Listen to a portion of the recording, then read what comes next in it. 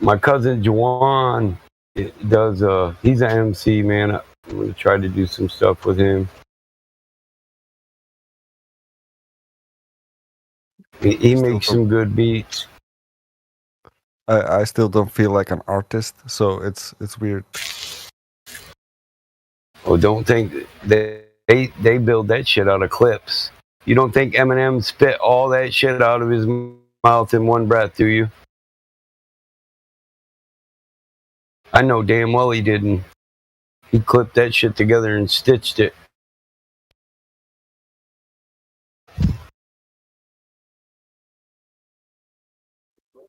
Yeah.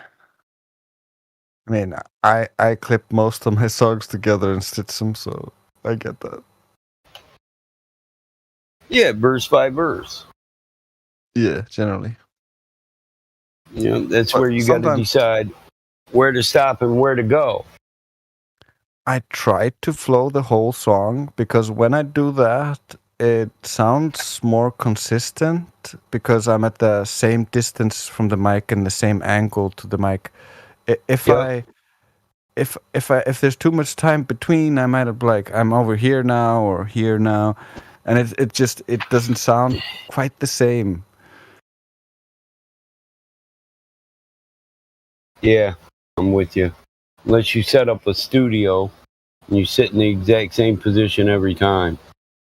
Yeah, or stand in the same spot or something. I just have it like floating on this stand, and I'm in my bed, so like I'm always in a different spot.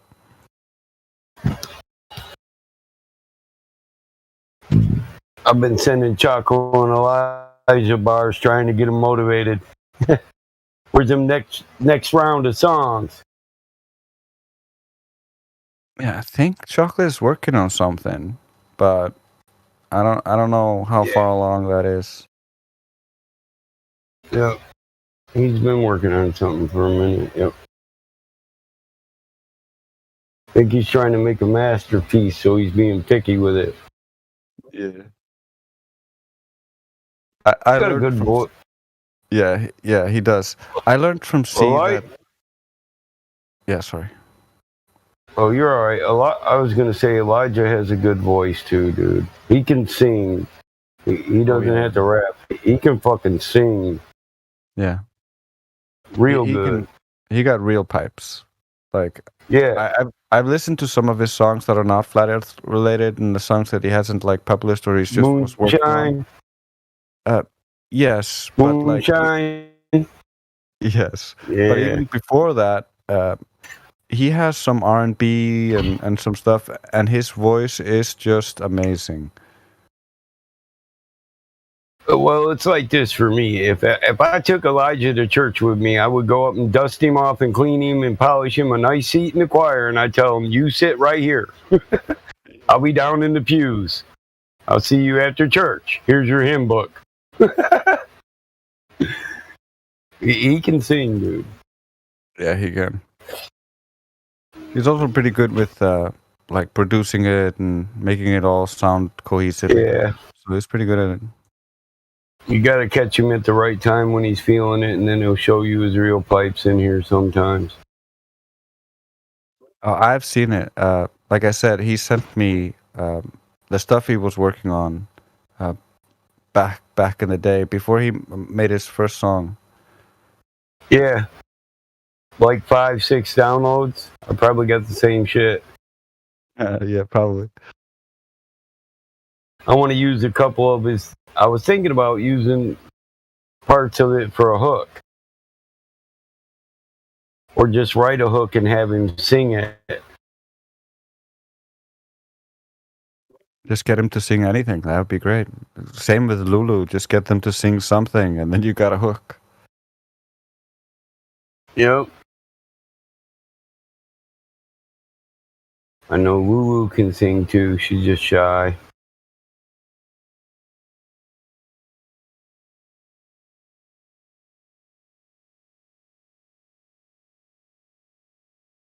We got anybody in here that is muted that wants to talk?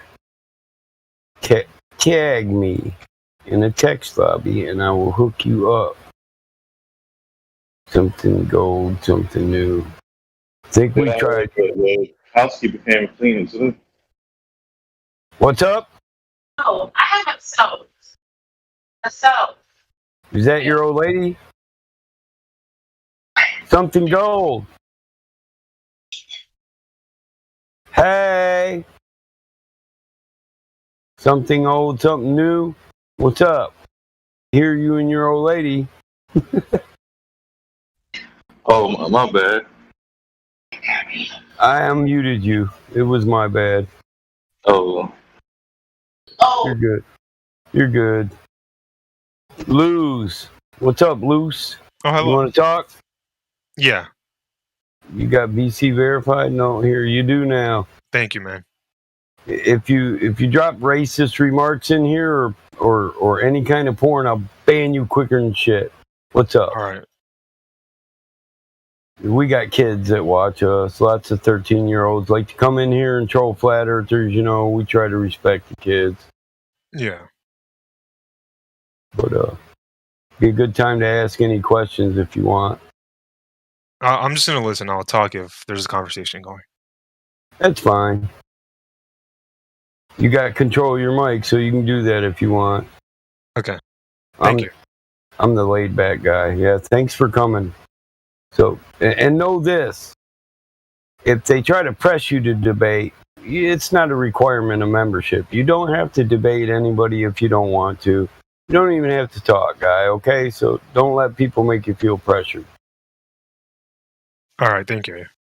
You're welcome. Peer pressure is a motherfucker. I hate that shit, too.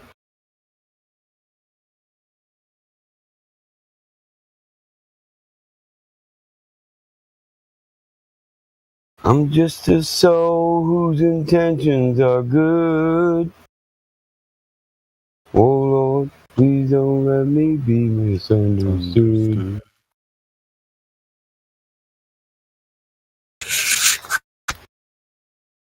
Super exciting.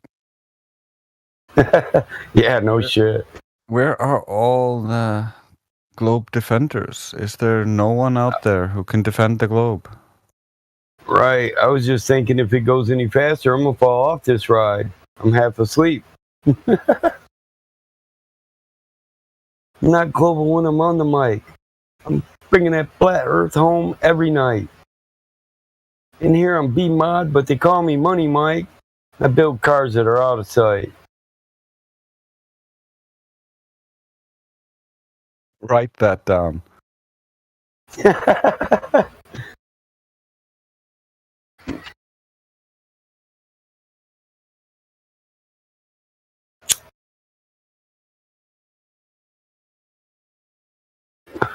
I got a channel for that over in my other server. Are you in my server? Flat Earth Reality? I give you access to all my bars. Yeah, I'm on it. Flat Earth Reality. All right. I give you access to my room. I got an invisible room. I just put your name in there. I write a channel override. Put your name in as a role. Give you permission to see it.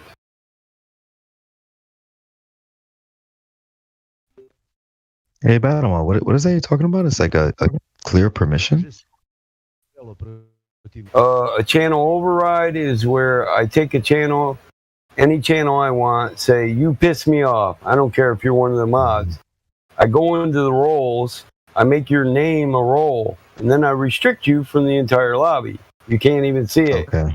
You look for, it's called a channel override, and that's in Discord. If you had a server, you should know about that. It's a way of moderating people without having to moderate them. Okay, I understand. But for it to work properly, see, you can't just restrict them. If they're like, if I take away a moderator, if I create a channel override to keep a moderator out of live stream, if I don't want him back in there, I got to make it to where he can't edit the live stream. He can't see it. He can't edit it. Battle mod, can you move me to VC check-in in one? Or what? Check in one. Yeah. What? Yeah. Yep, I can do that. Thank you, brother. Appreciate the explanation. Yeah, I've done that, bro, to mods, and they come in here with Indio like, "Hey, Indio, where'd the live stream go?" And he said, "Who'd you piss off?" "No one."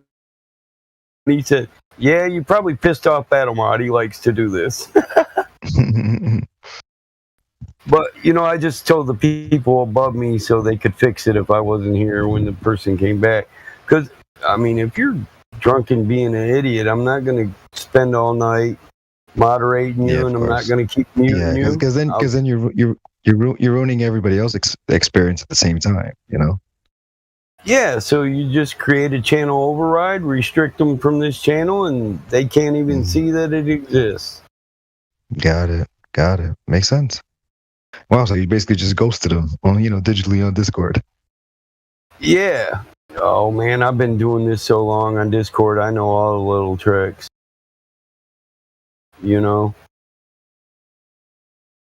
But we built servers. We built a lot of servers.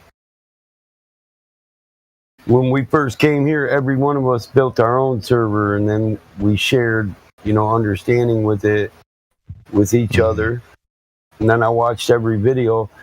We were at a point where we were going to make a video called Flat Earthers Teach Clovers How to Use Discord after we teach them their heliocentric model.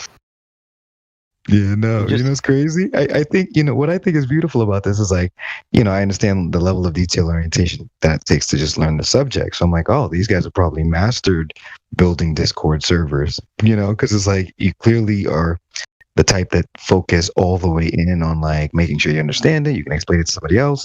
You see the advantages, the disadvantages, because I realize it's the same level of intellect. It's like the same amount of time I would have taken, but most people wouldn't take 1/100th of that time, if that, to even try to learn that subject matter. So it's like they'll never really be able to have that conversation with you, because it's like once they run out of like the ability to explain what should happen next, it's like then like I know what should happen next, but it's like usually it gets like tense. Two things like pop into mind to me. This is why I pick and choose my battles wisely on Discord, and it's also why 90% of the kids that we debate with, when we ask them, do they know about something, they say, no, tell me about it. And it's like, for you to have, confidence in what you're saying on a subject, I can't just tell you about it because you're learning it from a flat earther. I give you a citation or a link, and then you go research it. Then you come back. I agree. And if you don't want to do that right, and if you don't want to do that right then when we skip past that, because that's the point I'm going to make to rebuttal whatever you're on. Exactly. And if you did, exactly. But remember, if they don't even do the requisite requisite research, if they don't want to do the requisite research, though, it's like the conversation halts right at that point where I understand why I needed you to understand that. But if you don't go understand that, then you're never even going to understand what I was trying to say to you, because it's imperative to move forward. That thing be understood by both of us. I knew this since I graduated college, though. You know what I'm saying? Oh, nice. There's a reason people have different academic levels, and laziness is pretty much the reason. I agree. Yeah, I agree. But remember, some people are too lazy. Sorry, go ahead. It's why the Glober is so prominent, because people just want to be told what reality is. And then it's just like the news. Every day, I know everybody in here, you got that one motherfucker that reads the news and watches the weather, and he's trying to talk like he's smart all day long. He's telling you the exact moment it's going to start raining, and then it never rains that day. He's telling you what the news said about politics as if it's his opinion. This is what they want. They want their intelligence just like they want their TV dinner. Microwave, quick and easy and ready to go. Exactly. I'm the type of motherfucker that will get up. That's the problem. See, I think about what I want for breakfast the night before I go to bed. Then when I get up and I'm cooking breakfast, I already know what I'm going to have for lunch and dinner, and I start the preparation for them at breakfast. Well, the coffee's making. Of course. And another thing that you mentioned as well, because it's like, So like I worked on cars a little bit as well. Obviously, I didn't get to the point where I'm building full engines, but like I picked up a couple of other things that I like to be doing. But it's like it's like the amount of detail orientation in terms of the task that you're accomplishing. That's going to be how quickly that your mind moves. So like think about taking apart an entire engine and then putting it back together. You have to remember where everything went. See what I mean? So you're building your mental capacity. It's like I see it like a battery. The more things that you can fit in it and like make it come back together, it's like that you have that capacity now. And like someone that has not done that, like you couldn't have possibly, you couldn't have gotten that capacity because you didn't do that action. See what I mean? Yeah, it's a systematic process, and most people don't want to do their own mechanics. They don't even want to try to learn when it's really simple. So if you got to get to something, then you got to tear everything out and put it in its proper place. The first thing that comes out goes in the number one position. It'll be the last thing that goes in. The installation is always the reverse of the tear out. And when you've finally gotten to the part that you want, you might have 30 things on the table, but it all needs to be neat, organized, and prepared to be exactly. You have to have a mental system. So like you put these parts or these screws with this part, so and like sometimes I leave the screw in the same hole that I took it out of. So like maybe if the threading is off for that particular one, it'll still go back in. I don't have to finagle and mess anything up. I make cardboard inserts, and I put the bolts systematically in cardboard inserts because I wire wheel all my bolts, and I oil them too. But clean them off. Look, my brother-in-law used to always say, "Hey, will you help me fix my truck?" And I go over there, and we're doing step number 1, taking the damn tire off of the car, and he's already worried about step number 5. So it finally got to where I was like, "Here, use one of my company trucks. Go do what you got to do. And I'll take your truck home and fix it by myself because I don't want to worry. I don't want to worry about if there's 15 steps in the process. I know each and every step. And I'm going to double, triple check, and probably 15 and 30 check them by the time I'm done. I'm going to check every process twice. But I don't want to worry about. I can't be focused on step 10 while I'm on step 1. Then you start breaking shit. Exactly. One thing at a time. You're pissing all over step number 1. You have to be able to think in a process. And what I like to tell people is write it all. Write everything down on paper. Write everything down. I got 15 steps. Go to step 1, read it, and do it. And only think about what you read in step 1, and that's it. When you're done with that, read step 2. It's that fucking simple. Don't worry about the rest of it.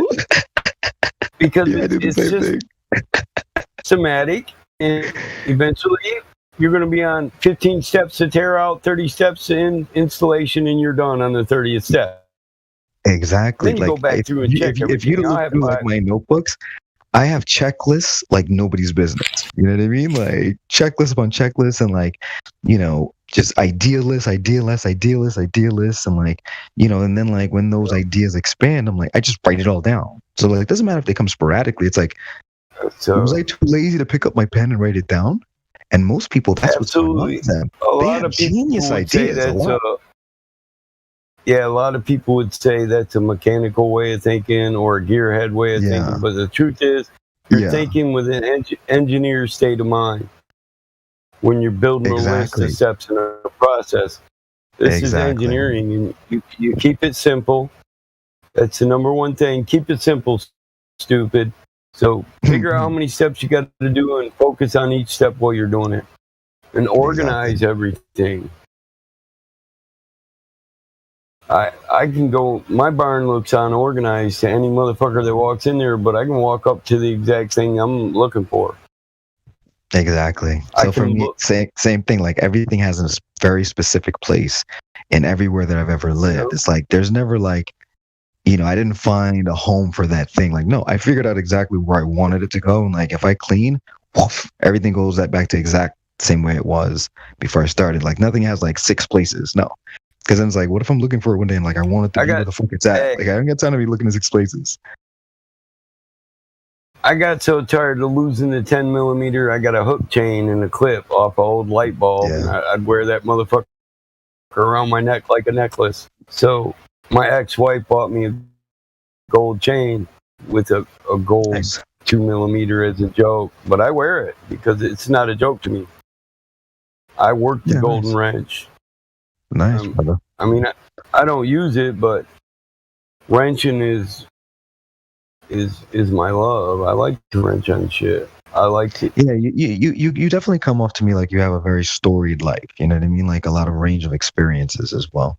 Like that's what I definitely perceive just from listening to you over the years. I've seen a lot of shit in this world. I really have. I don't think I'm the most intelligent person in the world, and I don't think I'm always right. That's the one thing I wish Glovers Never would know. realize. You never know. You might be. You never know. You know what I mean? Don't Yeah, assume you're not. Anybody can be wrong. Any premise can be wrong. Any science can be wrong. It's just you have to take it. You can only perceive things as you understand them. So that's what the Bible means when no thing comes before its season. I can't teach you mechanical engineering until you've already have a tinker type state of mind. You know, Speak for yourself. I can't. Exactly. Well, You said you're right. Yeah. Until you. Yeah. You're speaking. Yeah. You can't be wrong. Yeah. Or you can be wrong. You're speaking for yourself. Oh, you said speak for yourself. I thought you said think for yourself. No. Okay, I get it. Yeah. Okay, It was a little late. I can be wrong, but QE can't. Damn it. You kept on rambling. That was a little late. Hey, Curie, how's it Don't going, fuck brother? with QE. He's never wrong. I'm gonna make him a rap. As far as you, I ain't never wrong. as far as you know. So far, yes. I pay attention, and I would agree. So far, I haven't heard you say anything that I would believe to be untrue, or I couldn't demonstrate myself. I tried to stick to the. Well, when you're ridiculing people, I have, but I took it as criticism. You were ridiculing somebody. You were acting like this is how dumb you are. You think this. But no, I've never heard you quote a scientific law wrong, a principle. Nope. I Good. do what I do.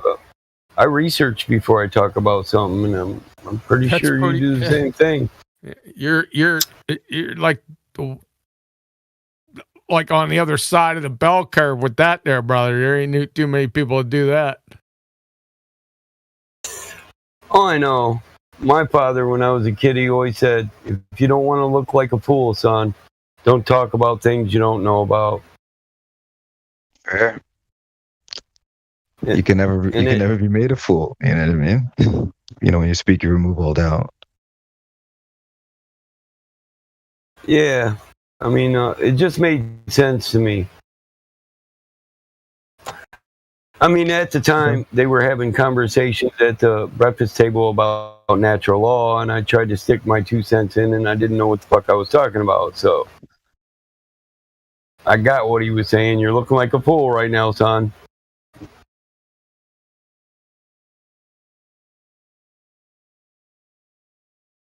So I try to speak on what I know.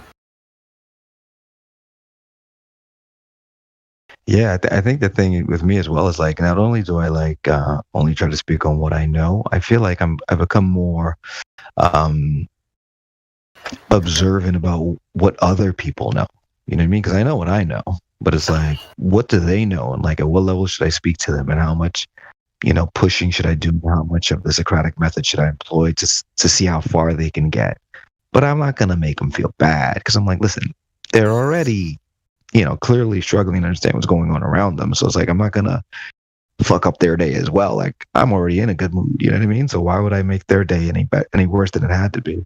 Because at the end of the day, like, clearly we're all lied to here. So it's like, why beat up on anybody that's also been lied to? Just because they haven't figured out as quickly as you did.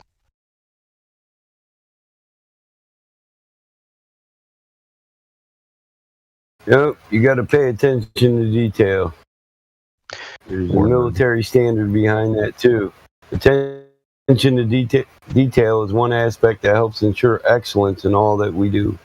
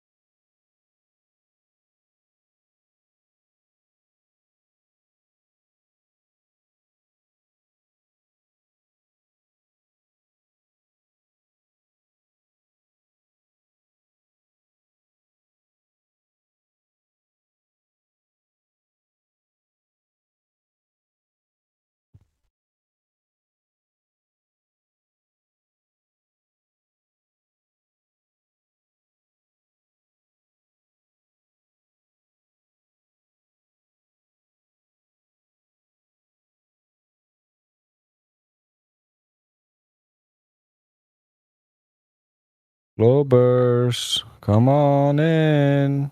Yeah, it's boring, dudes. It's pretty boring when no one's talking, yeah.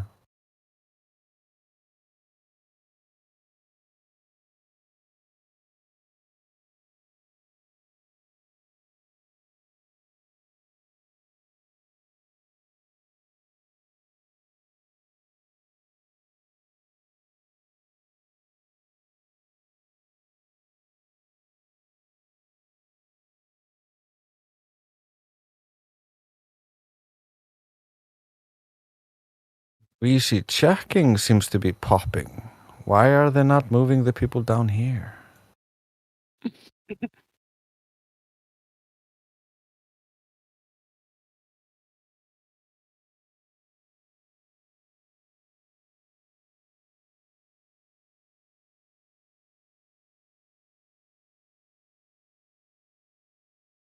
Don't jump and check in on that.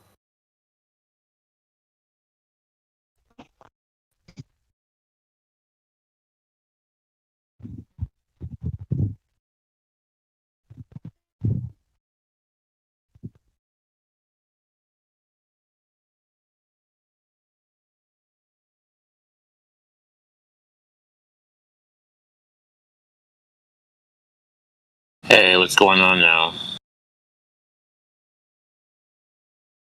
Is everybody keeping it flat?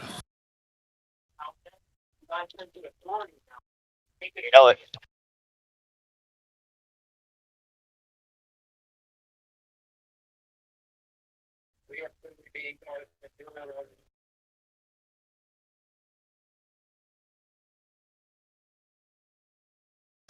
Is there really that many people in the check-in? Do they need help over there? Yeah, I don't know what's going on. It looks like it's popping in there though.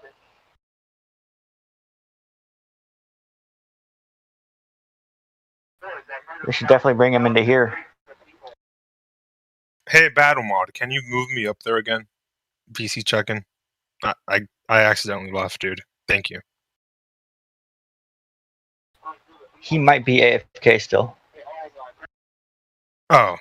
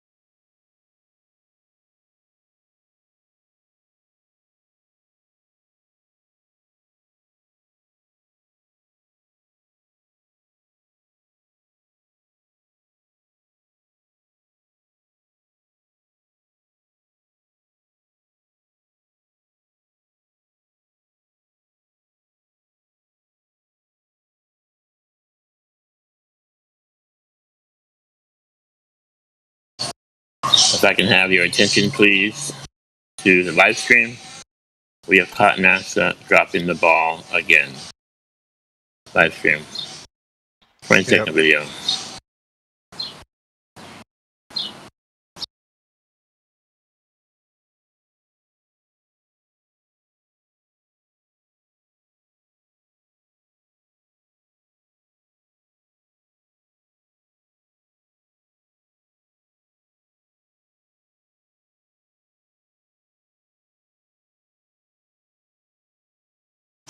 Hey, does anybody know if NASA claims there's gravity on the ISS?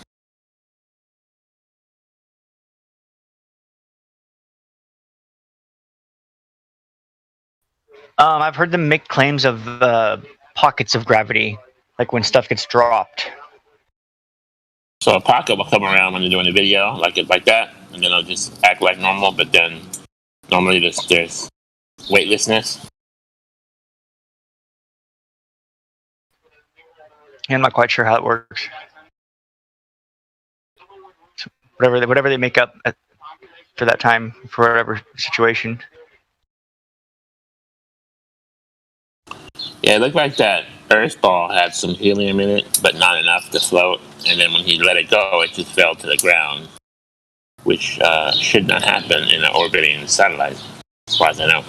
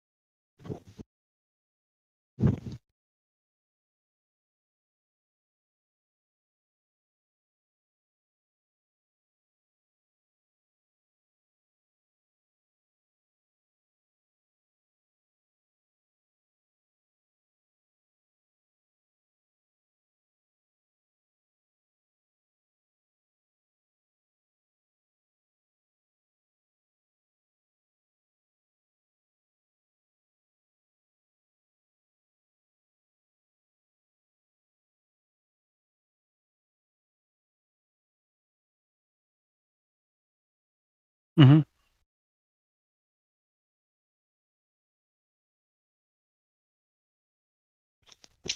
Black Swan.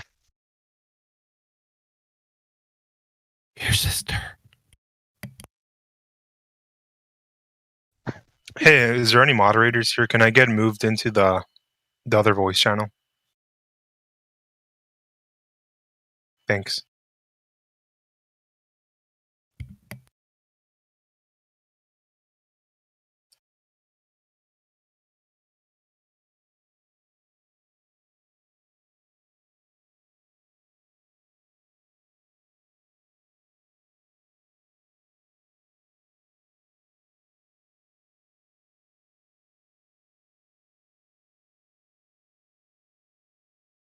Quantum Eraser. What? Can you move me to the other VC? Move you? Why? Yeah, the other battleground moderator. He already had moved me, but I accidentally left. Where do I need? I don't do admin in the server, man. I thought I saw your moderator role. I am moderator. Where do you want me to move you? Where? To the VC check-in one. You can't get back here by yourself? No, it's locked. Even though I'm verified already. So let me see if I can move to. Thanks. Don't mention it.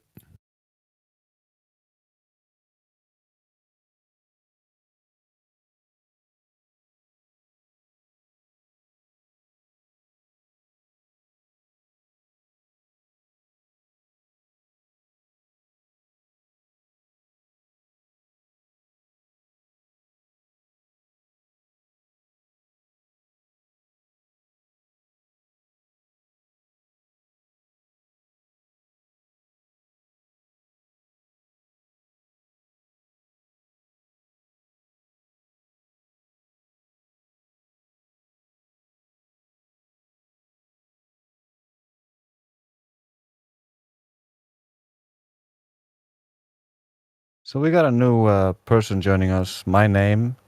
Do you have any questions about Flat Earth? Oh, I was given a handful of links by Truth Prevails to sort of look over. I'm fairly new to the whole subject, so I'm trying to just get a beginner's sort of grasp on all that. But No problem. It's fine. No problem. That's If I have any questions, I'll be sure to ask everybody here. Yeah, Or- we're most of us in this channel currently are flat earthers. We're just waiting for some globers to talk to. Welcome. Welcome. And if you look just above our channel, there's a live stream voice text. There's a lot of goodies in there. You can look some videos, some pictures that we post throughout the day. Thank you.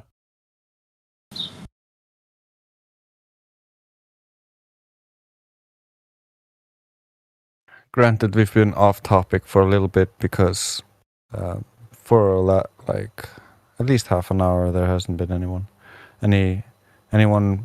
defending the globe, that is. So we just been talking about random things.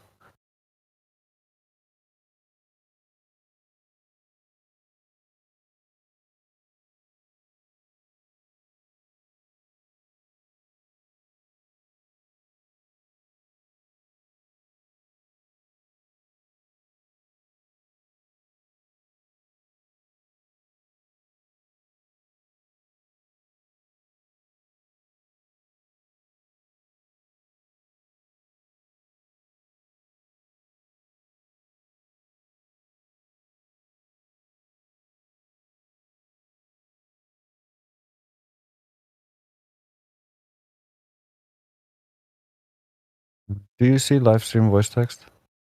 My name? Yes, I do see. This is one video that I would recommend that you would check out. Thank you. Oh, this is a while. Okay.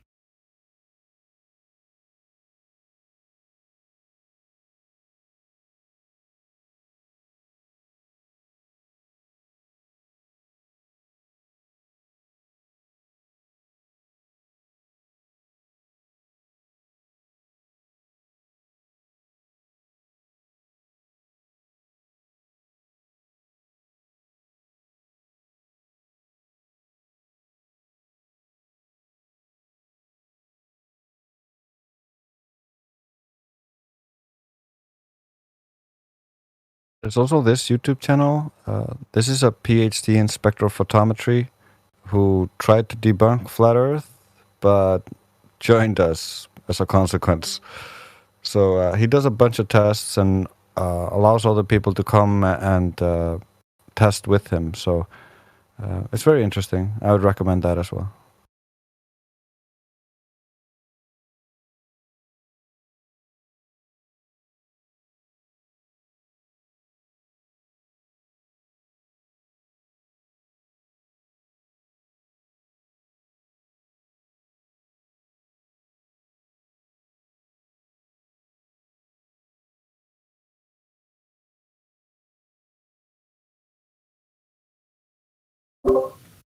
Yo, is this a silencer here?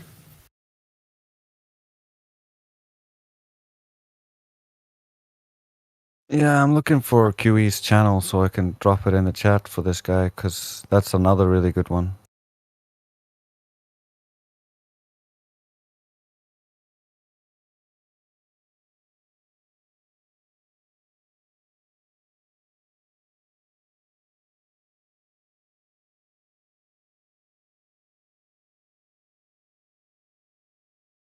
Because he's got playlists on a bunch of different topics that are really good to look at.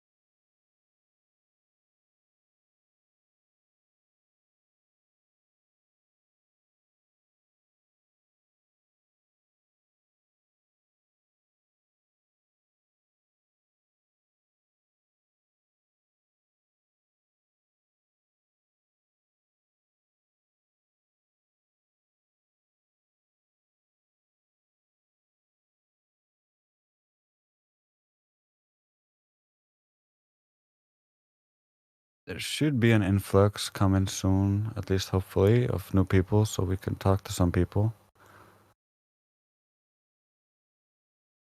Woohoo!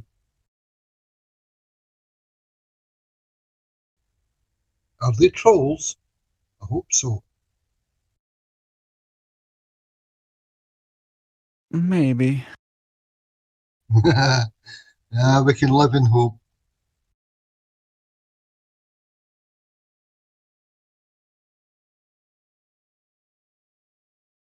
What do you want to talk about? A lack of curvature on Earth. Where is it? Where are they hiding it?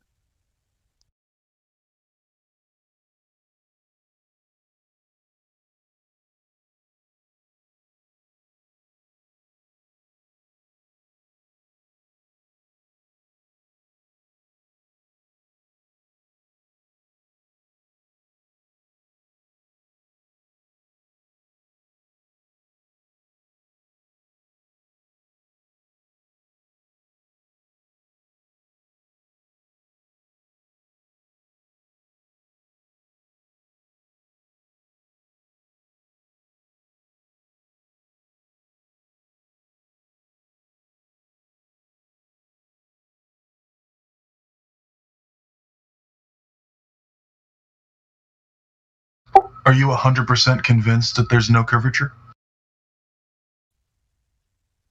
99.9999 infinity.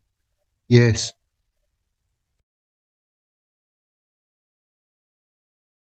So what do you think Jeff Bezos is going to be doing tomorrow when he supposedly goes up there into so-called space? Probably a lot of cocaine, some helium, and then when the cameras go off, quite a few dancing girls.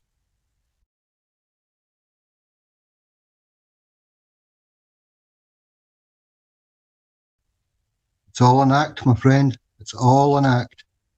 Very, very clever technology. All an act, though.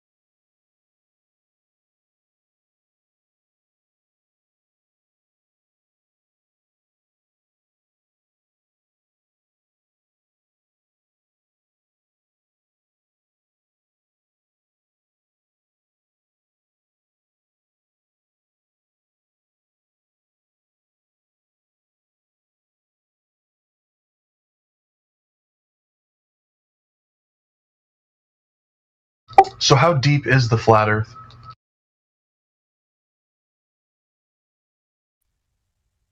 Well, according to the Russians, it's at least 8 miles deep. Or just under at least 8 miles deep. Other than that, we don't know.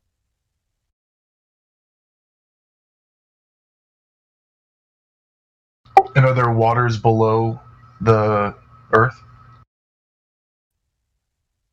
Apparently, yeah, they found water in part of the borehole where they didn't think they would find water. But then they hit some sort of soil or rock again eventually. Yeah, legend goes that there's waters below and above. As above, so below. Yep, you've got to have both. You've got to have a balance, light and dark, yin and yang.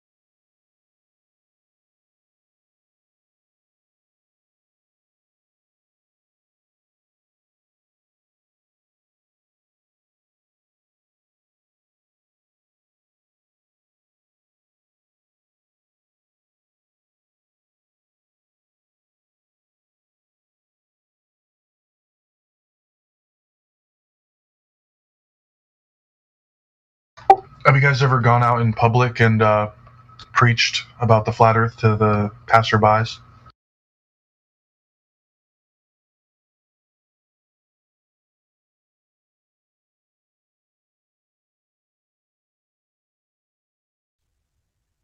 I don't know if you would call it preaching, but yeah, I've stopped people in the street and spoken about flat Earth.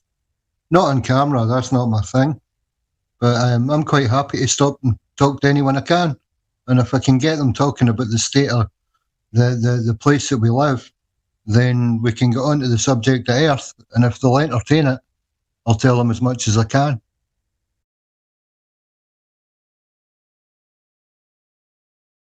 Yeah, for me, it seems like it's such an awkward concept because most people just laugh it off like it's just a joke.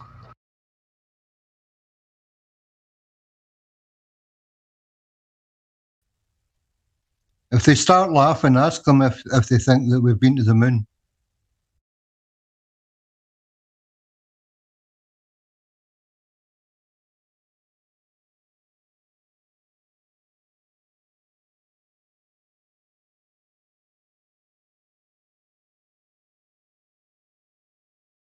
It's not easy, though. I mean, everything that's portrayed about flat Earth, as far as, you know, Joe Ordinary is concerned, is absolute psychobabble.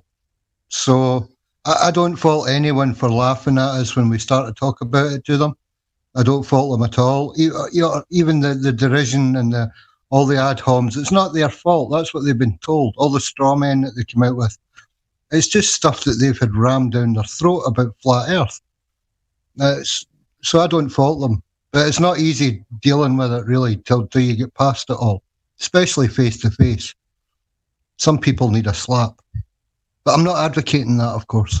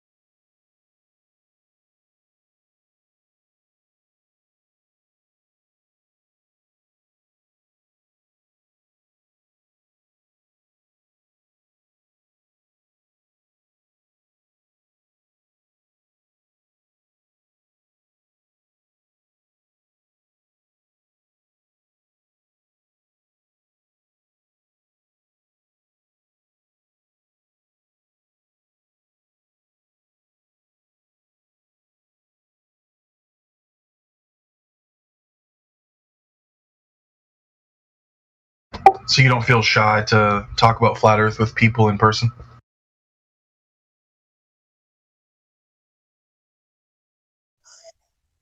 No, not at all. I'm more shy about how I look, mate, than the things I'm talking about.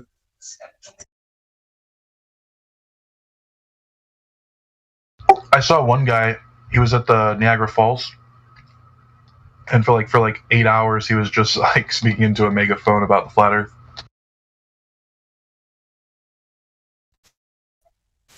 Yeah, there's more people. Oh, sorry, damsel, on you go.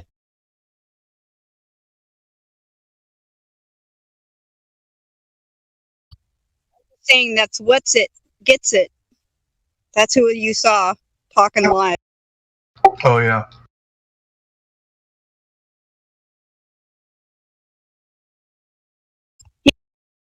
He comes in here to talk too to you guys. Yeah, what's it's a mod in here?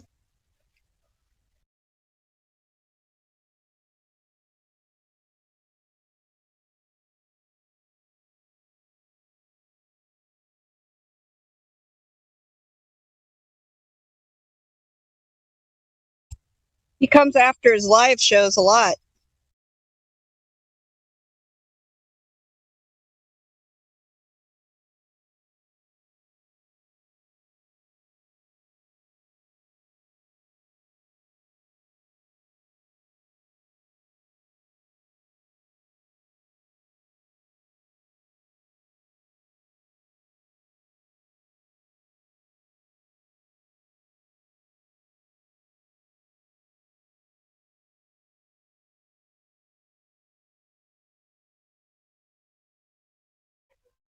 He's live just now.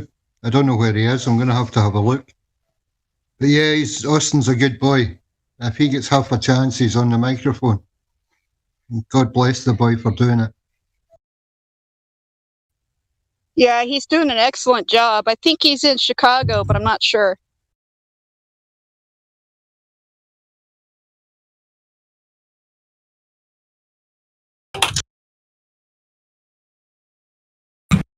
Hello.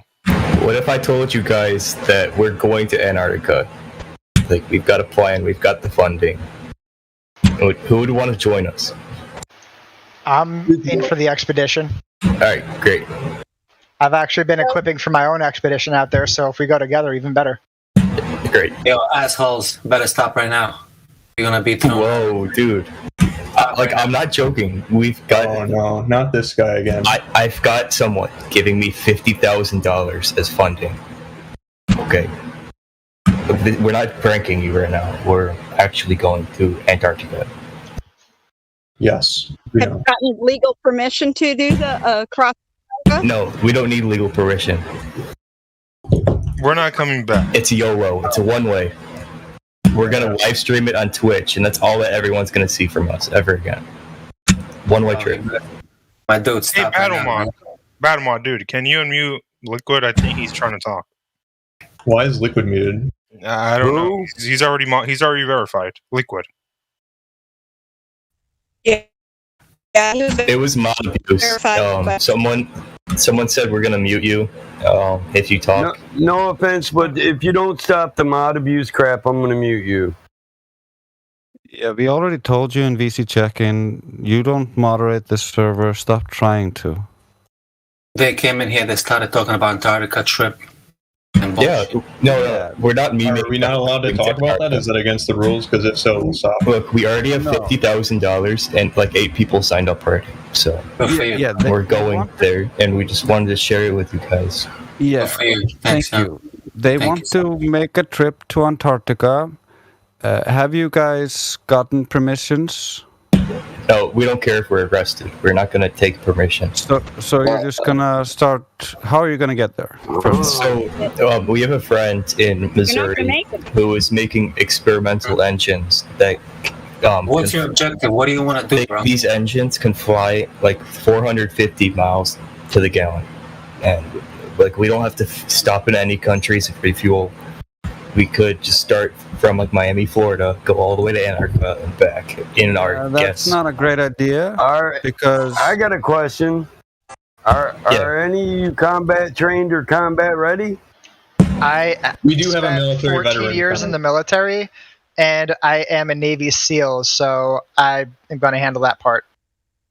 Yeah, the problem You're going to get intercepted. You did You that, sound right? pretty young to be a specialist, a special ops. I'm operator. 36 years old. Serve those. No, I turned 36 last month. Yeah, cool. Oh, 36? I thought you said you're 35. And look, these engines are going to be so efficient that we're going to be able to create energy, death rays, where we could just send out lasers that will. What's your naval? Wow. What's your naval enlistment Yeah, what code? blood class? Yeah, and what's your blood whole class? the whole death laser idea sounds crazy, but if you look at California, the solar field, where they're actually generating enough electricity to power a very, very large area, that's the concept behind the crazy Bro, did death you hear laser me? sounding thing. And so it's not as crazy What's as it your sounds like naval to say death enlistment laser. code? Come on, dude. Asking a Navy SEAL about his. Yeah, that's kind of weird, dude. Why do you want to know his information? Well, it's probably classified. That is not weird. If somebody is claiming Excuse me. SEAL, Yeah. you should be able to give us your BUDS class and your code. And if you can't, you're not who you say you are. Yeah, you're talking to military people here, so Right. slow your roll. And dig this here. Dig this here. Your naval enlistment code isn't your information, it's your operator code. It's not going to tell me who you are, and any military person would know this. Well, but you can cross He's track he that was in with the army his like name on 16 years ago, so he might have forgot his code. No, you don't forget your code. That's Oh my God. Listen, if all you apologists don't shut up and let him answer, Yeah, let him answer for himself. stolen valor is a real fucking thing. And in veterans, we take it seriously. What was Okay. somebody asking? He knows what we ask. I mean, it's been Yeah, there's 20 multiple years people for talking. me. It's been 20 years for me, and I could give you every fucking MOS I had. What do you guys think of From 1332 to 0372. Actually, there's a couple of years where I actually can't recall because of a severe brain trauma that I had. bullshit. Bullshit. But You know that's- your operator code. You course know it's your bullshit. operator code in your BUDS class. You either say it or you don't know it. I was so proud to get my special operators classification, there's no way in hell I'd ever forget it. What the hell are you on about, kid? 0372. Raider for life, baby. Is there any flat Earth stocks I could buy? 4016 medic.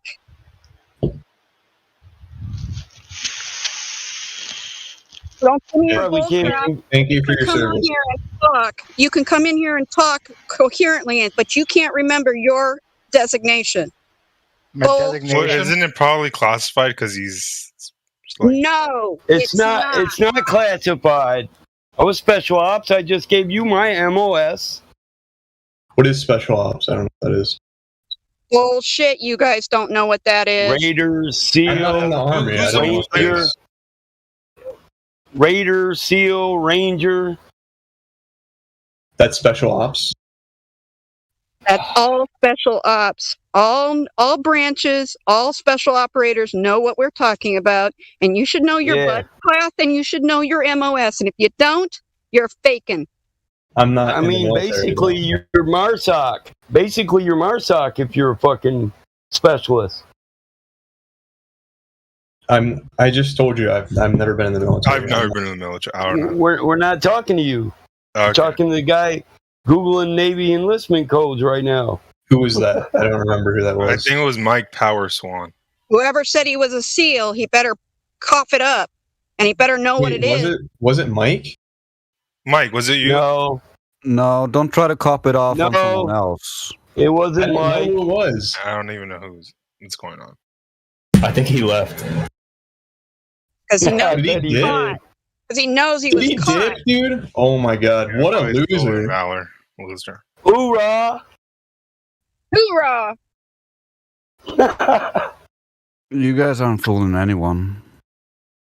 Put Don't the come in boots here on. You and better try to be able fake. to walk in them. That's right. You better not come in here and fake stolen valor, because I have people I can check your class, your MOS. I can find out exactly who you are. Okay, well, let's move on. I think he left. Hey, they just don't know we take that seriously. No offense to you, but it's a serious charge. Don't be coming in here saying you did combat or you got a brain injury from special ops, but you can't seem to remember a simple code that's less than your phone number. Okay, guys, I think he left. Just relax. It's just a message to the entire group, dude. This is for all those people out there listening on YouTube as well. Don't come in here and play that game. So back to my original question, I asked if any of you were combat trained or combat ready, and there's a specific reason. It's a military restricted zone. If you don't have papers when you get there, you'll be boarded by military personnel. They're not going to board us. We're not going to stop for them. You don't have a choice. You don't seem to understand. I did say we have a military veteran that's coming.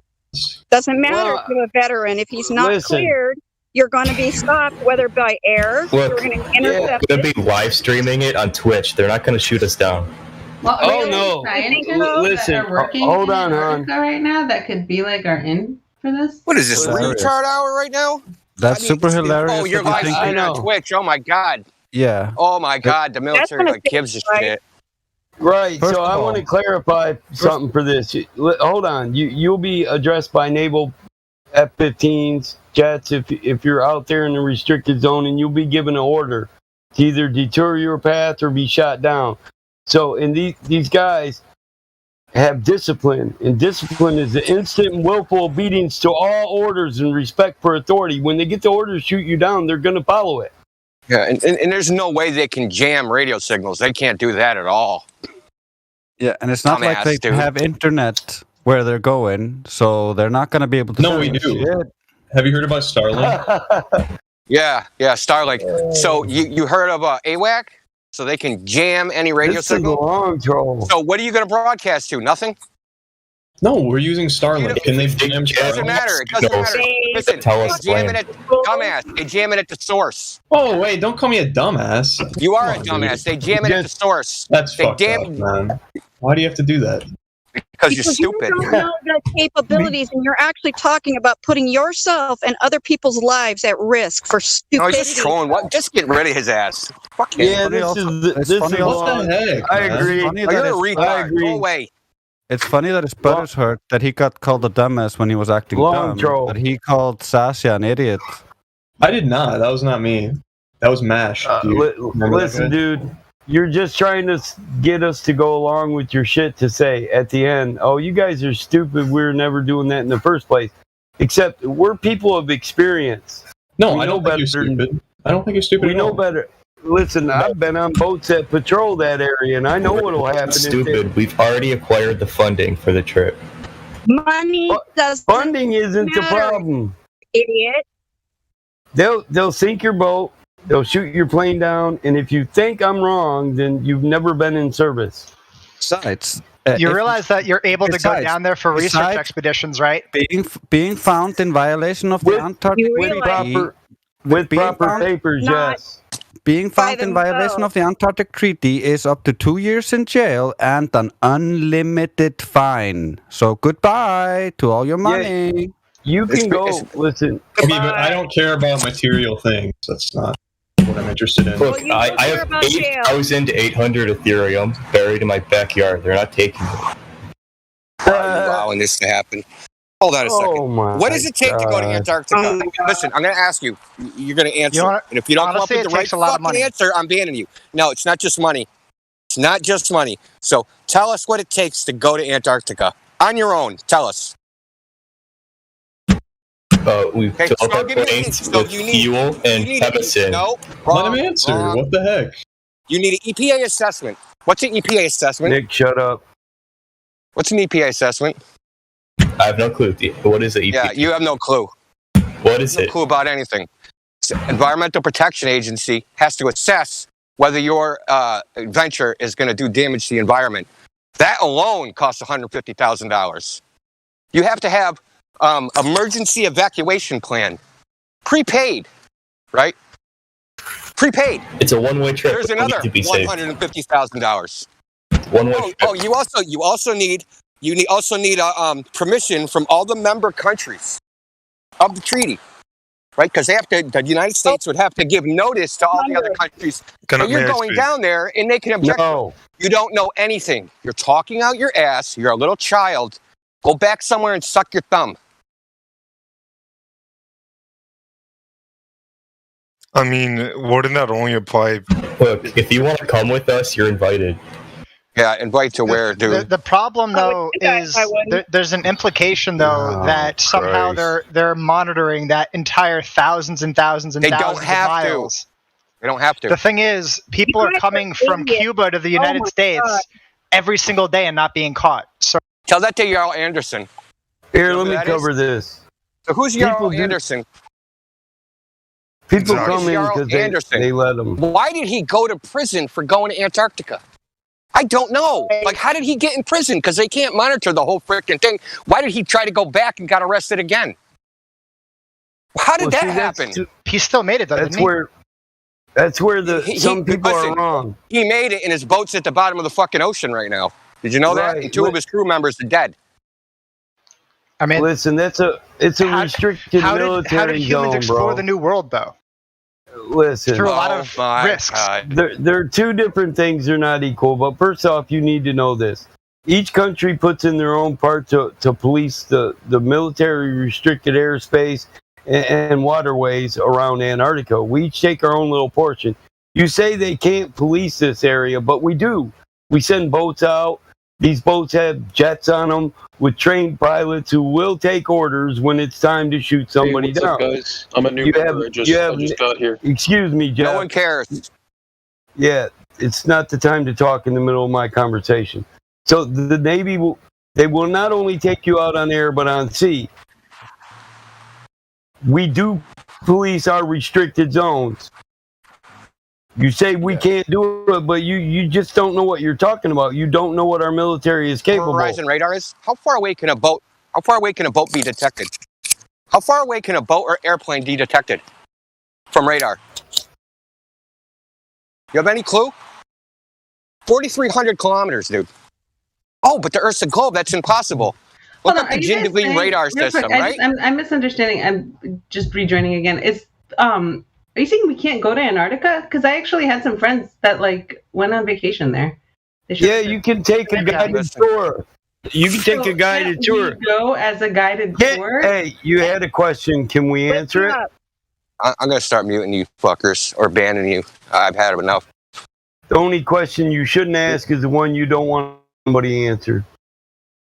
Go ahead, Indio. Look, hang out at McMurdo Station or jerk off over at Amundsen Station, but you can't go to Antarctica and just hang around. You can't just go there, okay? Yeah, if you're lucky, you get to go to Deception Island and see the penguins. But guys, are we in agreement that going to Antarctica and seeing if it's legit or not would prove or disprove the flat Earth theory? You don't need to go to Antarctica to prove anything. That doesn't help us. The existence if or you have money, we need to fix what's actually here. Listen, But what makes you so sure that they're actually taking you to Hey Antarctica guys, I just and not wanted some to other introduce place? myself. My name's Raze. Nobody fucking cares, dude. Dude, this isn't formal like that, dude. Like, you gonna tell us you're in the military too, like the other guy? Here, I'm muting for that. Listen, you guys are attention whores, man. Like, seriously, we know you're trolling. I've just about had enough. Like, seriously, I'm surprised everybody let you last this long. We have a zero troll tolerance policy on this place. At this place. So listen, the existence or non-existence of a landmass called Antarctica does not prove the shape of the Earth. That is a non sequitur. You'd have to be retarded to think that. Like, literally retarded. Oh, there's an island here. Oh, duh. Are you really that stupid? Look, I just The only way joined. to I was prove just trying to have a the only discussion. You don't have to yell at me. The only way to prove the existence or not the shape of something is to do what? To visit Antarctica and see the ice wall. One down, one to go. Ban him, please. I'm on my phone, so someone please ban him. I got them both. We don't have time. Wait, it's called you asked for the easiest route. Tell me an easier way to prove it. Please measure it. You measure the Earth. You measure the Earth. That's how you prove the shape of something, right? If I have a square table and I want to prove it's a square, I whip out a tape measure and I measure it. That's how you actually prove the shape of something. Okay, but if the goal is to get a mass agreement on the actual shape, you know, that's not our goal. Mass agreement in science. That's my goal. What the fuck? Well, we could care less what people agree on. So that's not science. We're not trying to replace the globe by brainwashing everybody else over again and saying, "Hey, we're going to brainwash you for flat Earth instead of the globe." We try to brainwash people to think for themselves. You're obviously incapable of that. Well, I mean, I'm disagreeing with you, so obviously I'm thinking for myself. But you're parroting bullshit. Okay, let's start from the beginning. Have you ever experienced the Earth as a ball? Have you ever experienced the Earth as a ball? Okay, so no. I'm not saying that. So you think the Earth is a ball because somebody told you that. I don't think that, though. You don't think the Earth is a ball? You think the Earth is flat? Yes. Based upon? I don't think it. I know it, but... Okay, based upon? Well, you can measure the curvature of it, and there's 0, so... Do you believe it's a disc floating in space? Okay, which I don't know that. There's no way to prove which particular measurement are you relying on to know that there's no measurement of curvature? Any particular one? Well, I mean, there's triangulation of satellites, but that's just one. They don't use triangulation for satellites. Try again. Who's they? Just throwing word salad at the wall. Anybody. You can't use triangulation for a freaking satellite, dude, on a curved surface. Then tell me. How do you triangulate something when one of your sides... Listen, dude. How do you triangulate something when one of the sides of the triangle is curved? You don't have a triangle. Right, so it's not a... Yeah, so keep searching. Google faster. Maybe you'll find it. They use something called trilateration. Okay. It's not triangulation, it's trilateration. And you measure the time of flight of an electromagnetic signal to see how long it takes to reach the place. You have a timestamp inside the signal, and when you have enough locations, and you get all the times, you can figure out where those circles all overlap at a location. So, I want to know what measurement you relied on to determine that the Earth is flat. I couldn't show it to you right. Okay, ban him. Why? For being a fake flat earther. You should have read the rules, dude. They say fake flat earthers get banned first. No, it sounds like he's just trying to learn more about it. No, don't defend him. Concern troll is getting banned too, dude. You guys should have read the rules before you came in here. We don't put up with stupid shit here. We do not put up with stupid shit here. If you think, go to your mom's server if you think we're going to put up with shit. We're not your mom or dad. Yeah, I'm not here. You're lucky I'm not on my computer. You're already all banned. Sounds like you're power tripping. We have better things to do than waste our time. There's only one left. There's only one left. Power tripping on Discord. I'm super powerful. Discord Super Saiyan. Am I going to get a trophy? Right. No, it's we stick to the purpose we built this server for, to talk to reasonable people in a civil manner without being trolled. We're not here to talk to children about what they believe, or we're not into gang raids. That's dumb shit kids do when they don't have to go to school and they're bored.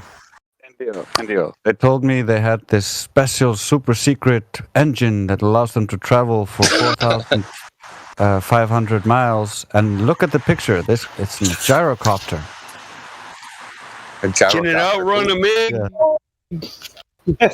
No. And they thought AWACS wouldn't catch them and that they wouldn't die in the crosswinds at Antarctica. They're nuts.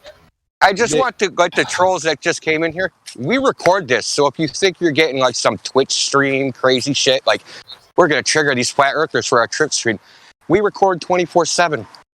So you've accomplished nothing. How did they even get verified? So you're going to fly to Antarctica in a fucking Healy light. That's a good question. How did that get verified? Gonna freeze some. I'm not even going to look at the audit log. Hey. No, yeah, don't bother. You might be It's your scared. mistake. Make it again. Don't make it again. Don't be scared. Hey, it's better to act Someone got first paid to and go. ask for forgiveness later. The stream was very slow, so they kind of got a pass because of that. I do checked that. In there. I was in there when it happened, and they weren't. I do that when as trolly. There's nobody. They were a little bit trolly, but we tried to straighten them out, and we're hoping that would stick. Yeah, and when you have a lot of them up there and the live stream's dead, it's like you get to the You point should where when they started with the fake vet stuff, you should have kicked them off. Oh, sorry, Truth Prevails. I didn't mean to interrupt you. No, that's fine. It's cool. I like listening to you. So Don't sweat it, guys. But We no, do it.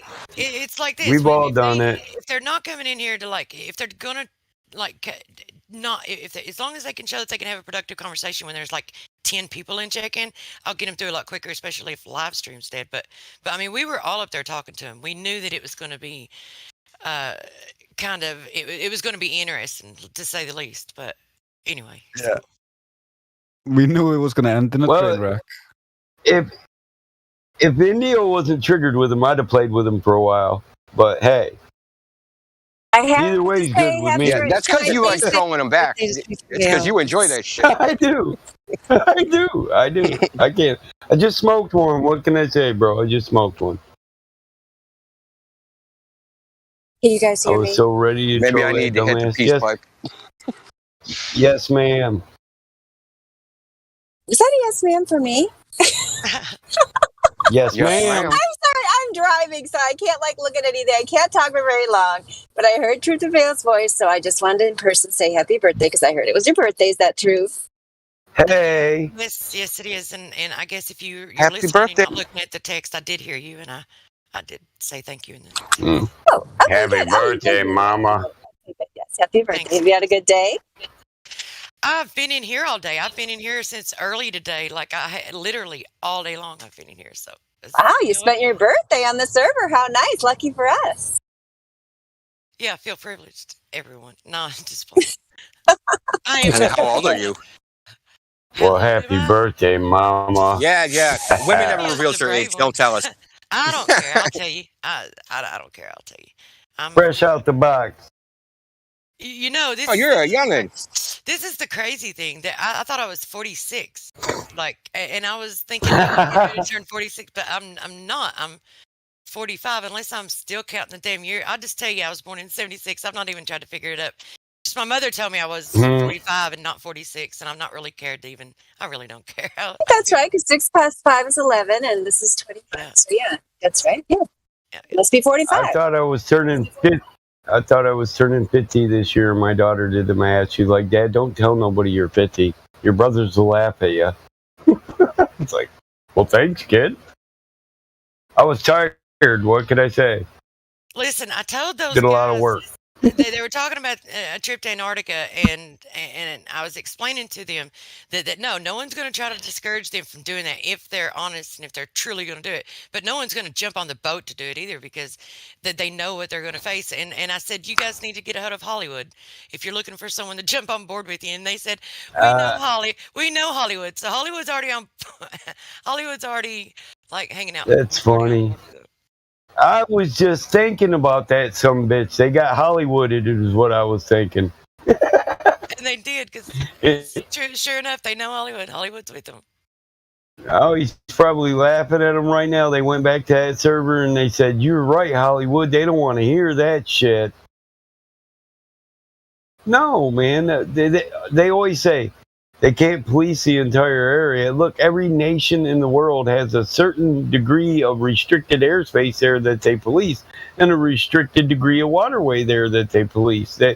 They absolutely can police it. I don't know what do they think our military's for? What do they think our military's for, bro? Why do you think we got naval vessels just out there on patrol all the time? Yeah. And how is going to Antarctica going to tell you the shape of the Earth anyway? Because didn't they say that was what they wanted to figure out? Yeah. Yeah. They wanted to prove we it. go to Antarctica, we'll prove it's flat. How? How does that prove it's flat? You just traveled to another landmass. Distance is possible on both a globe and a flat Earth. How does the distance of travel prove shape? Even if you do determine that it's flat and verify that it's flat, that doesn't tell you the shape. Like if we could travel, if you we guys could see travel Jeff to Bezos the is going to ends, space tomorrow? if we seen Y'all all see the that? ends, we could calculate length and breadth by traveling distance. But Oh, maybe we can go on the tourist trip to space and see. they still owe me fucking money. According to Neil Hostile Witness Tyson, that's not possible. Low Earth orbit is in space. You want to go to do the fucking comet, you can just join the military. Yes, sir. Go to special forces and train for free fall. Be a paratrooper.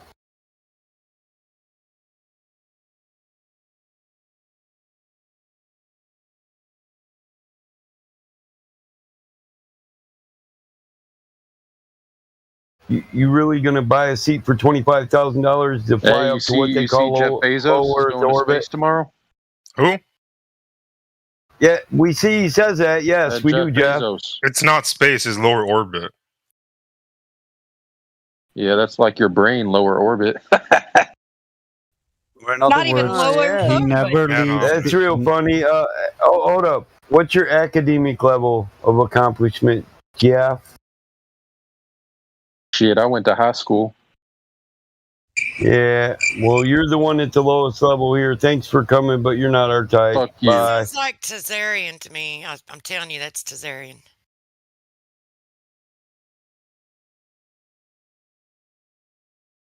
When he said high school, that is Tazarian. I'm telling you. It's like I recognized. I agree with you. Yeah, I agree with you. What's up with that dude, man? Does he not like? Could you imagine living a life where that's what you do with your time? He's got no life. Yeah, he's got no life. You need to go plant a garden or something. Grow some fucking tomatoes, man. I got 5-foot tomato plants this year. I got something to do besides sit here and get frustrated about life all the time. If you do something, make a plan. Get up every day and do one thing. Spend at least an hour doing something productive that's going to make your life just a little bit better. And maybe in 30 days, you might not be so miserable.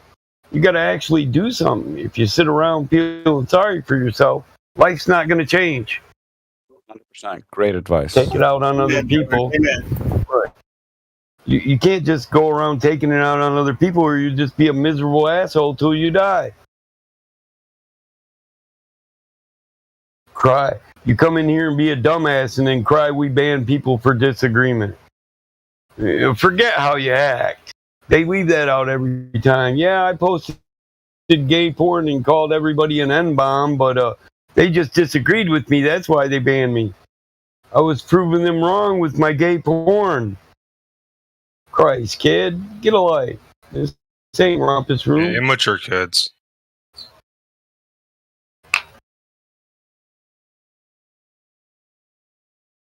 Pissed off because their mom made them clean their damn room, and they come in here and take it out on us. They think, fuck, I got 3 kids, I'm damn near 50. I've done a lot in life, and I'm never going to notice you're just some miserable brat trying to play a joke on somebody. We're flat earthers. We're supposed to be the dumbest there is, right? They come here wanting to be the smartest person in the room and get pissed off when they realize they're not. Some flat earthers got a better life than them. Ain't that a bitch?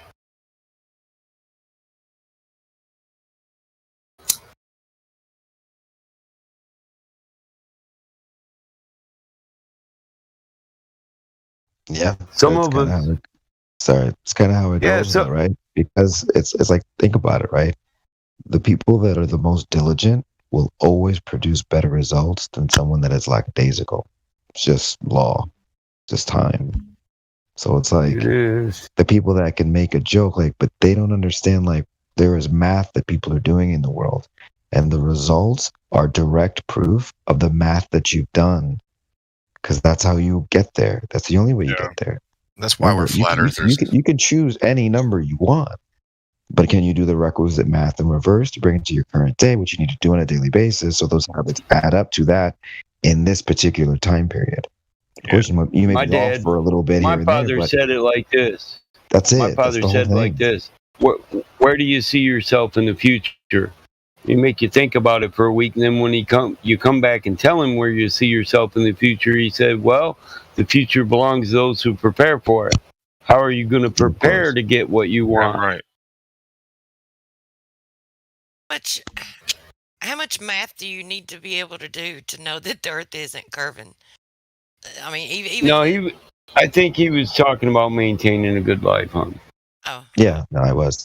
No, but 40 yeah, the hours same a thing. I week agree with you. versus My 40. bad. I was doing something else and then started paying attention at the end, so I guess I missed it. Well, I got it. What? It's like 40 hours a week versus age versus how many years am I going to be able to put in overtime versus the cost of a house, the cost of a new car, maintenance, Exactly. childbirth. But you that did the big math fat in fucking reverse. ring. Exactly. But you did the math in reverse, so it actually happened in the time frames that you wanted it to, because you took the time to do the math.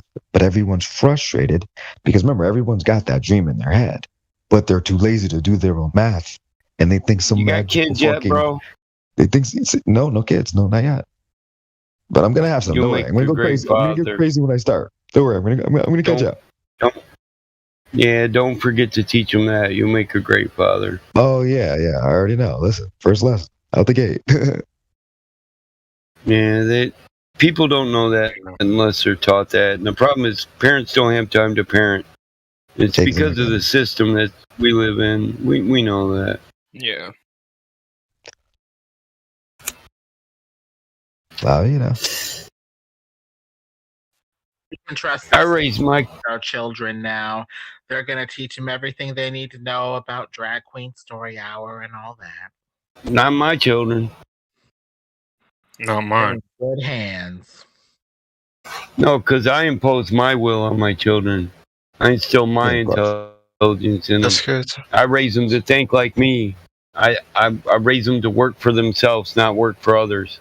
Acquire one skill. You know you can pay for everything you ever wanted in a lifetime off one skill. One.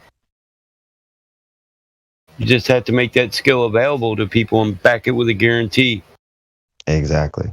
And then like try to make it as like, because remember, you can look out and see what other people's skill sets are like as well. So you have to basically like pay closer attention as well to how good they're in that particular discipline, and then make sure yours is just a little bit better, have something to offer, something better, something different. And then you'll notice through your remuneration if you nailed it or not. Because if you didn't get the results that guy got, clearly you missed something. You know what I mean? Go ask more questions. Go pay closer attention. Because you would have caught it eventually. 90%. Looking for it. 90% of my return work is because of my guarantee and the way I work with people. They can call the owner of the business, complain, and they'll the crew out to make it the way they want. And I don't try to collect my money until you're satisfied. That's my motto. You don't pay until you're satisfied. Unless I'm paving roads for the state. You pay when your shit's done. Because your state inspectors are such dickheads. When it finally gets to go down and get rolled over and paved, you better be damn well satisfied. So the state gets different shit, but for residential and commercial, you don't pay until you're satisfied. I understand. Yeah, listen, it's such a logical way to operate your business, and the people that I've noticed have done the best have done exactly that. Like they give so much value up front, so much value. Like they're drowning people in value, and then after like they can't breathe anymore, they're like, all right, and this is what I'm trying to sell, and usually they get the deal. I'm just like, oh, cool, just be nice first, and then give them a chance to like catch up to what you gave them, and then like sell them something of value. Done. They'll buy. Yep.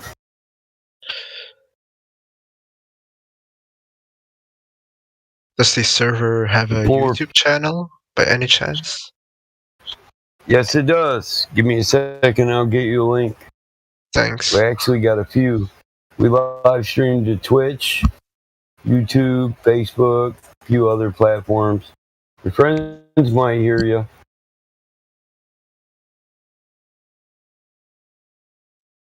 And then a bunch of YouTube channels clip bits from the streams and use that as well. All right. I was gonna say that GIF is the same thing as playing on YouTube, but the YouTube shows that text lobby. I mean, isn't it hard to be? Sorry. Go ahead. It's fine. Isn't it hard to run to YouTube because of like the censorship? Yeah. It is. So a lot of our live streams get taken down the minute they're done. Some of them don't. Helio Skeptic runs one, and Roger runs another, and they do what they have to do to maintain them. And then we have a crew of people in here that don't get paid that do what we have to do to maintain this, which means censoring other people. A lot of people get mad at us because we won't cover certain topics, but those topics get servers taken down. We don't want our server taken down, so we have to force you to be politically correct, and usually they take that as we disagree with them, but it's not always disagreements. It's just the Jew question gets servers taken down. If you're going to be bashing the LGBT, that can get us taken down. If you're on here making racist slurs, that'll get us taken down. You know, so they're just, if you're doing misinformation about the corona shit, then you can get us taken down. So we're not saying we disagree with any of your points on the topic. We're saying it can get our server taken down, so we'd rather not even dabble in it. All right. So when we're picky about topics, that's why. It's not because somebody automatically disagrees with you. Makes sense. Personally, I would like a platform where you could say whatever the fuck you want, and the government kept their 2 fucking cents out of what we were talking about, or Discord, because we're human beings. We're born free. There's not a fucking thing in this world we can't talk about. We own it all. It's ours. We're all born here free. We don't need a government or a constitution to give us a restricted freedom of speech, because we were born with the free choice to say whatever the hell we want, no matter how lewd, rude, or obnoxious it may be. It's your right to speak. Are we being like recorded right now? Like, is someone's recording this voice chat? It's on that live stream. Oh. It's on that live stream, bro. We record them and post them up. Every live stream we've ever done that didn't get tagged and taken down is on that channel. So, yep. So if we ask you to repeat what you said, or you say you didn't say something that you did say, we can always just go rewind the video and say, "Yup, he said what he said." Yep. That's good.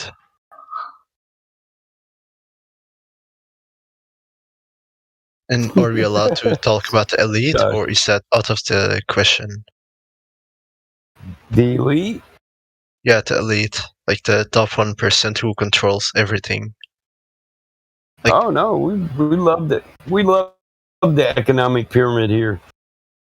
Not economic per se. I mean the one who runs the media. It is.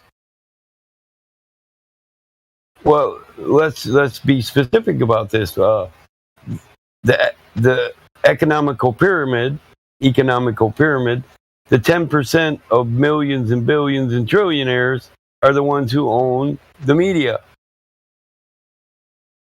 They're the elite. You think you're going to be elite without you think you're going to be an elite without, say, 50 million in the bank? No. Yeah, I think all the media worldwide is owned by like 5 companies. Yeah, that's true.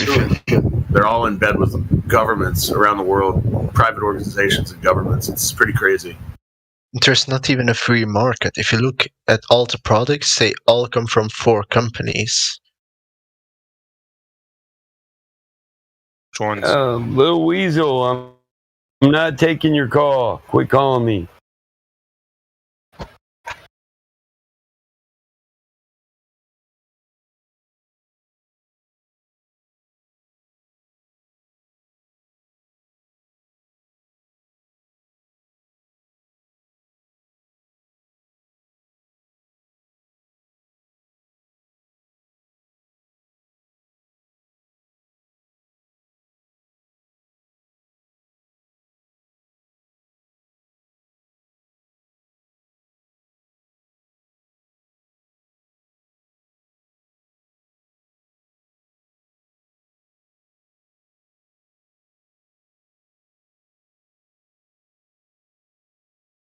Little Weasel, go up to VC check-in and get checked in and verified so you can speak in the stream.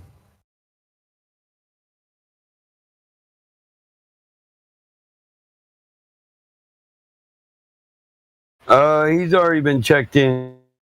He got a listening pass, which I took away from him, and I gave him Cog Bye, Little Weasel. So how about Alpaca? Do you want to tell us something about how you got here and maybe your thoughts on Flat Earth? Yeah, I got invited from a guy named Surreptitious. He told me about the server, and he is a flat earther. He recently started watching a bunch of videos. I stay up late with the guy a lot. We watch videos at night, mainly from BitChute, and he's an interesting character. But yeah, we've been watching a lot of videos lately. He found this server and he told a few people about it, and then we came to the server, and then now I'm here.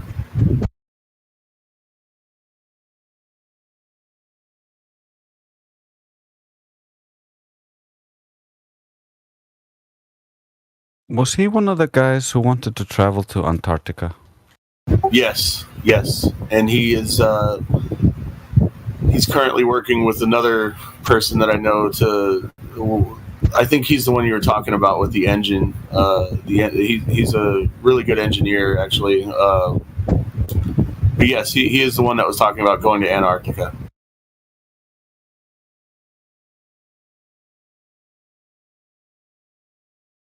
Do you understand why that would be a giant waste of time?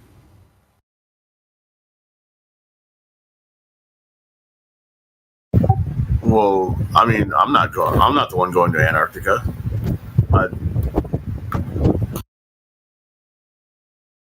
No. Yeah, why would it be a giant waste of time? And serious question. I'm not, Yeah, I was kind of leading into that. Right. Yeah. The reason why it would be a giant waste of time is because lives and finances are better spent on the Earth here, where we can measure it and test it and prove that it isn't a sphere, instead of going off on a mission that is a surefire failure.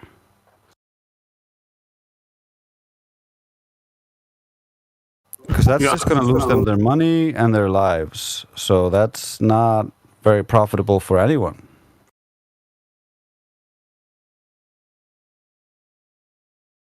I don't think I ever really questioned him why he was going to Antarctica, to be honest. I've heard him talk about it a lot and post about it a lot, but I've never questioned why. He told us he wanted to prove that it was flat, but that's not the best way to do so. It's much easier to do it here in everywhere where everybody can access it and you can have them test it and show it for themselves. Otherwise, you're just asking people to believe you. And so that already makes most people here question him, because if you're just asking us to believe you, how are you any different from NASA?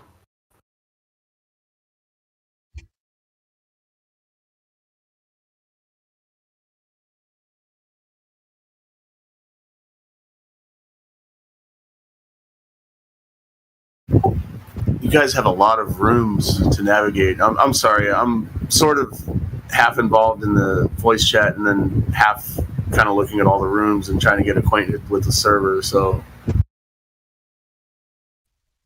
Dude, that's totally cool. That's all that we ask, that people are respectable and respectful, and that you take a look at the information that we provide. Thank you for having a look, my friend. yeah, thanks for having me here, man.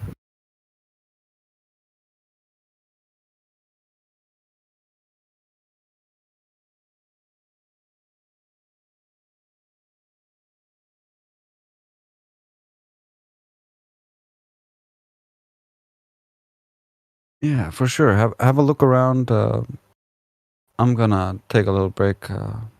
Take off. Good luck, everybody.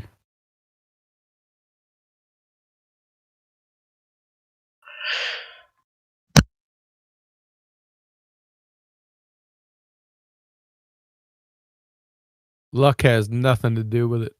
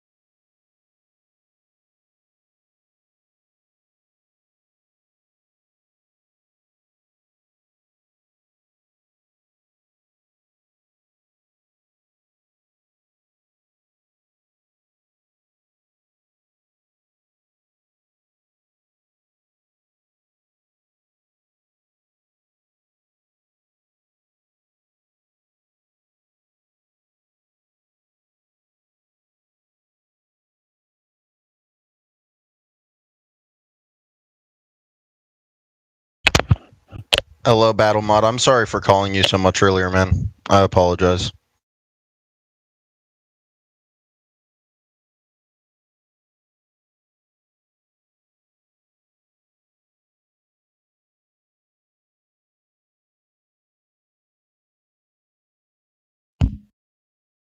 It's so quiet. Well, whatever you want to say, you can say it here.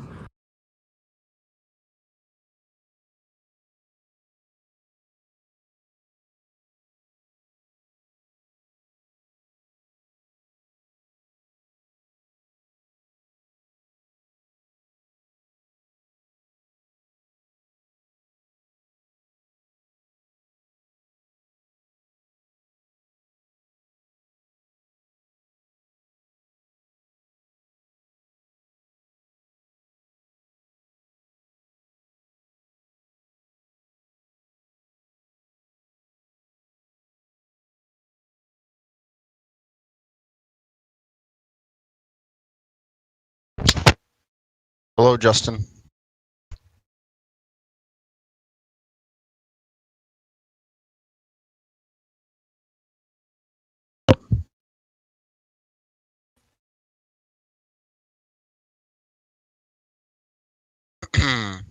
Nice to meet you folks. How's it going tonight? A little quiet. Glad to have you. Yeah, glad to have you, Taylor. Is it street or state? Or is it ST? Taylor Street. I'm sorry. No, it's fine.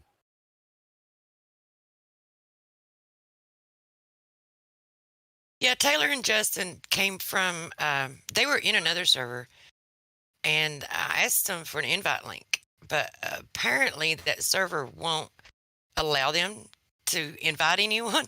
So Yeah, it's like a conspiracy thing. yeah, I told him it's probably because the server's name is Operation Or what was it? The Fishbowl Operation Fishbowl project? Yeah, Operation Fishbowl. It had something. It's like about atomic testing or whatever. And like the proposal is that they weren't like. Wait, my granddaddy was in that server. Well then. Who's granddaddy? There's only a handful of us. I'm not sure. Yeah, who said that about their granddaddy being in that server? Who's trolling? Who is that? Anyway, whatever. I explained to him that it was probably controlled opposition, misinformation, or whatever. Yeah, I don't know. Like they were saying that. Like I thought it was an interesting theory. They were saying that like instead of atomic testing, they were really just firing rockets in every direction to like see if any of them penetrated the firmament or whatever. Yeah, but then when they got here, they're like, you guys have had a ton of information. It's nothing like the other servers. So maybe he's finally came to the right place if they're no, they don't have any resources or anything. It's just like there's some videos and shit about Operation Fishbowl and shit. And there's a bunch of guys that talk about flat earth shit. And that's, it's not really organized or anything. Yeah, well, welcome to the server, guys. True. Yeah, who was that? Shinji. Oh, I Shinji. Weren't we in like Ron's server? Like, I think we spoke before. Probably. It's like I'm not really good with remembering names unless you do something or make an impact where you kind of like stand out. But if I've just talked to you in passing, yeah, I didn't talk that much. Like, I just listened. Yeah, your voice sounds familiar.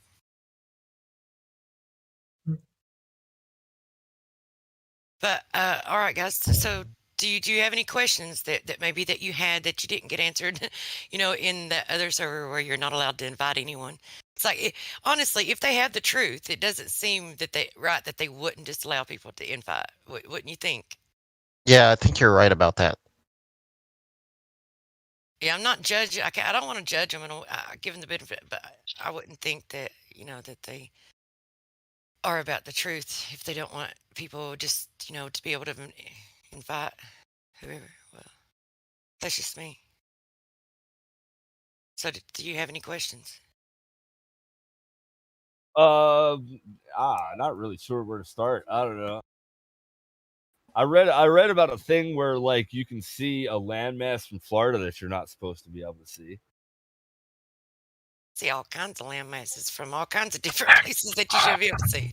I thought you might say that. Well, at 1 foot observer height, anything beyond the square root of the observer height in feet times 1.22, then 225, then if you see any further than that, that's seeing too much for it to be a globe that they. Yeah, they hate when I do that.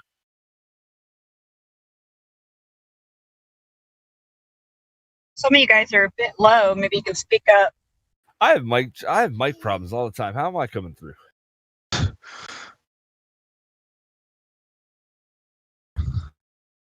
Because you were low and then you took care of yours in the VC. Little Weasel, are you having issues or are you trying to say something?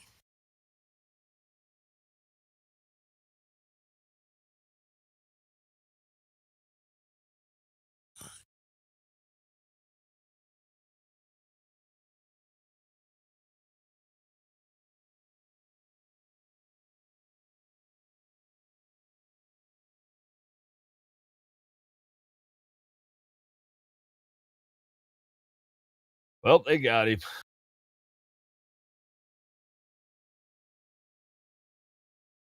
That's weird.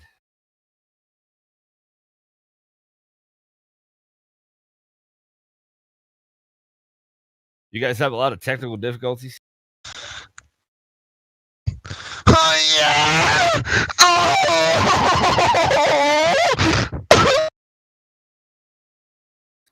Well. We have a lot of troll issues.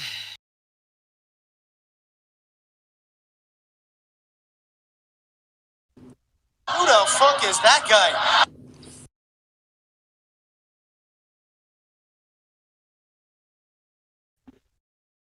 Impeccable timing right there, by the way. Not a comedian.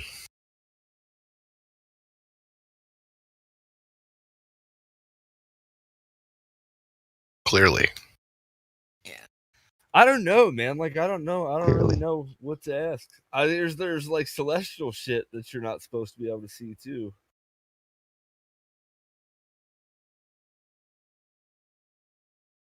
Such as what do you mean celestial? I mean, you guys are the experts. I don't really know. Like I said, I'm a conspiracy guy. I read this stuff in passing.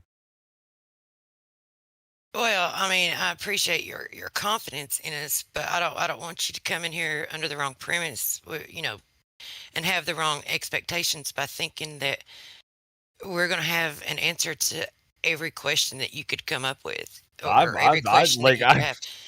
really have any questions. I'm just, Yeah, there's a lot of things that are not going to be able to be answered. If you can't test it, verify it, right, then you can't answer it. You can speculate on it, but you don't have to have all the answers to everything to know that the earth is flat. But so what the celestial bodies are doing and what they are, we don't know. We know what they're not doing, right? We're not flying through space because the earth isn't moving, and we're not orbiting the sun. We're not a spherical object or orbiting the sun because the earth has been measured, and it measures flat and level. And the sun is much local. It's not and we also know that the sun is not a burning ball of gas in a 10 to the negative 72 pressure that they tell us it is.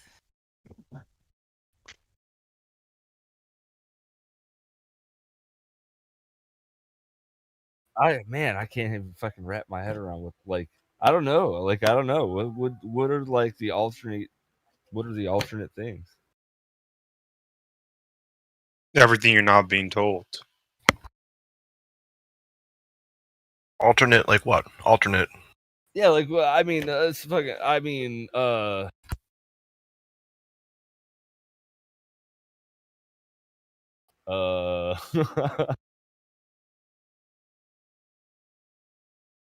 Like the other alternative aside from what they're telling you?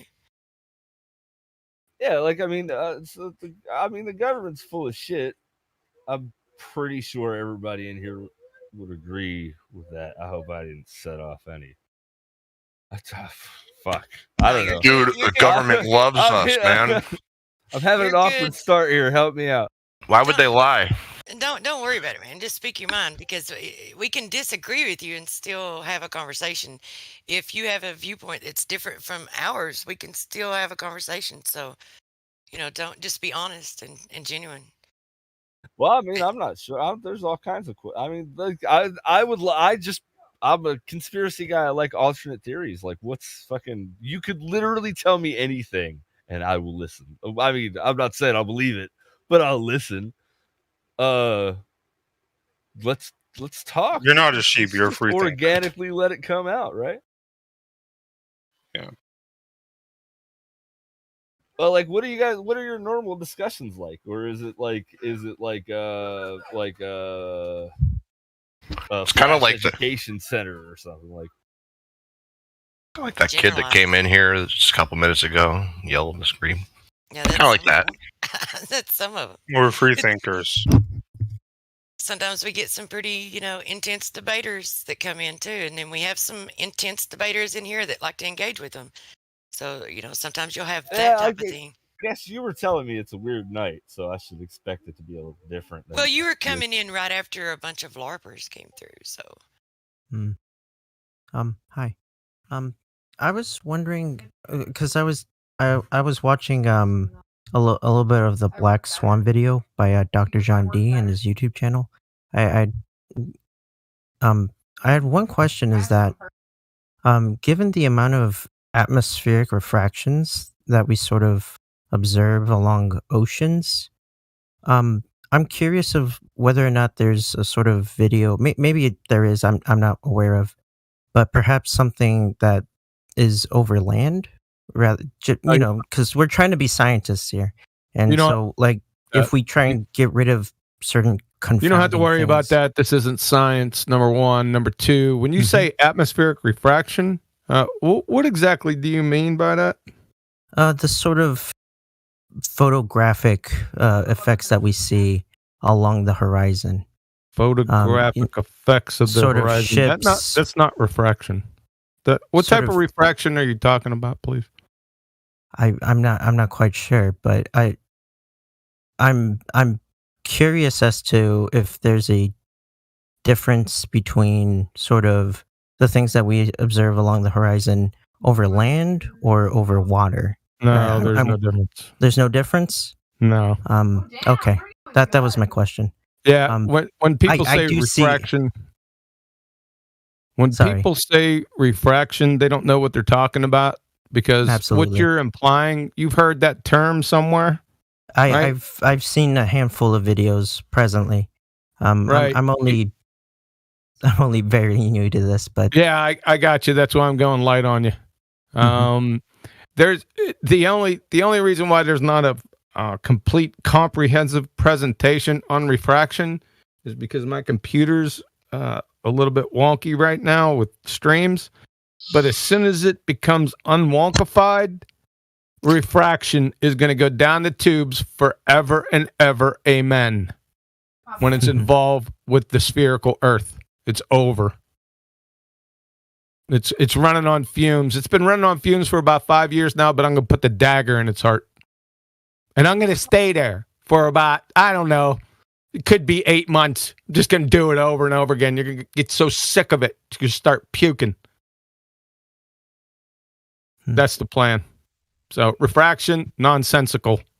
But are there any? I see a lot of examples of pictures of cities and skylines over water. I'm wondering if whether or not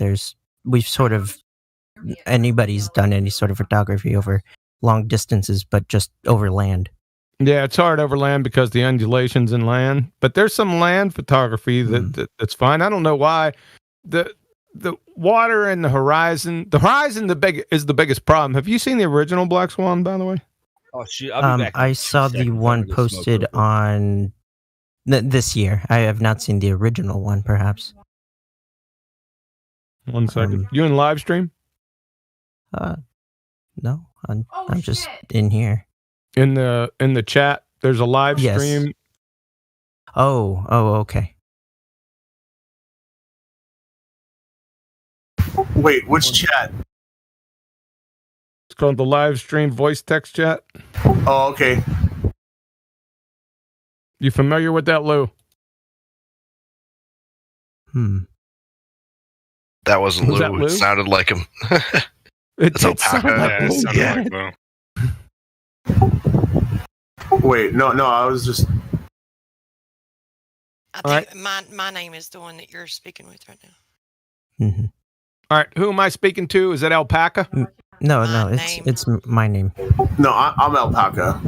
I was asking what room the live stream was in. He Whose mentioned- name? gotcha. Whose Yeah, name? Who's the right, one talking? sorry. Whose name?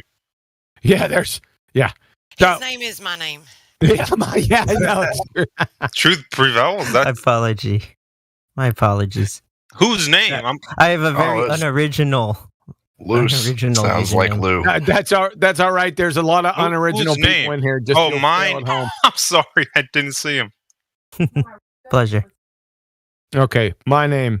44 minutes after the hour.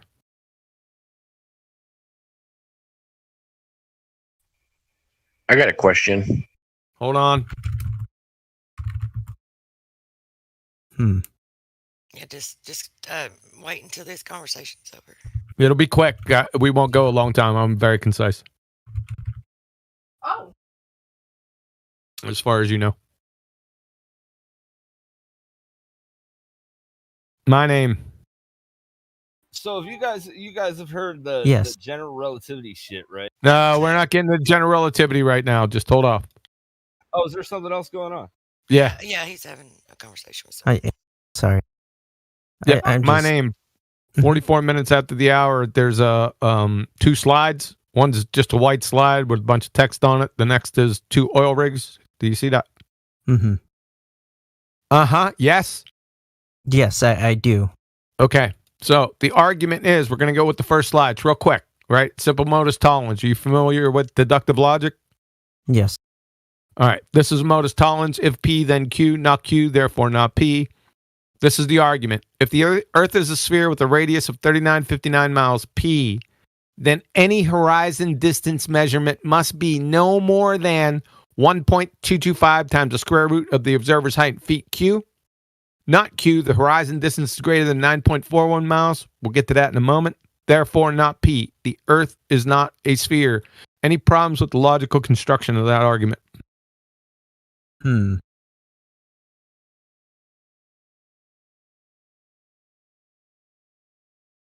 You're talking about the slides you posted. Do we have Can you repeat that one more time? Okay, Yeah. that's Yes, I can.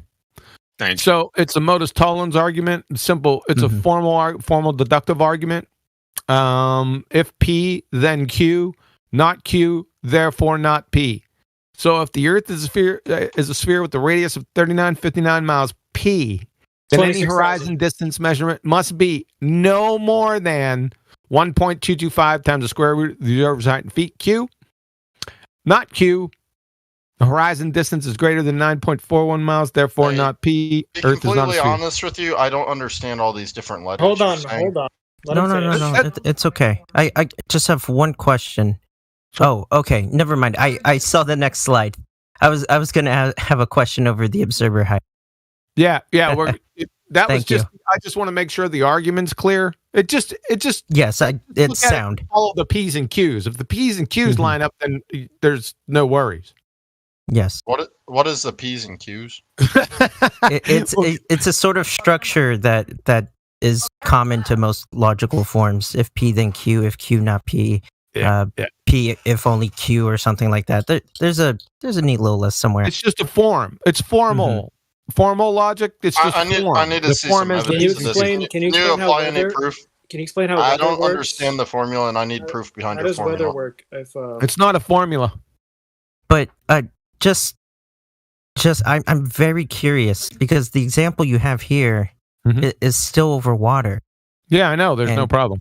I need just for the sake of consistency across all sort of terraforms of life, I would just really like something to see over land. So Well, I know there's. I already told you there's no issue with it. In fact, the water is level, so this is the best I type. would enjoy to see something over land. Well, this isn't about enjoyment. This is about actual physical geometry. Well, if we are to take that, there's certain. I'm certain if there's certain locations that are at least within a few miles that are genuinely flat. I mean, they say Nebraska's as flat as a pancake. I'm sure there are other locations throughout the world. No, that was Kansas, and it doesn't matter. You're red herring fallacy away from the argument. So just stick with me here. No. I just plainly ask for some sort of flat observation over land. If it's and I'm plainly telling you that water is level, and this is the best photograph. Is there a that canal? you'll ever see regarding? Where's the photograph? Is there a canal? Go to a salt flat. Thank you. Is there an image of a salt flat that I can reasonably Yeah, observe? it's called the that has, Solar. Go there. If you're not that interested has- in this argument, then you just put your hands over your No, eyes and say I'm la asking. la la. I'm asking again. Would you whether or like to not see- there's been Without observations warrant, along you salt have lines? no warrant for your request. Look at the globe. Then there's Why no do- evidence for this where are you occur post- for this effect to occur over land. Am I correct? Yeah, there is. Then it's not an effect. It's geometry. Well, I would like to see an image. You're asking whether disproving you want it to be out with salt or pepper. It doesn't matter. It's irrelevant. Scroll down. There are 3 images of salt Where are flat. the images, guys? Where are the images? Thank you. So, That's a so fair we can argument. move on. We can move on because he's got this unrealistic No. freaking salt and pepper argument. We can well, move on. Please, I'm begging. Thank you for the images. I do You can see beg them all in you VC. want. You have no warrant for your request. None. Where are the images? It's not over land. Oh, well, okay. It's over land. No warrant. Excuse me, sir. I don't use these tones. Shut the fuck up. Woo. If the globe's not flat, why does the water fall off? Water is always level. Okay, for everyone that keeps saying where's the chat, it's like this gets told to you in the VC check-in, so I don't even know why you're asking. It's right on top of VC. It's called Just live stream above- with text. Yeah, just above the channel, the room that you're in, there is a text chat channel that goes along with it. So just click on that and follow along, please. All right. Who was the general relativity guy? I think that was yeah. Keel No, no. Oatmeal, or was it not? Okay, I'm sorry, my bad. Go ahead.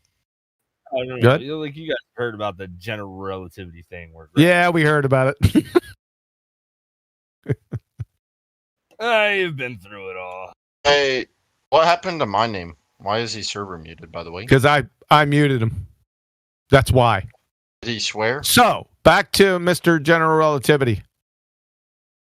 What's the problem? What's the issue?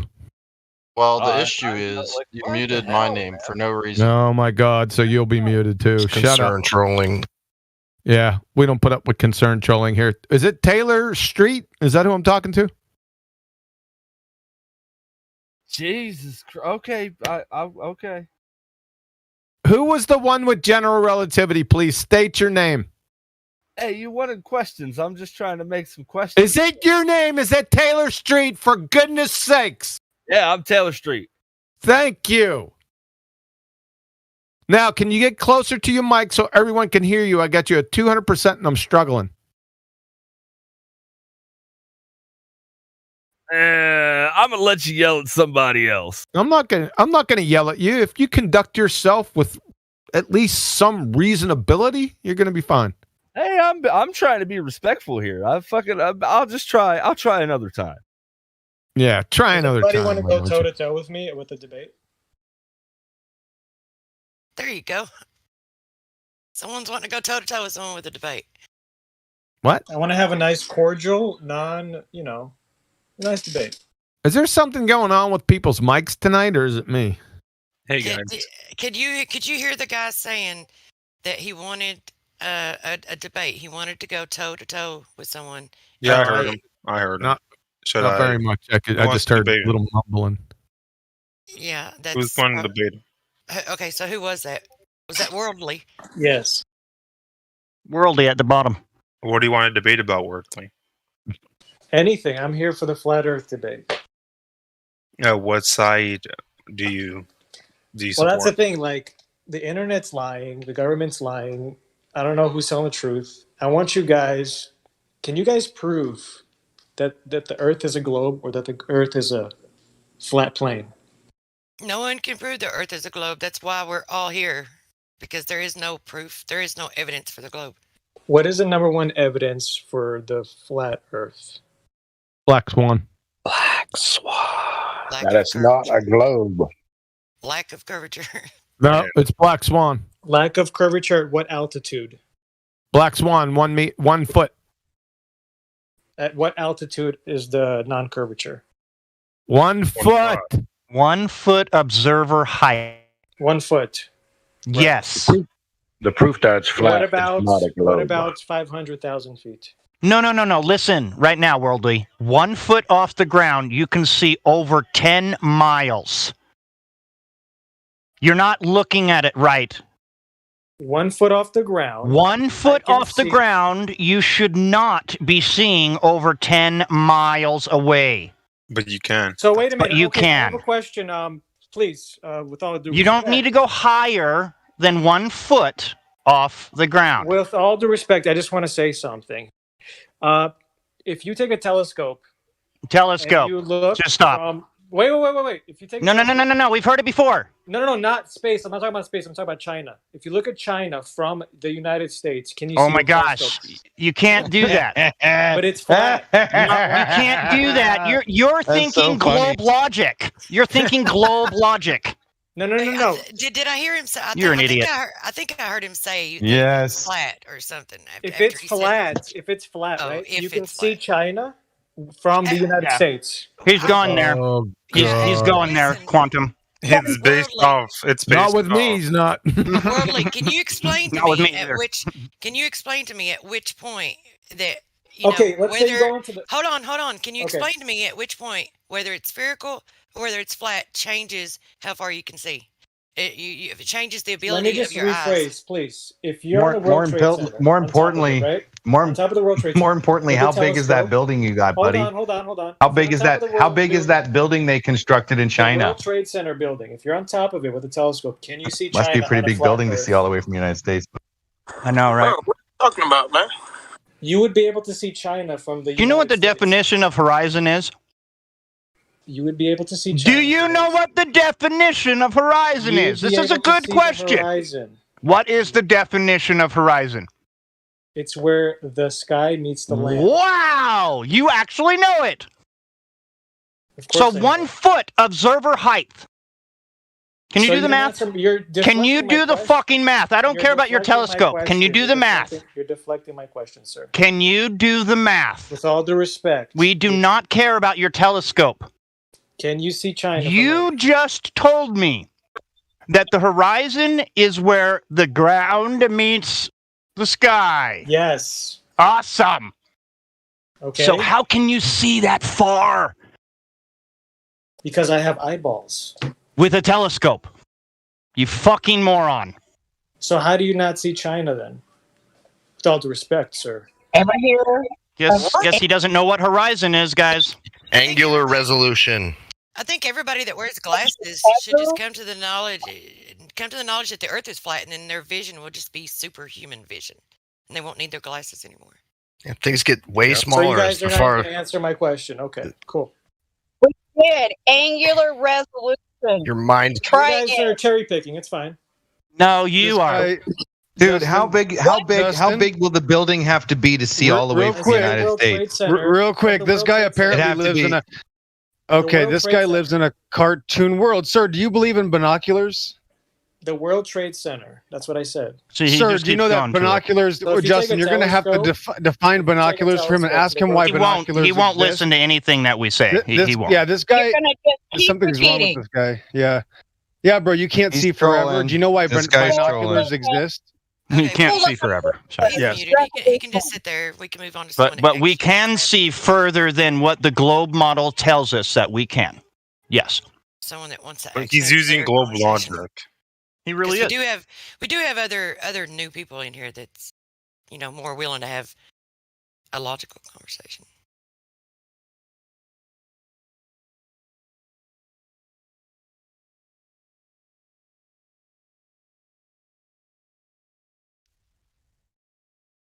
Yeah, I've heard. I was going to talk here. I mean, Go ahead. Yeah, no, I was just that's what I was going to say. I thought 2 or 3 people wanted to talk, and then I never know if my phone's working or not, so it's kind of sorry about that. No, I heard a few people talking about looking at the sun with just sunglasses on, obviously, when the eclipses are going on, with no other kind of eye protection.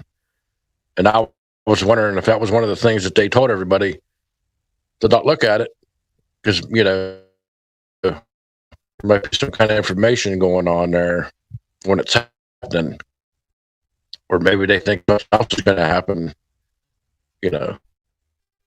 As far as you guys are-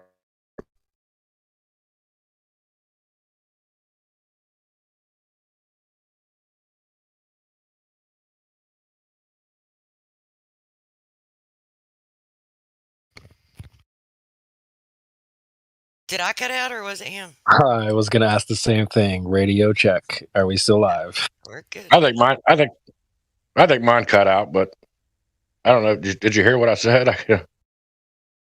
You were roboting a little bit. Do you want to try again? Oh, Yeah, I'm we sorry. missed No, whatever you said. Come again. You just have to repeat it, dude.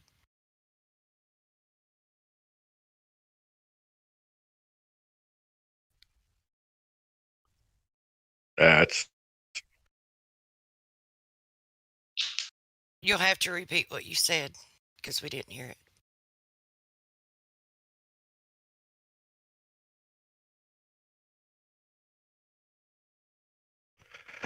I think I figured out that when the top's green, you can talk, right? You have it on push to talk. What I Go was to saying your was, go to your settings, the little gearbox, and then go to voice and video. and then turns it to do the little dot where it says voice activity. Just push that, and then exit.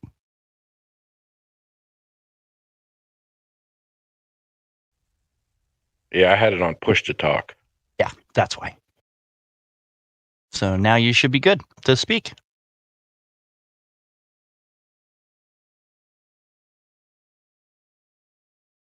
So you here for the globe or Jim?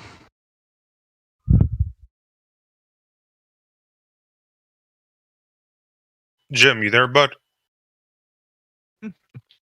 He was talking. He might still be on push to talk.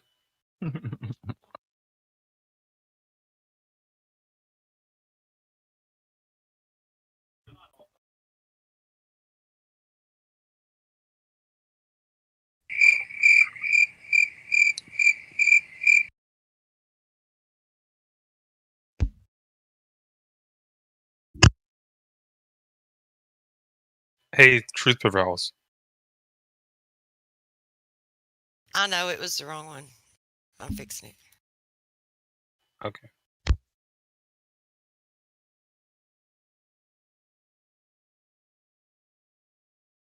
My bad. No problem.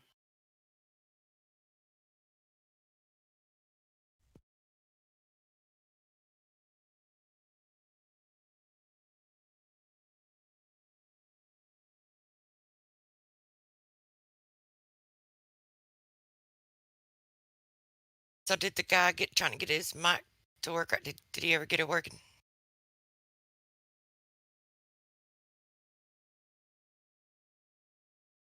I think he may have broke it more.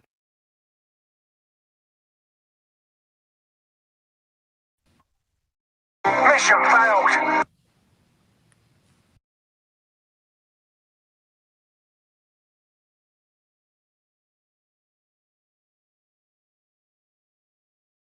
You're so confident. He wanted to go toe to toe. Yeah, yeah, that's funny. Johnny boy, I see you don't have a row. If you would like to have a row so that you can see all of the server and have permission to respond in the voice text chat and follow along, or to open your mic and speak, just hop up into the VC check, and if I see you go, I'll follow you up if there's no one in there. Looks like Cyrus and Tap are in there.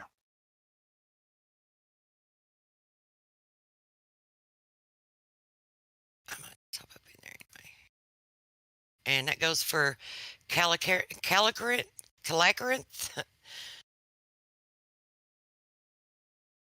It goes for you too if you want to hop up in there.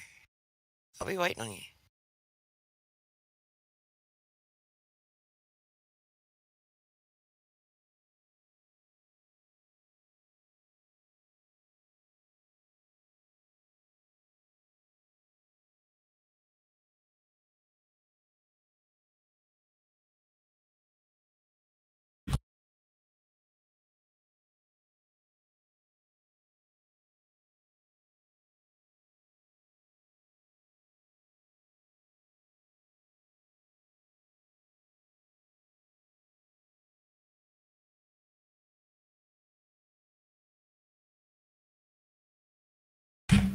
Do people actually use the Bible study voice chats?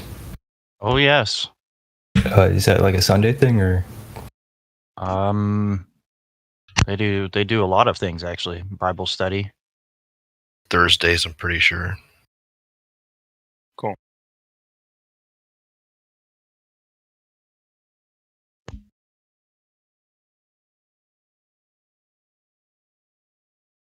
The regular thing.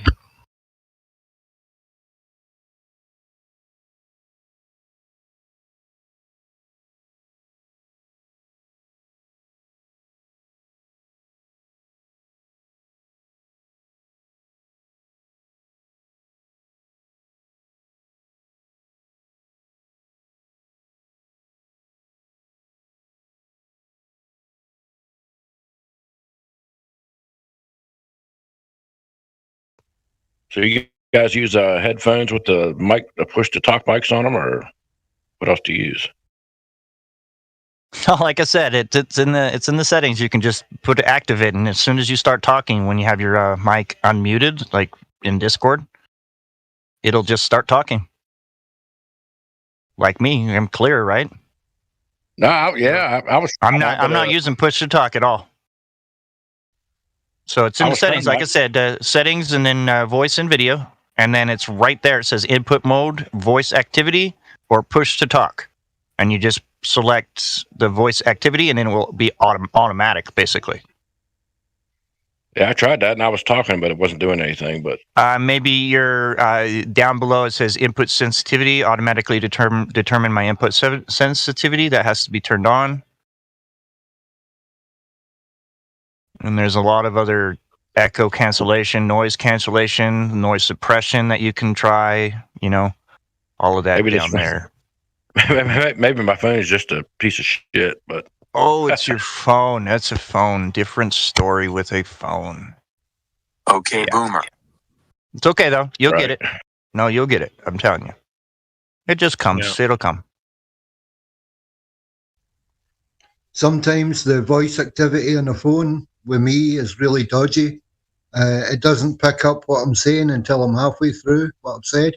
So I have to use push to talk all the time. Yeah, I was on her this morning a little bit, and it seemed like it was working okay. Sometimes it's just bad connection. Happens every once in a while. What I was wanting to ask is, I heard of some guys looking at the sun in the eclipse while it was going on with no other protection besides sunglasses. Yep. And I didn't know. I looked directly at it. I looked directly at it as soon as it went to full eclipse. You could see nothing but beautiful in the sky. It was amazing. They didn't want you to look at it because they didn't want you to see the truth, that it was exactly the same size. That's what I was telling people. Yeah, it's just how they want us to see it. Your guys' theory on that, is that the black sun rising, or? Well, no, because you can't tell me what's in the sky. At the same time, there was objects. That's all I can say. I don't know what they are, but they look like orbs in the sky, like dead light or dead vision. I mean, it was weird even looking at it. But you watch the video. If you want to watch the video, it's they were up in a plane. Very high. I can't remember exactly how high, but they did the whole 100% totality. They watched it all, and right as soon as the 100% totality came in, you saw all of these orbs. There were like 5 of them, and they were in the sky. And that's proven. It's amazing to watch, and I'm going to post it right now. Yeah, drop the orb video. I want to see it. Don't worry. I've seen it all. That's one of the things right I always say is. And I'm going to post a screenshot that I always post because it's what you see in the sky. Like literally, that's what you see in the sky. It was pretty intense. Plus, if you look on the ground when the 100% totality, you see the shadows that was being made. I mean, it was pretty weird. Like there was something else in the sky making things happen. They probably can't even explain it. Oh, I just jumped to 2342. That looks crazy. You saw this? This is, like I said, the 100% totality. I was on the ground when it happened, but this was in the sky when it happened. So you would have had to be in the sky to see it. I would have had to be in the sky to actually see and witness those orbs, yes. But I never saw them from the ground because I'm pretty sure they're a perspective thing. You have to be in the perspective of them. That's the only thing I can say. Because I don't know anything about that. This is what was witnessed. And the ground shadows Are you kidding me right now? Those ground shadows were scary almost. I mean, they literally changed the shape of the shadows on the ground. Like, what can do that?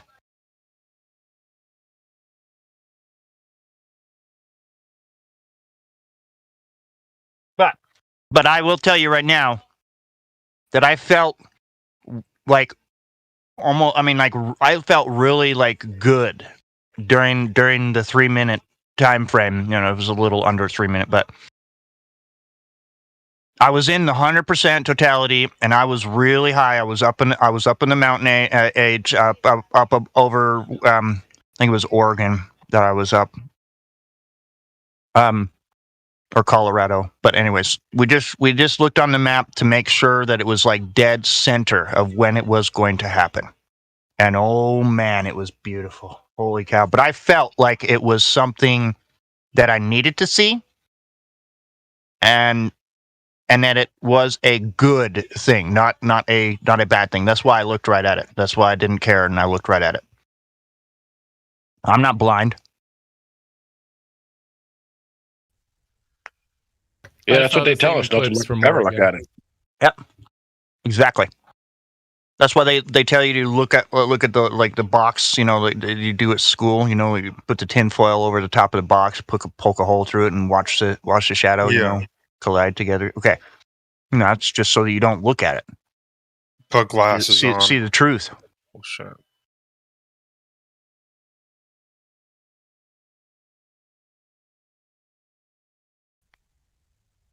I think some of these kid telescopes,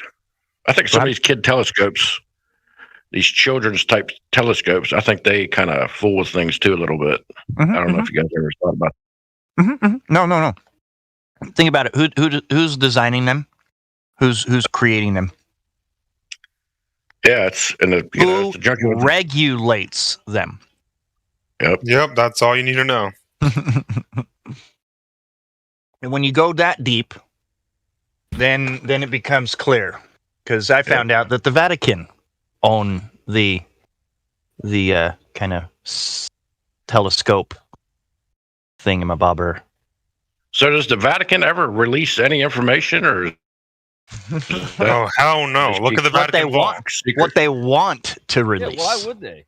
Why would they? Yeah, why would they? Vatican vaults. They've been information locked It's up one for of those thousands of things where years. they release just enough information to have some fucking disinformationists talk a bunch of bullshit, make everybody look crazy. Controlled opposition. Yeah, ain't that something? It's amazing. It's really amazing when you look into it. It's funny how they made the word conspiracy fucking synonymous with theory.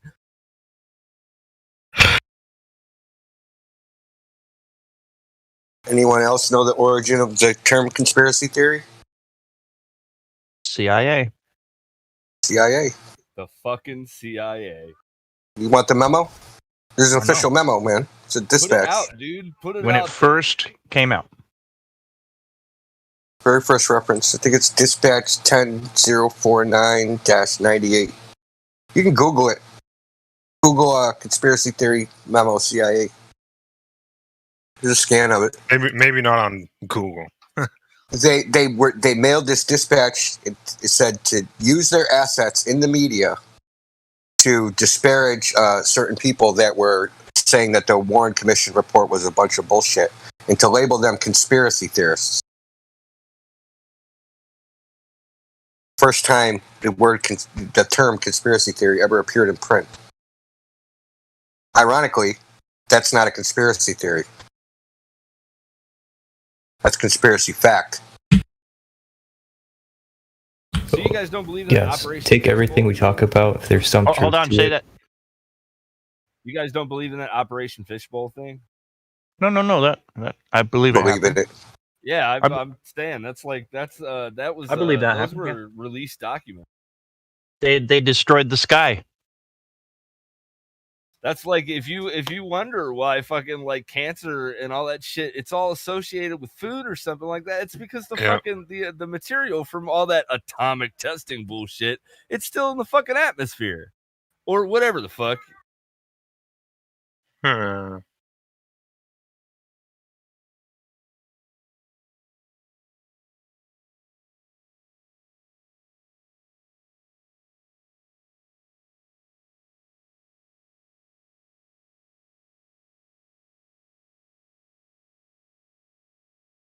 that Matthew Lawrence?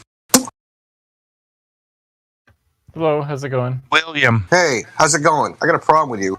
Oh, Matthew. What did I do this time? What did you do? Your video is very fucking scummy, to put it mildly. Okay, which one? The one you promoted on this server. You left on your channel, and one had to edit it to make it look good. No, so like, okay, so there's this part where you're like, follow-up. That's why I asked which one. Okay, so whatever. Okay, so Mitchell from Australia did a little video on it. That one. Okay, I know which one. Okay, so there's a part where you're like, you actually, you have Sonny talking and Elijah talking, right? Oh, hold on, man. My tea is boiling.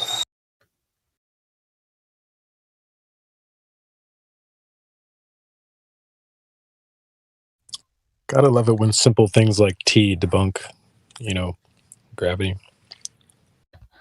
Yep.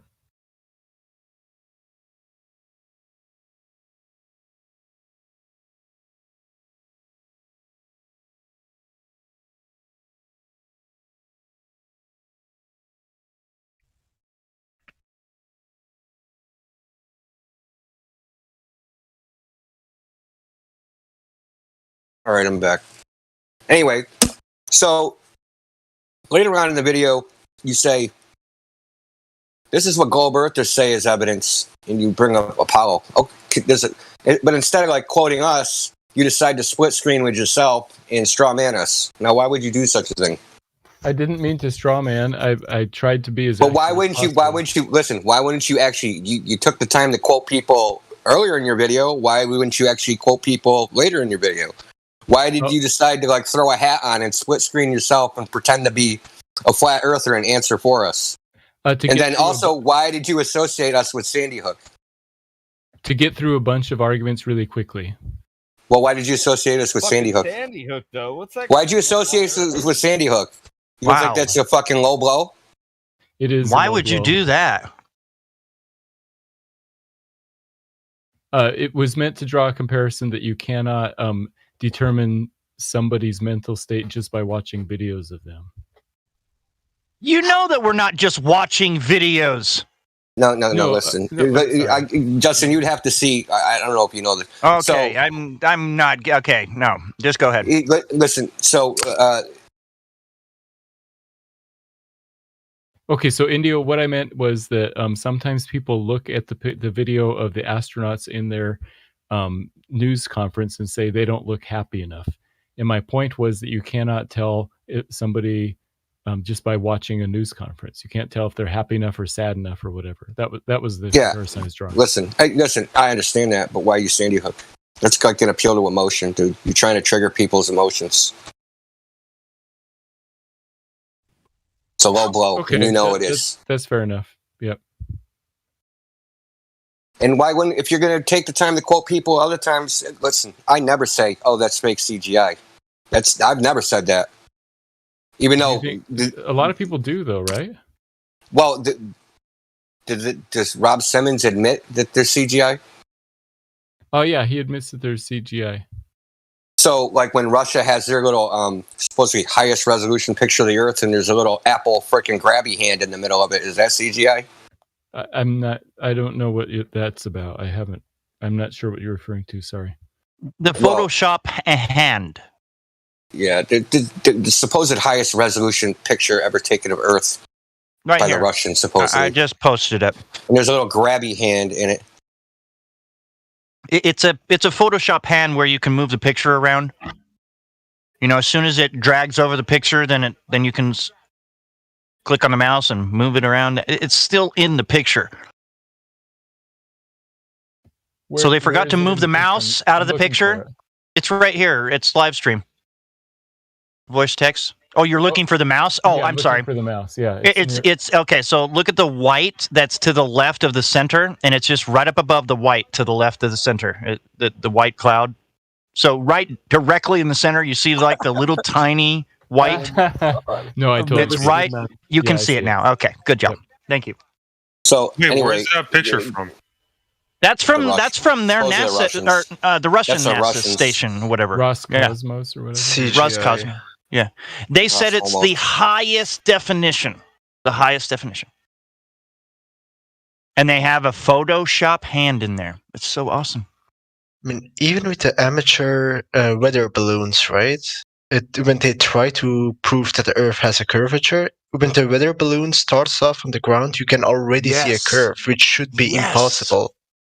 Well, I mean, that's all fine and dandy, right? Those are cameras, of course. But I challenge you to find a zoological journal that will publish you because you took a picture of Bigfoot and just submit it and say, look, here's Bigfoot. We got witnesses. Publish this. We discovered a new creature. Right? They're going to laugh at you. You're going to need physical evidence. You're going to need stool samples, hair, skeletal remains. You're going to need something. You're not going to use a photograph. No one's ever going to accept that. And we don't accept that. Okay? It's pretty simple. We don't accept that because what the images depict, we can test to see if those match reality. That's correct. Right? So that's how you test an image, right? Think about it. Is there any scientific way to scientifically test an image? And the closest you can come is, hey, what's that image depict? We're gonna go back there and see if that go there. Yeah, go there and see if that depicts reality. So I use this as an example. Someone shows me a picture of a house on a beach. I go to that beach and there's no house there. I know that picture is bullshit. I don't need to know how they faked it. I don't need to know anything. All I need to know is that beach is there. And the same thing applies to pictures of the Earth purporting to be from outer space. Because they depict curving water. They depict a big curving water ball. So we can go to where that water is, the ocean, and see if that water is curving in the amount they say it is. And guess what? It's not. Okay? So we can dismiss all the photographs. Yep. Because what they depict is not in reality. It's only in a picture. And a lot of them have fisheye lenses that distort the image. Well, I mean, it goes even beyond that. It goes even beyond that because unless a camera is specifically designed for that condition, they distort the image, period. Because at that altitude, so a camera is designed for a certain pressure and temperature. And if you operate beyond that, the lens changes and the image that's projected onto the sensor changes. There's published papers on this. Specifically, camera design in digital high altitude aerial photographs. It specifically says you have to design the camera for those operating conditions. Otherwise, you're going to get defocused in Petzval curvature. So we don't just hand wave pictures. Oh, it's just all CGI because I don't like it. That is an oversimplified answer. It's like people coming in here and say, "You guys think gravity is fake." That is simplified. That is simplified silliness, man.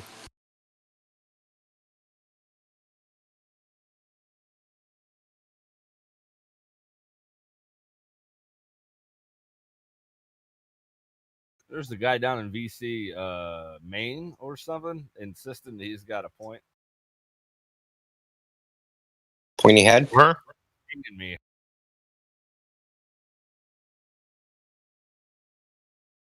Where? He's in Maine. I don't think he knows how to do the verification thing. Oh, okay. Waterball ought to be the name of a ride, of a carnival ride. Waterball. And you get inside it where water is sticking on the inside, and then it spins around like one of those saucers. Yeah, that's good. It's a good ride.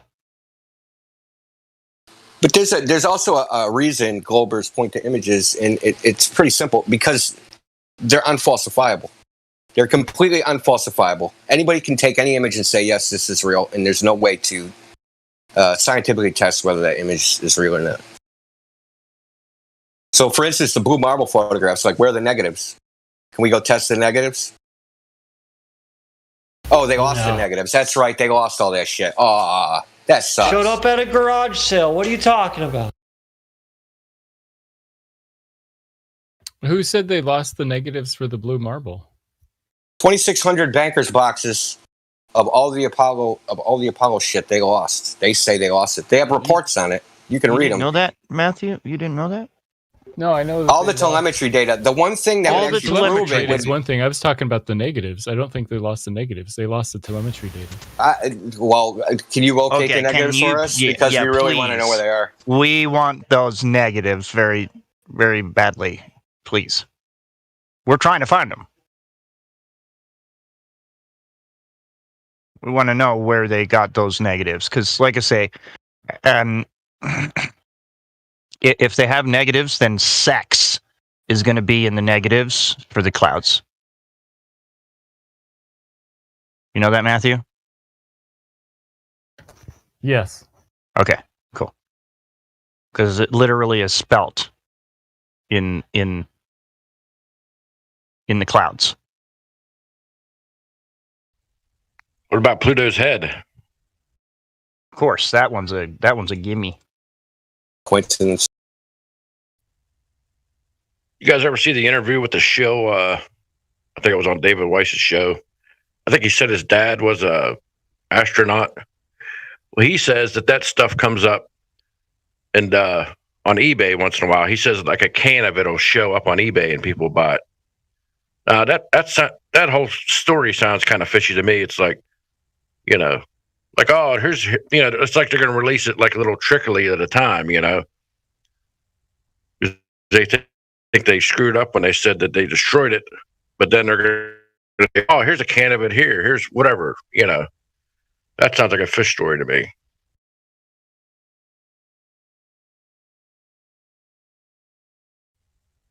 I mean, are people stealing stuff from NASA and selling it on eBay? Or people steal crap 30, 40, 50 years ago? Then all of a sudden they're going to be like, oh, here's this $1 trillion can of data. They're going to sell it on eBay for $12. That makes sense. Sorry, it's probably a robot again.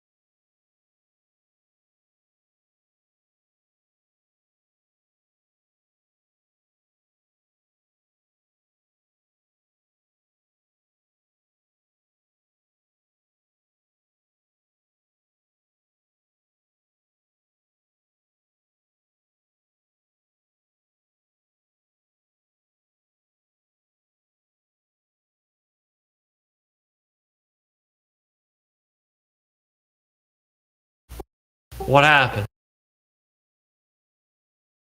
I think all the trolls are gone. Oh, for fuck's sake. I get on here finally, everyone's gone. Yeah, Jam. It was getting interesting. And what's up, Indio, brother? what's up, man? How you doing? How are things in the great state of Texas? I'm alright, man. I'm hanging in there. What about yourself, bro? I live in Massachusetts. You're in a free state, man. Like, you're doing better than me automatically. Life in You know, you think it is, but you go down to the market and people are wearing masks. But did they have blue hair? They got the green-haired fucking dudes, man. Do they have tattoos and chains coming from their nose to their ear? Definitely a mixed sex also, and they mean business. They get in your face, you know?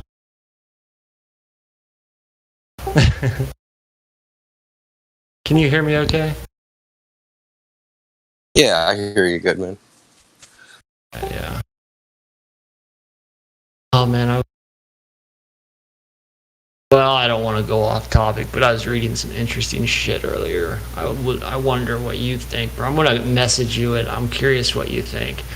Fucking, what's his name? I was already called Elmer Fudd by QE, so he thinks it's quackery. But I'm curious what you think, Indio.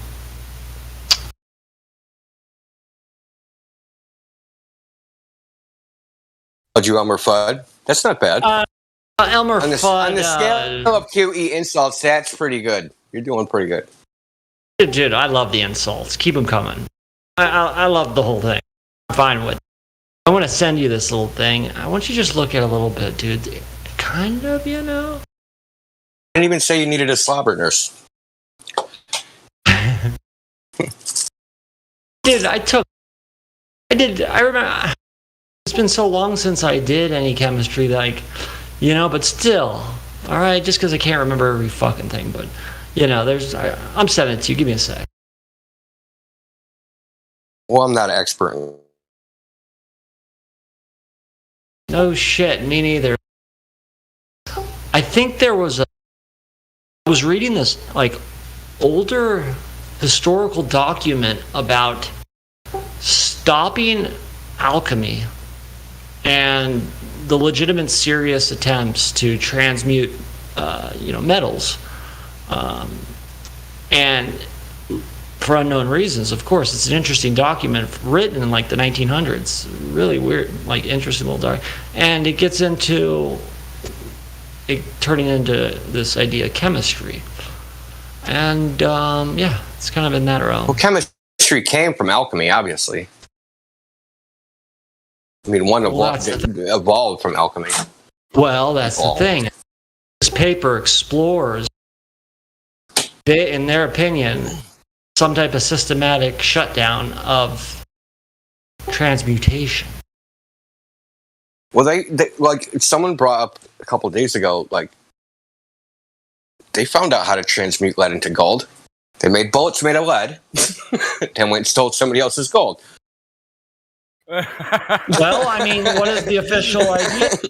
They're saying it comes from a vein from the fucking lava core, and it's fucking. The explanation is so ludicrous. It's unbelievable.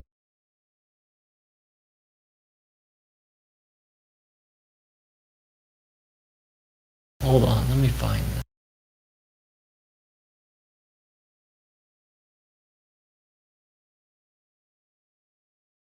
Okay, India. Alright. This guy questions fucking oxygen. And he's got a kind of interesting idea. No, QE, hold your tongue. Rip me up later.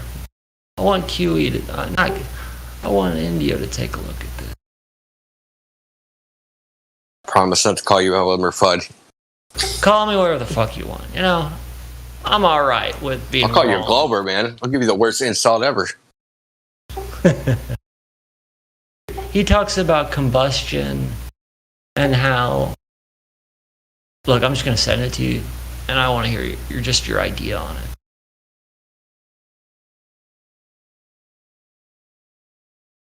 And I'll tell you, not that stupid. One thing I'm sure as hell beat QE in a game of chess. I will eat his lunch.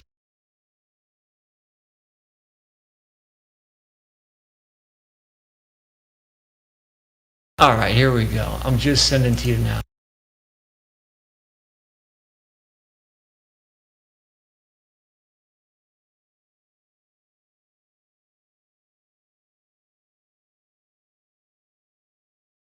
Wait. Okay, I guess this is just a link. Elmer Fudd wormhole.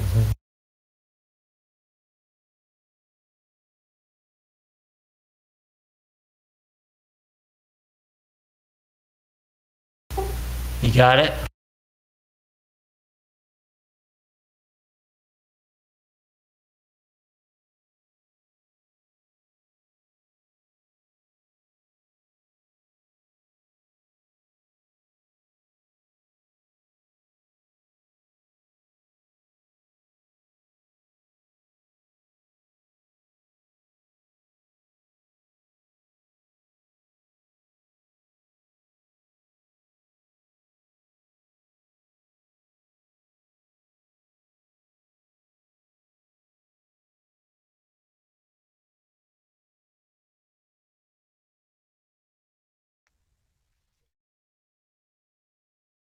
So how far out does the 8 inches per squared go as far as the 8 inches per mile squared? Yeah, right. Could you go like? I mean, I know like after a while, part of the sphere is going to start bending back underneath. So is that like 1,500 miles? Yeah. Or is that... Listen. Okay. So let me just give it to you. Okay. After 1/8 of the circumference, all formulas start to get inaccurate and completely fail at 90 degrees. Okay, so if you use spherical trig, like you're out of the triangle at that point. If you use 8 inches per mile squared, it just gets more and more inaccurate. It's a pretty big it's issue. It's dropped from eye level, right? So think of this: say you had an infinitely tall building on the equator, and you're on the North Pole. All right, what's the drop from eye level? Right, it would be the radius, but you're never going to see that building, right? Because your line of sight is parallel to the building. So if your line of sight doesn't intersect, you can't see it. Oh, man, but it seems like some of these people like you said, there's one person on there said they could see China from fucking New York or whatever. Atmosphere, bro. Well, no, it's called like angular resolution. Yeah, doesn't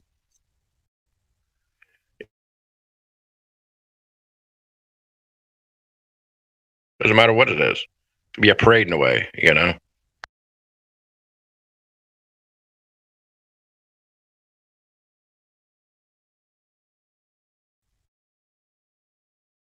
But I heard a couple different numbers on the limits of the formula. I heard 1,500. Hey, they changed the number of the damn parameters of the globe, like on different sites. It's a different number. I've seen it. And they These people, also they just can change change. things. They can change the weight system as well. They changed it in like 2015. The weight system, I believe, things are like heavier now or something. And they change mask it it recently, with, we're finding out new science. We're on the bleeding edge. This is their excuse for fucking a scam. Well, I think they said here recently too that did they switch places with Venus and Mercury or something like that? Something like that is right.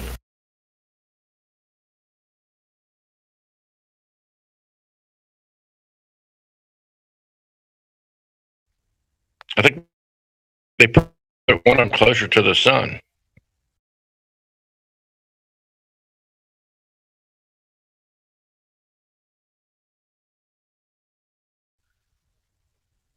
Did you guys see Neil deGrasse Tyson talking about Richard Branson's little soiree? You saw how stupid he's that not was? really in space. Yeah, was it? Yeah. I mean, what are we even looking at? Apple.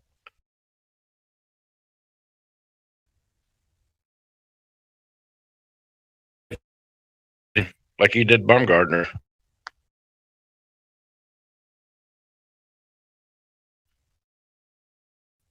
Did you guys notice that? He made fun of Baumgartner. You got no choice. They got to keep the scam alive. It's gotten to such a level that they have to. I mean, it's.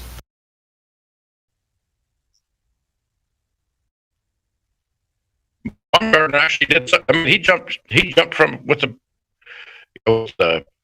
parachute. The guy's got nuts. He's laughing at him because he's a science communicator. I want to be a science communicator.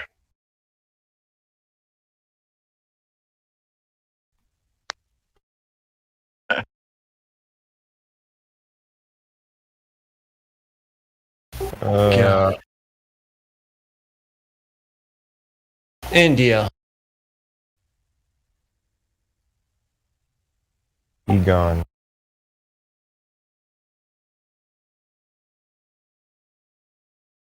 The fuck he dipped?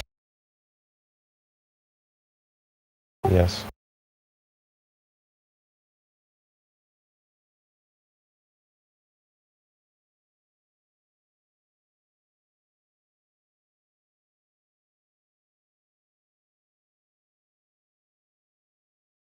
Any topics we're going to discuss?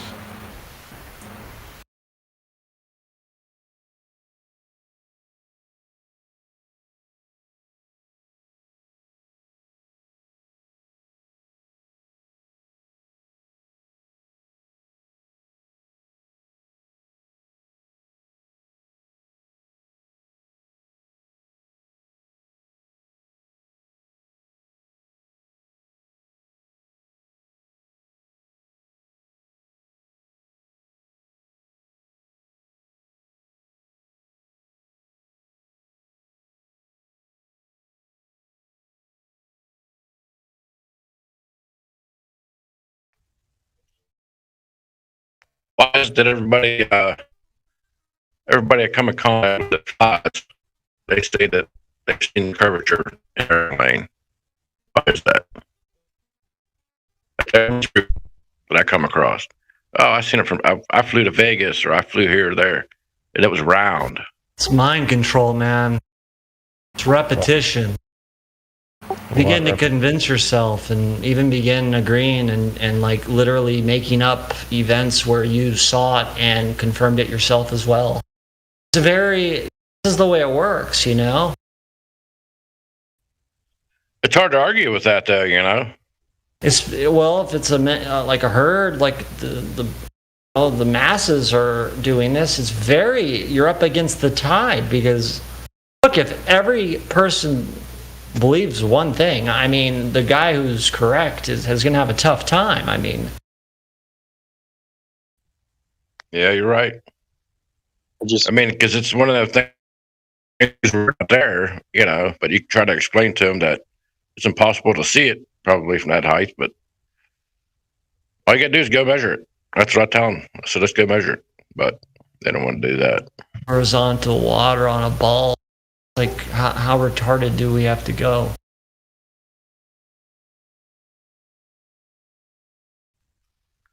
And like I said, I'm pretty new on here. This is really my... Oh, no, I'm not calling you retarded. I'm just saying it's very, it's pretty...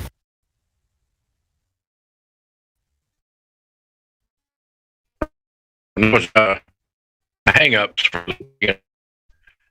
was everybody says that they had 24-hour sun on the South Pole or in the interesting, the South Pole. You know, all I know is you should try to go there or something because there's some weird, obvious rubbish coming out of there. I wonder how rocket launches are faked. So do you guys think they control the weather also?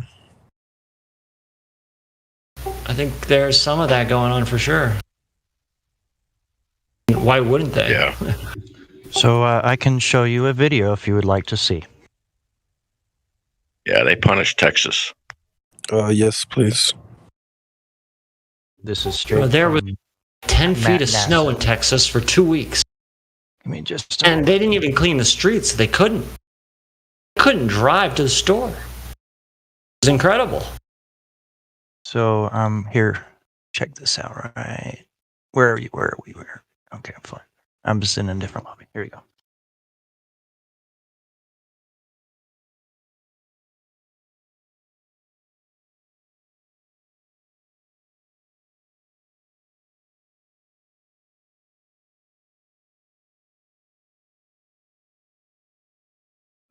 Whammer or anybody might check.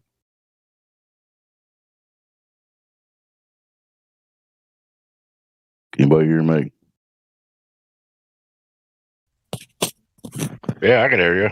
Okay.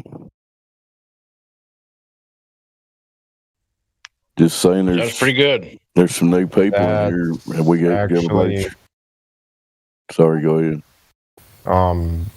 Justin, about what you posted in the voice text, that's water vapor, my dude. So it's rain, my dude. It's fucking rain. Yeah, water vapor is basically just clouds. So what are you talking about when you say that to me? they can make fake clouds. You know, like NASA has actually confirmed that they can. That is a artificially cloud make- that they are making in the sky, and it rains after 40 minutes of being in the Correct. sky. Correct. So they mix something in that air for it to do that in the sky. Correct. That's manipulating the sky.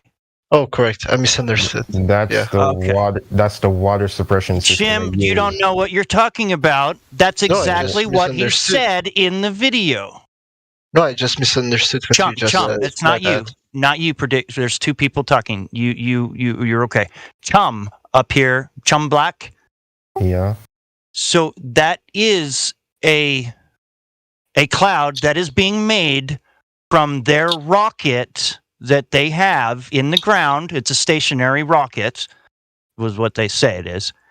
That blast noise that can be heard 300 miles away in circumference around that spot, and then makes a fucking huge ass cloud in the sky that makes rain come down after 40 minutes. Wait, why do we have 2 live streams now?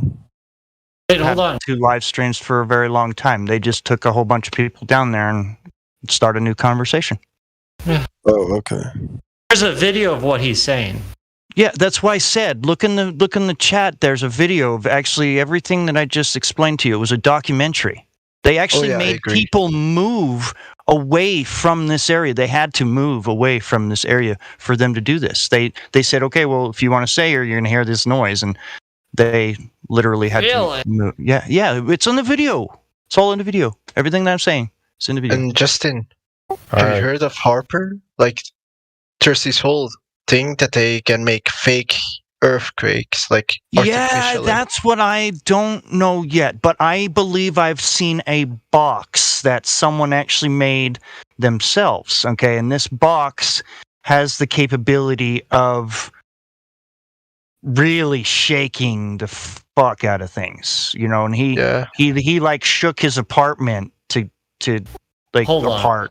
Show me the box. I've just read it. I don't know if it's all true or anything like that. Okay, and I don't have any documentation. I can't post it.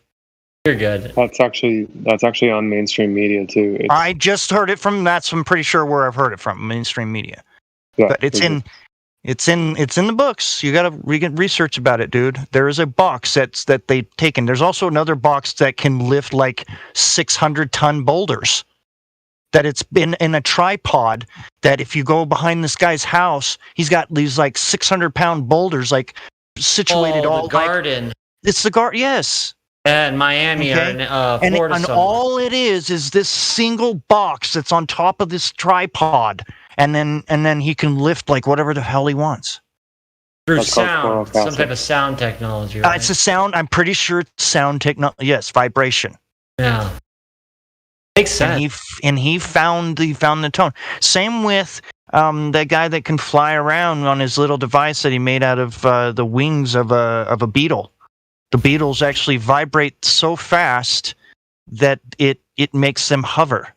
Really? Up in the air. Yeah, these wings are really what are making it. And it's just, you got to look it up. It's I'm really, going to. really crazy. Really crazy stuff, but it's being suppressed. Beetle wings. It's being suppressed. The earth is being suppressed. The power of the earth is being suppressed to us. I'm telling you right now. I agree. And Nature. that right there, you know, like I said, Chum, that right there, that video that I'm showing you right there of NASA creating that is them kind of coming out and saying, hey, yeah, we can do it. Yeah. Back on that. Yeah, you were right about. Yeah, they can. It's okay. They can I just create clouds. I just want to make sure you understand that they can mix whatever the hell they want into that cloud as well. I didn't actually watch the full video, but yeah, It's okay. I'm here for you, guy, man. I want you to be right next to me, so I'm finding out new stuff with you. Not. I don't want to be ahead of you or behind you or anywhere. You know, I want you right there. But is it the fact that NASA only makes weather and whether it can happen naturally? No. Listen, this is just one spot. Imagine if they had 16 of them around the United States. Well, Well, we're just saying Pretty simple, dude. well, this is the only place they were to test their but engines. what I'm trying to say is that it's probably not, and we're not being told about these things that are maybe even underground. All you're seeing is the tube where the cloud comes out of. Okay. Pretty Okay. logical. I mean, in a remote location like the mountains, maybe where all mountains are surrounding their location. You know, Of course, you would control the weather, man. I mean, all you would need to do is have like 6 or 7 of them all in one line across the United States, going from like Texas up to Canada, even into Canada, and then just start them all at the same time, and then all of the weather would just go across, just wherever they wanted it to do it. They could make it go wherever they want. I mean, clouds go every which way.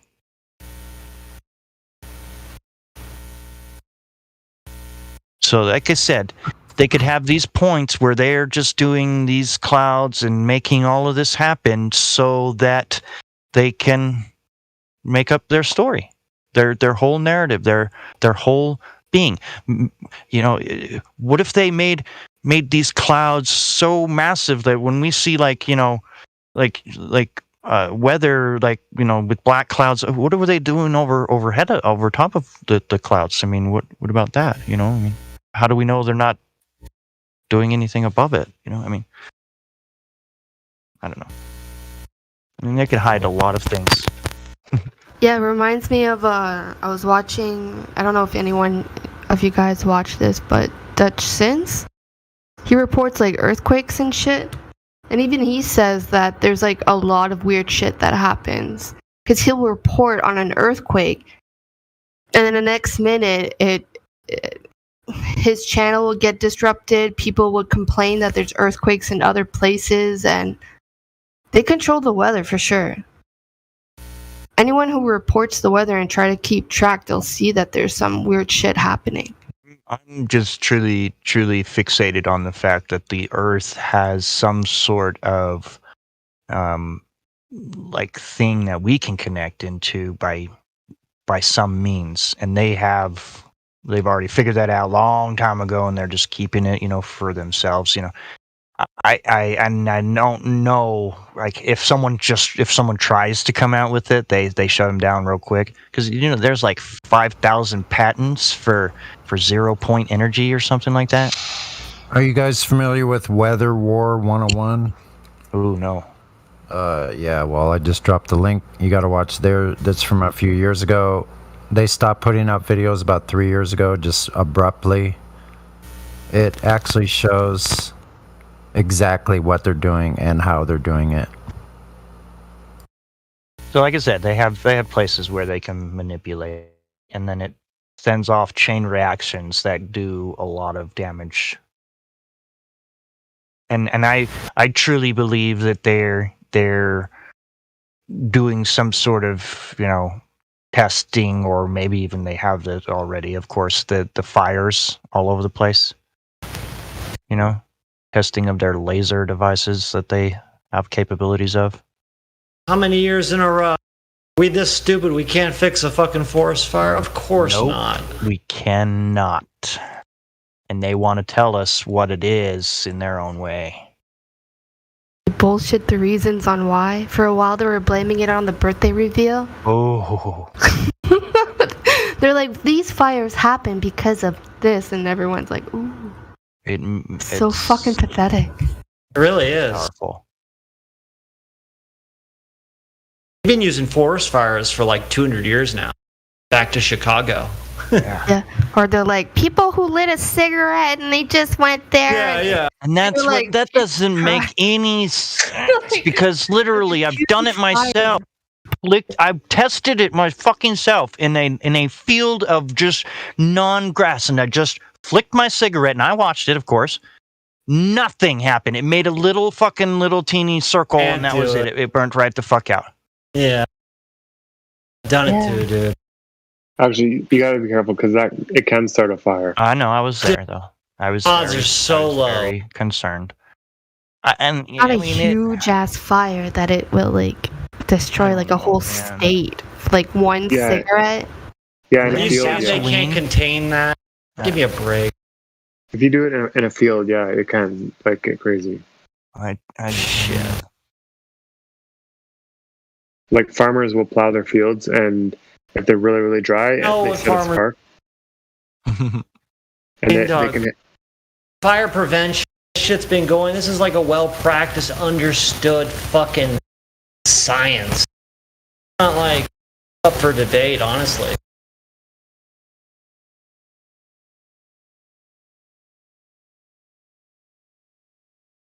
It's really not up for debate. Fucking burning down cities.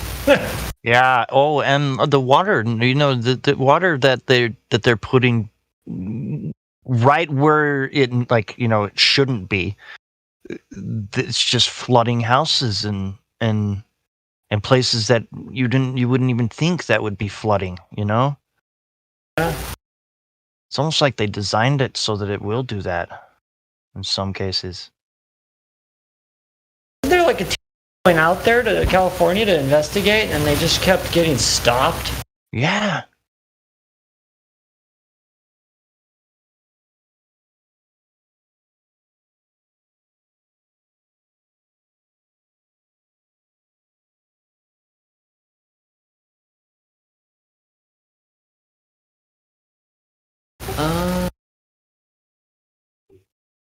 If there's any Globers, go for it.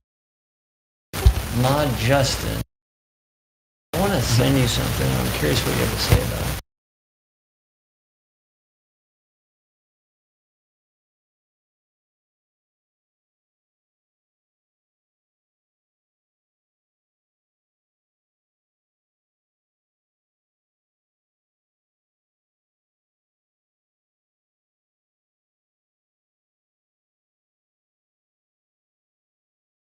Oh, DCO.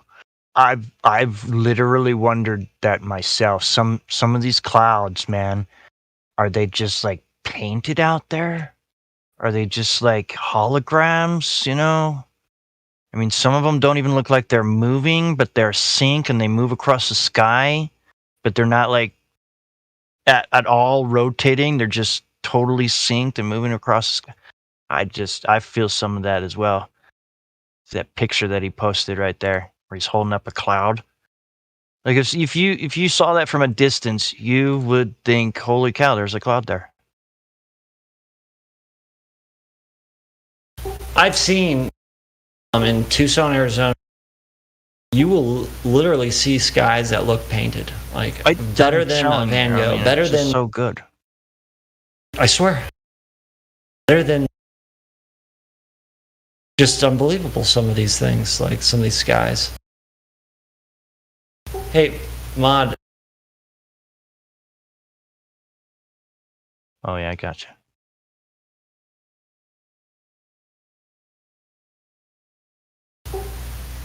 Hey brother, check that out. Check that out real quick. What I sent you. Oh no, I've looked at this. Yes, I believe it's all been manipulated to their liking. Right. Just like I said just earlier, I don't know if you were here when I told you I've researched on the weight scale system. They actually changed it to their liking in 2015. They adjusted the weight of the Earth. Like what? Like what? The weight of the moon. Okay. Thanks. You know.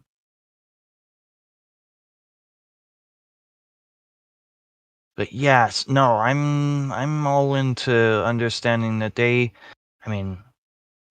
changed a lot, and what they've changed is somewhat of a mystery.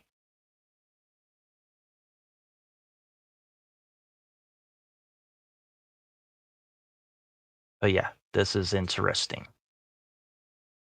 Are you looking at it? Mm-hmm. Yeah, bro. And yeah, see, I've always thought that, I mean, it's like the air, you know, air is something else besides That's what I what they're mean. telling us.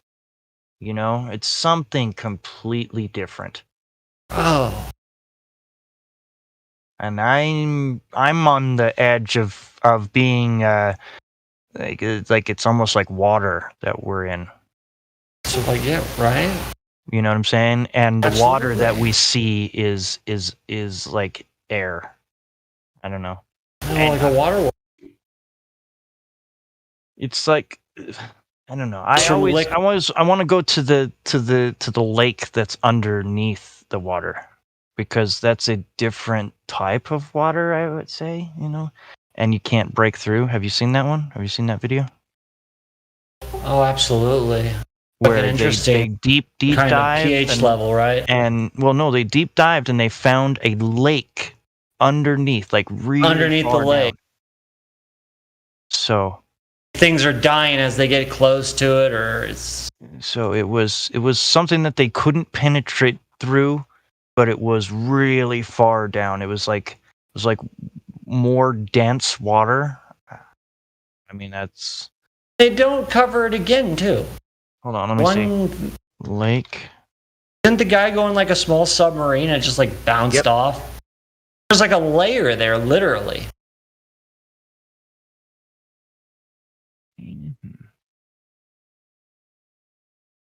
All I know is the periodic table changed. It changed.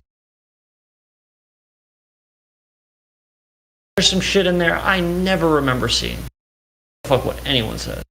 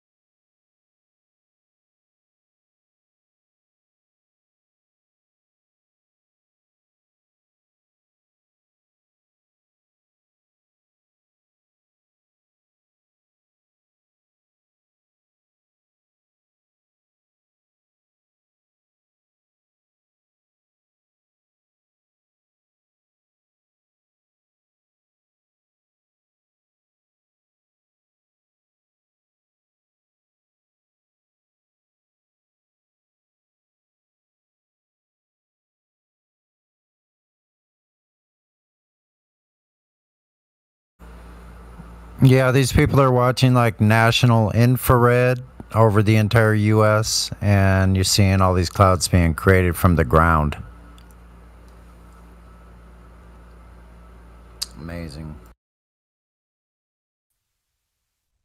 Didn't they admit they were doing that in Vietnam many years ago? Well, I don't know exactly what they were doing there, but they're using geothermal venting going on in ancient volcano. Well, I shouldn't say ancient. Old volcanic fields. There's geothermal vents underneath. For instance, like Salton Sea over here, there's a big, huge geothermal vent underneath it, and they're tapping into it, and they pump billions of tons of water into the atmosphere. And right now is the year they do it, the time of year they do it. Here were these huge clouds, these giant cumulus clouds that are towering up, and then the humidity gets super high, abnormally high, like a big upswing in the humidity and the heat.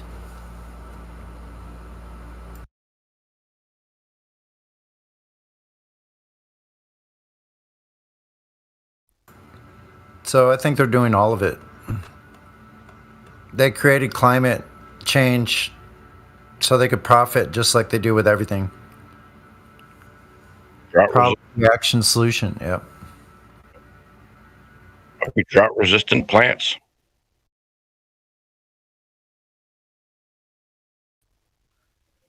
Probably tie it all back to Monsanto or whoever. Just like the chemical-resistant plants.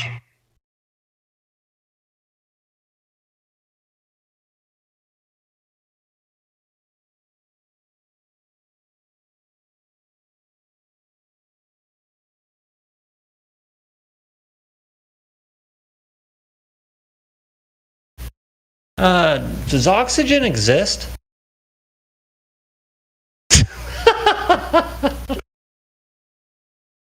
No one's laughing. Just had to say it.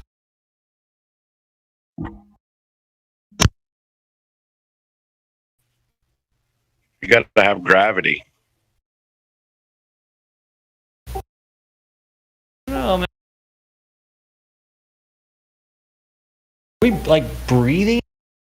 I smoke, so it makes sense that you would breathe something, but like idea of combustion. I got a good question. Go ahead. So I got a question. Do cigarettes actually get stale? What do you mean? What do you mean stale? I got a friend of mine. She's always saying that cigarettes get stale. Potency. It's the potency of the cigarette. So that's the reason they say stale, because it's like leaving a half-eaten apple out for a little while, and you see how it goes brown. Right. You know, it's like when you do that, but with a cigarette, and the when you go back to smoke it, it doesn't give you that high, that big of a high. Yeah. Yeah, tobacco does get stale. I used to smoke, and yes, it does get stale. Well, what does stale mean, even really, right? I thought it just dries out. That's what I thought. Yeah, but it would Pretty still much, I would sense that's literally it. It's the dry out. Yeah, and they dry just it call up, but it would stale. start tasting old and musty. Tastes nasty. That's right. Yep. That's because of the filter. And the filter. No, I think it's because the tobacco starts turning into dust or something. It starts Really? it starts deteriorating. I thought the filter getting so gooped up with shit. No. It's not the filter. It's the tobacco. I'm okay with either side. I don't know. It's there's a few people here with VC Verify, man. If I want to talk to them. Yeah. If they have any questions, they can always speak up. They never speak up. No? It's pretty easy to ask something. When I first showed up, I asked, and you responded. I don't They know how could hard have that gotten is. their questions answered already. And I don't know. Just coming in and waiting for someone to say, specifically point at them and say, I don't know. It's kind of awkward. So they can dip right away? So, okay. Alpaca, are you there? Alpaca spit. Alpaca, you are unmuted. Can you say hi? Hello?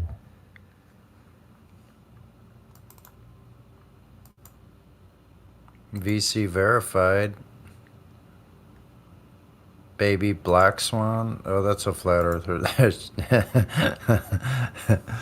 Damn straight, it's a flat earther. You guys are already talking to Jim 66%, huh? Hey, how you doing? Damn straight, it's a flat earther. Straight, yeah.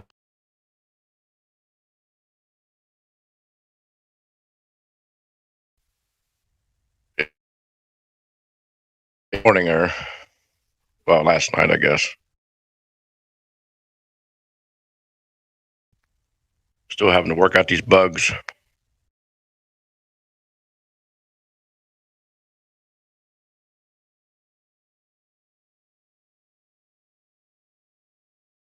It is true. Sound can create a story in your head, just sound itself.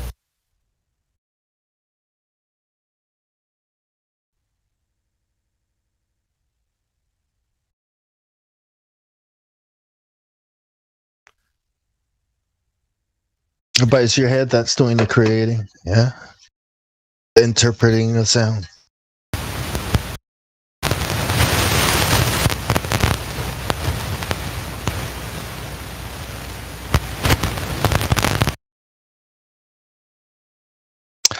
Weimer, that was a lot of static. Didn't hear what you said, bro. Oh, staticky, bro. Like something happened to your mic. Dude, I'm telling you. Can no one hear me? You're back. Now I can hear you. You can hear me? Yeah, you're good now. It's a new mic doesn't solve this issue, apparently. It could be. You can hear me? Not where you're plugging it in. Are you plugging it into your computer? You might need like Plugged it up my ass. You might need one of those like mic things. What do you call them? Amps. Yeah. Or a sound card. It's a better sound card. Yeah. The thing is, with Linux, they're like making it harder and harder to like use Linux with like just the average applications that come out. Like, Well, with how insecure Discord is, I would just run a Windows 10 VM for Discord. Because so that's kind of the deal. And I should do that. I mean, you know how much people are hacked through Discord every day. Oh, I use Linux all the time, and I don't have any problem. Like I had it happen to me just a couple of days ago. I had to restore my computer, and now I run a Discord in a VM. And I know like 5 other people who've gotten Discord hacked. So very specific type of hack too. It can be very nefarious. Control, literally. You see your screen flicker, and then basically someone else has view of your computer, knows your key types, and can't type shit in. Like, and you see your screen flicker anytime while using Discord. It's time to cut power off. On Windows? Are you talking about on Windows? Yes. Yeah, I've never had a problem like that on Linux. Yeah. Well, I'm in a pretty big server with a lot of techie people, so you know.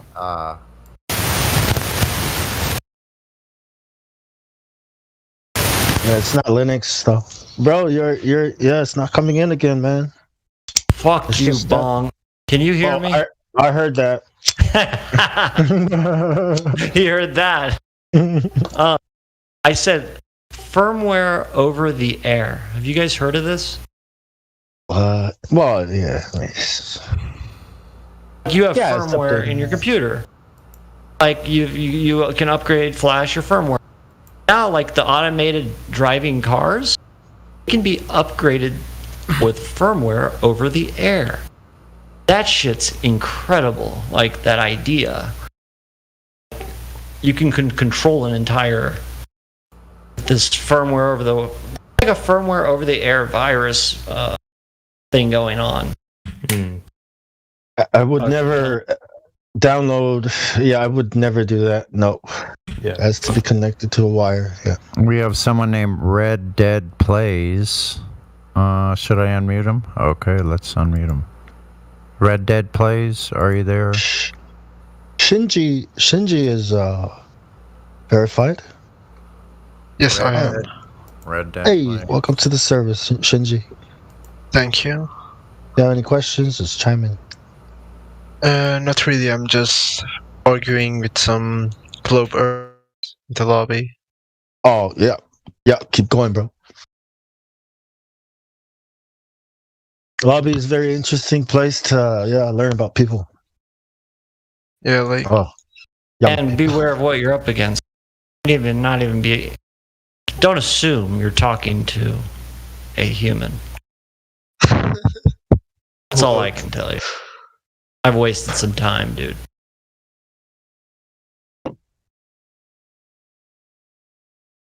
I mean, look at AI paragraph creators. So you could type the start of your paragraph in, and it will create an entire paragraph, multiple different versions of it for you. Sorry to interrupt again. TBJ's Realm, are you there? I've unmuted you. Can you say hi?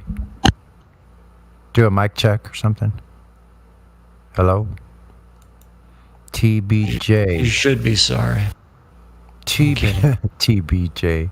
TBJ's Realm, are you there? Okay, I guess not.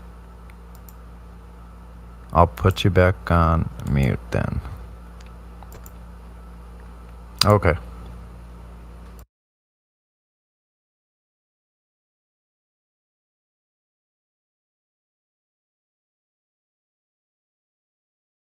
So Justin left, huh?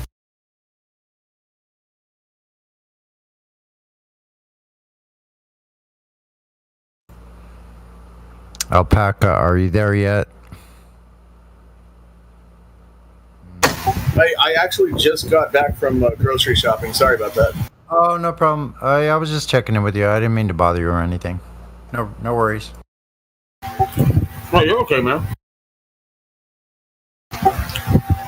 There's 2 live streams now? Yep. Sure, we've had it forever. Didn't even realize that. Yeah, sometimes we do. It's getting busy, I guess. Wow. Yep. It's getting very busy. Busy little bees. These names people have down at the second live stream, I guess we'll talk about them. Fast Cars and Sunny Days. And one is Freddie Eddie. Fast Cars and Sunny Days. Yeah. Fast is a cool. She's a cool woman. Yeah. It's too bad those days are just a memory now, eh? Bunch of new people down there. I may go down there for a moment and see what's up. I'll be back.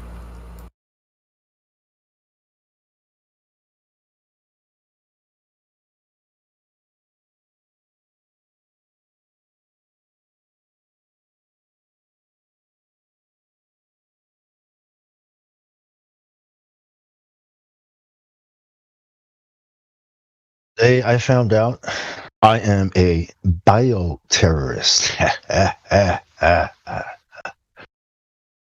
Oh, these titles. So awesome.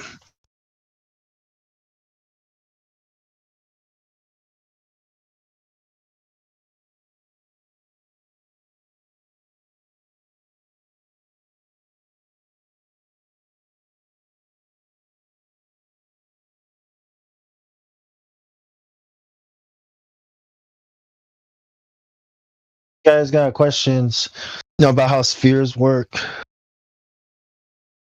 Just go ahead and ask. I mean, I like teaching geometry these days because people obviously are having problems with spheres and how they work.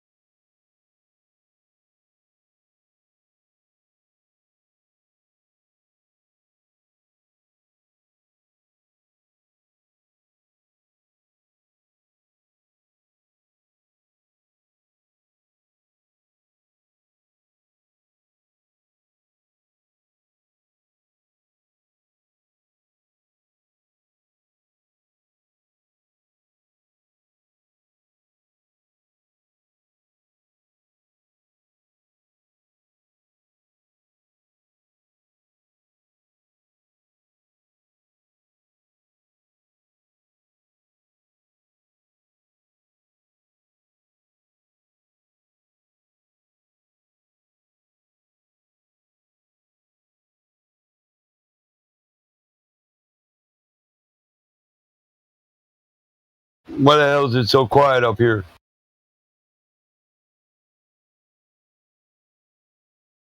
Eh? Well, shit. Nobody's talking. I might as well move the live stream down to the other one. It's hopping. Shit. I'm not interested in images.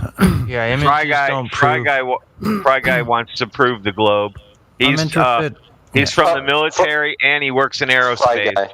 He's a Oh, space God. agent. I get here. Oh, no, wait. He's completely I indoctrinated. tag him with Agent Smith. He's a Mason. He's a cool guy. So, Okay, hold on, one at a time. Oh yeah, he's learning so about let's hear your Masonic proof, degrees right now. guys, since you're so confident. Okay, here's how you do. Here's how you do one at a time. If you hear someone speaking, you wait until they're not speaking, and wait till there's a little pause. Take a breath, and then speak. Okay. That is proper etiquette in a voice channel. Mhm. There's lag here, guys. The only time I get frustrated is when two dudes are fighting to talk and they both obviously hear each other, but neither one of them will shut the fuck up and let the other guy talk. That's rude as shit. Oh yeah, that's the worst. Yeah.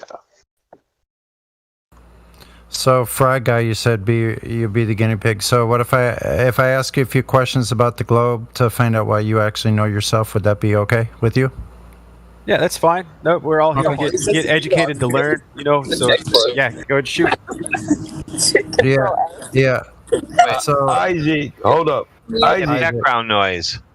Yeah, Isaac. I unmuted your mic. Please You're okay. Just mute yourself. Thank you. Okay, go on. man. Yeah, it's all right. You're cool. Okay. So, Fry Guy, just being honest with these questions, this is just to kind of find out what you know yourself. So we're talking on the same level playing field, if you will, in conversation. Okay? Yes. Yeah. So if you know something, I'll ask you to prove or validate what you're saying is actual reality. If you don't know, it's just best just to say you don't know, so I don't hold your feet to the fire and ask for this actual evidence. Okay? Oh, no worries. Okay. For it. So do you know of from any time from ancient times to the present that anyone has ever measured directly the curvature of Earth? I don't believe so. It's hard to, with just the mathematical systems that we have. I think it's what we can do is best to estimate what we have. No, I'm not talking about mathematics. I'm talking about an actual direct physical measurement of curvature of Earth. No, I don't believe so. Okay, so you don't know. Okay, fair enough. Okay, these are the three positive claims. The first one is that Earth is a ball, like a sphere, with a radius of 3,959 miles. So you just admitted that you don't know of any measurement. That's fair enough. So the second claim is that Earth is axially rotating. Do you know when, where, and how the axial rotation of Earth was detected? No, I do not. Okay. So now the third claim is that Earth is a gas pressure system existing adjacent to a vacuum without a container. So do you know? Can you demonstrate gas pressure without a container, or do you know of anyone that has ever provided a demonstration of gas pressure without a container? I mean, that's kind of what we have to work with. You have to use a container, like say, I don't know, like helium. You have like one of those big bottles, right? And you pressurize it, and that's going to give you the PSI, right? And that's how we can accurately measure how much of whatever it is inside is. So like 14.7 psi at sea level. That's an accurate measurement. Mm-hmm. So you know sounds like you know a little bit about gas pressure. It has to be contained in order to even measure gas pressure. You said yourself, pounds per square inch, PSI. Pounds per square inch. Square inches of what?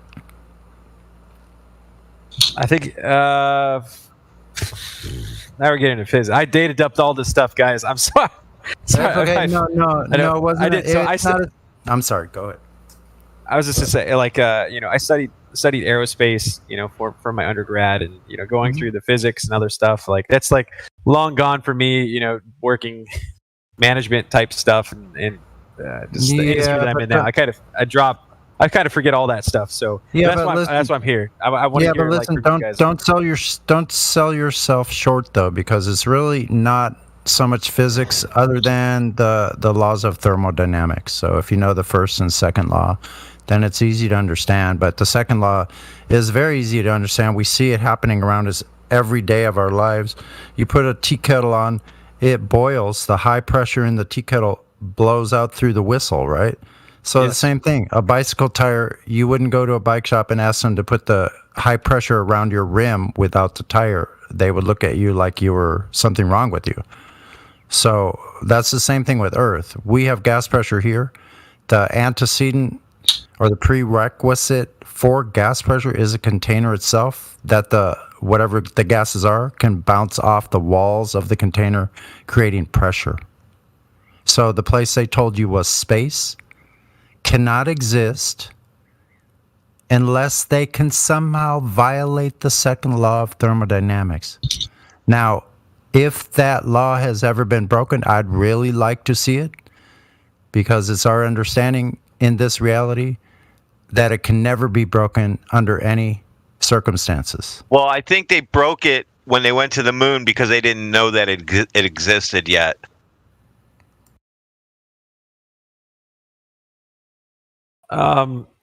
Just from my understanding, like working in the avionics field and like dealing with bandwidth, different frequencies, like the layers of the atmosphere have different effects, like with over the horizon communication, and like the thickness of the atmosphere does contribute to how that is.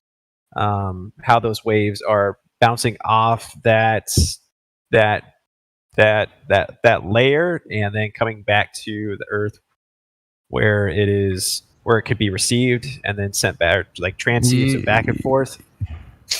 You understand that those waves need a surface to bounce off, correct? No, they do not. Yes, they do. Yes, they absolutely do. They have to have a surface, yes. The atmosphere. So you have different layers in the atmosphere. Yeah. What about gravitons in the magnetosphere? Wait a minute. It's an oxymoron to say atmosphere. Atmo is gas. It has no inherent shape, and sphere is a shape. So think about this with the ocean. Like when you send a signal. Wait, but what about the magnetosphere? Even if it's not a sphere, it's still a layer with magnetrons, and magnetrons can reflect light and refract. Okay, how was that verified? We can measure magnetrons down here on the center. How was that verified? How was it verified? You can literally capture a magnetron from an atom. Okay, listen. How was the magnetosphere validated scientifically to show that it is a thing? You can use math. What do you mean? You can literally use math. So hold on, doing the things that you're saying. No, I didn't say. I'll post it. Look, math doesn't prove anything, buddy. It's only a language. You guys are the ones using math to try and prove the curvature, though. What are you talking about? No, we're not trying. No, we're showing this curvature doesn't exist with simple geometry. Yeah, geometry is a type of math. What do you mean? Wait, but I thought geometry is a type of math. Bro. Math is only involved to use for dimensions. Geometry is a type of math. What are you talking Measurements. about? Listen. Somebody with an objective point of view, he's right. You have to have real data. Right. Hold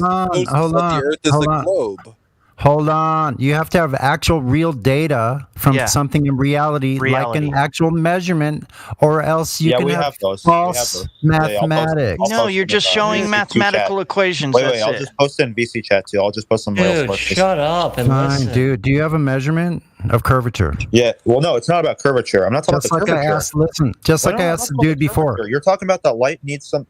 Yeah, but see, you're zipping by all the three claims. You don't have a measurement of curvature, no rotation, and you don't. We got to go back to our other guy anyway. No, that's not what I'm talking about. You just said light needs something to refract and reflect off of, and there is. I didn't say that. The gravitons.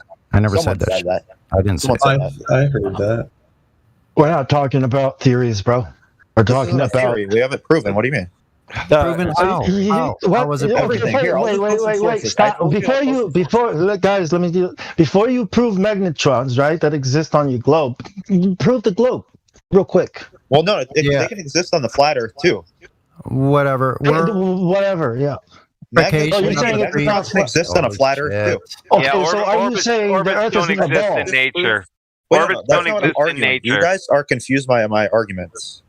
No, you're confused. You're confused with mathematics in place of measurement. Do you know the difference between calculation and measurement? We have both.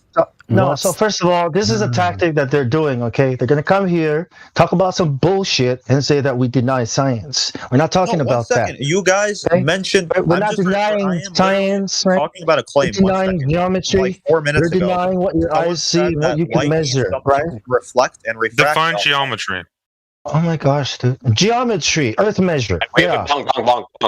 Let me run with you because you're my guy. I muted that other guy because African guy, hold on. Wait. They rumpus the conversation between Sonny and Fry Guy. And I know Fry Guy is extremely polite. So he's you can actually have a conversation with that guy. Yeah. So it'd be nice if we can go back to that. Yep. All right, That's Sonny. what I was trying to say. Clack. I will unmute you. Please just stay quiet until they finish their conversation. Yeah, so Fry Guy, you went through the 3 positive claims of the Earth, and you, like anybody else, no one has ever been able to provide any valid verification of those 3 positive claims ever in history of any of those 3. So no one has ever in all human history measured Earth's curvature, showing that it's a ball. No one has ever detected rotation. And those 2 things right there go against everything we experience here with our own senses. We have a vestibular system that detects angular motion. So no measurement of curvature. Everywhere we look over water, there's no curvature in any direction. So if a surface has no curvature in any direction, what would you call that surface? It would be flat. Yeah, just like my table over here. So it's the same thing. So thanks for participating and answering honestly those questions. So if you have any other questions for us now or want to find out about our evidence, then we'd be happy to show you that. Isn't the table you're talking about? That's a 2-dimensional surface. Stop. Okay, just stop. Okay, you probably think a piece of paper is a 2-dimensional surface. Stop. Okay, just stop. Yeah, who said that anyway? Who said Alpaca. Alpaca. Look, I'm thinking that way, bro. You know, I mean, look, there's people here that can offer a valid conversation, a valid debate. Alpaca is level curved. Hang on. Your logical conversations are globe conversations. Like you only come from the globe. Like that's it. There's no 2-dimensional surfaces in reality. Once you invoke one of the dimensions, length or width, you immediately invoke the other 2. I just want to add that Sonny had finished with Fry Guy and asked if he had any.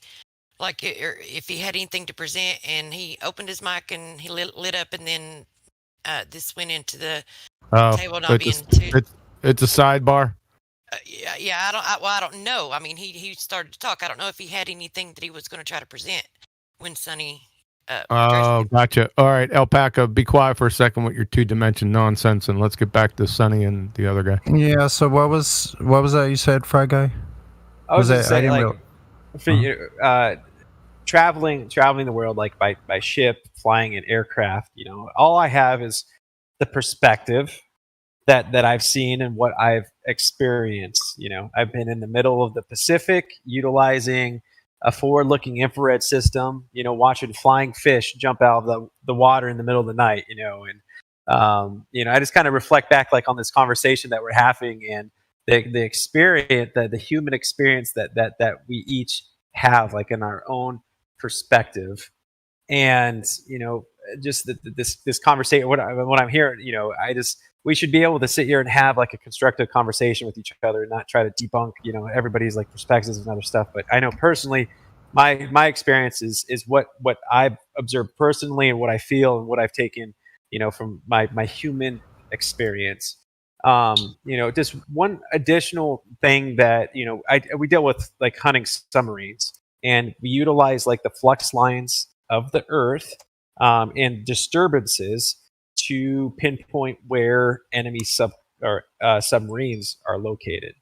And if the Earth was flat or curved or whatever, I don't think we would be able to find those submarines like in the ocean to figure out where they're located, because of like the laws of poles or flux lines and other stuff. There needs to be like a equal or opposite, where you have this path where the poles travel. There's no South Pole, right? And when we're looking for the submarines, that if there was like a disturbance like in those flux lines, we would be able to determine that there's a submarine there, and we'd further deploy sonobuoys to listen or actively ping or listen for submarines so we can track them. But that's just one thing, like my personal experience in my observation, and that just putting everything in a ball from what I've experienced tonight. Just makes me kind of reflect on my human experience and what I've done like through my time in the military. Okay, great. Yeah, I was in the military too, and so were lots of other people that were here. That doesn't mean that it's a ball. So you think submarines, they could be spotted better if there was hundreds of feet or meters of curvature in between said submarines? You think they'd be able to communicate better that way? No, we're not communicating. We're hunting. We're hunting like enemy submarines. So hunting. Okay, right. Yeah, hunting. So are you saying that you believe it's a ball because submarines can hunt each other? I mean, that's just one observation that I have. Nothing you have no coherent. Hold up, Sonny. But nothing that you said includes anything about curvature. Yeah. I'm not getting it. Yeah. Can you show any of that? Wait, can you show anything from any of that information that you talked about, or any of your experiences that makes an actual claim that they're doing something on a curved surface? I just circle back to the laser stuff. I worked as a range safety officer for lasers. No. And that answer the question. Answer the question. I think he was answering it. No, he wasn't. He was talking to lasers. He skipped to another topic, so don't interrupt. We're talking about submarines. Yeah, so any of those submarines, can you show me any documentation where it says they're making a claim that they're doing something, or aircraft over a curved surface? Can you provide those claims? Bong, you're feeding back. Oh, shit. Because we have at least 30 documents that state that people manufacturing aircraft, flying aircraft, the linear aircraft model, FAA, McDonnell Douglas, many other aircraft manufacturers, Boeing, the Navy, the Air Force, flying all their aircraft over an assumed stationary flat Earth. Sonny, I have a question. If he was an aerospace engineer, shouldn't he know that already? No, I'm not an aerospace engineer. I just studied aerospace science. So, but no, helicopters quite different from fixed wing, where helicopters can be stationary and hover. It's quite different. And yours still doesn't spin underneath them. Exactly. What? Oh, he's got you there, Fry Guy. So you don't have any claims from anywhere of all these authorities or whatever they're doing using real things. And aerospace science isn't natural science anyway. Yeah.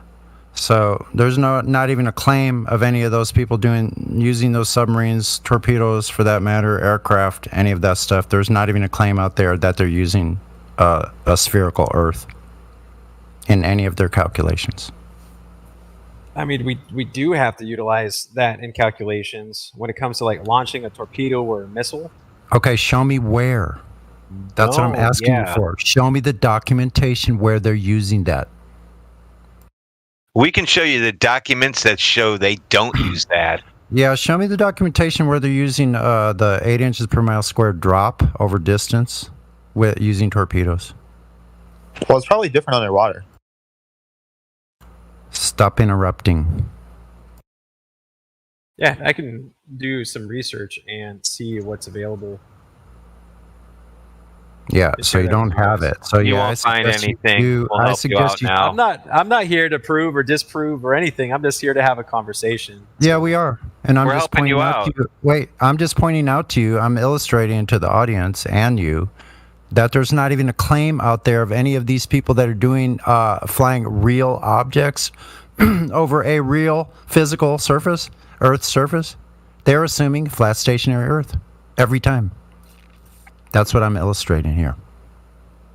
There isn't even a claim of the globe Earth. But is that from their perspective? From their perspective, they're flying real shit over a real physical surface. You don't want to use people's opinions and perspectives when their lives are at risk. Okay, I'm in the industry where our shit has to be perfect or people die. And it's that same thing with airplanes. So you should know this. Are you in the military, or what did you mean by that? So the point of those 3 questions, Fry Guy, is to show that everything you know, and also everything you think you know about the globe Earth is only a belief. That's it. You have no empirical data or measurements or anything like that would definitively prove that it is a globe Earth. It's only a belief. Can I ask a question real quick? Sure. So what about like with it's different though underwater with torpedoes? Since I mean, like you mentioned that you have to calculate those numbers with torpedoes, and it would move different based on like distance and shit like that. It wouldn't work if it was flat. Like, isn't that true? It would no, listen, dude. I used to work on submarines, and I built torpedoes. So yeah, but with like launching torpedoes underwater, show me where they're using curvature of Earth in torpedo technology, please. Well, do they just like shoot completely straight underwater, like 100% straight? That's up to you to figure out. Okay, I guess it's probably line of sight. You don't want to go wasting. Listen. You're bringing up torpedoes, and then you're asking me to validate your claim. No. I was asking a question. There was no claim validation. I was literally asking a question. Yeah, but what I just illustrated once again is you have nothing to show that anything that you brought up about torpedoes is using curvature. Well, in any I mean, you don't have anything to disprove it either, though. Whoa. No, with underwater. You guys are only talking about... No. Disprove what? Like underwater, like difference in distance and depth and curvature. Like water is there is no curvature. Water. There is no curvature. You haven't proven that yet. We can't disprove something you haven't proven yet. Well, if you That's measure shifting 2 the points burden underwater, of proof. it's like not. That is shifting the burden of wait, proof. guys. You have the positive. Wait, guys, have you been underwater at like a deep point? Don't overtalk me. Stop overtalking. Go ahead. My God, sir. You said you asked him to disprove your non-proven claim. But if you go underwater and you like measure between 2 different points, you do need to calculate. Like, yeah, I didn't say that. What the hell are you babbling my point about? is you have to though. Like if you. What the hell are you babbling you can't about? just None go of this has anything whatsoever to do. If you go, I'm gonna fucking mute your dumb ass. I'm tired of it. Fuck off. None of your arguments dealt with anything resulting in Earth curvature. Nothing. Zero. I've been here for 5 minutes. Nothing. Zero. None. Nada. Well, he can't prove it. Yeah, he's just talking about nothing. I believe you mentioned there's points underwater. There's points in really? space. Oh my God. You're a range safety officer? So was I. What's your fucking point? You said you're a range safety officer. So was I. That's Fry Guy you're talking to now. I'm sorry. Officer. Oh, I got mixed up between these two guys. Go ahead. I took him off mute. Yeah, Kala Corinth was the one that was kind of interrupting. So, you provided no proof of anything showing that any of those technologies are using curvature. I defy you to go find that and bring it back. And drop the range safety officer routine. That's not impressing us so much. Wrong guy. Yeah. Besides, the seafloor is a plane. It's an abyssal plane, so that's not really helping them.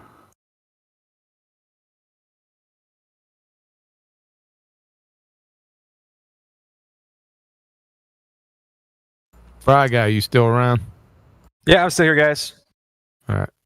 You have any proof? Sonny, did you go over the 3 proofs with him? Yep, I sure did. And what did he say about gas pressure without a container? He said you can't have a gas pressure without a container. Did you? Well, why were you still talking? It's over, isn't it?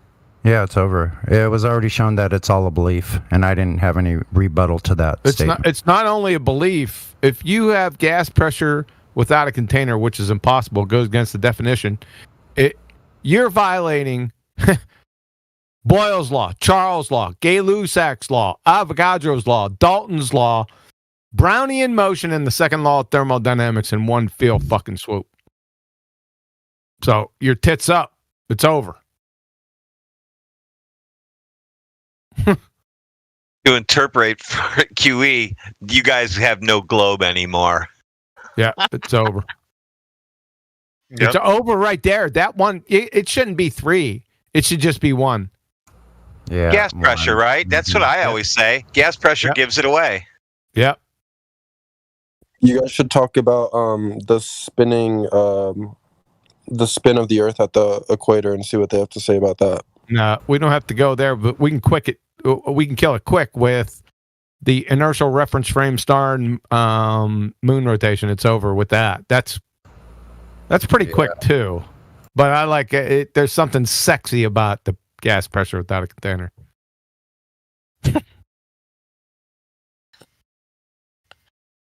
you follow. That's how I like to break their dreams of space. I bring that and then I just tell them it's all over for you guys. Yep. Kill it quick. You understand that, Fry Guy? I'm listening. He couldn't handle it. Yeah. No, all I'm saying is once you take, because the vacuum of space is like, it's not only the quintessential tenet of the heliocentric religion. It rises above everything. If we destroy that medium, it's over. It's done. Hey, I'm new to this. Can I ask a question?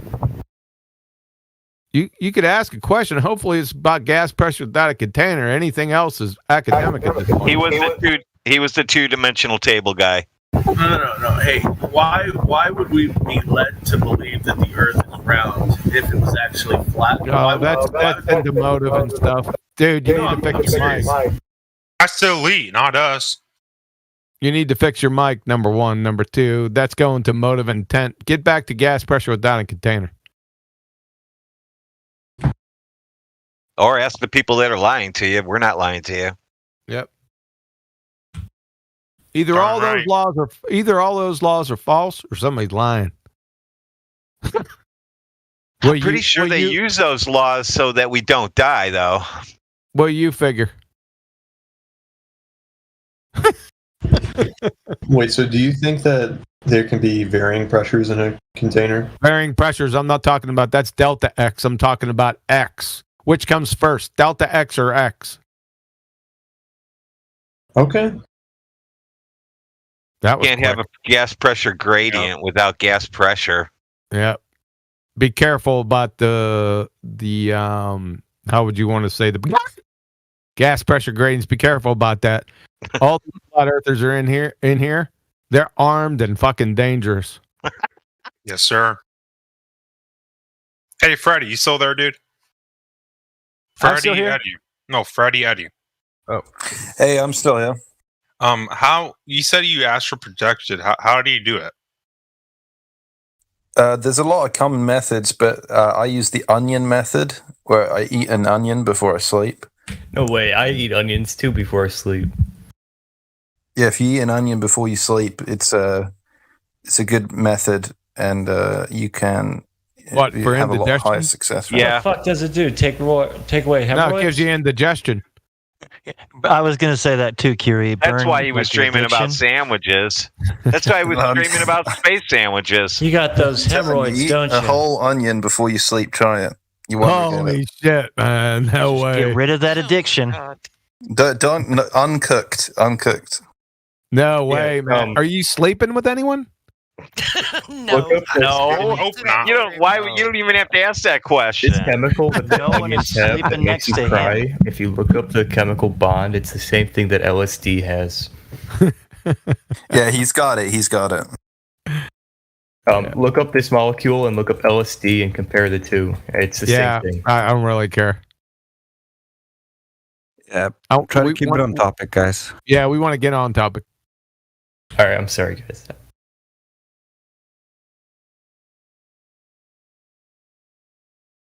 Fry Guy, how sure from 0 to 100% that do you think you live on a ball still? 100% being it's ball flying through space and meteors are going to hit us any day now. I like what you guys bring to the table. It's interesting. It's fascinating to hear. Just the presenting the information, bringing it to the table, and enlightening other people. That there's something more than what we take it as what we believe. So about time, isn't it? Okay, so I'm going to do this one more time. From 0 to 100%, how sure are you that you live on a ball? 100% means the dinosaurs are running around and being killed by asteroids. I'm going to be entitled to my own opinion, not respond, not share with you guys my thoughts on this one, because I want to reserve. So I want to reserve. I'm going to leave it to you guys. I'm going to leave it to your guys' imagination. Glober. No, look, it's not. Doesn't leave very much to the imagination. Hold on, it's spinning space monkey. Let him sit with it, man. Yeah. The only thing that I would share with you guys, is to be the welcoming and understanding that people have this they don't know, and as I gone through my experience in the service, outside the service, doing my MBA, doing a lot of different things, is that interacting with other people and trying to understand the other side and where they're coming from. It's really important, and kind of the key to everything. It shouldn't be as a fight. We're here to win. You'll be a great office manager someday. Let's entertain. You running for that's office? kind of my perspective. He's saying everything without saying anything. Holy crap! I hear the same shit from my upper managers all the time talking about this kumbaya stuff. Yeah. It's okay to have relationships, but this isn't down to, you said people. This isn't about people. This is about empirical evidence. Truth, facts, logic. We need that. We can't just go off this either. So, and there is an evolution, so you can cut that out too. Yeah. But let's get back. Let him sit with it, man. Is this your first time in here? Yeah, no, it's the first time to be here and enjoy your guys' company, and I definitely like the civil conversation about this, and just it kind of shines the light where people should be enlightened or looking at not taking things just for granted. You know what I mean? as I've gone through my experience and education, like obviously I've forgotten about things, and we talk about I don't know, Bernoulli's principle, like whatever, or the expansion, going through a hose, the high pressure, low pressure, like all that stuff. And it's like, man, I haven't thought about that stuff for a while. Like that's all like data, but it's helpful, to have that perspective on like thermodynamics or pressures and all that other stuff. Because like when you walk into, a dogfight and you're not packing, you're gonna get your ass blown off. You know what I mean? Yeah. So, but yeah, no, this was a fun experience, guys. I thank you for having this. They're putting this on, and I was just doing some research. It was actually, one of my coworkers. He is, a flat earther, and we've had a lot of interesting conversations. Well, you're a flat earther now too, so make sure you go and tell him that you just learned everything tonight. No, I've always entertained. You guys say like, it's not even entertainment anymore. It's entertainment for us, actually, when you guys come in here, because when we tell you space doesn't exist and people spiral out of control, that's what we get out of it. That's the stuff we enjoy. Because we already know it's flat. Now, hold on. No, the vacuum of space doesn't exist. Correct. Be specific like that, please. I'm specific when I type it out. I was just kind of chatting. Yeah. Yep. Always specific when in my text. Yep. Pleasure to have you, man. For a guy, it was a pleasure. Yeah, make sure you come back, man. Yeah. Nope. Time to go take care of the kids. It's that time. Have a good night, gentlemen. You too. The ladies that are here as well. Take care. See ya. Thank you, guy. Have a good night. Have a good one. Global alert. Nick? Who's Baby Black Swan? They're a flat earther, but I don't know. Loose left after he said globe Earth. I know. Like that was effective. No. Wow. I think he was saying Glober, calling him a Glober. Yeah. Globe Earth, and then he left. That's not what he said, dude. Come on. He said Glober. I think someone else called him Glober as he left. Or maybe I'm wrong. I don't know. That's what I heard anyway. You guys shouldn't call people names. Who's Baby Black Swan? Me. And who's me? Me. I'm Baby Black Swan. How you doing? But what was that always your name? How are you? Name your mother gave you? No.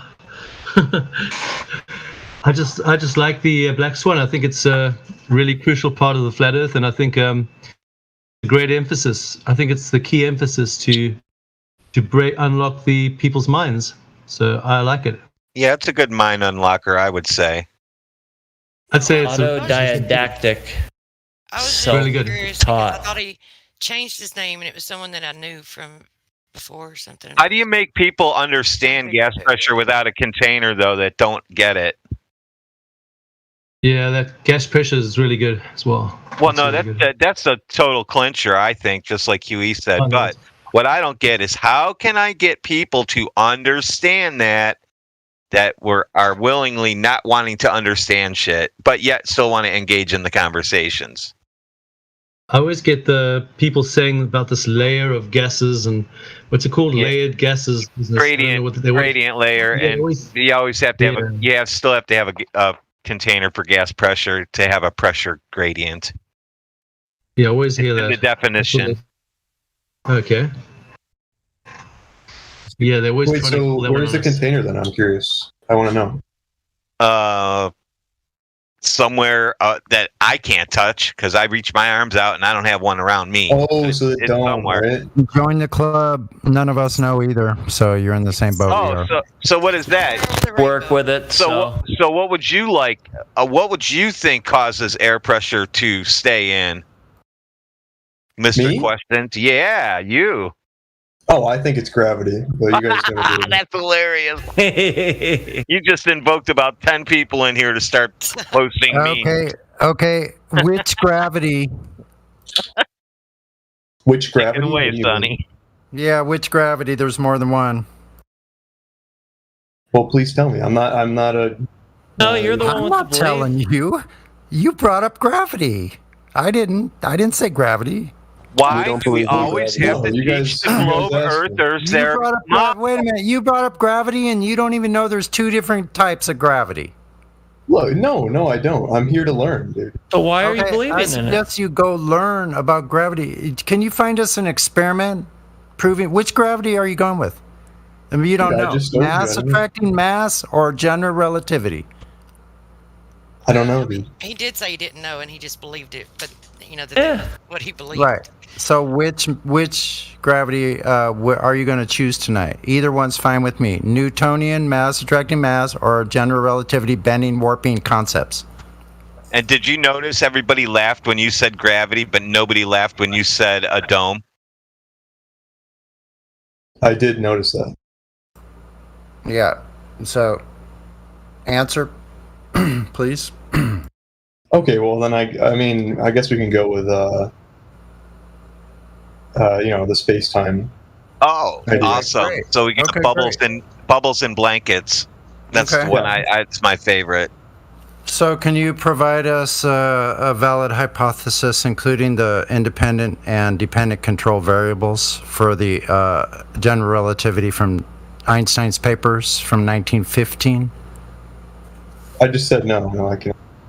Oh, so wait. So you're admitting that gravity was never proven or validated? I guess not, dude. Sounds like a concept. Okay. So I think that's fair to call it a concept. So you don't have gravity. Concepts can't hold air or water. So you don't have gravity. Do you have a measurement of curvature? Me? Yeah. Or do you know of anyone that has ever measured curvature of Earth? Well, I know the ideas that you guys don't believe in. I mean, why would I have to believe it if it was true? Why are we believing in stuff? We just want to know who measured it, what was the number, and how did they do it. Yep. Okay, I guess I don't, dude. Because in order to you have to have that number in order to fly things into outer space in an orbit. Orbital mechanics requires it. And nobody has that. So we'll just go right back to gas pressure. How can you have gas pressure without a container? What do you mean? Yeah, I don't think you can. Come on, you know what he means. You're the one who said shit about it. Yeah, gas pressure. You just explained it for like. Yeah, gas pressure. We have 14.7 psi gas pressure at sea level. So, do you know what causes gas pressure? Do you know what the cause of gas pressure is? Particles like bouncing on what? Bouncing against what? Each other and the walls. In the walls of what? The container. There you go. There you go. Welcome you got to Flat Earth. Hold on. He just became a flat earther. Forgive me. I'm I not have sure to that's what ask you a said. question of whether or not are the particles in this model or idea, are they magnetic? It's propane, whatever you want to call it. Anything needs a container that you want to have gas pressure in. Why do you care? Because if I were to imagine a sort of sphere made of magnets. Yeah, we don't have magnetic spheres. We're not in the You're in the wrong server. Then we're not in the imagination server. That's Imagination Server 2.0, I think now. Forgive me again. What Hold gas on. is magnetic? Are atoms magnetic? I mean, We're talking about gas molecules. I don't know. Do you have a what is collection gas of made out of? atoms on your desk? Gas molecules are made out of atoms, or am I missing something? So we're just. And what are atoms made up of? Here's our magnetic Earth. I just Quarks and posted it for you. photons and I posted smaller- your magnetic Earth. Okay, so what are quarks made up of? The smallest measurements that we can reasonably find, measured by the Planck length. Then what medium are quarks existing in?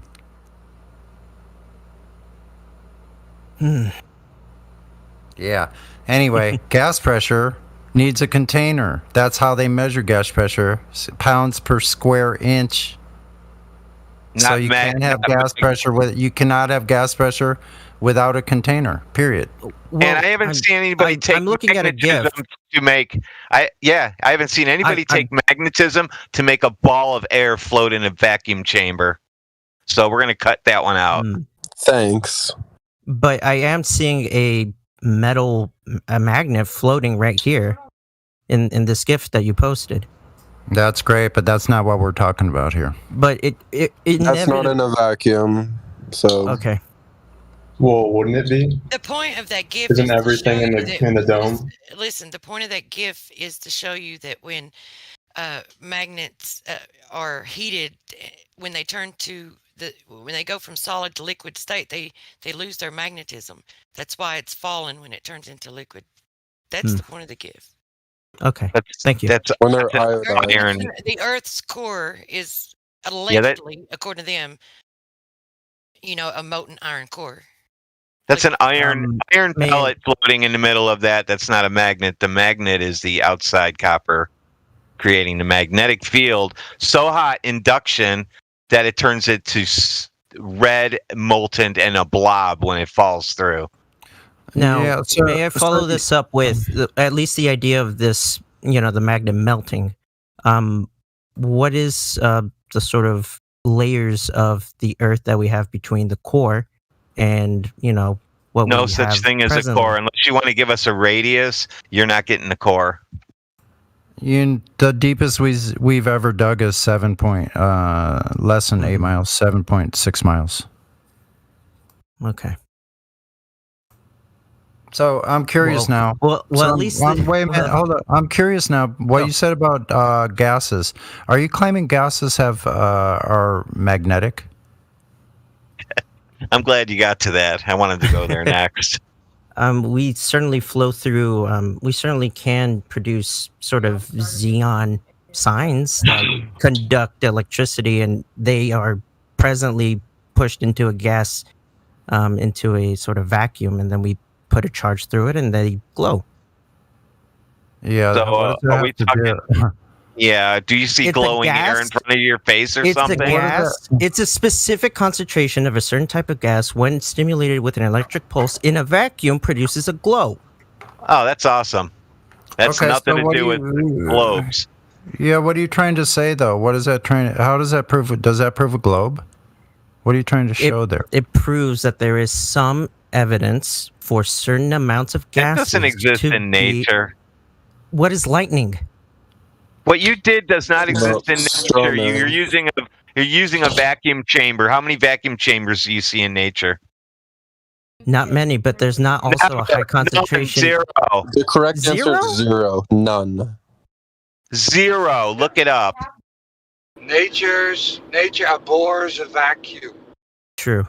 right? Whenever there's a vacuum, high pressure will go into it. It will go into the low pressure system. So nature abhors a vacuum. There's none.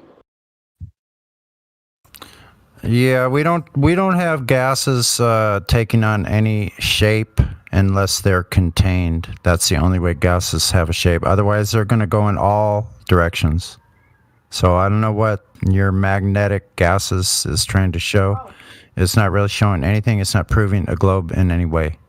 And also add in a vacuum, because he had it in a vacuum. Magnetic gases glowing in a vacuum.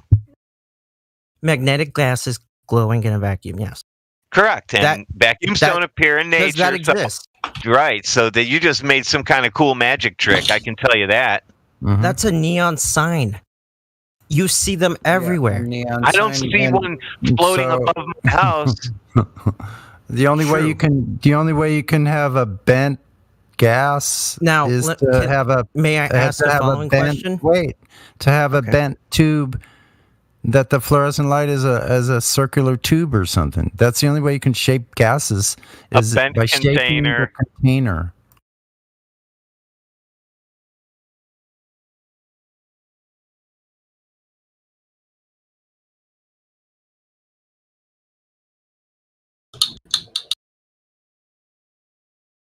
The hell is he on about, man? Oh no. Magnetic gases. I don't know. Glowing in a vacuum. Gases are magnetic, and that's the magnets are holding our atmosphere in. Is what he was trying to get to. Is he on drugs? Yeah. But and I don't have there any. is some portion of an atmosphere that consists of these magnetic Atmosphere gases. is a contradiction. Atmosphere is a contradiction in terms. Atmo means air. Air is a gas. Sphere is a shape. Gases have no inherent shape. So you're dead right. You're actually dead right there. Also, words have meaning, so when you say them, they actually have meaning, just like that is proof. He's thinking about gases have no inherent shape. But how can you prove that? Well, gases, when focused to a certain point, gases do go in a certain. They disperse over time as well. Yeah, that's entropy. Gases have no inherent. Yeah, it's entropy. Yeah, they have no inherent shape. So why don't you listen instead of talk? Well, gases have no inherent shape. Yes or no? Only if there's an even level of entropy within a system. Nope. You'd fail first grade intro to gas behavior. You think I'm kidding? Are you in live stream? Voice text? Yeah. Start laughing. Christy Bodak at 14 minutes after the hour from Southwestern University, grade level. I will use this. You're in the wrong live stream. Voice text 2. Live stream 2 you need to be in. Thank you. QE also. Oh crap. Yeah. Thanks. All right. 14. It's 15 minutes after the hour now. Grade level 1 from Christy Bodak, Southwestern University. I will use this lesson with a first grade class. If an object is in a gaseous state of matter, it will not have a definite shape or definite volume.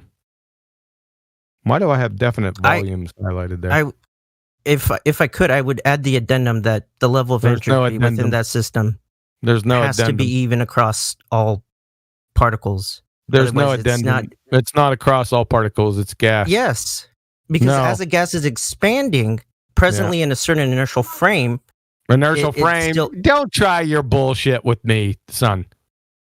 Okay? With your inertial frame bullshit. I asked you a simple question. Do gases have a fucking shape? They do not. After a certain level it's after bullshit. That's your... Yeah? Citation, please. Okay. Have you seen an explosion? Citation, please. Fuck off with your explosion. A citation? I'll explode you. Hey, does an explosion go in all directions? An explosion does go in all directions, yes. The Big Bang could never have happened and planets couldn't have formed. The end of that one, too. What about redshifting? Redshift. Look at you. Hey, fucking weasel. Can you have a gas pressure without a container? Again, after a level of entropy has been reached. Oh my god. No. Wow. No, dude. No. No pressure without a container. Can you have gas pressure? Why would You have other affect the gas pressure? You can at all? Again. You can have magnets still influencing the. Let's slow down. Shut up. Magnets, Define gravity. gas pressure. Define gas pressure. Citation, please. Let's hone this in a little bit. Red shifting. Wow. Yeah, we'll get to redshift after this train wreck of a dumpster fire gets done. Why the fuck? It always goes to magical things, though. Well, he's going to provide the definition of gas pressure, and that'll end it.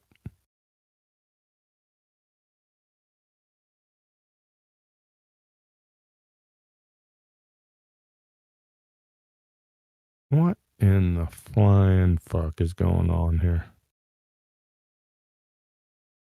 Waiting for Jeopardy music.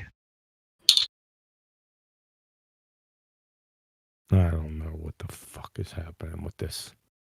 So, did he give a definition of gas pressure just yet? It has. Okay. Yes. It's a way to force particles back into a particular shape. You need to put it in the voice text, bro. We don't want you to read it. We want you to put the citation in the live stream 2 voice. You interrupt a lot. Live stream voice text 2. Put the definition there. Thanks.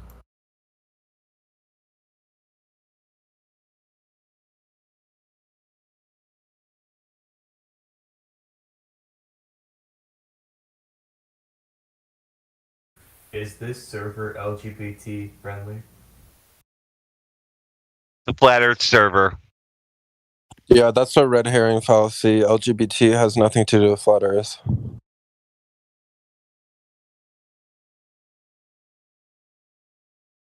You guys notice the sun today? Orange ball that you could see through all the smoke, or at least over Ohio and probably Michigan and most of Canada from the Canadian and California fires. Okay, back to that was your break. You got enough time to get your definition?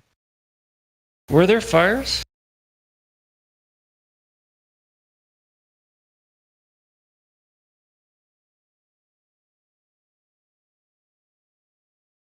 Holy shit.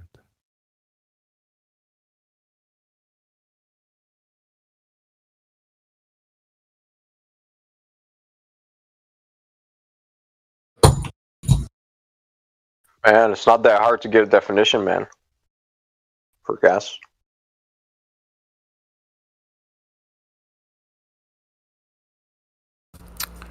It's looking for the one that doesn't have a container. He's not gonna find it. You're never gonna find it. I challenge you. I fucking challenge you. Vacuum, a space completely devoid of matter. I'm not talking about that. Holy gas crap. pressure definition. Listen to the words that are coming out of my mouth. Give us the fucking definition for gas pressure. I'm going to mute your dumb ass.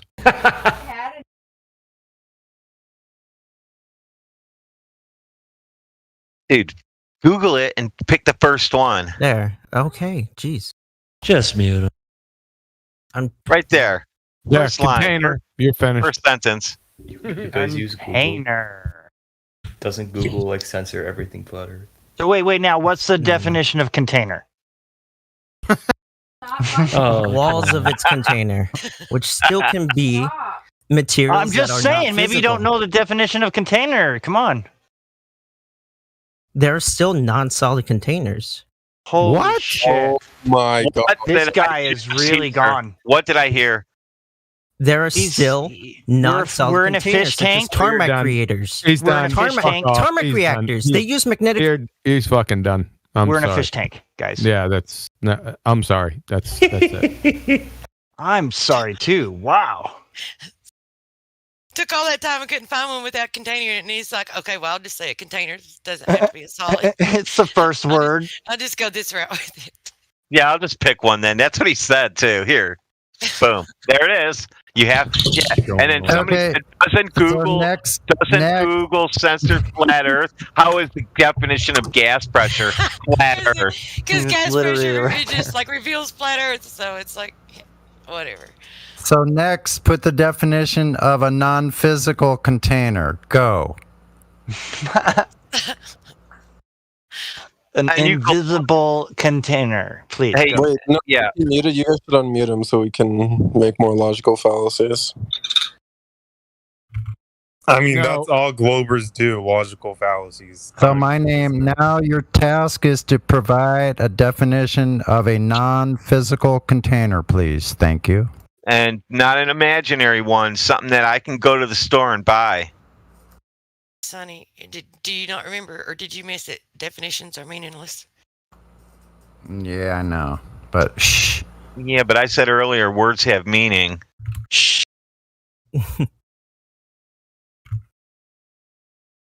Don't give it away. Hey guys, should I get vaccinated? This Delta variant is kind of scary.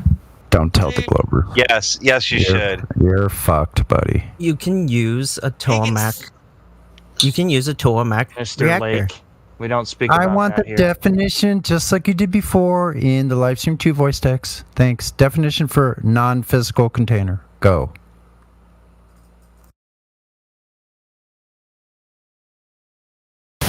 Anything? Who's doing that? And this is only using their claims. So that's great. Keep bringing those claims on. Can keep dashing them to pieces.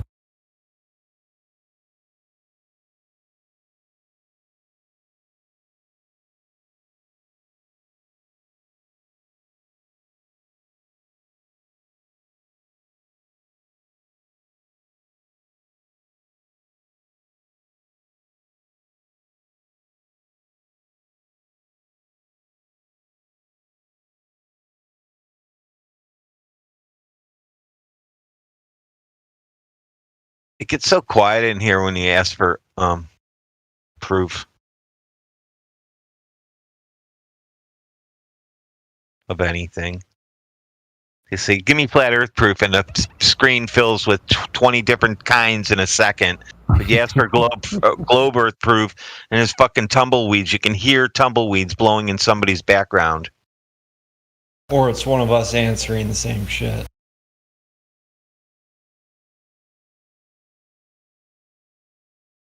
Oh, you got cartoons. They show you cartoons.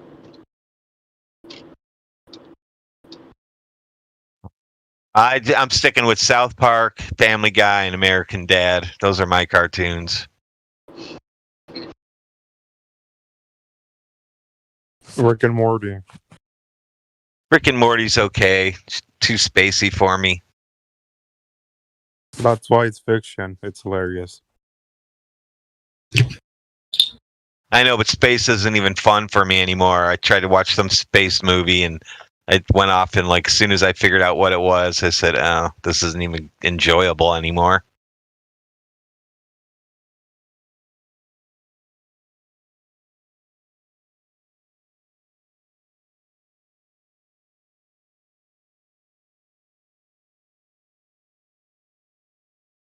Guessing there's no definition of a non-physical container.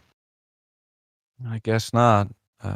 I used to not be like, just after I realized that the Earth was flat, I couldn't watch the space sci-fi movies anymore, because the more you know about things, the less the faulty physics and all these things just bugs me.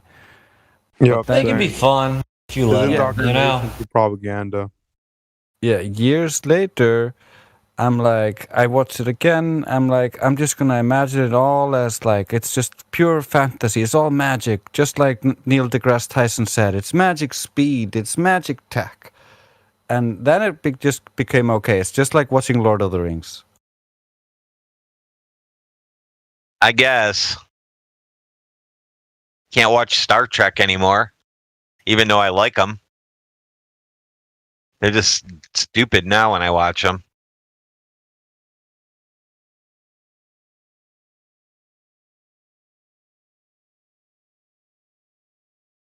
So are all the Globers gone?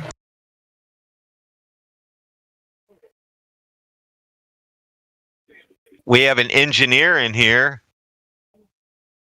who doesn't have a tag.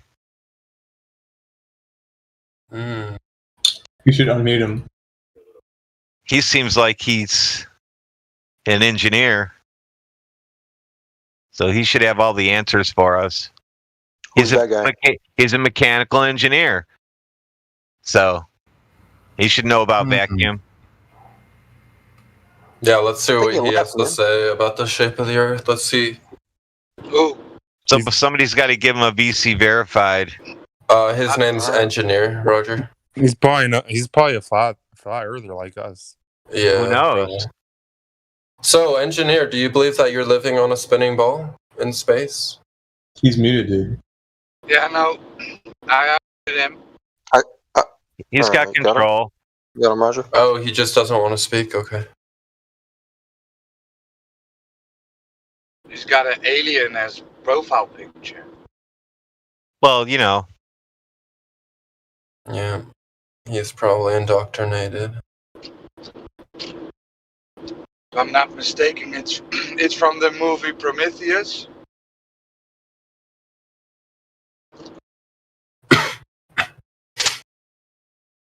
I don't think he has the VC verified role. I'm not sure. But he can talk. Oh. Engineer. We want to talk about engineering because there's a bunch of people that like to do, tinker and that stuff. Oh, the engineer's mic is broken. He's probably part of the broken mic gang. Is the horizon horizontal? Anybody? Anybody? Ooh. Ferris? Ooh. Bueller? It depends. Anybody? It depends Hello? on if you're looking over the water or not. Hello? Am I speaking to Is anyone? horizon horizontal? Is the horizon horizontal? Yes. Can we If you're agree looking on out over the water? It is. Okay, so how many horizontal horizons does it take to make a globe? Ooh. Globers? They can't answer it. Glober? That's a pondering question. And I think on the new keyboards, there's a calculator key if you want to just hit that and go ahead and type in a number and then give that to us. How many? I mean, literally, flat how many horizons? horizontal horizons does it take to make a globe Earth? Mm-hmm. And we can show you from heights as, of course, 140,000 feet. With Well, just wouldn't it be straight horizon being horizontal. Straight. Oh, I think we had a Glober say it would be infinite. Holy cow. Ooh, Would it that's a not be? big number. That's a big Engineer. number. Globers are dumber than I thought. Oh my gosh. Engineer. Welcome to the chat. African Yes, I'm Ultimatum. correcting them all the time at work. Infinite. There's an infinite amount of horizon or horizontal horizons in a globe Earth model. Wow. Guys, I think the Globers don't want to answer because every time they do, they get made fun of. Wow. instantly. This guy really is out there. Wow. You do know that you have to see the curve left and right. There's at some point there has to be a left and a right curve.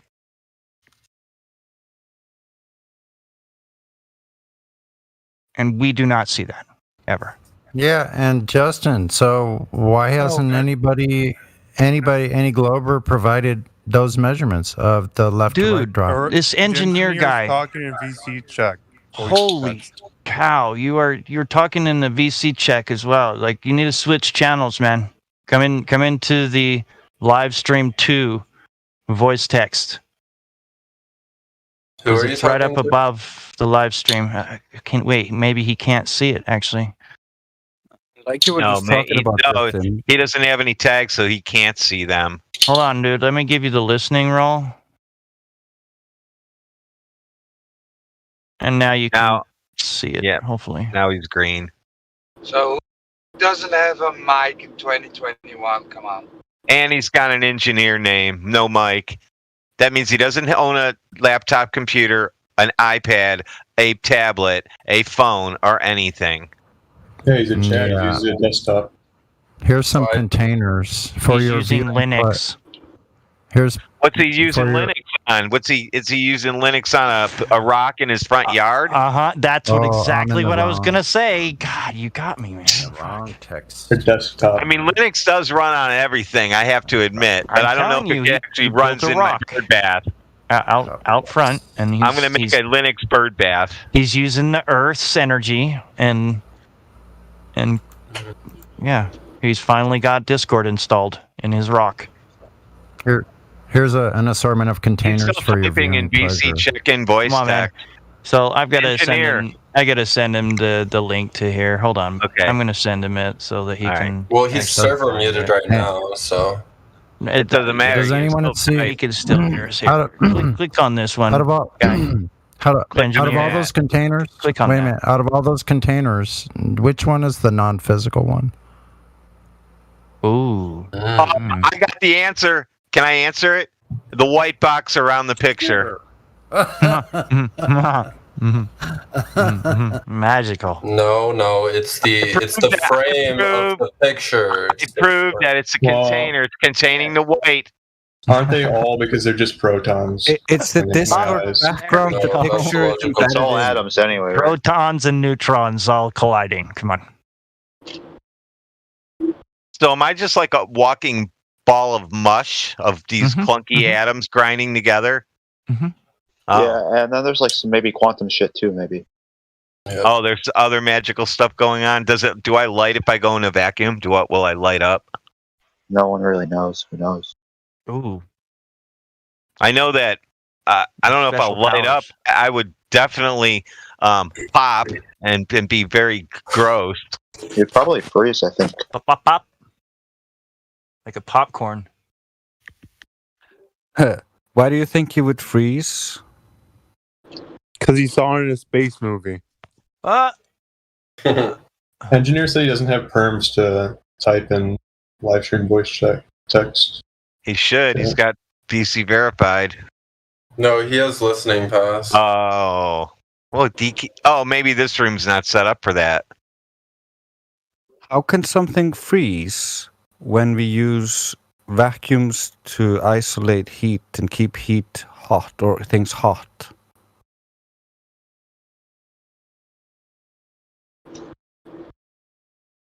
Because you can vacuum freeze coffee. Well, that's... That's a good point. I want to hear this engineer guy talk. Well, no one's giving him the role, so. Oh, he doesn't have a mic anyway, it says.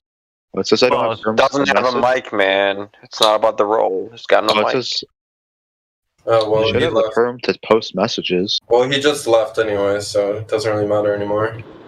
Let him come back. We have Karen.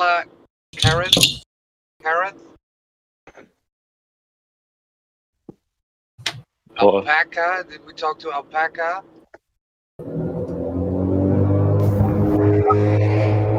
Yeah. We talked to Alpaca a little bit, didn't we? Yeah, I think we did. Yeah. No, I think we need to talk to African a little bit more. I asked a question, but I got redirected to another room. But no, you guys didn't talk to me. Oh, okay. No, man. What's wrong with your microphone when you're talking? There's so much background noise. It's 90 degrees in my bedroom, and I'm sitting in front of a fan. Oh, you know what? It's 2021 and they still make air conditioners. Yeah. I make fun of him because he's poor. Oh, we have Air conditioners are $90. we have Big. I don't think a homeless man could afford an air conditioner. No.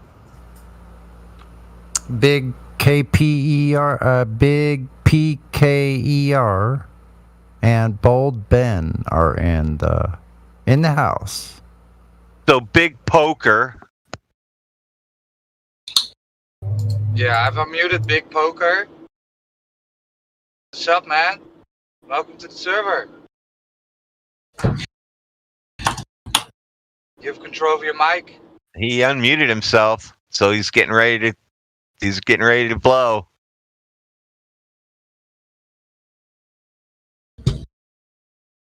The anticipation, it's like waiting for a NASA launch. You mean the rockets that go sideways? Yeah, I like those. You guys hear me? Hello from Flat Earth. Hey, You hear us? Oh my God. Brought you here, Mr. Big Wait, Poker. do the globalists really think the rockets go up? Sir? Said, what brought you here?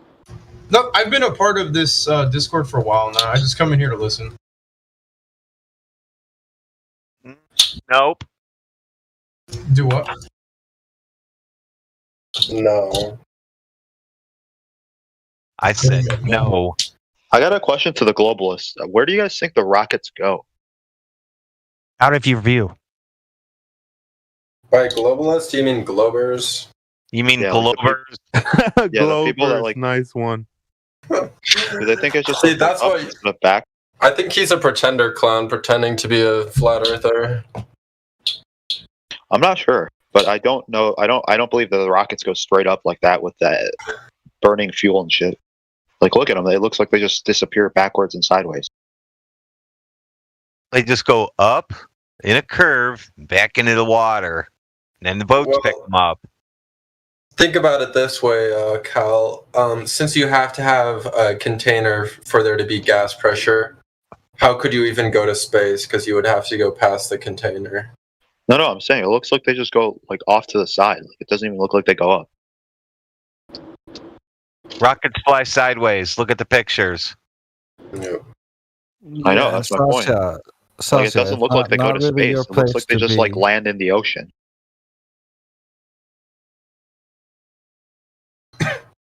Guys, I have a question. I'm like what's it called? Not an enthusiast. Like somebody new to the flat Earth topic. What's the stance on Illuminati? That's not flat Earth, right? Yeah, that's a Graham fallacy. Sorry? So that's not flat Earth. Nothing to do with flat Earth. Oh well, I only asked because last time I was in here, they were talking about different conspiracies and stuff like that. Who was? I don't know. There was a lady talking the last time I was in here, and she was kind of heading the conversation. That's all fine, but we're now here to talk about flat Earth, right? So 10-4. If you have any questions, maybe we can move on to Big Bold Ben. Yeah, he's a good guy. Oh, good. You guys all know each other. I know Ben. Me and him joined at the same time. I've actually been in here before. My friend is in here a lot. A person. Yeah, a person. Yeah, we know him. Yeah, he brought me in this Discord a few months back. I think I left, but I just rejoined. So yeah, Ambrose really came in just to see what's going on in here. So are you guys Globers? No, I'm not a Globetard. Not a Globetard. So were you when you first came here, Ben, and then you left? You did you rage quit, and now you're back because you are a flat earther? I would say so. Okay, to start off, yes, I was a Globetard, but the more I looked into it, like, you know, the Neil deGrasse Tyson videos, the facts that the NASA pictures are all artistic renderings, you know, watching the most recent Virgin Galactic space, quote unquote, launch, it really kind of sparked my interest again. So that's why I'm back here, to be honest. Has everyone here seen that Virgin Galactic space launch? Of course, we saw the plane on the runway. Then it cut out. Everybody lost contact with it because we don't have technology these days. And then the plane was in the air, and people were smiling and laughing. Ha ha ha ha ha! Yeah, and then we're in space now. Well, it wasn't in space. It was just lower orbit. Exactly. It don't matter. They said it doesn't matter. I'm just using their words.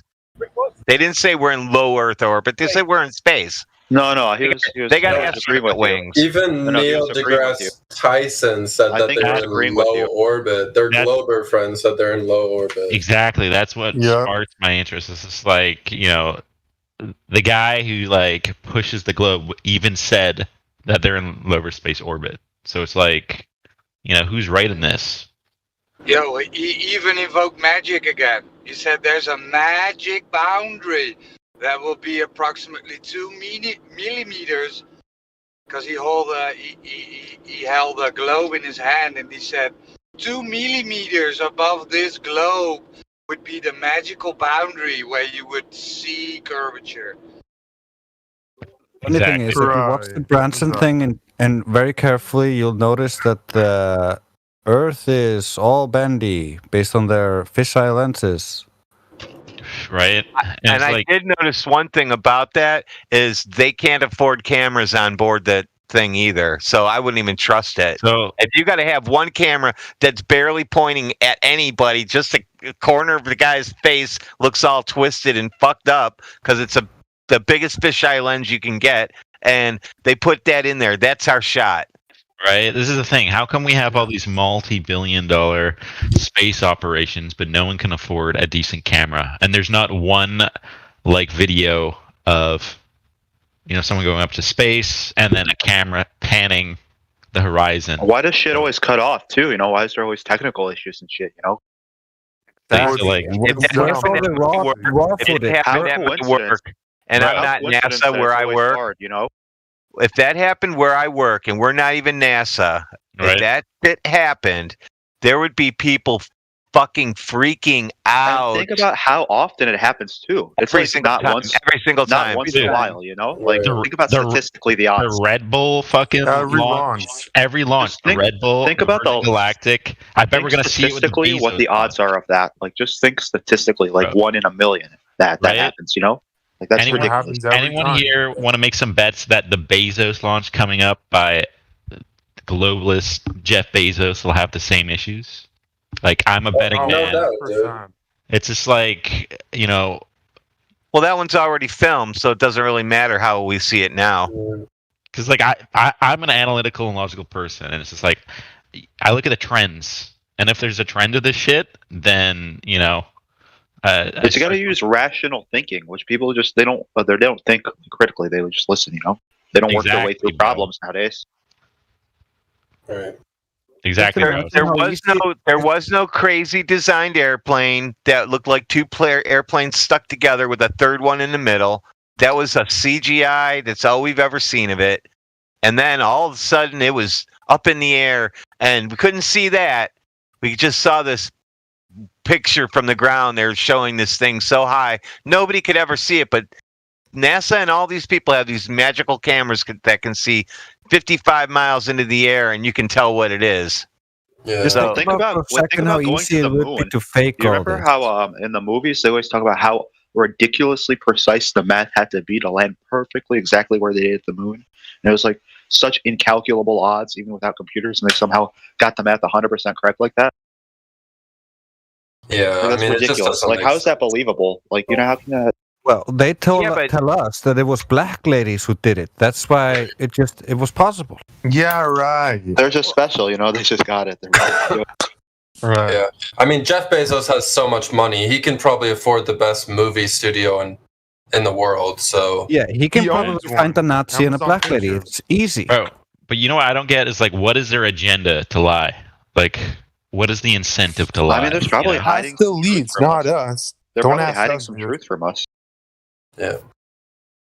You know, here's the problem. Anytime anyone lies, it's because they're hiding a truth. That's the thing. Think about it. Anytime anyone lies, it's because they're hiding a truth. Exactly. They're hiding flat Earth, and that's it. And everything else. There's probably other shit. I know, but Like, it think all about comes if down this is one to thing they're hiding. They're probably hiding so much shit. Think about it. That's like, when I start thinking about it, my fucking brain just keeps like going. That's the scary part. That's the That you scary know so part, right? little. They might be hiding a bunch of stuff, but flat Earth is the linchpin that we can prove. And once you can prove that they've lied to everyone about so much stuff, your mind opens up to the potential about what else they could have lied about. Like, what are they not? Yeah, you get out of the illusion. Like, what aren't they lying about? The question is, what are they not lying about? That's correct. Hey, I have a question about something.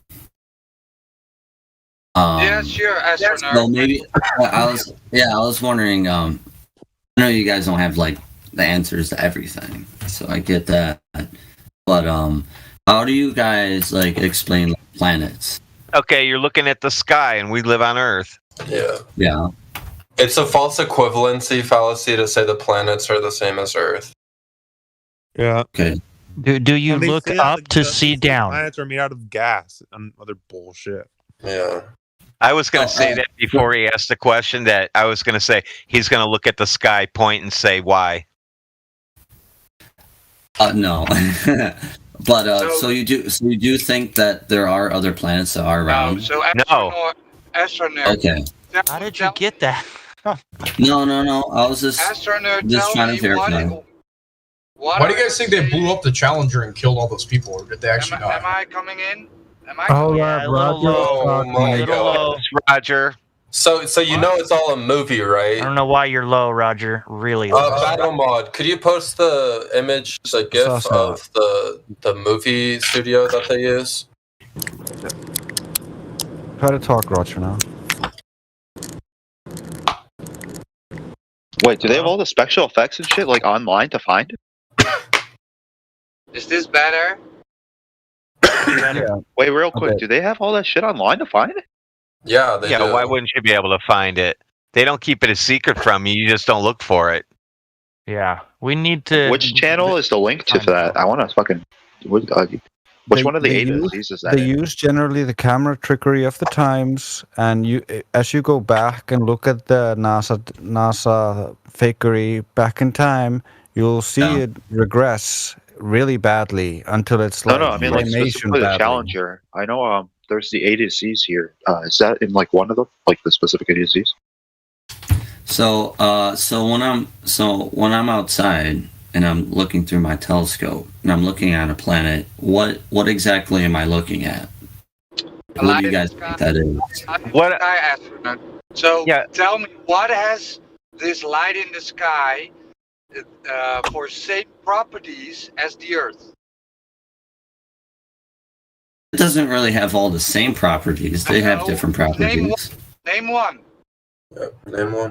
Some of them don't really have a solid surface. And you can tell that by looking at it through your how do you know? Yeah, but how do you know? How do you know that? I mean, I'll say this. I have He asked you, wait, he asked you what's similar to what the lights in the sky, how are they similar to Earth? Like, have you ever touched that planet? Do you know it's not solid? Right. I mean, I've seen it and it looks the same. He said he's using a telescope to see if it's solid or gas. So you're indoctrinated. So you've never touched it. So you've never touched it. These planets are It depends solid. on what planet I'm looking at, too. Like, if you're talking about gas giant, it's different than, like... So what's the difference how do you between know a gas what's a giant and a gas star, giant? then? But what's a gas giant? Right. A gas giant is a planet that doesn't really have a solid surface. That is mostly... But how do you know that? But, like, how do you prove that? How do you prove that? Electros. There's one way they do it is that they gather the light that reflects off of this planet. This bear with me for a second here. They gather the light. But does it count if it has a sphere or if it's flat? They can see it. They can see it rotate, and also they can see. Let's kill his fun real quick. Listen, do you think Earth is a light in the sky? So if we were standing on Mars, we would see Earth as a twinkling star. Do you think that we reflect light like that? I think we reflect some light, but we don't shine light like a star. So we wouldn't be shiny. So we wouldn't be able to get back to Earth, right? So why do all the space pics Earth look so bright and shiny and shit? The exposure. So the exposure. So do you know how bright something would have to be to have light still reaching that far? Do you know what an inverse square law is at all? Anything like that? You ever thought about anything critically, like what's really going on? Because you're taking a telescope, you're looking at the light, and that's it. You're not really looking at it as it is now. You're looking at it as the light is hitting you right now. So like you could be looking at a star that's not really there. It could. Well, how do you prove that? Well, wait, how do you prove that either? Well, you can measure the speed of light, so you can measure that based on. So if you're looking at a star that's not really there, isn't that just a hologram at that point? Yeah, isn't it just like a projection? Well, it's like consistent. I can make mirage, predictions right? on it. Like I can see something in the distance and it's a mirage. Like there's water out there. So Astro Nerd, I need. Hold on, Astro. Can you make predictions on a mirage? Can you predict what a mirage is going to do and then verify Astro it? Nerd, I need you to acknowledge the mental gymnastics that you're doing right now to keep up this low religion. It's what I see. It's what I see with my eyeballs. Do not see anything. I have a P900. That's a lie. And I don't see anything but light. Right now. You own a telescope. We all own a telescope. Don't assume anything. Well, why does everything look at the same place every time? What? Well, it's not the same place every time because they're moving. Well, why can you always find this is going into Mars where Mars is or something? You know what? I can always find those planets. We're totally in the weeds. The same place, you know? We're totally in the weeds here, though. Hold on. You said you can't gas talk about giants. You said gas giants, Astro Nerd. So what medium are the gas giants supposed to be in?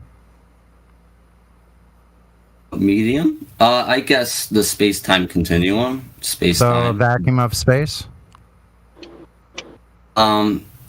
They are being influenced by the forces. Are they in a vacuum of space? Yes. Okay, great. Sure. Yeah. Fine. Can you show gases, a ball of gas burning in a vacuum, please? ball of gas burning in a vacuum. Or any ball of gas. Or a ball of gas. A ball of gas is just staying there. Guys, let Sunny talk. It wouldn't be a vacuum if there was something in it. So. Well, the sun is in a vacuum and it's burning. So what you mean is it wouldn't work? It wouldn't be a vacuum if something in there, so it wouldn't work. Because it's not a vacuum. So here we go. Back to this. Back to this again. No. So wait. So back to this again. Hold on. Guys, let Sunny take over. Astro Nerd, how can you have gas pressure without a container? Sorry? Can you show gas pressure without a container? And we're living in it right now. It's called atmosphere. Atmo is a gas that does not have an inherent shape, and a sphere is a shape. That's an oxymoron. So you're assuming that Earth is a sphere, which it isn't. No, I assumed it's a sphere. You didn't say he assumed it's not weird. Aren't you the one that said you are. By saying atmosphere, you're assuming gas has a spherical shape. By saying atmosphere, it's assuming that. It's what they always do. They start Earth's position. Hey, Cal. How do you have gas pressure without a container? Gravity. Which gravity? Gravity, the space-time continuum. Okay, show me the hypothesis from the 1915 Einstein papers, including the independent and dependent control variables from general relativity. Well, then don't repeat it. Because it's fake.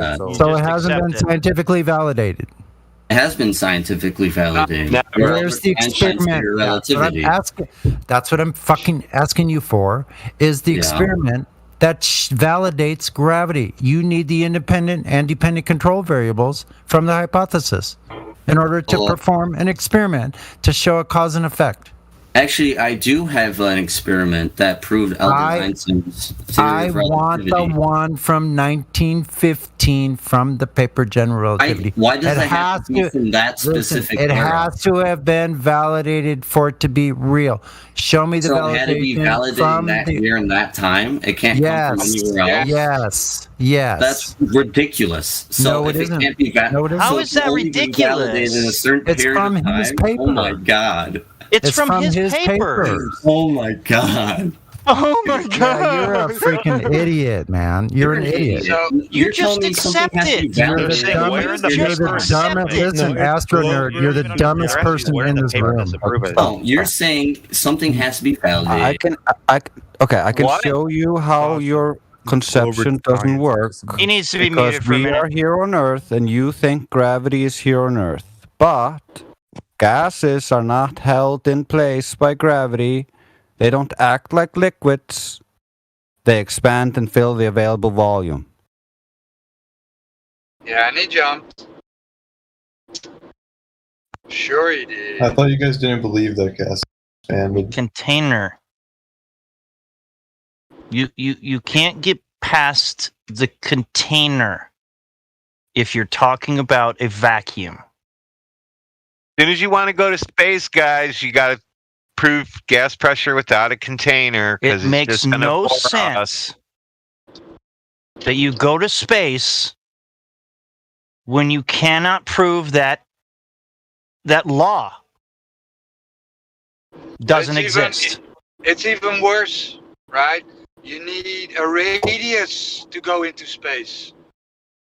Everything depends. Well, I mean, they're saying that we're physically going out of this container into the vacuum of space. It's seriously and like they think that there is some sort of imaginary door to the atmosphere that opens up specifically for the astronauts to go through, and then it closes right after they go through. He contradicted himself. He said that there'd be gas in a vacuum, and then he said, but gas can't be in a vacuum. So it wouldn't be a vacuum, but it's called a vacuum. I mean, everything he said was a contradiction. You can't have a vacuum without a container either.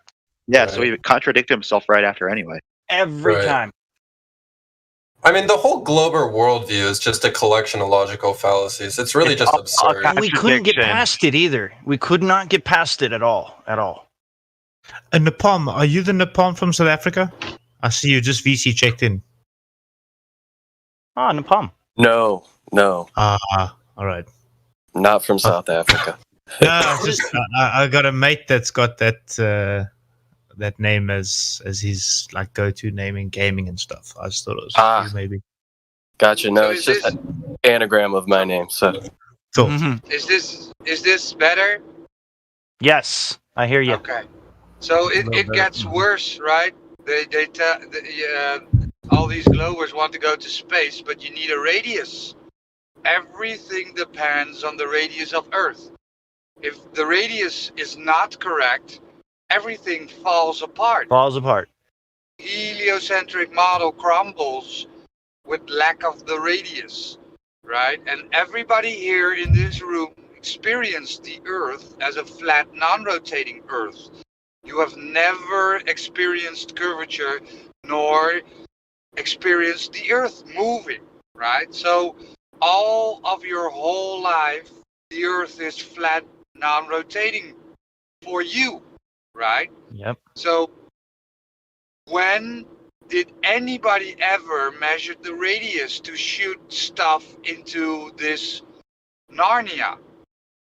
Right? Also, if the Earth is turning as fast as they think it is and spinning that fast, wouldn't shit just be flying off it anyway? That's another thing we Jesus talked Christ. about. Yes. Yeah, but I wanna compound on Roger's point, because they not only use the radius, which they don't have, or need the radius to go out into space, so-called, but they also use the radius to assume the size of Venus, and with that, to assume all the distances in the solar system. So they just screwed themselves not having a radius. Yep, it's a big deal. So we're looking for the radius, and you might want to go check for that, all of you, anybody listening. If you still think you're on a sphere, go try to find the measurement for yourself. You don't have to prove anything to us. I mean, after all, we're not trying to prove anything to you. We're just trying to tell you, think for yourself. So go try to find that measurement of curvature, the actual physical measurement. Yeah, Astronerd is back. So Astronerd, for you to claim that there are balls of gas in an infinite expanding vacuum of outer space, right? They tell you it's infinite volume, right? Sure. How could there be gas in a vacuum? Wouldn't it not be a vacuum? Well, if you're talking about inside the area, sure, that place is not a vacuum, but outside of it is a vacuum. Space itself is a vacuum. So how? But how? How could there not be vacuum? Because there's nothing there. If there's nothing there, that's what a vacuum is. I want to pull it back to the Earth, Astronerd, because you claim there are balls of gas in an infinite volume of nothingness, right? But I mean, sure. How have you validated that the Earth is a ball in the first place? Who has I'll say this. Radius? Say this. I personally have not verified it, but I can explain it to you if you're interested. Well, let us start with the distance to the horizon at 1 foot observer height. Do you know the distance to the horizon where it must be on the ball with the radius of 3959?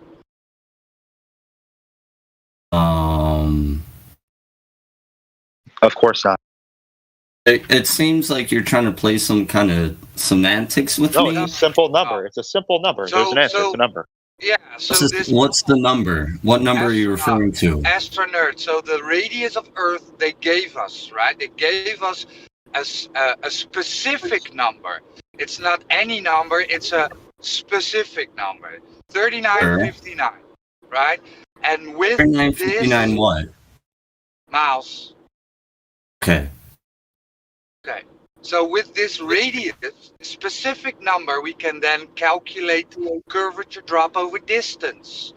So this would be approximately 8 inches per mile squared, which is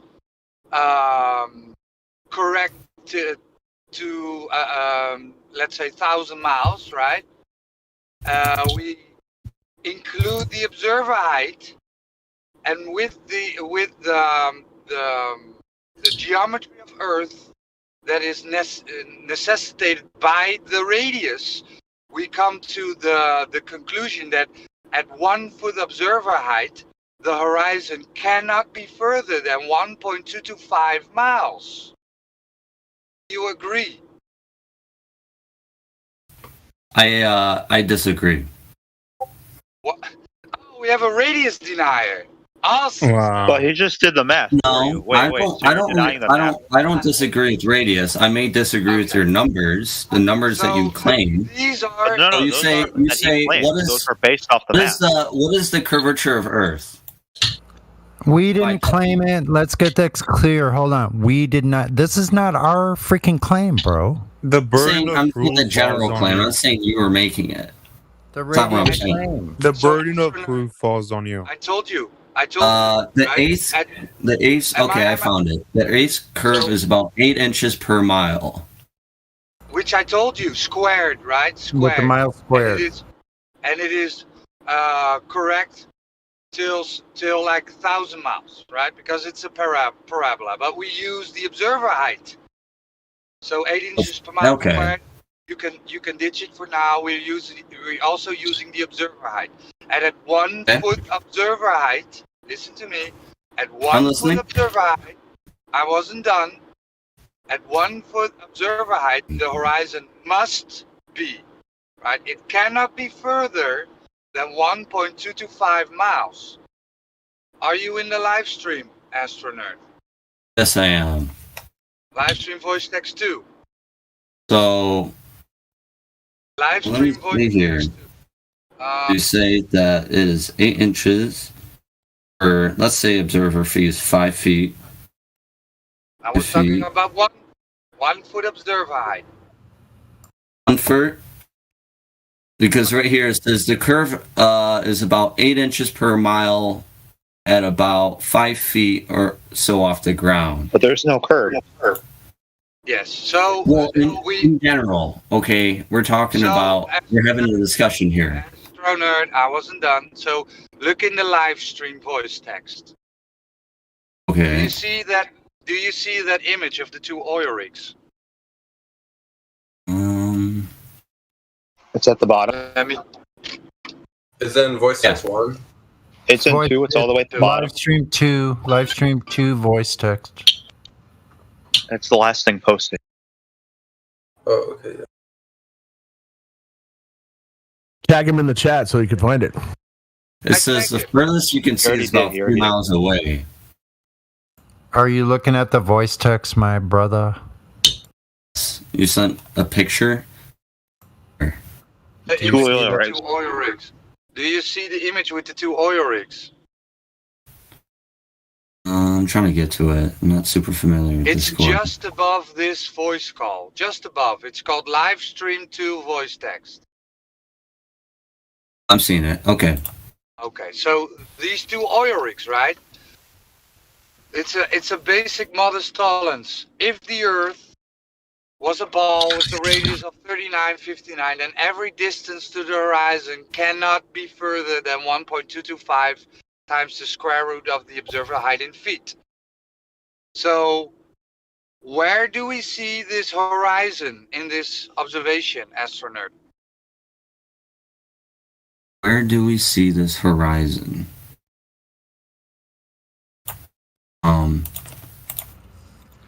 Yeah, is it before? I guess you beat me. I guess you beat me in geometry because I don't know much about it. Aren't all the space calculations based on geometry though? I have not verified them personally myself. So, Astronerd, yeah. let me make it a bit more easier. Is it in front of the oil rigs? Is it in between? Or is it beyond the second one? The furthest one?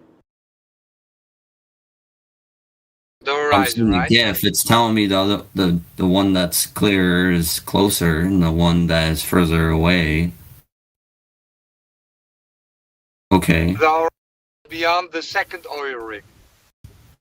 Thus, right, we see that the horizon is beyond 9.4 miles. That is 10 times further than the geometry of Earth allows it to be.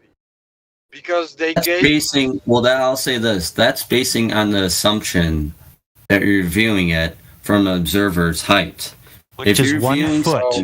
Which is 1 foot of That's not possible. No, do you know? I know it's not possible, but we get it, Astro. That's showing 1 foot off the ground. Do you know even if the observer height was 35 feet, it would still be seeing further than what should be possible given the Earth's geometry?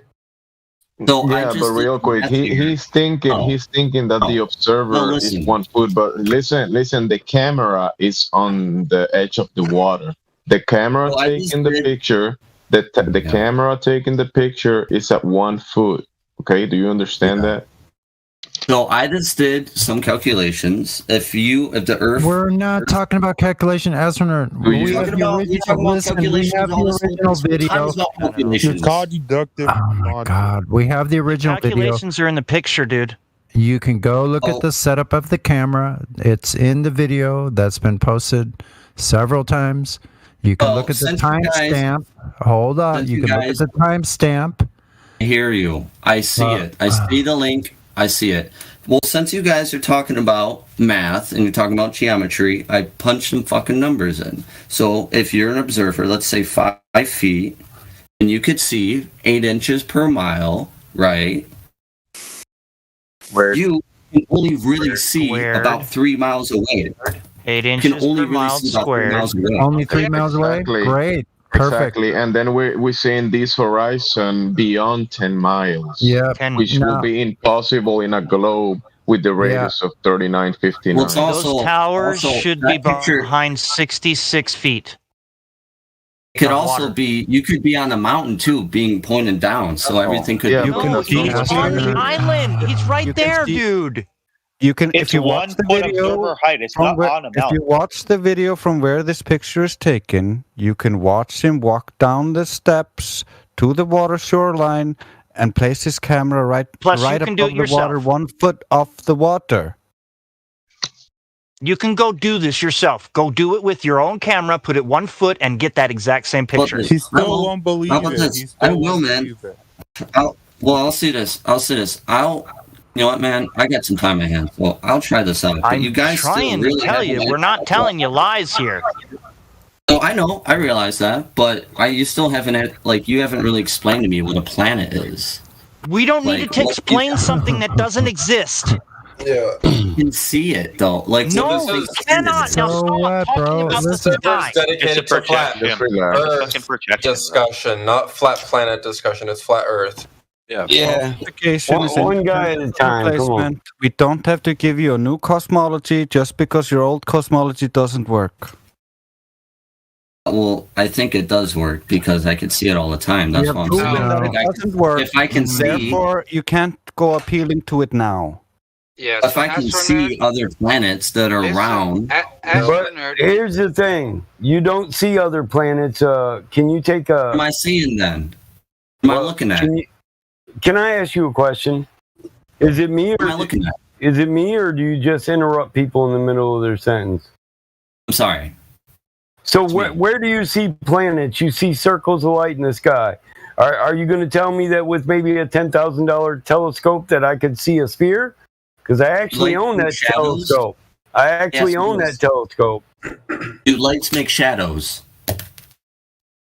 No, the absence of light makes a shadow. What's your point? I've seen shadows on these planets. I've seen the full eclipse of the moon going across these planets, and I can record and see. So you see an eclipse in the eye, and your mind says you live on a ball.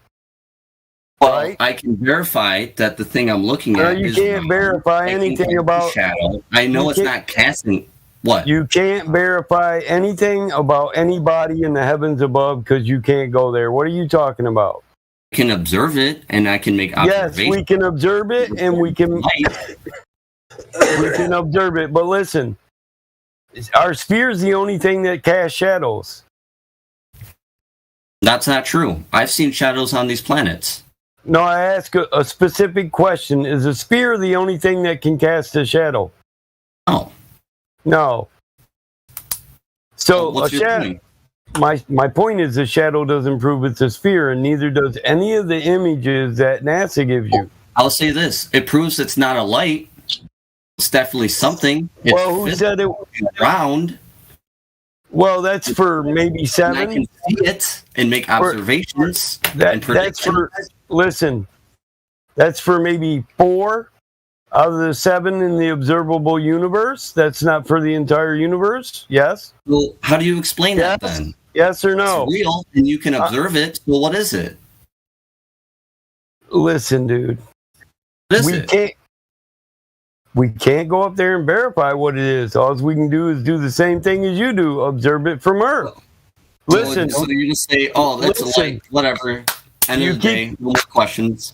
Well, what's wrong with ambiguity, son? Oh, hold on, guys. I know you want to butt in. What's wrong with not knowing?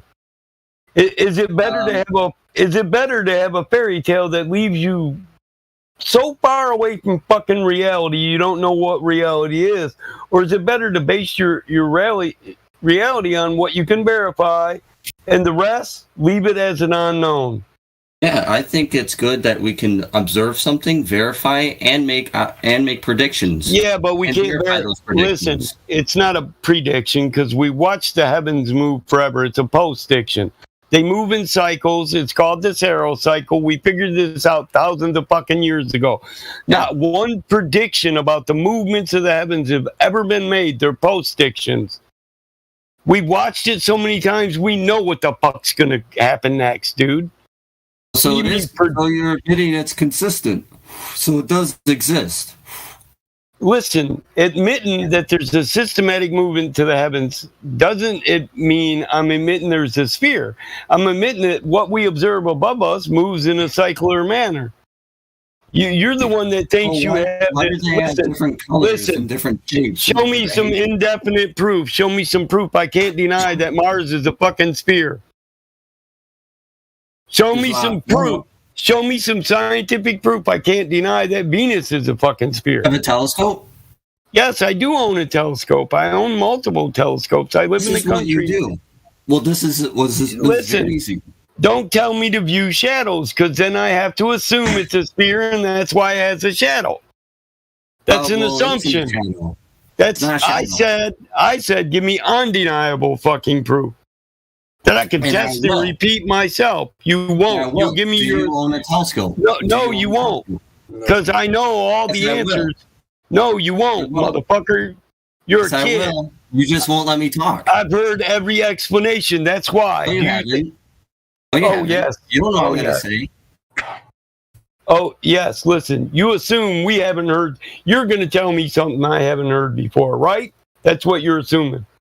Well, you're fucking wrong, dude. I've been watching the stars since I was 12 years old. I probably got more money in the telescopes than you've ever had in your life. That's amazing, actually. It is. So you've seen the planets, right? And as an intelligent, educated man, I know this. You can make many assertions about the things we observe in the sky, but what you cannot do is physically verify any of it or prove any of it scientifically or empirically. Well, if you can observe it and make predictions on it, I covered that. We don't make predictions. Science is hypothesis, experiment, independent and dependent variables, data, then theory.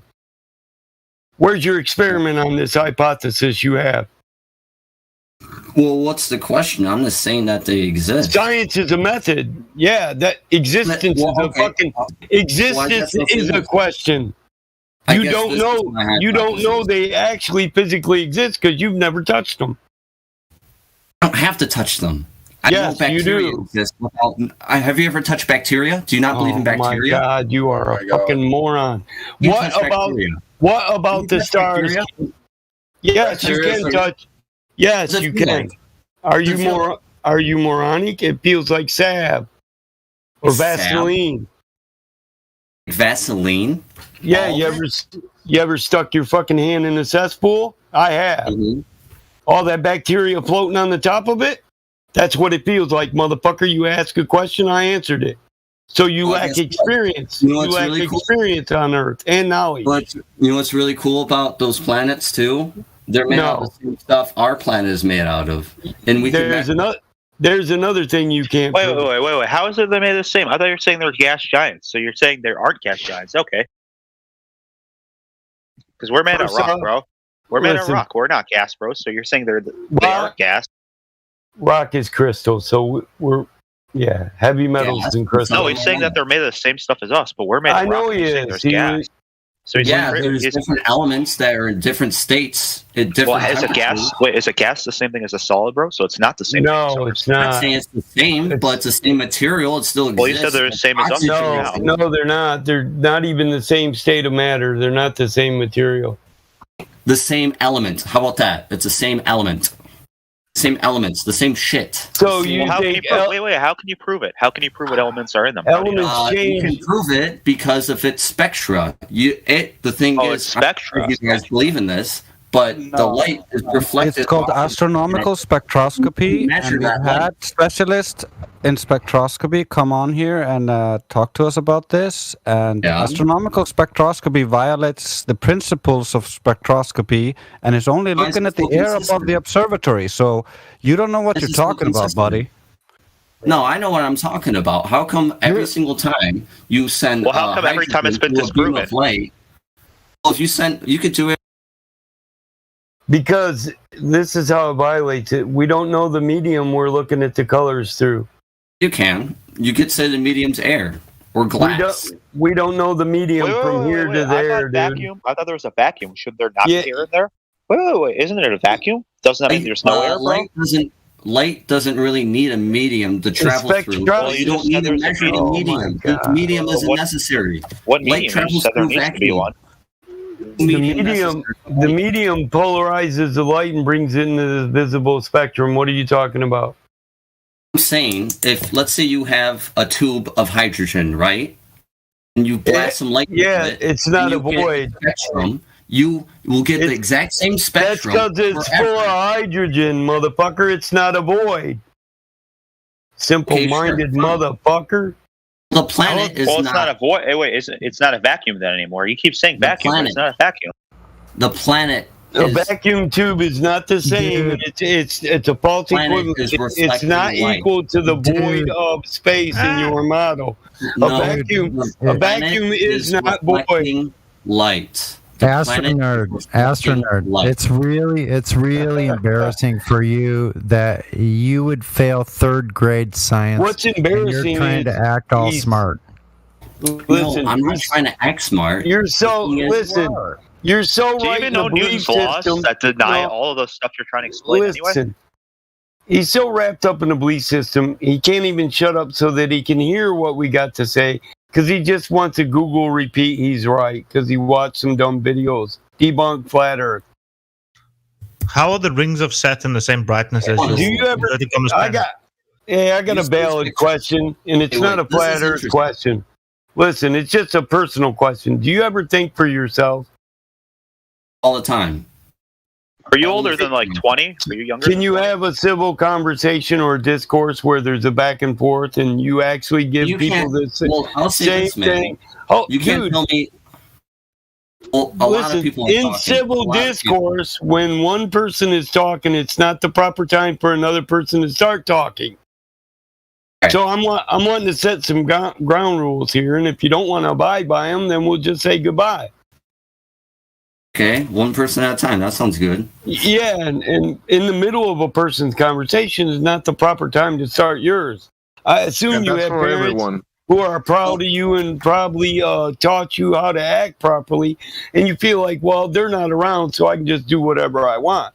But they teach you to do that so you can get along in society and not look like a fool. Hey, you guys have been interrupting me too. You can't say you haven't. Well, that's because people got tired of you never shutting up to get a response. And you're never answering any questions. You know, you never really answer any questions. You just like say stuff that doesn't answer stuff. Well, you really haven't answered my question. I started with a question. Hold on. I said we're starting on some ground rules here now. We're not in the debate no more. We're setting up ground rules here.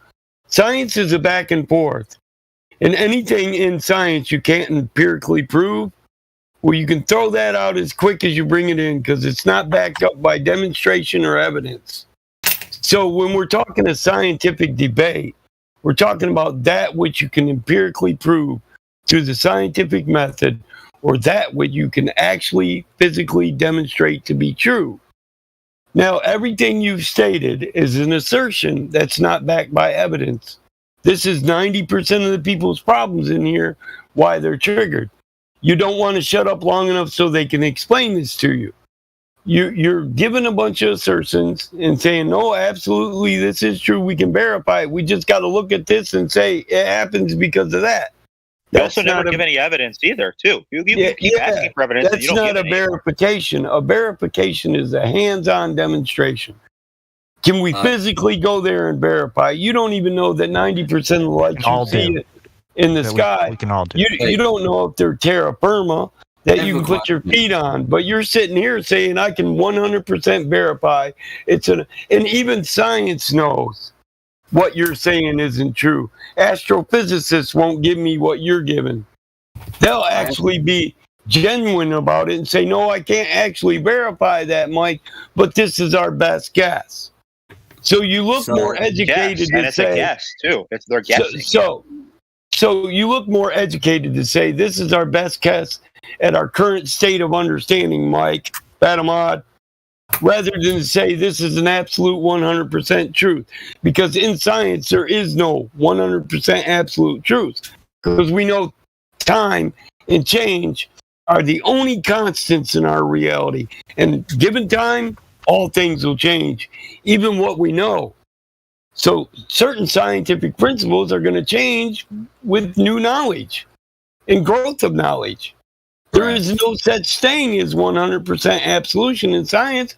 Science is trying to view a thing from our current understanding.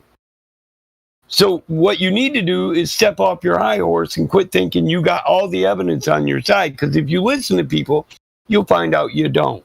You don't have empirical scientific data. You don't might learn a thing or two, too. I have a question.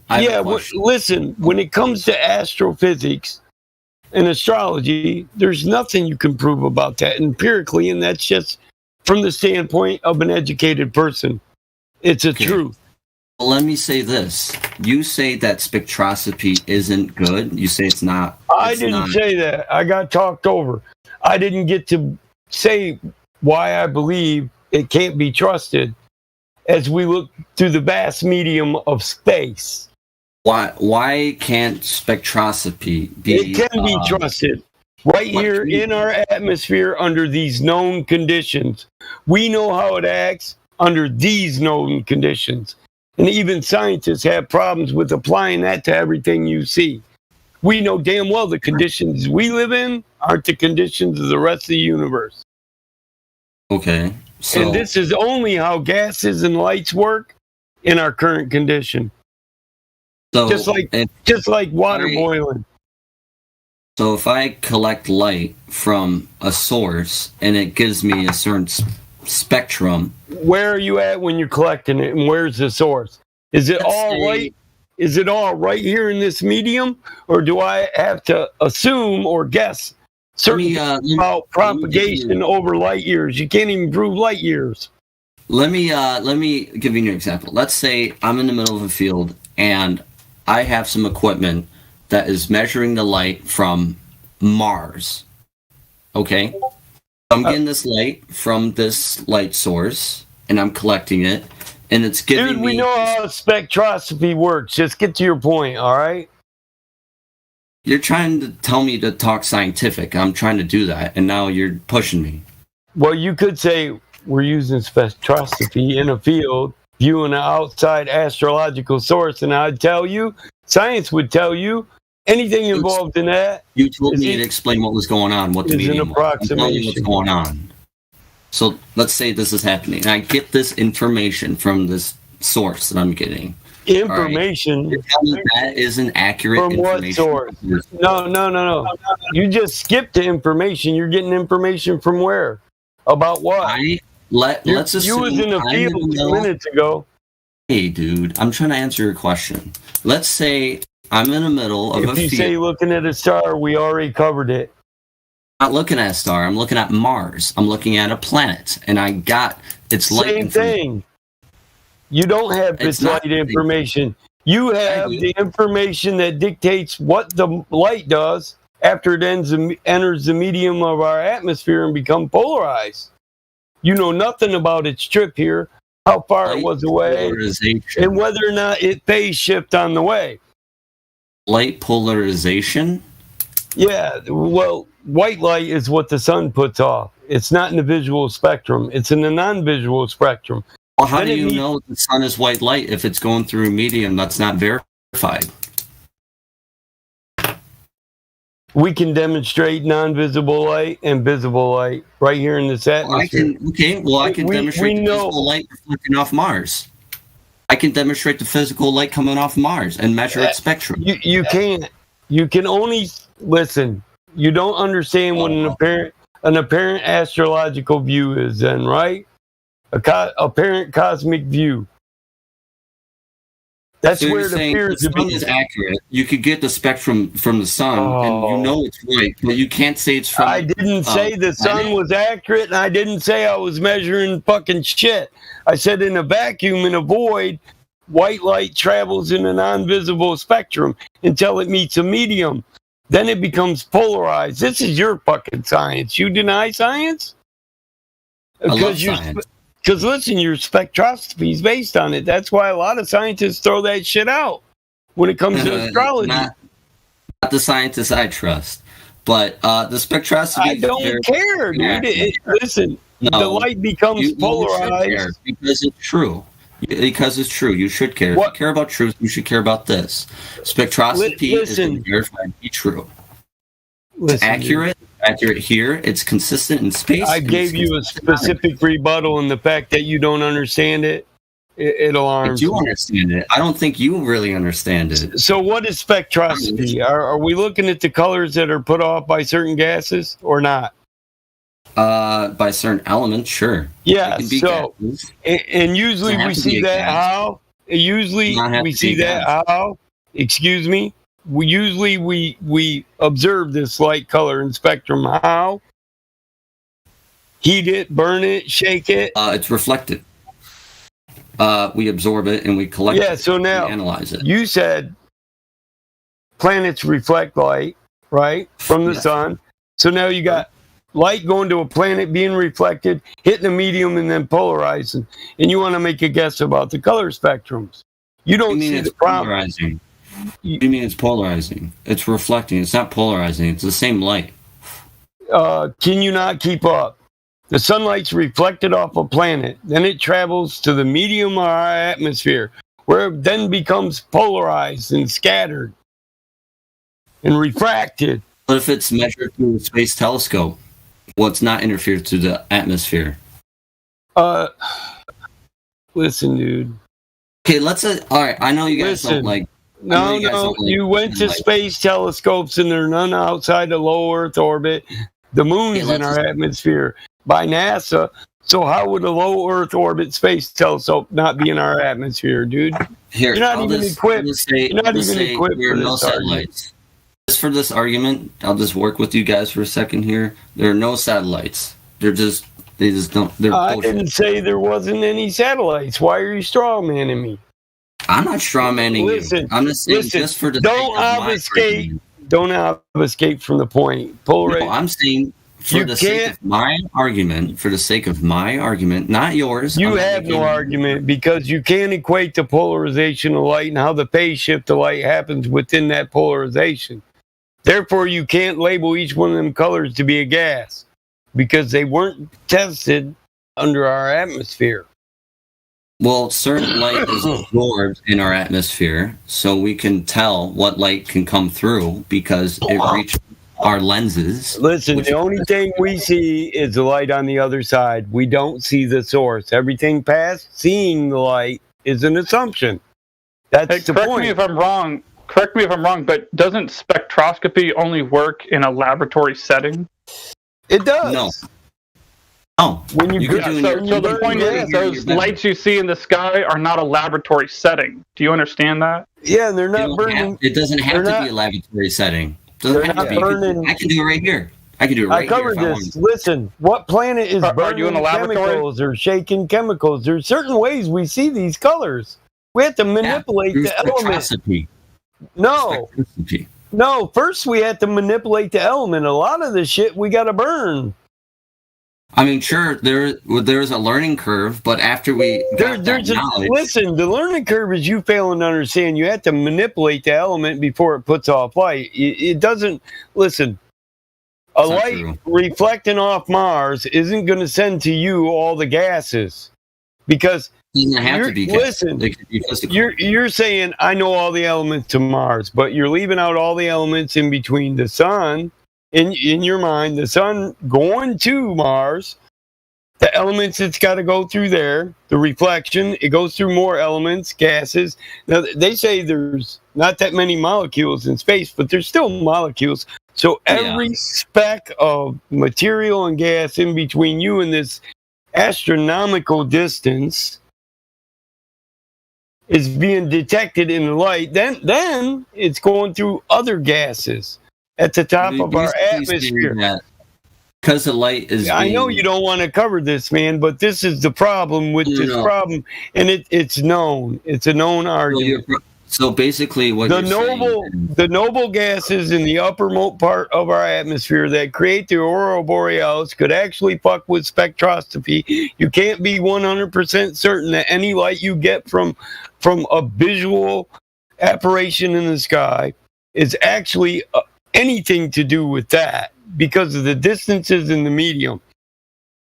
Yeah. Any light that comes through our atmosphere excites our noble gases. Too. Yeah, it affects our noble gases and it makes them glow in a certain pattern. This is how we use spectroscopy. So when you input the energy from light to the noble gas, the light that comes off of that you view as a reflection of the medium we exist in and the light coming through it. And don't forget that when it refracts, it's not the same light too, because all the molecules are different places. Like the wavelengths are different. That's my point, and this is one of the problems with spectroscopy that many scientists have pointed out. There's too many gases and mediums that the light goes through before it comes to the equipment we use to analyze it. Hey, I'll say this. Do you know there's different frequencies of light that are not affected by the atmosphere?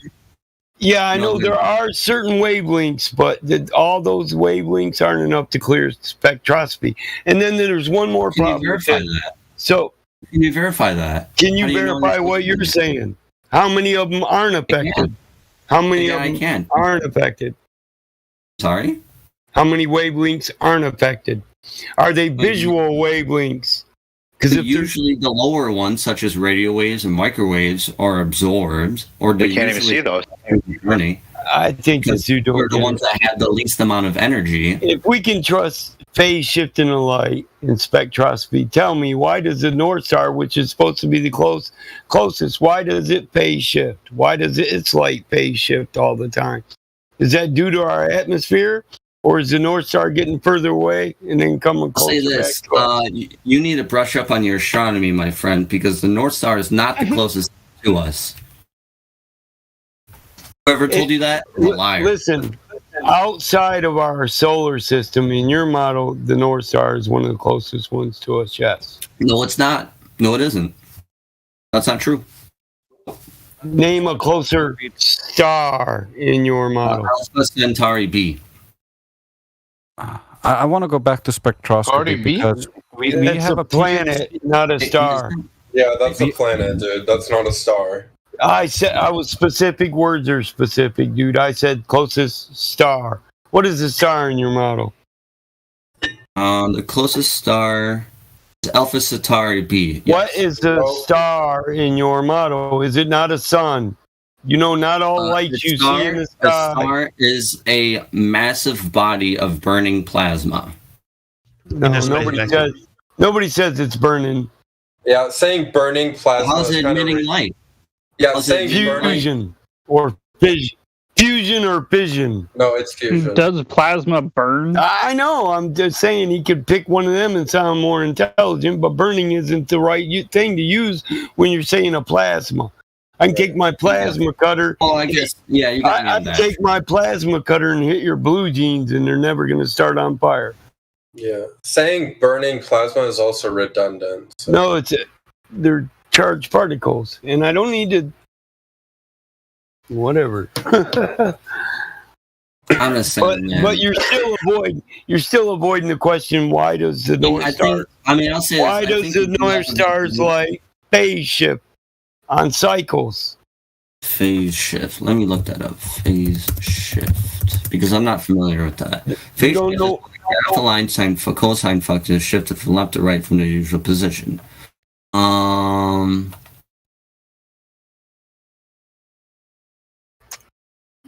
Shifting spectrums, right? He doesn't even know. I know. I'm getting like mathematical definition. So light waves change phase when they reflect from a surface or a medium. You get a higher refractive index or a lower. Like they change. What do you mean change phase? Like energy state? No. Because light is measured in energy state. Because I don't know what you're talking about phase shift. What do you mean? What phase shift? You've never heard of phase shift before. Oh my god. Right here it's telling me it's a sine function. You Googled it and you don't even know what a phase shift is? Can you explain it to me? Are you serious, dude? Have you ever heard of astronomy? Well, I'm allowed to not know things, so can you not be a jerk and tell me what phase shift is? When it phase shifts, it changes spectrums. Basically, that's the most remedial concept I can give you of it. Changes spectrum. So it changes but it can also be a varying intensity. And I'm not talking about the twinkle. Because we all know the twinkle is caused by our atmosphere. One of the tags for phase shift is 12th grade. I know, dude. And most people haven't even finished 12th grade.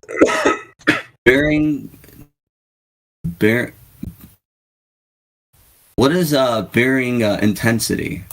I know bearing capacity. Oh my god! Levels of intensity, like varying means changing, and intensity means like how strong something is. You know, so like things can be less strong or less. Bearing means changing. I thought bearing means to possess, like right to bear arms.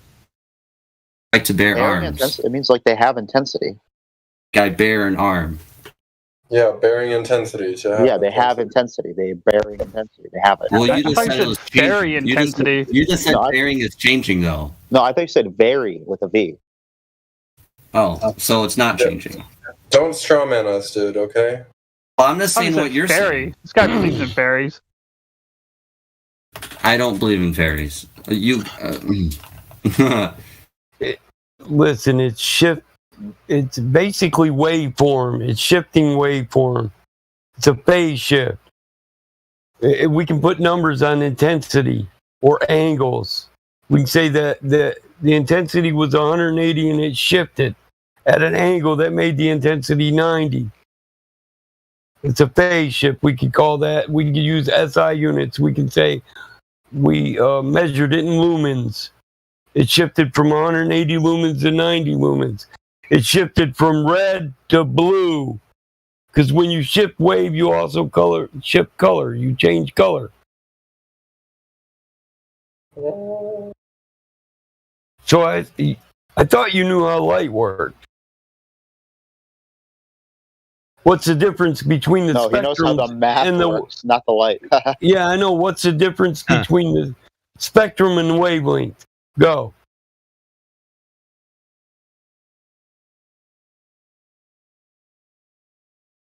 I think he probably left.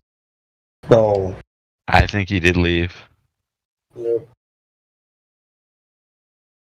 He gave up. He just quit. He knew he couldn't.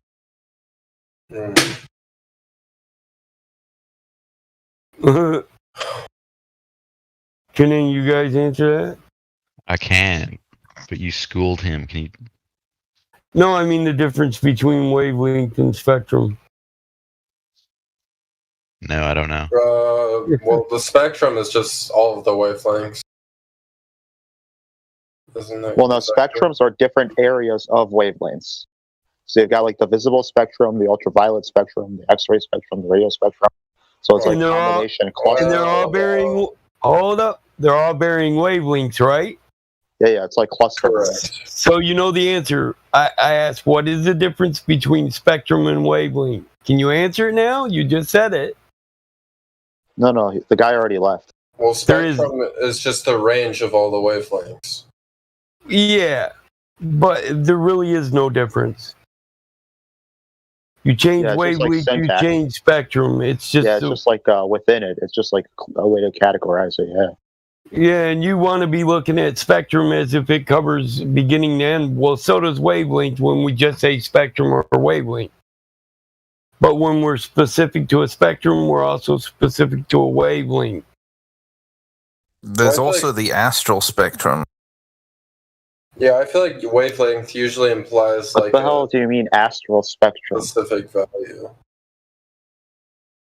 That's not on the spectrum. Well, each wavelength is a variance. It could be a range from No, you said 400. astral. You said astral spectrum. I know, but that's called a frequency, so the range of a wavelength. It's a frequency range. Like 10 to the 15 to negative No, I think 10 it means to like 17. the next dimensions, like astral. Like I don't even know what the fuck he's talking about. Astral spectrum. Come on. I'm on the spectrum. We know Me too. That's why he's talking about it. So Okay. I would guess that's a state of mind. Pretty much. Autism is a state of mind. Is that what you think? No, the astral spectrum. Don't other people call it astral plane? Yeah. Kind of funny. They don't call it astral The planet. They call it mental. astral plane. The mental. That sounds more But like the crazy plane. You know what I mean? Yeah, exactly. Well, when it's the vibrational frequency we as humans put off.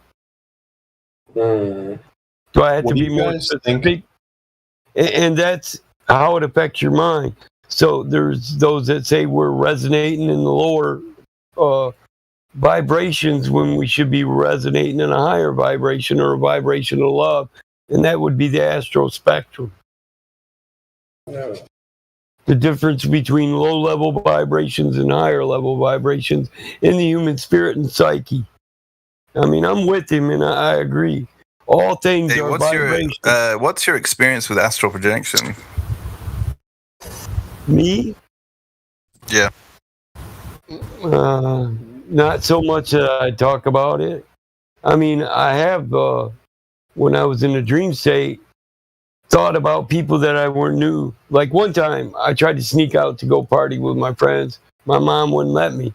So when I went to sleep, I got caught, right? So when I went to sleep, I was thinking about them partying with all the wood I chopped down by my river on my fucking property, drinking my fifth. And then for a moment, I felt like I was above them, viewing them, watching them. But it was just quick, and I was like 16.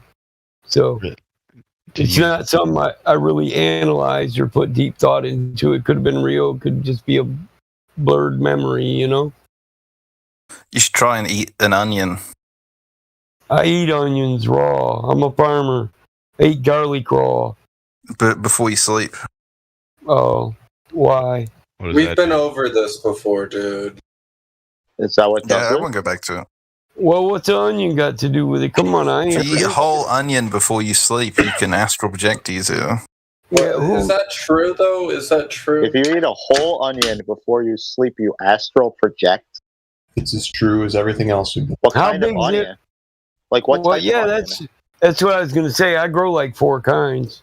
Is it? What do you have to eat it raw? Do you have to cook it? What kind of onion? That's so general. You have to have it raw. It What seems kind? like this is just a prank. You're trying to prank us.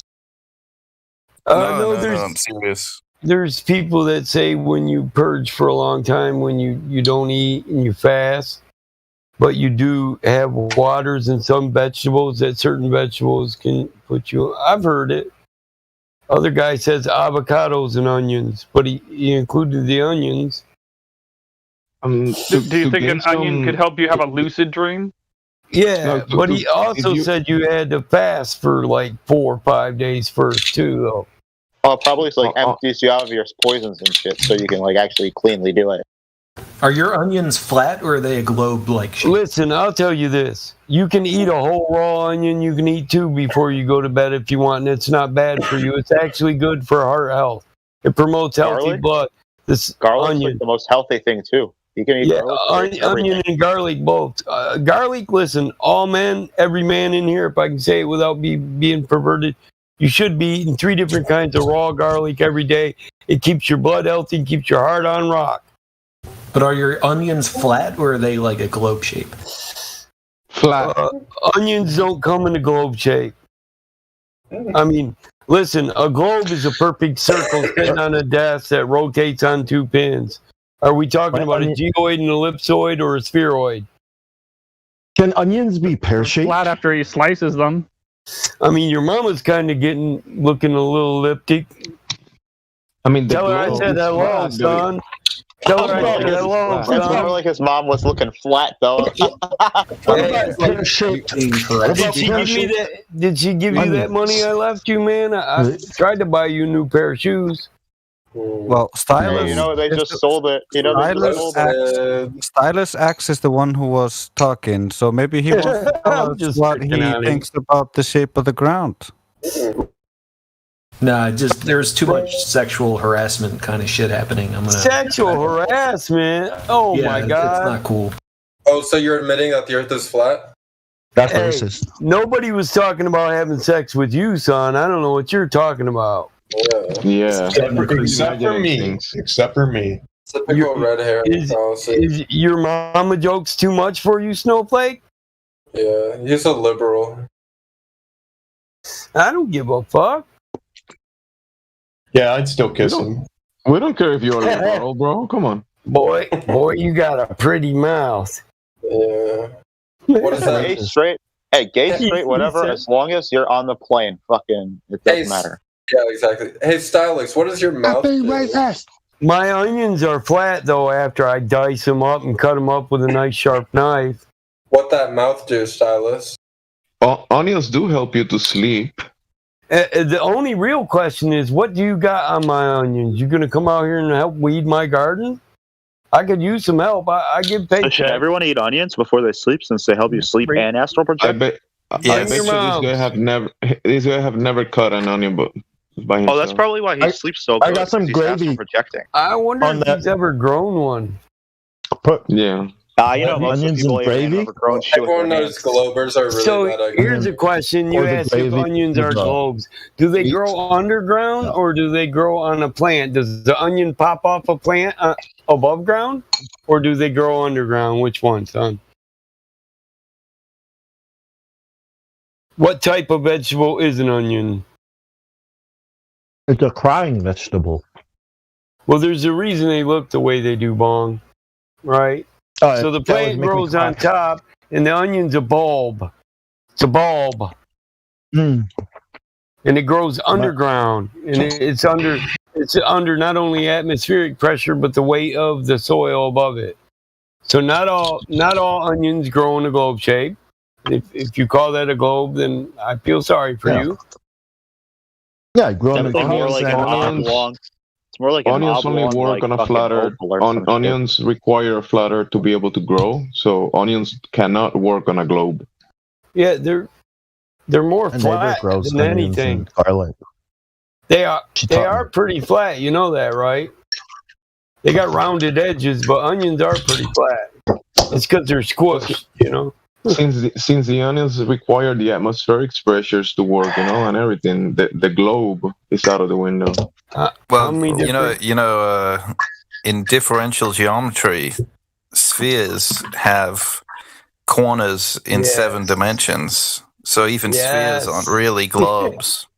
So they're like more like boxes. Yes, they're Like not even smooth boxes. Yeah, infinitely smooth boxes. Yes. Yeah, cube Earth is more real than globe So Earth. they're not even globers. Spheres only work on a flat earth. Every step you take, you're stepping on the corner. Yeah. Of a globe, of a sphere, right? So basically, we should call them boxers and not globers. Boxer. Boxers, you know, that's what you call fighters and dogs. You know, it's too cool of a name. You know what I mean? Right. We gotta come up with some other weird name. You know, You call them box heads. Oh, that's a good one. Block Foxheads. It's More like Roblox. blockheads, right? well, It's you like- can call it. No, you they're more can like call it blockheads. structural geology. Blockhead. Yeah, they're blockheads. Robloxers, right? We should keep telling them all the time. Don't be such a square. To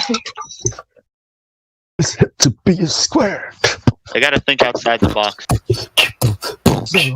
So hip to be square. Hip to be square.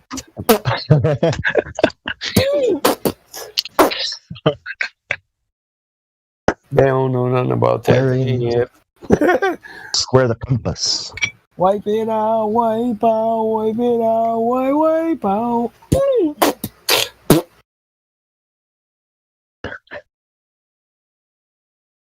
When I grew up, I was going to Catholic school, and in the middle of 6th hour at 7th grade, somebody would just break out, start beatboxing.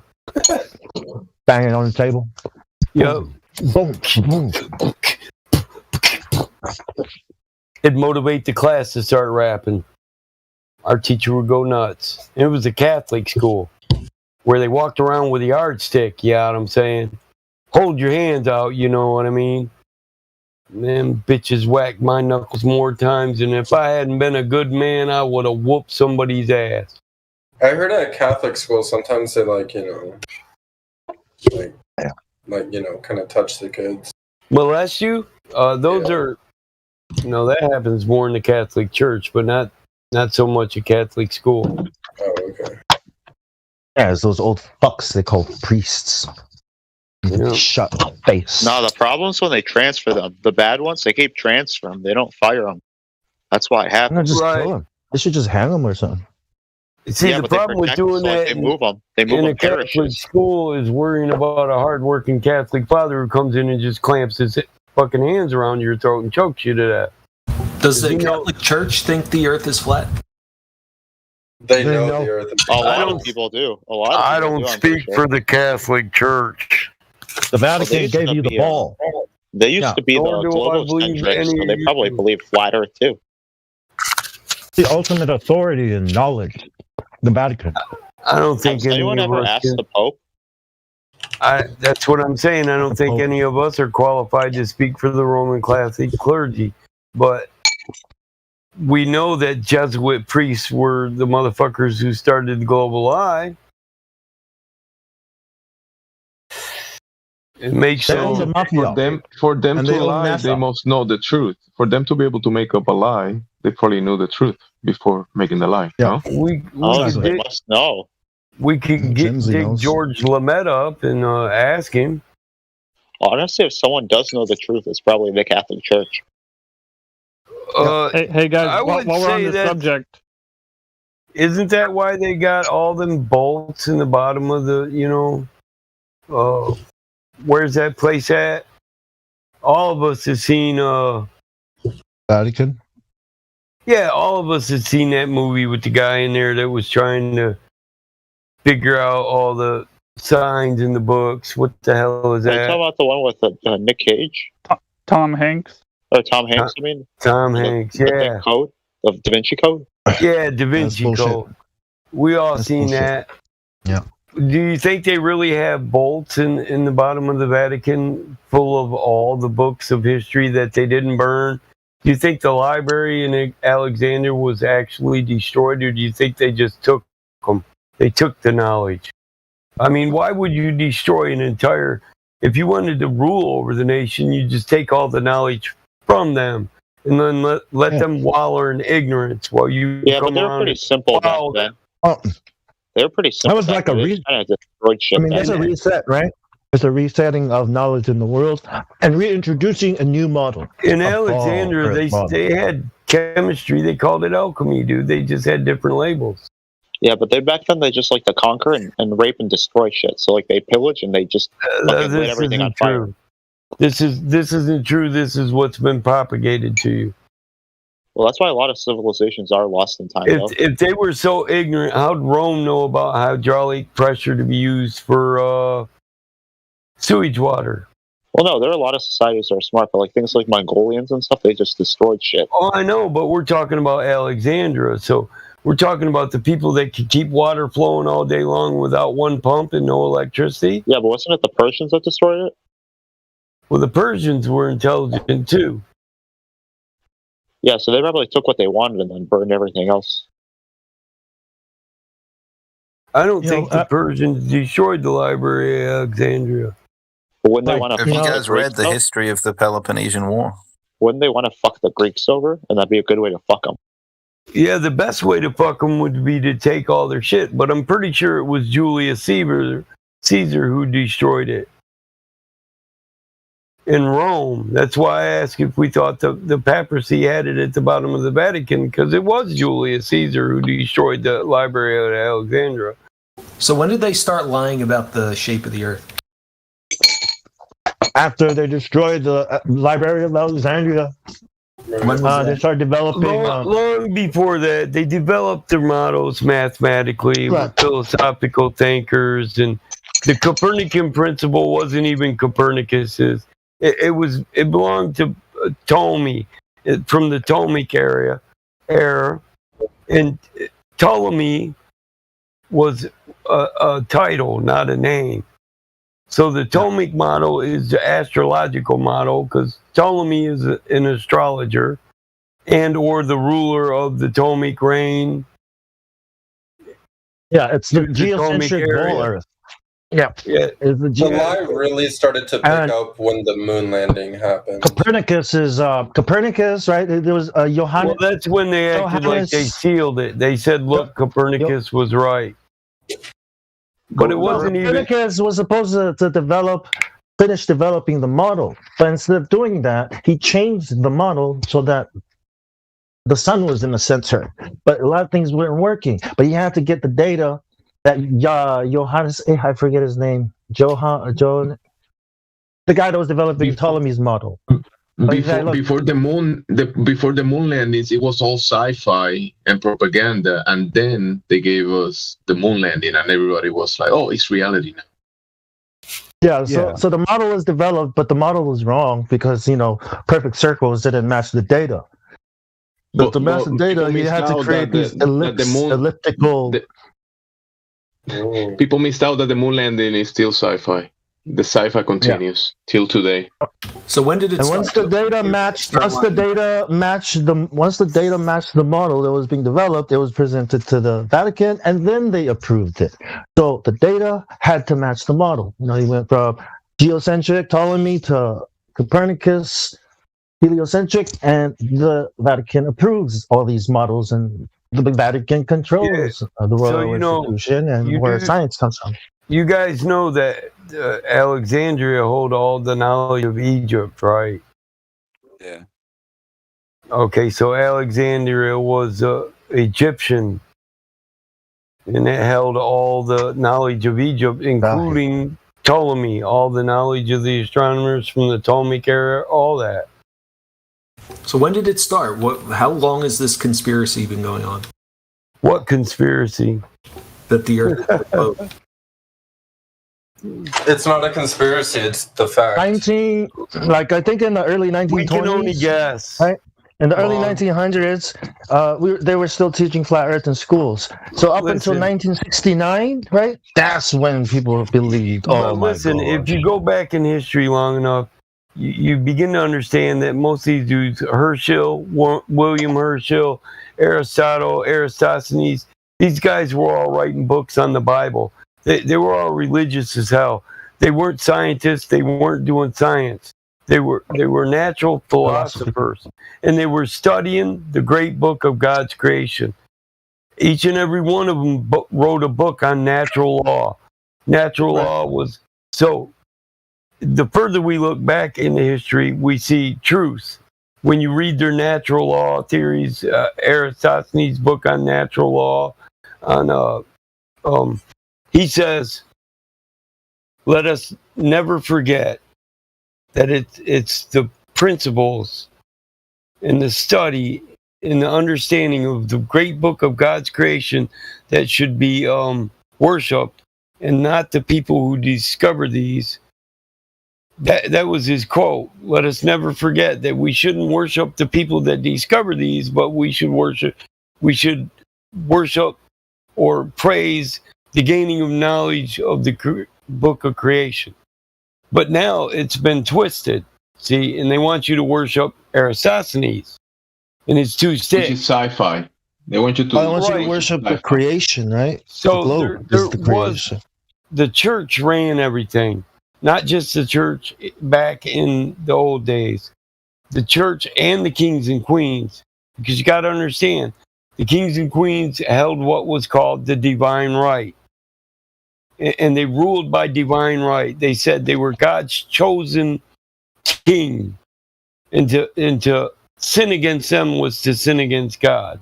So you couldn't think for yourself. You had to agree with what the church said.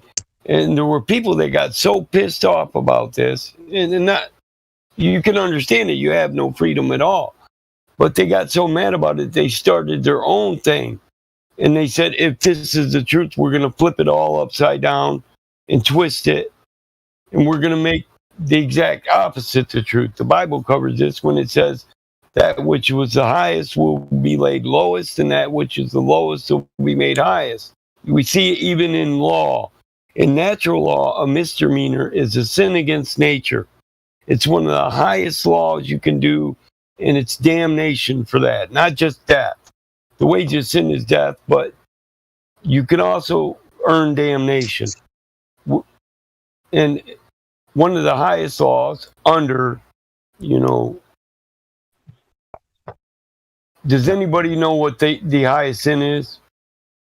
To sin against God? Yeah, to betray God. To sin against God, to be a betray God. globalist. There's many ways to describe it, but below that, to sin against nature, because that's his creation, sinning against his creation. Yeah, But- being a glober is a sin against nature. Yeah, 'Cause you're- so now in man's law, a misdemeanor is the lowest law.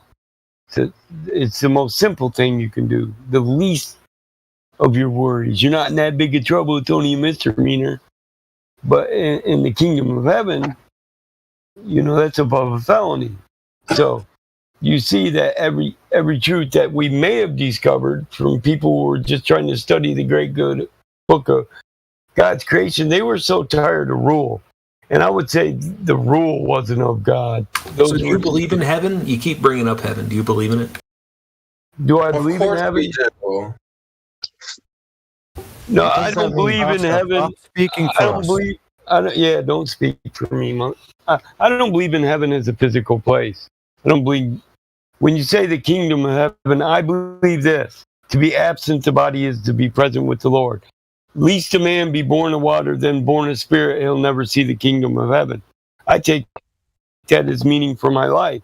That when we refer to the kingdom of heaven, we've been born of water. Our mom's water broke. We were born in the flesh. Our body gave out. It died. We're born in the spirit. We're now in the kingdom of heaven, or the kingdom of the Holy Spirit, because he's a spirit, not a man. This isn't his kingdom. He's not of the flesh. So Is why do you heaven a believe in the globe? Bible so much? Now there you go again. What Bible? The King James Bible, the Apocrypha, the I don't know. You're Peshitta. talking about stuff that's very religiousous-y that you didn't come up with yourself. Yeah, it's the only reference you have is the Bible. I would stay 'Cause I away don't- from that I word don't believe in the religious Bible. because, I would stay away from the word religion. King right? James was a piece of shit. Why would I take his Bible? Oh, the word religion. He's trying. So here's the thing about religion. Believing in God isn't religious. Religion is a group of rituals that you perform in the name of a spiritual belief. So do you believe in that's a religion. A religion is a practice. I'm not religious. I don't practice rituals. But do you believe in God then? You Well, said God. I believe in. Can I say something real quick, Mike? Hold on, you Real asked quick. me a question. I believe in God. Yes. Have you ever seen him? Like, why do you think? I don't have to see him. It's about faith, and my faith isn't for you to test. And you better understand that quick, because God gave you a mind to think with. I've seen him and he's flat. So you have faith in this God, but you've never seen it or anything. So you're just taking. You're just. Did you hear what I said? I'm just. It's kind my faith is not for you to fuck with. Well, what if I take my advice? A globe. Well, I'll just ban you. Yeah, that's why I said be You can careful have with that faith word in the religion. globe, but if you fuck with my belief in God, well, I'll just get you out of here because it's not your place to do. If you don't believe in it, that's fine. Keep it to you. Have What faith if in I your globe. fuck with your belief in the ball? But understand this. How does that make you feel? Hold up, Ron. Understand this. Yeah. I accept that my faith in a God is a belief system. And it might be religious to some people in nature.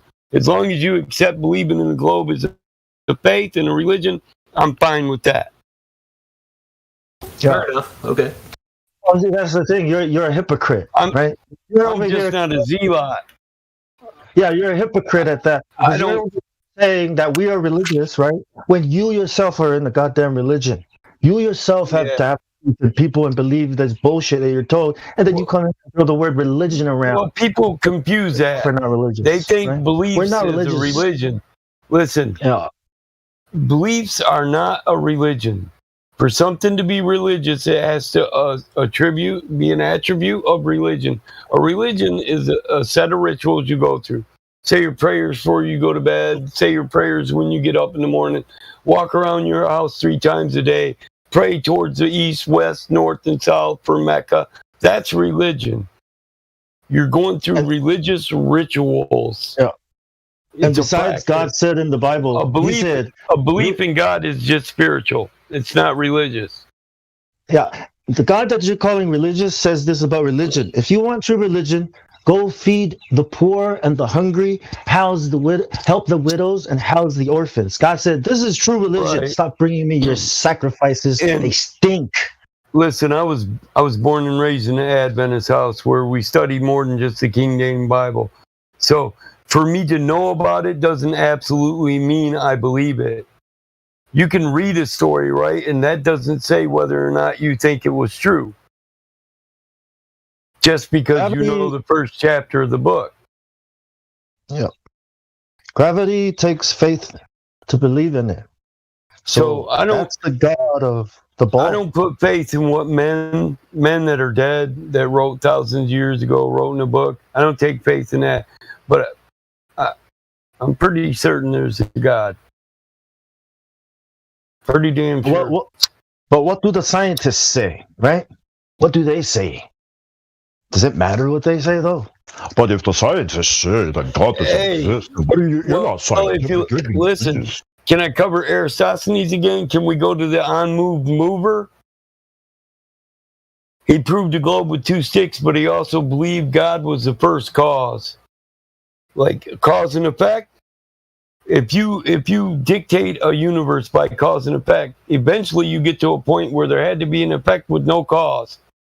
And Eratosthenes said that would be God, the unmoved mover. Herschel agreed. Cause. Copernicus agreed. 90% of the scientists said they destroyed their shit and twisted it and built this model of. 90% of them all believed that God was the first cause. They destroyed those sticks, and it's a very difficult process to build it back up. Yeah, some of them related God being consciousness. And now that scientists are trying to attribute consciousness to being the first cause with no movement, because for cause and effect, you have to have movement. That's why it's called the unmoved mover. The one who didn't move an inch but set everything into motion. The first effect without a cause. Yeah. So if you live in a Big Bang universe and you say this just repeatedly happened, well, but then you come to my God and you say God can't just create itself or come out of nowhere, and I say, well, your universe did, because you can't have Big Bangs in infinity. Something always has to cause something. So if we just stop at infinity and we say there had to have been an outside source that came in and started everything else moving. There's got to be a primary cause, a prime creation. Question. Who created your dad? And who created his dad's dad. Oh, and who created his dad's dad's dad's dad's dad's dad's dad's dad? I mean, where do we stop, right? Wise old woman I call grandma. Right. Right. So eventually, but you have to believe help. that See, grandma had a squeeze box. Yeah. You have to believe Grandpa that never got eventually no one of your ancestors. You have to believe that eventually one of your ancestors was an ape. Can you backtrack it? Can you do that? Where Can you the ape come from? Where the ape come? Here we go. Who's the ape's daddy? I want to know. Tell me his name. Lobsters, right? And lobsters came from bananas. Tell me the ape's name, or the Big Bang and evolution isn't true. What was the ape's name? Right. Well, it's the same idea came from bacteria. The cause and effect. What was the bacteria's name? Tell me that. And where did the bacteria come from? Bacteria didn't have a name. Where did it come from? Now we're down to abiogenesis. Can you prove to me abiogenesis? Well, it started at the bottom of the ocean next to geysers, and then a collection of Sasha, let the other guy answer, not you. Where did all the elements come from? Listen, where did all the proteins and elements come from and amino acids that were in the ocean? Inanimate life does not give. Inanimate objects doesn't give birth to life. That's not what we observe. We observe life giving life to life. We haven't seen a rock spit out a motherfucking reptile. Sorry, I didn't mean to interrupt. You know, it's funny when I asked, okay, Big Bang, great. Who caused who created the singularity that caused the Big Bang? I did. I was in the fourth dimension thinking, and then my nose started to itch, so I picked my nose and flicked this booger, and then went into the third dimension and crashed into another burger, and there was a hell of a bang bong. I thought I was in trouble. But you just sneezed. Bruce Lee was there. He said, "Damn it, Mike, wake it up. You're fucking shit up. Be watchful, my friend." Right. So the question is, do you believe in some kind of God that created the Big Bang? I mean, it's the same question. Hey, you seen the picture where they reach out and touch fingers? That's the flick in the booger. It's a booger flick right there. Here, grab my booger. Touch my booger. There you go. Flesh of my you flesh, are blessed. booger of my nose. I am pleased with thee.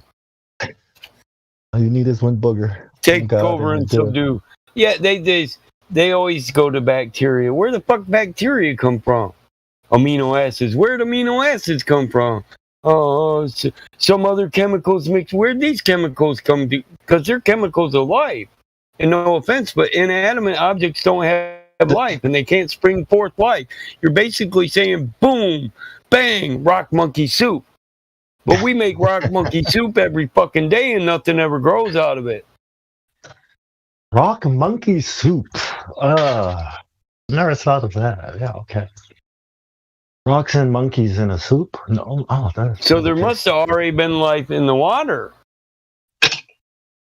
Bushmeat. And nothing evolved here. It already existed in the water that was here. Kind of like sea monkeys, you know. You just pour them in a glass of water and bam, they're swimming around like little pimp motherfuckers. So where do you think life came from? That's the ontological question, and it hasn't been answered since mankind was created. If you're cool with the explanation you have, it's fine with me. But it doesn't make sense to most people.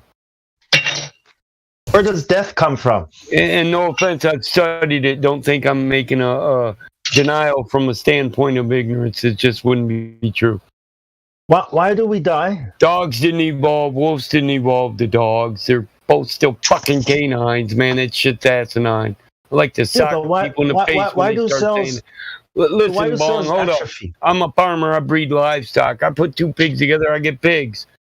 I mix this kind of pig with that kind of pig. I get a mixed fucking pig.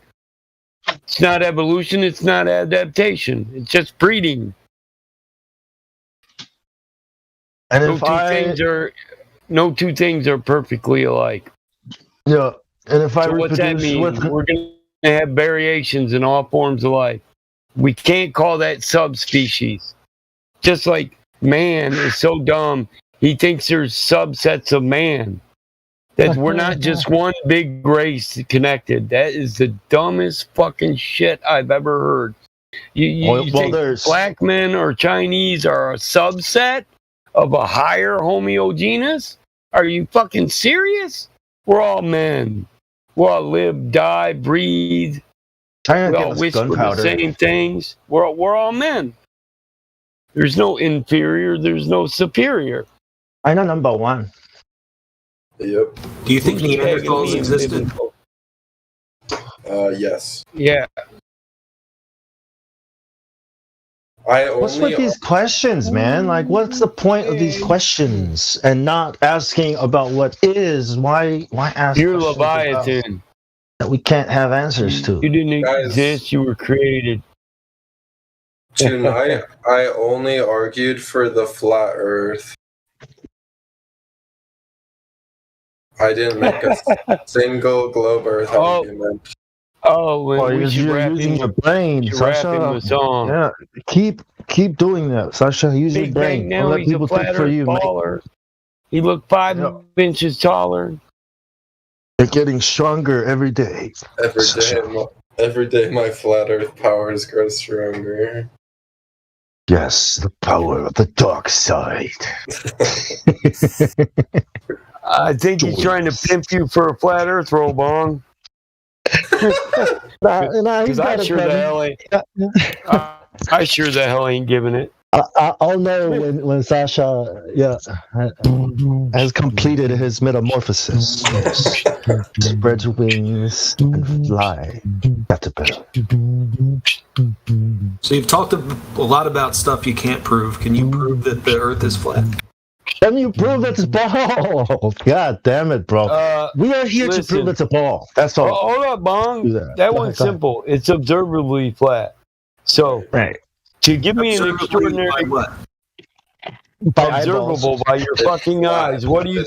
What do I have to do? Perfect. And my fingers. Oh my God, here we go with the interruptions. Do I have to define observably for you, really? Do I really have to do that? Perfect measure of everything. So I can smell the flatness in the air, my friend. I smell That's not what I said. So first off... It is what you said, but... It's not what I said. You're adding to it. You're trying to make you're ridiculing what I said.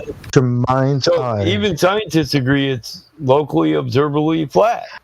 It'll look flat from 35,000 foot, even though we know it's got topography.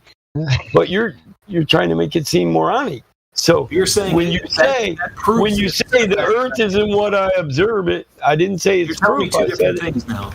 I got one. Hold on, I got a good one, man. Listen, wait, I got one. Why is it I talk in plain English, but you take from my plain English something I never said? I'll type it out. You said the fact that I see the Earth as being... I said it's observably flat. Did I say that proves it? That proves it. Okay, so it doesn't prove it. Does it take... Did I say... I asked a specific question. Did I say that proves it? I asked for proof, and that was your response, so I don't know. Did I say that my eyes are laser beams that 100% perfectly measure anything? Why are you being asinine?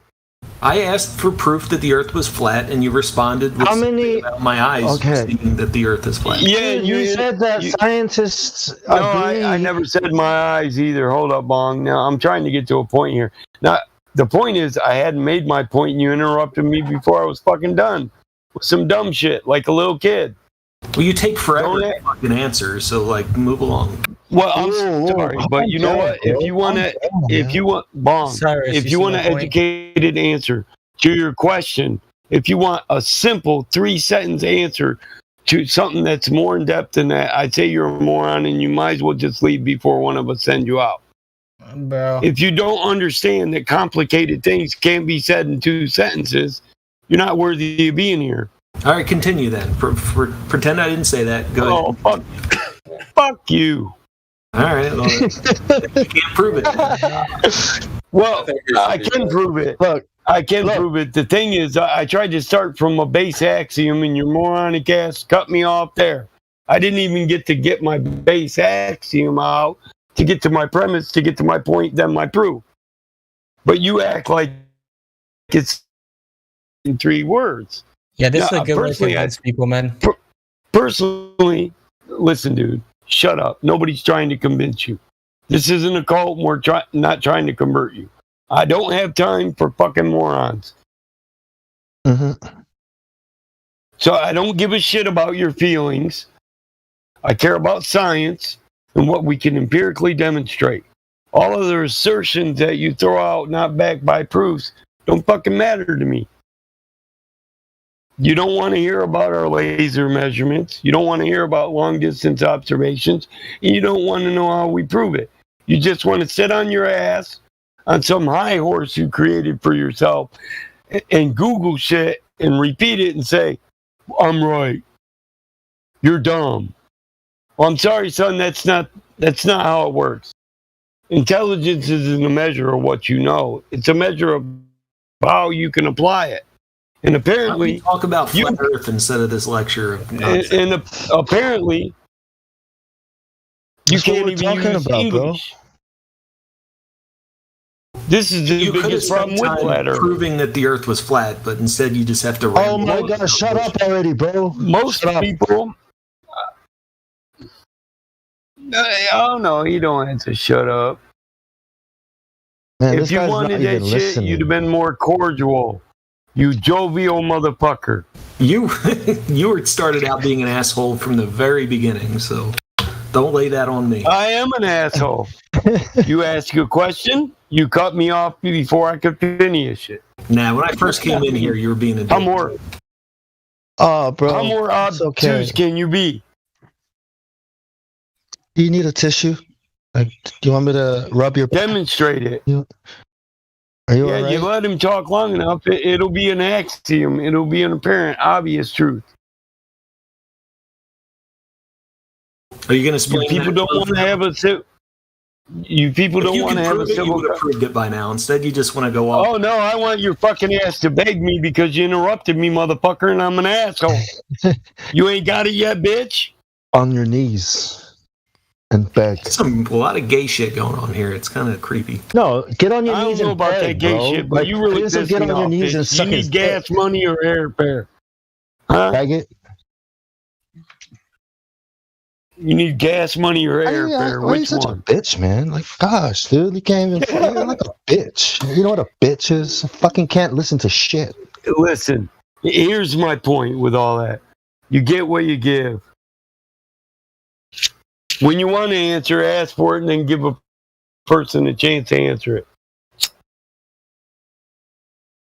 Don't play that dumb shit. That's not what I'm here for. It's not what we created the server for. Sounds like you're here just to start Can shit. you prove the Earth is a ball? Can you prove I'm it's a here ball? to just start shit. Why? Because you came into my house and started pissing on my floor and I got mad about it? Pissed on your carpet. You're not at home, son. He put his foot on the table. You know how much that carpet costs? I know Jemsy's drink's sitting there. Why do you want your dirty boots by it, man? What the hell? I'm not here just to start shit, but I already told you how it is, bitch. Play me for a fool and I'll play you for the same. You get what you give. If you wanted something other, you'd have acted like it. Be a man. Accept the consequences of your own fucking actions. Ain't nobody gonna take shit from you and give you respect, and it's like, bitch, you gotta earn it or give it. That little John song. You I'm don't not your start fucking nothing, daddy. I'm not gonna won't powder be your ass. nothing. Don't start nothing. Won't All I be know is if you could have proved it, well, you would have instead of going on. Yeah, you don't know You that. don't know, The Mark. only thing you know is you get to run your fucking mouth. It's like this. Do shit. All I know is if you wanted a civil conversation, you could have had it, but you didn't. No, you started Don't do pretty early shit. being an asshole. Don't do shit. No, bitch, you kept interrupting me. You asked me a question and you interrupted the answer 3 fucking times. Hey, I got a song. When the Gopers acting up and they end up in the club, what they gon' do? Shit. What they gon' do? Shit. You gonna prove the ball? Bomb, you are triggering me. That motherfucker. What are you guys doing? That motherfucker got bitched out because you wouldn't let me be heard. I had to yell at him. God damn it. It's like a horse when it shits. You just open the asshole up and a bucket full falls out. There ain't no flow to it. It just all says, wow. Stick them in the head. Then I gotta shovel that shit up. Stylix. Tell me I'm wrong, Cyrus. He's gone. He's gone. Oh, out. I love Bong, man. But did you die, Mike? But did you die? No, I did not die. Then clean the horse shit up off the floor. It's a bucket full. They let Bond through the cracks. They should have had him in place of Neil deGrasse Tyson telling their stories for him. No one would be a fan earther. Exactly. I ate a gummy and smoked a nickel bag. He caught me on the wrong night. Motherfucker, don't troll me. I wanted you to talk to I'm us, the not king troll, bitch. I'm here for conversation, but you know, if I get kicked by a troll on the way, you know, I'm gonna kick him back, right? That's just me. I love to troll a motherfucker. Yeah. While you were talking, I was pushing him out the door. I kicked him outside while you were still talking, and I was like, "Get the fuck Bong out of already here." knows. Bong's like, "Fuck it, you already interrupted Mike. Mike ain't gonna try to answer you again, bitch. He's gonna ban you after he feels like you heard what the fuck he said." Yeah, that's what I feel like doing to him. Pow! Let's go talk outside. Mike is busy. I thought you would have banned him. Dude, when we was on YouTube, Bong used to ghost mod and ban. I'd be talking to 10 people and they'd all disappear and I'd be like, where the fuck they go? And Bong would be like, And then they come back on new accounts and they go, God damn it, Battle Mod, you banned me just to win your argument. And I'm like, oh, fuck. I'm about to have 10 of these motherfuckers all saying I banned to win arguments.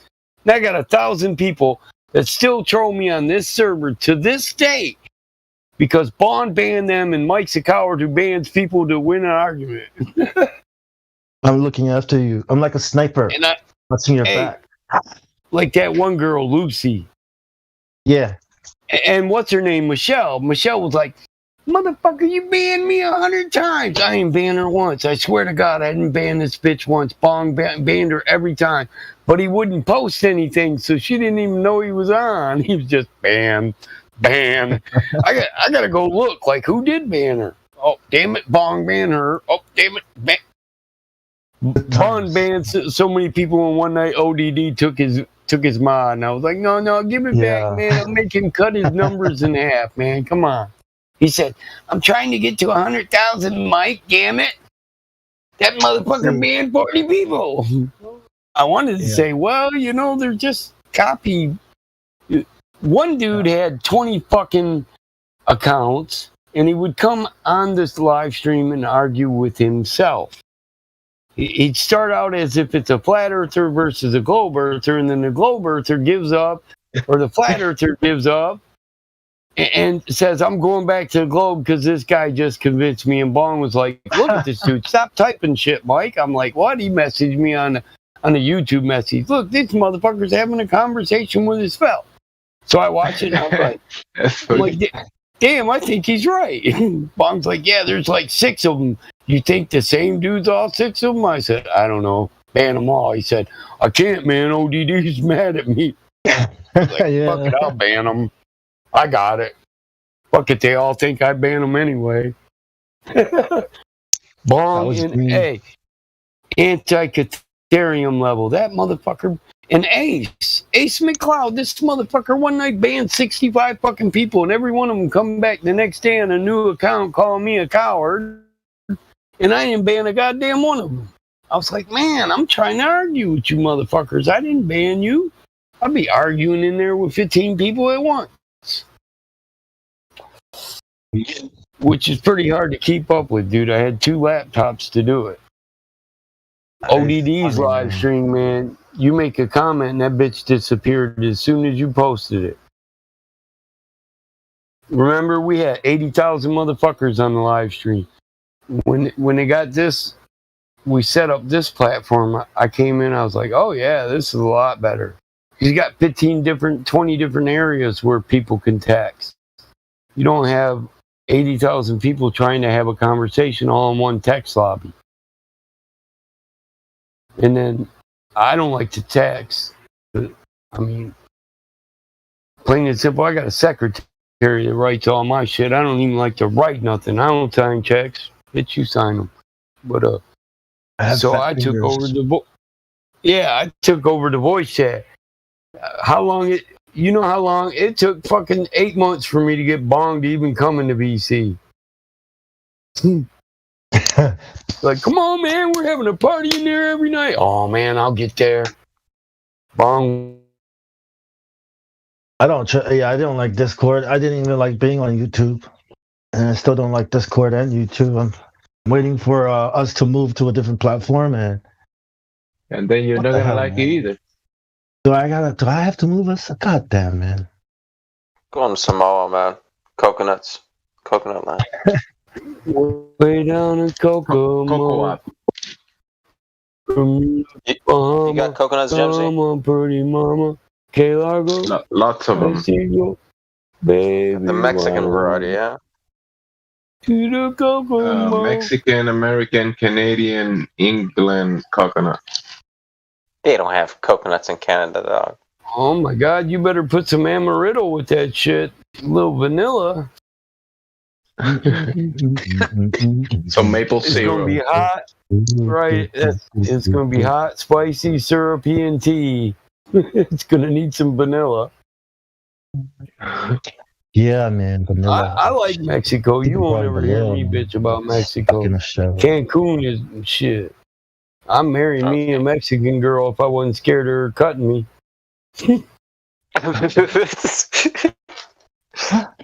Girls are hot. It's like, damn, man. What kind of Mexican chicks you hanging out with, Mike? It's like, damn, dog. Well, chicks, it's like, what the fuck? Dating, eh? Well, girl, people are pretty gangster in Michigan, man. Michigan's pretty hard. We're real though, but we're hard. No, I get it. We expect you to. Half these dudes that come in here, if they walked into a bar or even a coffee shop and talked to a Michigander the way they do in here, they'd get their ass beat. And the Michigander wouldn't give two shits if they got prosecuted and did 2 years. I think you talk shit again? Damn. I think that would probably happen anywhere, that they would try to talk to someone the way they talk to someone here. Yeah, most of these dudes get their ass stomped. 100%. I know, like, in person, I would be addressed as sir, kind sir. Do not smash my brains into the ground, kind sir. Like, that's, yeah. I know. And I'm polite, too, so I'm polite. I done forgot that dude's name. And I try to be. I'm polite to people until they're not polite to me. It's that simple. Oh, 100%, man. 100%. You know, if my politeness, like my respect, because I'm respecting you, that's demanding respect, and if you don't give it to me, then that's it. It is. Your respect is void, sir. So fuck you. It's given. Yeah. It's given, not earned. Yeah. Yeah, I agree. You guys are some of the nicest assholes I've ever met. Yeah, you too. You're like the secret dickhead that like hides in the closet. Yeah, Jimsy. He just opens up his mic to say some dickhead shit. Jimsy's one of them. Yeah. The era I was raised in, all men were assholes, and it was okay to be an asshole to each other. But that's the era I was raised in. And motherfuckers knew when they slipped the lip, they might get their ass beat. A popular saying when I was a child was, men have been shot for less. Yeah, I heard that many times. Oh, these days is all about how hard you hit the keys on your keyboard, right? Bang, bang, bang. I'm going to come over there. Bang, bang, hit the keys as hard as you can. The minute you cut me off and act like I'm not going to talk. How dare you? That's how you kick people's asses on the internet. You just type really hard. I know. Apps. Hey, I was debating DJ Come Too Quick one night in here. I had him. He was tripping out. He kept going, and then he was just gone. And I was like, well, what the fuck happened to this dude? And then he come back 15 minutes later and said, thanks, Battle Mod, you fucking bitch. I just shattered my phone all over the sidewalk. The whole park was looking at me, and it's your fault. Me and Indio was laughing. Memore said, I'm jealous, Mike. You got a fatality. Look, bro, I haven't. The only time I've ever smashed my phone, bro. The only time I've ever smashed my phone is when I broke up with the girl, in America. I mean, who smashes their phones and arguing with a dude? I know you got money, Oh my Mike. gosh. You owe me a motherfucking phone. If you was a righteous dude, you'd send me something to my PayPal right now. That phone was $75. I was like, are you serious? $75? Damn. Fuck yeah. I'm like, dumbass, I didn't tell you to slam your phone on the fucking sidewalk. That's your own fucking problem. And was it a flat sidewalk? Or was there a curved sidewalk? Because if it was a flat sidewalk, then it's okay. Yeah, it's supposed to smash. It's normal, right? Hey, but if it was a curved sidewalk, it should have bounced. You know the funny thing, Bon?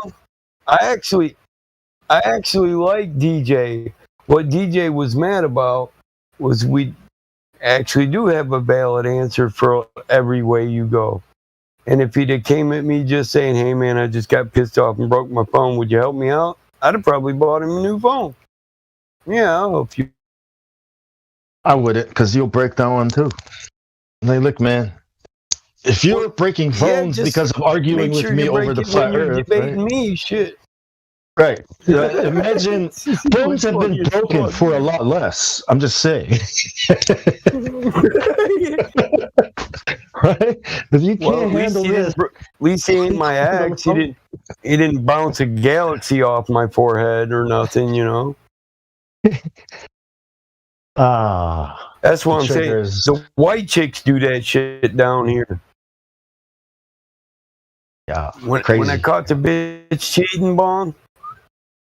Hey, when I caught her cheating, I said, you might as well just settle, because you ain't taking shit, and I'll support you. That bitch chased me too. I got a knife collection. I buy machetes and hatchets and shit, survival hatchets.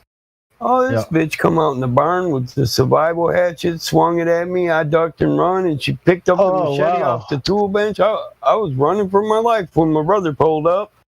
I jumped in his truck. He said, what the fuck are we doing? I said, you're driving. Get the fuck out of here. Where are we going? I don't give a fuck. Hit the car with the machete, bro. Go. I don't care. I ain't going nowhere. I'm not getting out. Fuck it, Damn. She was mad. This bitch wanted. I got a lot of zeros in my bank account. She was trying to take half that. You know what I'm saying? But once I proved infidelity, she was mad. You hired a private detective? You got it on video? Well, bitch, you're the one that did it. You trying to take my money, bitch? What the hell? Dude, in the middle of reconciliation, I'm like, what the fuck, man? You really didn't want that money that bad, did you? I was kind of fucked up over it all until that moment. At that moment, I kind of woke up and was like, yeah, fuck this dumb bitch. Love makes people do stupid things, crazy things. Yeah. Praise love. Well, it's like years passed before my eyes where I was like, I thought to myself, if I don't leave this alone, then me and this crazy bitch are going to be fucking up our kids' emotions for the rest of our lives. So I'll support you. I'll take care of you. I'll pay for your car. I'll still work at the company. Don't have access to no more accounts. I just won't, whatever you say, I'll let it bounce off me, and I just won't get emotionally into it because I want my children to know it's not what we go through that defines us. It's how we react to it. I just want to be somebody that, my mom would respect and my children. But I'm not going to spend I thought you were talking about an old girl. I didn't know it was your ex. Sorry to hear that, man. No, that was my ex. I was going through that shit, and then I'd blow it all out. I'd take a deep breath, blow it out, and come in here and have fun with you guys. And you mostly a lot. You guys help me through some shit you do. Because I normally I don't invite people into my misery. I figure they got enough of their own. But no, don't feel sorry for me. Shit. It's an eye-opening experience, and it's good to know that you can stand on your own 2 feet with no hate in your heart. You know what I mean? That's it.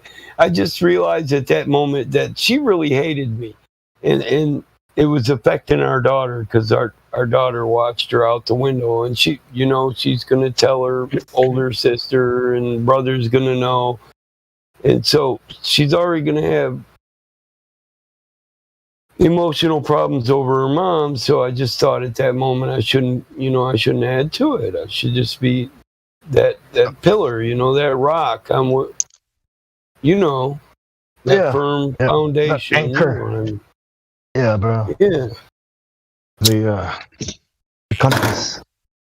And now, you know, after 2 years, my kids, they do notice it. I've never even talked like this about that with my daughter, you know, my youngest. I don't say, hey, remember when your mom chased me around with the machete? But she tells me, hey, Dad, you know, you've been through some crazy shit with Mom, and you never once got mad, and you don't hate her, and you ain't never said nothing bad about her, and I noticed that, Dad. Oh, fuck, I about cried, bong. Yeah. I had to tell her to quit. She was going to make me cry. That's all I wanted, you know what I mean? I'm just thankful my dad raised me the way he did. So I'm a thinking man. So yeah, I'm trying to hold on to. Yeah, it was like perfect timing. My brother pulled up. We was driving away. I said, "You don't believe in God, bro?" He said, "Yeah." So I said, "God just sent you here to save my fucking life. You better start believing." He's like, "Well, where are we going?" I said, "Let's go get dinner or get a drink or something." So just anything so I can absorb that and then react to it later. Not now. Fuck it. Yeah.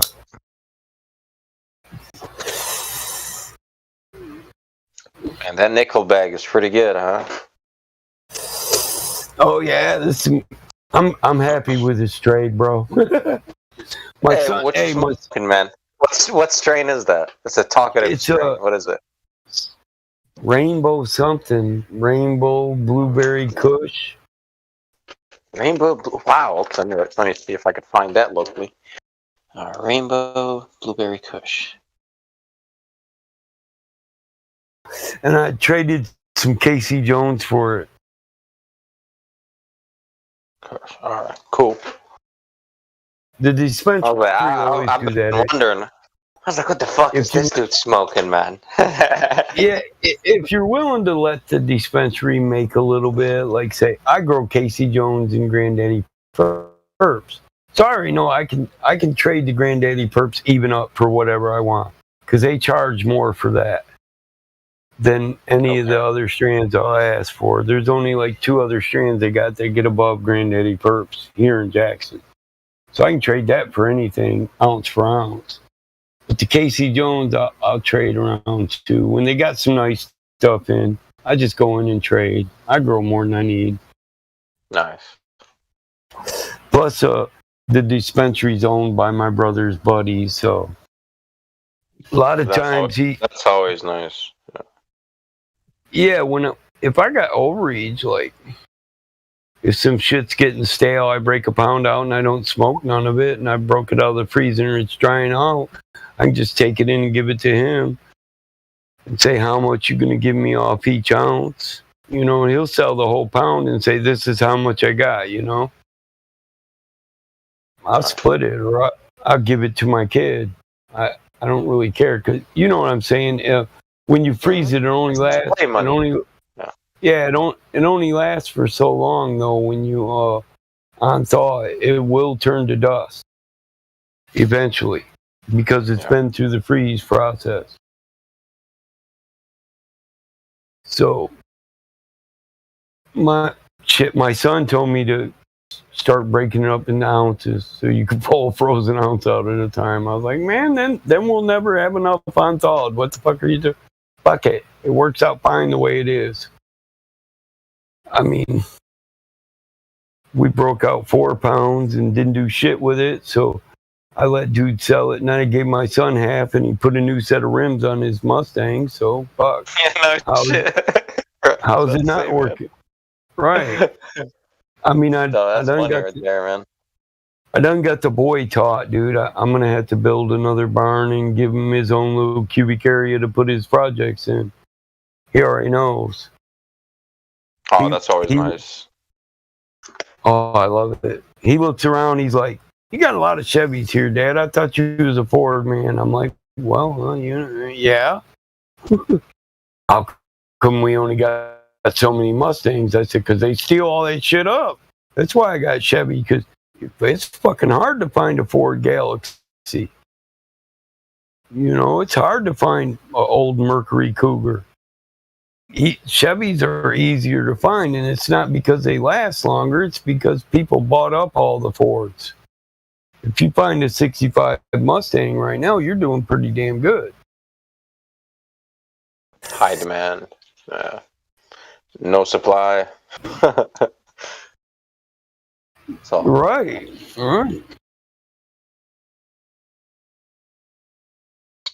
Like Trinos, the old Ford Trinos, the 428, 427 Cobra Jet in them, and the 429 Cobra Jet.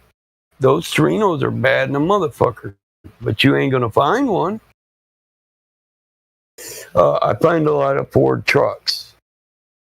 And I got a 49, I got a 51, I got a 53, I got a 55. I like my Ford trucks. Always wanted a Model T, man. Always. One of them super old, You're kind of gay. I owned a Model T for a while, bro. It's like riding a fucking roller. Yeah, it's like riding a roller coaster. Just like I don't like them T-buckets. Now, I'll build a 32 coupe or a ZZ Top, but I put that bitch on the pimpest new suspension you can get it on. 4-link coilover strut, A-frames, Woodward brakes. I make it handle like a new Mustang. Nice. No, I can't do them old straight axle roadsters because they're just stiff. You feel every bump in the damn road. It's what is it? It's like a horse buggy or whatnot on the motor. T-bucket. They just stuck a motor in it. Yeah, they call it a T-bucket. T-bucket. Yeah, a Model T with no hood or a roadster. They got the straight axle frames on them. Here, I'll show you a picture of a T-bucket. Gotta pick. Where are we at? Yeah, it's where you get to you get a Model T from like 1927 to 1934, and you cut it up and make a T-bucket out of it, like Ralph on Happy Days. So this isn't one of mine. I don't want to look forever. I got a large. Can I quickly ask a question? That's a T-bucket. Can you guys unban me? Because I just got banned. Who the fuck? Wow, who's wrong with this shit? No. Listen, Sasha. You gotta stay in there, okay? Yeah. You need to know. What did you do? I didn't even do what anything. you said to Trace, hey, it's not acceptable. Okay, like you guys been going at it all night, right? Like you guys been going back and forth. You can't be cussing in text and shit. You need listen, Sasha. You need to respect. Look, listen, Sasha.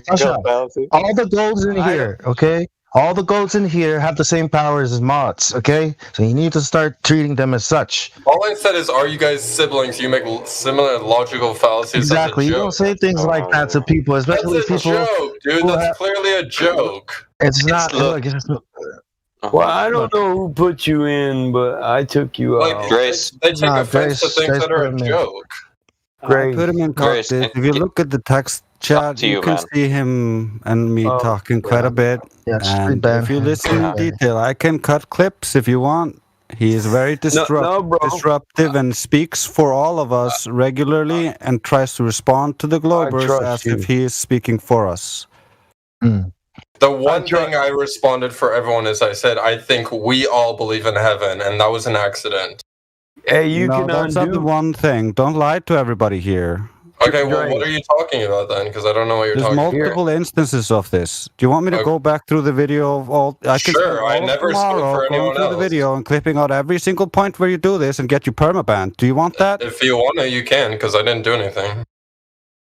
Oh my god. So yeah, you're gonna get. Can you guys do it in another chat room? So no, wait, no. Drace, it's up to you, man, if you want to put Cogdis for a day or not, because he insulted you. You know, there you go. I'm saying logical fallacies is not an insult. Hey, it's funny to me, but I wasn't checking out the chat, so hey, if he's insulted, he can take care of it. He just keeps trying to gaslight me and lying about me and lying about everything, so... Trace, you got it, man. I unmuted that motherfucker, but don't feel like I'm going to be offended. Do what you want. I trust you, bro. I wasn't paying attention to all that, so if you want to give him a day and tell him to quit doing that shit, that's on you. You got server banned. What? Oh shit! All right, so I just want you to know, I didn't mean to undo it. I thought he just got attention for cussing, but you know I trust you, bro. Oh well. That's why Sirius spoke up. him out for a day, because like, sure, he might eventually get server banned, but like, I don't want to get him server banned. Yeah. Bong just laughed, but that's why Cyrus spoke up, dude. It's up to you. He had it coming. Yeah, he had it coming. He definitely had it coming. I trust you. You don't even have to explain it. When you were saying it, I looked at him anyway, and I agree. Look, I laid down the fucking carpet for him to walk on. So fuck Hey, him. I'm an asshole, man. Don't think I won't let you be one too. Fucking pisses all over the fucking carpet. It's like, get the fuck out of here. He's the one that I kept saying, no, shut up, don't speak for us. That was him. No, he's the one that keeps pipe up. Even though we tell him we don't all have the same beliefs, he keeps fucking misrepresenting us when people come in here. He is a dude. He's answering for me when motherfuckers were answering me. Yeah, I remember when you first came into the room and you was having the conversation with that guy. That was who was doing it. That was him. I was wondering who was doing it, but I got my screen so enlarged. I'm on the tablet, so I got it enlarged so I can read everything. So I can't see the whole voice chat. I was wondering who was doing that. I started to argue with him because I muted him when he kept interrupting you, Battlemod, and like talking over you. So he didn't like that and just started like talking shit. So he says like, you guys all the time. He's like, you guys believe this, you guys believe that, and then he's like, I'm a flat earther, but I believe in evolution. Yeah. Yeah, and then he switches it when a Cobra comes in. He says like, we believe this, and pretends to be a flat earther. He's just LARPing. He's a resident troll. When he said he believed in evolution, did he say no, I think Drace is right. Where it's just happening, or the kind we came from monkeys? He's a fake flat earther trying to make us look stupid. It doesn't matter. Hey, I had a question for you, Solomon. I remember earlier. The Roadster. I'm stoned, but you're on. Listen, I'm stoned, but you're on point, Drace. Maybe we should just permaban his ass. He's been mixing this better for since he's been in here. It's about time the kid gets baked. Yeah, that's what I'm saying. I'm high, but the more I think about it, you guys are right. We've been on him for a couple days, ain't we? Yeah, he's just verbal diarrhea. Just get rid of him. Yeah.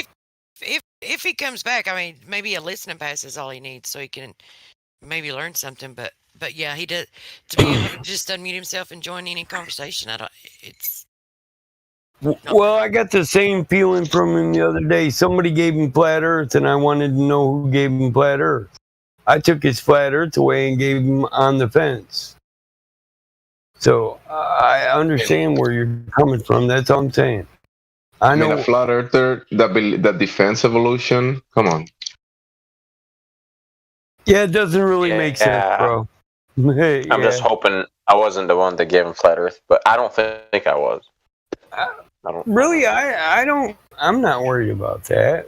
I just listen. A lot of times, guys, there'll be 5 fucking people up there, and I won't even go into VC. I'll just give them all VC and send them right in.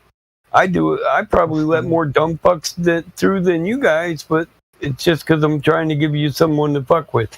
If you got to ban them, well, it gives you something to do and you're not bored no more, you know? Yeah. Hey, he's been given too many chances. Yes, Sasha. Yeah. Yes, we're going to ban you.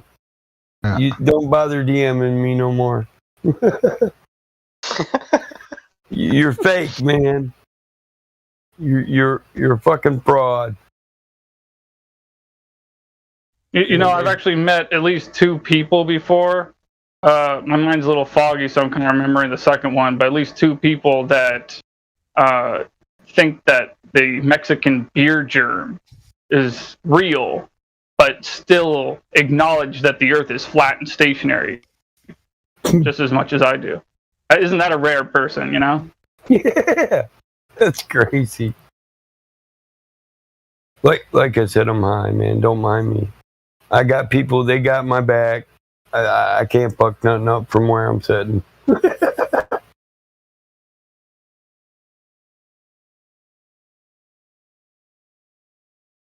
I like this weed, About man. to take a dab. If you want something fucked up, just ping me. I can tell that you like that weed, man. That's why I was like, let me write down that strain. I wrote it down. I was like, I'm gonna give me some of that. And I like that it's a Kush because I like Kushes in general. I love Kushes, man. I'm not peeled back. It's energetic and giggly. Yeah, that motherfucker came out sexy, didn't it? See that hood scoop on there? I had to fabricate that myself from metal. I got like 40 hours just on the hood. Oh, damn. You made the hood scoop. Yeah, I made the hood scoop. I painted that car. Dude, You do sheet metal work. Oh, fuck. I got 0 skills in sheet metal work still. Yeah, I painted that whole motherfucker, bro, from the ground up. I can show you what it looked like before. Good body work, bro. Fuck. Nice paint. Yeah, it was rotted when I found it. I did a lot to it. So here it is in primer. I'll show it to you in primer. And it didn't have the scoop on it next. Starsky and Hutch had a Gran Torino, bro.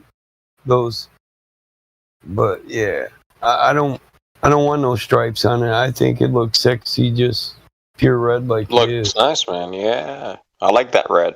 That red tone is nice. It was red too from the factory. So I mean, here you can see this one. I bought a brand new gas tank for it. I put a whole new floor in it. The dude, it sat in his garage so long he had it on like 12 jack stands, right? And the bottom of the car rusted out and it fell through the jack stand, so it was sitting just on the floor. And when we walked in, last he knew it was sitting on jack stands, so he said he wanted $8,000 for it. And we walked in and I was like, I thought it was on jack stands. He said it was. I said $8,000. He said, dude, give me $3,500 and you can take it all. I didn't even look at it. I said, here you go. 25. Oh, okay, all right. You gave him 35. Yeah, because it came with the motor and everything. So all right, a 289 Boss motor. It's not a 65. It's a late model 64. It's a 64 and a half. It is a 65, but it was manufactured in 64. It's one of the first. It's like the VIN number is like 00300. It's a rare car.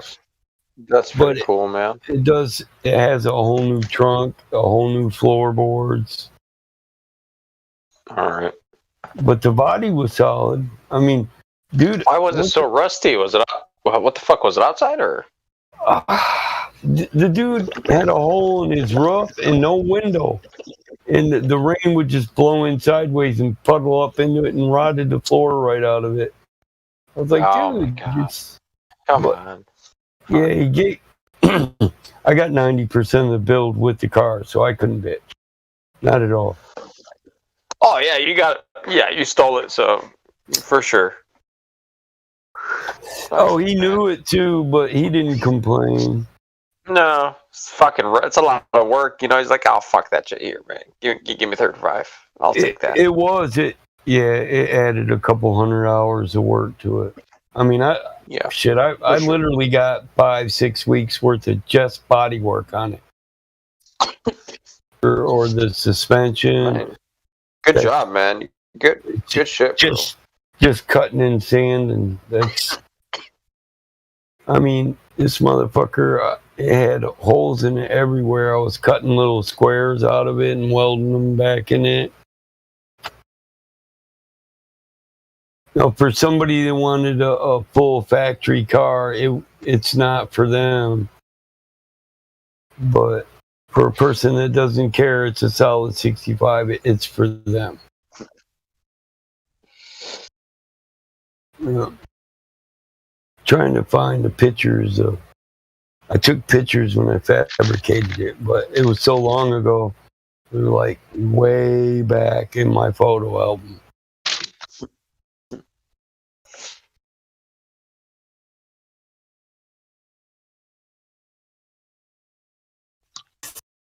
But I got these old roll formers that my dad had. They're from the 50s. Mm-hmm. They're actually concrete. You know, it's not concrete. It's marble. 2 round marbles, granite. 2 round, granite roller stones. It's called a roll form, but it's not a metal roll form. Where the newer ones you get will have solid steel ball bearing looking things. This one is granite, and it actually shapes the rock as it shapes the material. But then I have creasers and brakes, roll forms. Is this similar to an English wheel? Yeah. Roll form? Yeah. Exactly. That's what it is. It's an English wheel. I'm so fucking high, I couldn't remember what they call it. You know that process where it's a roll form process that uses 2 dies to create what is it? Fuck! There's a name for it, for that seam. It kind of creates a crease in metal to make it stronger. It's called a bevel. Like racing chairs, like with it, shit like that. A beveler. Beveler. Wait. Let me see. Hold on. Fuck. What is it? Something form? Well, it could be the forming roller that you're talking about. Yeah, you just set up. What kind of dies am I talking about? Hold on. Yeah, we put a bevel on it to make it stronger. There it is, finished. As I'm starting to clean the welds up and shit. I'm getting close now. But I had to cut all that shit out. Nice.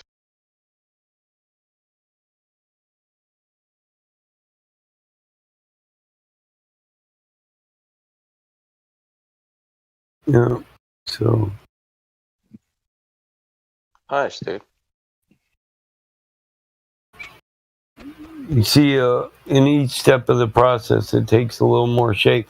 This is an art form. I can literally roll out and form a gas tank for a motorcycle if I want, and as long as I can weld the seams. But I can do that, you know. Yeah. I can weld seams. That ain't no problem. But I build my own gas tanks for race cars and motorcycles, custom tanks, all that. See, this is where the real magic comes. Half a gallon of spot putty.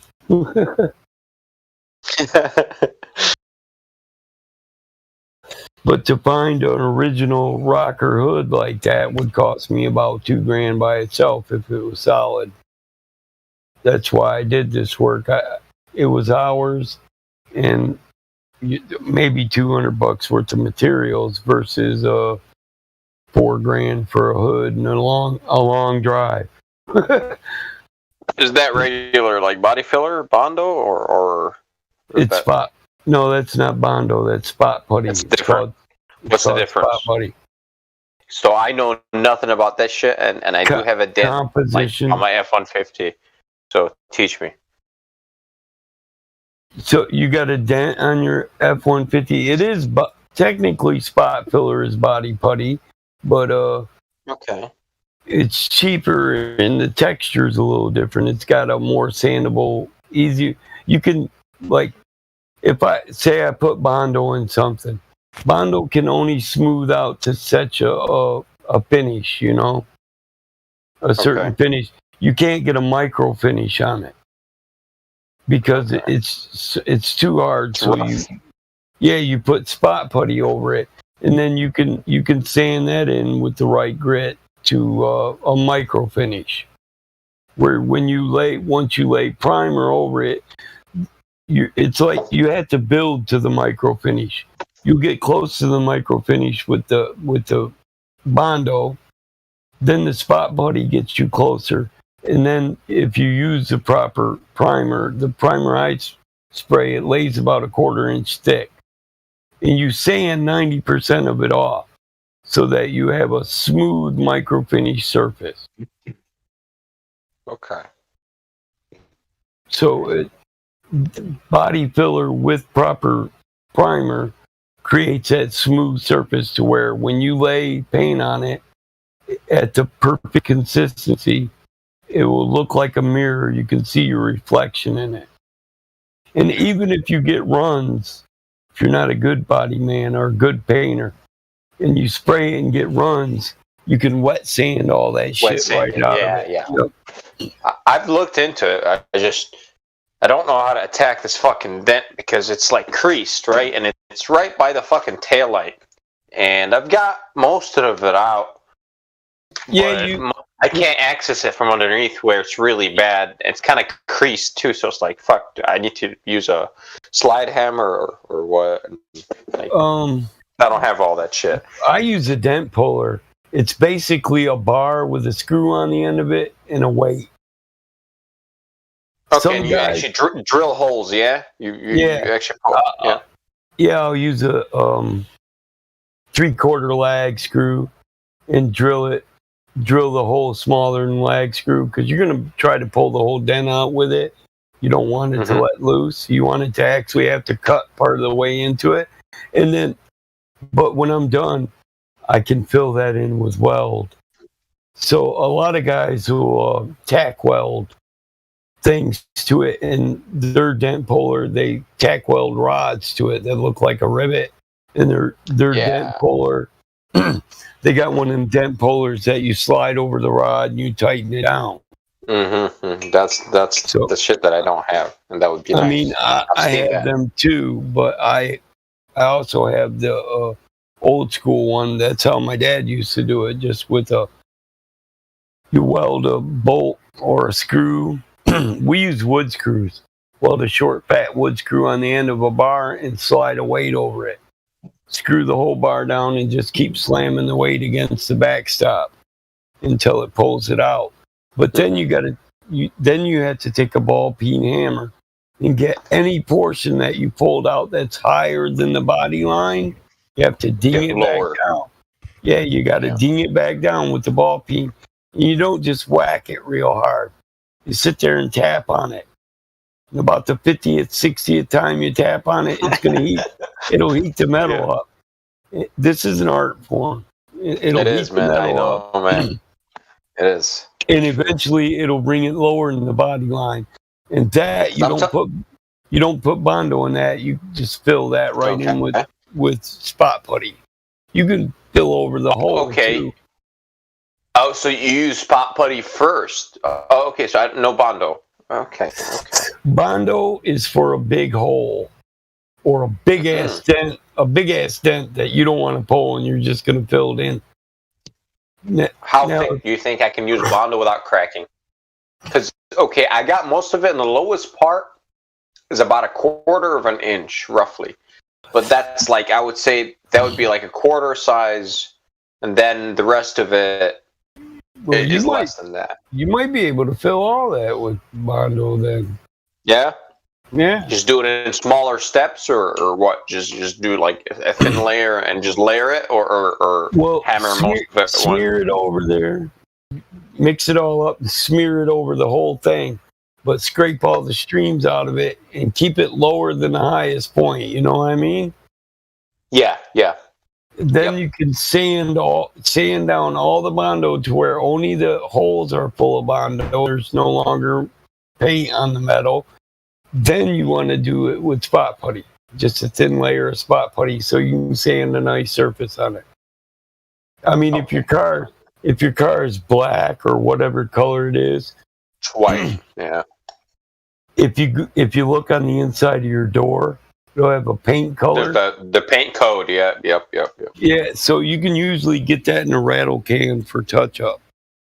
Mm-hmm. But you put the spot putty over it, sand it down to a smooth finish, put some primer on there, sand that all down to a smooth finish, and then just touch it up with the spray can. I won't. All right. I can do that. I'm pretty good at that because I used to detail cars for my uncle, and I burned the corners on a Jaguar one time, and I didn't want him to know about it. So that's when I started learning about body. You know, I sanded up the metal real good, sprayed it with primer, sanded it all smooth, and rattle canned it because I didn't want him to know I burnt the corners of his Jaguar.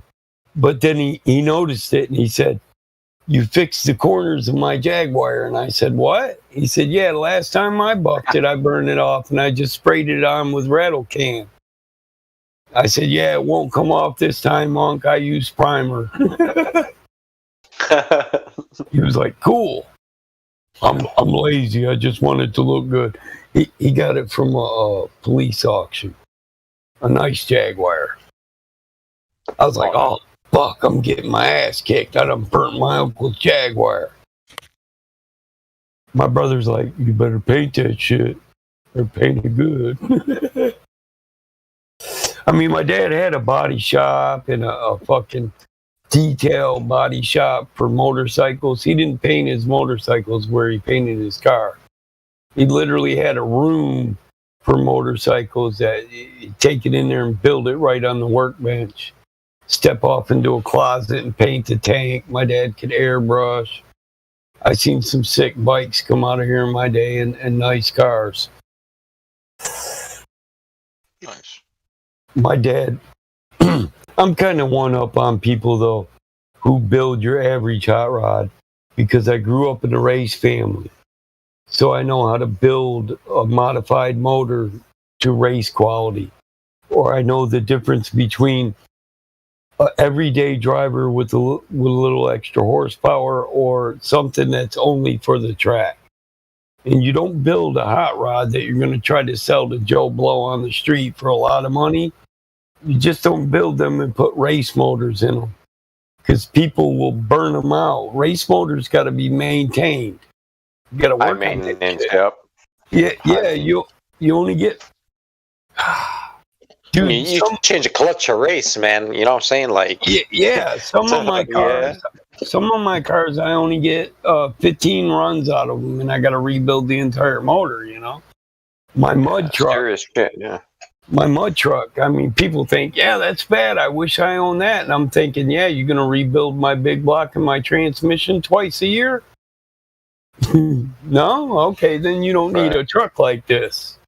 This is a play project for a master mechanic. It's not something Joe Blow owns, or you're going to be broke paying a mechanic to maintain it just so you can make runs through the mud pit, you know? Me, I get more than just a run through the mud pit out of it. I get to stand around, smoke weed, and say, yeah, bitch, I built that. Oh, it's a fucking Ford. Oh, it pulled your Dodge out with broken axles sideways, bitch. My shit's still running. What? My fucking Ford's still running. That's what I get out of it. Yeah, they shit on me for having a Ford all the time, man. Oh, to fix or repair daily. It's like, listen. I know I have a shitty motor, but it's because they like to fucking innovate. So they stick a lot of electronics, lots of variable valve times. Like, they innovate. So too many sensors. So, and oh man, once one sensor goes, you kind of have to get an authentic Ford one. You can't just replace it with another one. Oh man, it's just. Hey, I'll tell you I something. like I don't like Fords either, and knocked them and dissed them. But a couple here a while back, it was a Ford F-150. It was red. It was I'm just trying to remember what year it was. It's been a while ago, and I only had it for a couple years. But when I bought it off the people, it was like, yeah, you can check your oil and you can check your water, but I didn't. They'd used some K-Seal to seal. It had a gasket leak in it, right? And sorry, hang on. My bad. But anyway, it had they used K-Seal to seal up the gasket leak and sold it to me and didn't tell me about it. And there's really no way to know that. Like, you can check for a lot of things, but there's no way to know if they've done something like that, right? But it's the only Ford. Well, it's not the only Ford I owned, but I never liked them because everyone around me always, talked bad about Ford. So I like Chevys. Yeah, but Yeah. We got the fucking Chevys over there. But I would drive this truck and it would like get hydrolocked on me, and you'd have to turn the engine backwards, take the plug out, and then turn.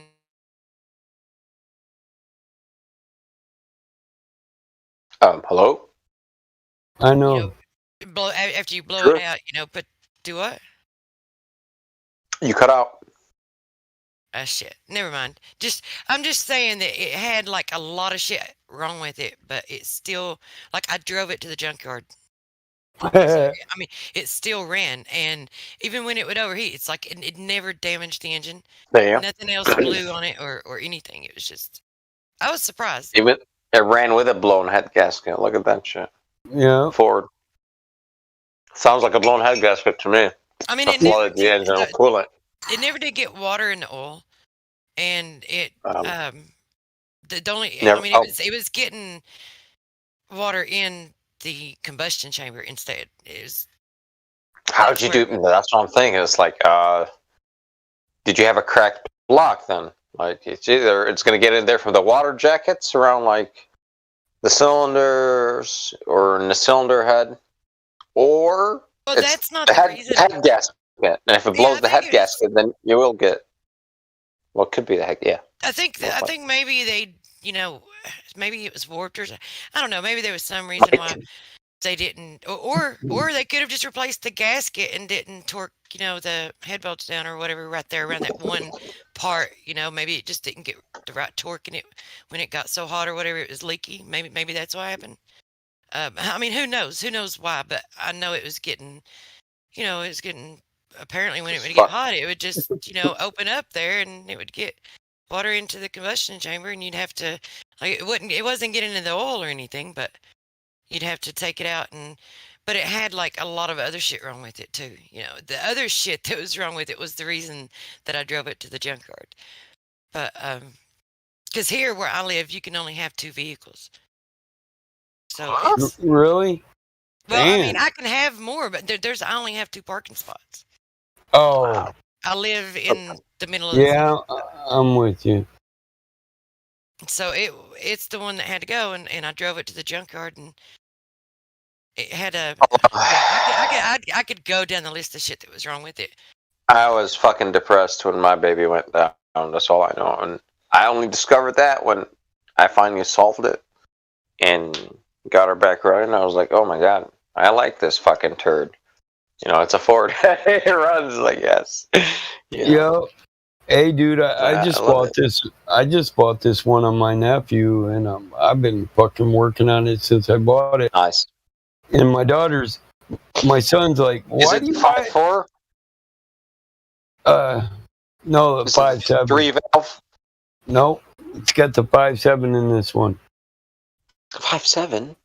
Really? Yeah, 5.7 liter. Yep. What year is this one? My nephew ordered it custom. It's 2019. Oh, nice. Okay. But I got that 5.43 valve, the Triton. That's a piece of shit. But it works. It works. That's it's a piece of shit, but it works. It's high maintenance. Yeah, motor for sure. they were trying some shit on it, but when you got them running, they're a beast. Yep. When you got them running right, that Triton motor is a good fucking motor, but they are high maintenance. I bought some work trucks that had that in it, and I was like, motherfucker, man. Yeah, man. I know. You know? That's what I got. So. Well, they got to work every day, you know? Hell, that's what most men buy a Ford truck for, though, right? Get to work every day. But I bought that off my nephew so he could go get this one. He's like, well, I've had it for 2 years, Uncle Mike. If you buy it for payoff, I can go get this one, and that's all I want is payoff. So I was like, all right, boy. And he went and bought that blue one. I really don't get the difference, but he likes it. I think he just wanted a different color. He didn't like the all black. But my nephew's like me. Nice. You got your work truck and then you got your family truck. I don't know. Most families have a family car. We got a family truck. We live in the country. We live in a snow state. And the family's cool with knowing they're getting their ass home even in the blizzard. So that's when I like my Ford. Even my old Ranger, man. Right. So. Snow time. Snowing is like, okay, 4-wheel drive. My son says, what? My son says, why do you buy all of these trucks that you got to do this work to? And my daughter says, haven't you figured it out yet, dummy? And he's like, what? And she's like, he ain't got to do this work to him. He wants to. He didn't like them rims. It sat too low. The grill looked ugly. I was like, oh, I didn't even have to say nothing. I was like, oh, shit, the girl knows. She says, look at this grill, bro. Look at the grill now, because it was a chrome, plastic, chrome crap. You know, I don't like them big Ford chrome grills. I had to put that. That was ugly as fuck, yeah. Yeah, I had to put that dull black one in there. And even the girl. That black one is nice. Yeah, even my 16-year-old noticed it. She's like, you need a visor now, Dad. I was like, yeah, we'll get a visor on there. Don't worry about it. Yep, looks good, man. I'm just cheesing. I was cheesing. I was like, yeah, my daughter would drive this. She likes the rims and the grill. It had aluminum rims and this. I don't like them chrome plastic trimming. I don't like that shit. I think before I'm done, I'm going to black out the bumpers too. I'm going to make the whole truck black. Have them paint that black silk chrome over it. You know what I'm talking about? It's like an electroplating shit. They'll put the bumper on an electrified line. Yeah, it's like chrome plating, yeah. Okay. Yeah. Black chrome or? Yeah. But it's dull. It looks like silk. Like black silk color. Satin black. Most people call it satin. Satin, alright. Yeah, satin black. Yep. Nice. Look, I put together my daughter, I built her a 78 Bronco to beat on. Look, she comes to the house and says, Dad, get your fucking truck out. I was like, what? She said, that piece of shit you built me won't even go through the swamp. I'm like, well, the swamp's high right now. You're not supposed to be driving through it, you know?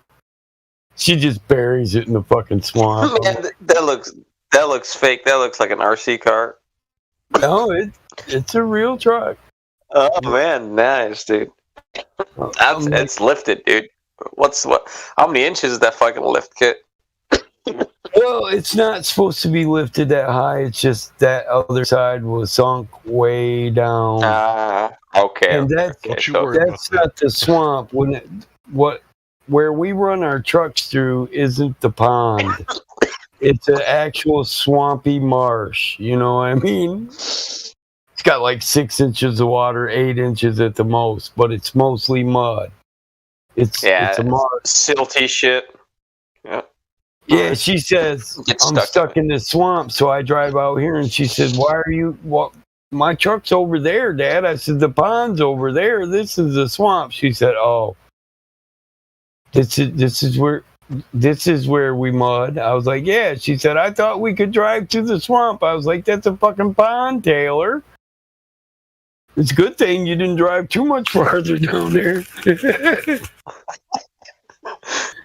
Yeah, there's no footprints in the mud. Yeah. Yeah, it's a little scary when you're going across it and you think that because we did that once before my brother passed away.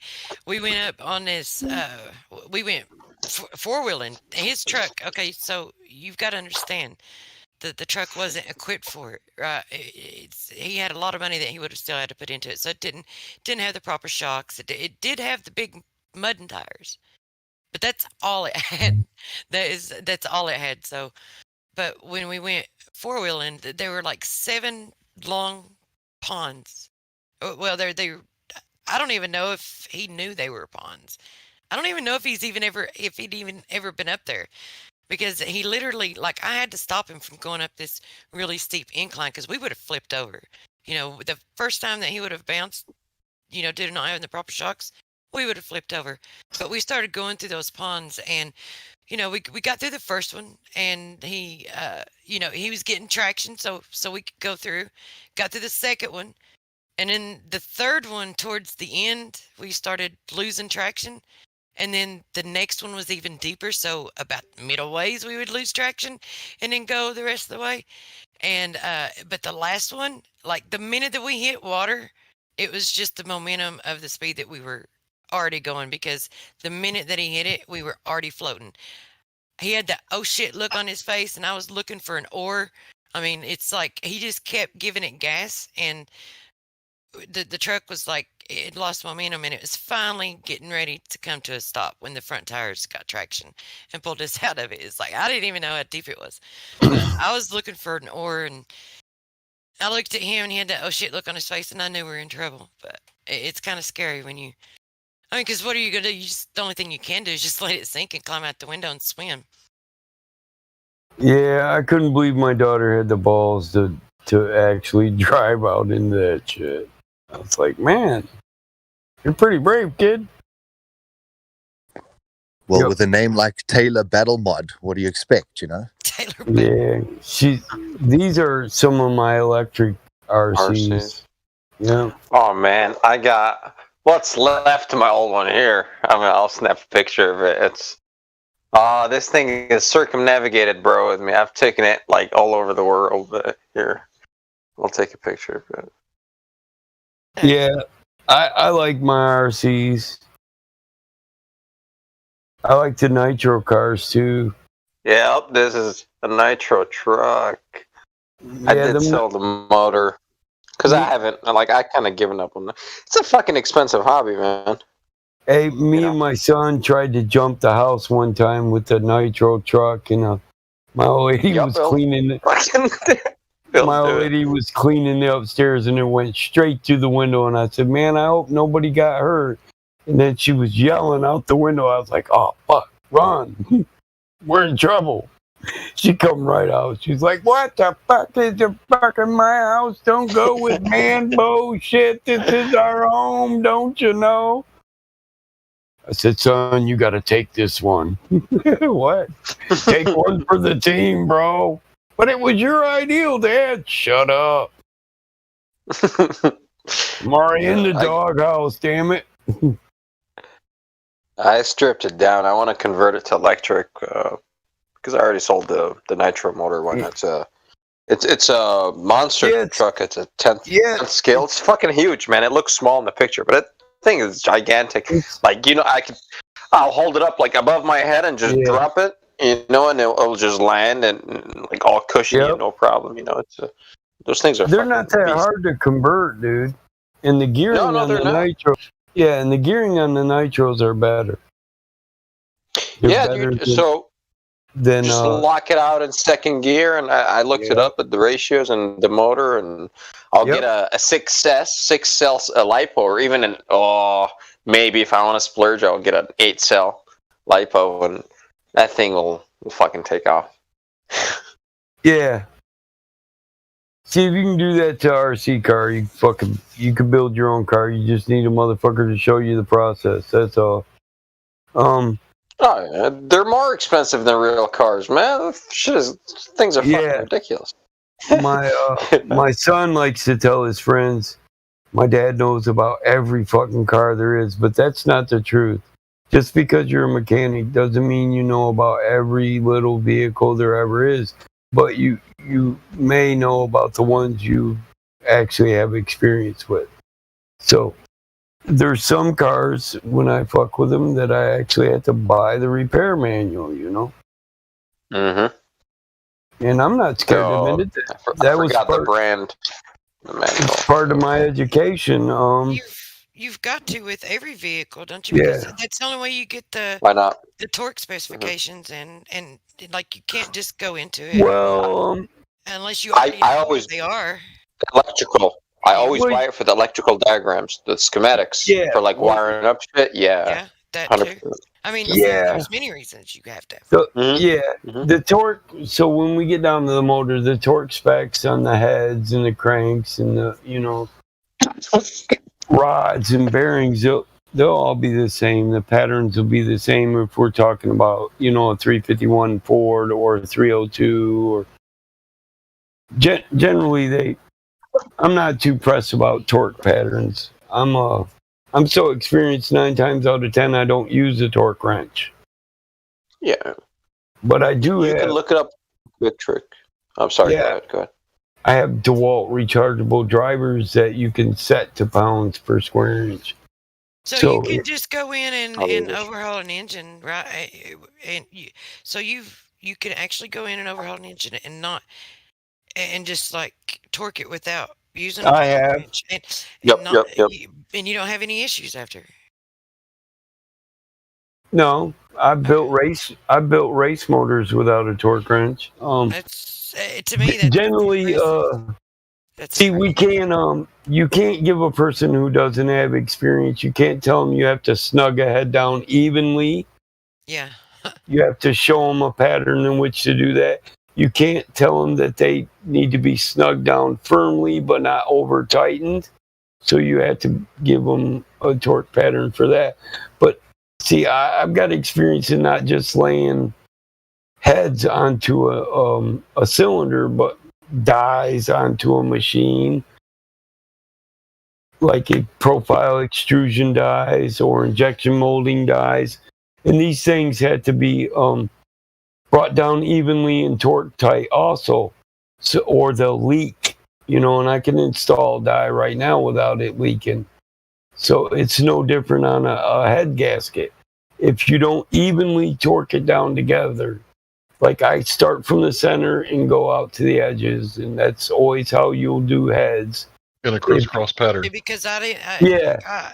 That's what I. And crisscross pattern. So the pattern you can get, but what about the pounds? I mean. Yeah, you have to have. I feel develop. Listen, I know that's impressive. That's what I'm saying. If I'm doing the proper, as long as I got the proper pattern, this wrist knows 55 pounds of torque pressure. Yeah. You can't do some cheat codes, actually. Listen, I measure that with these nuts.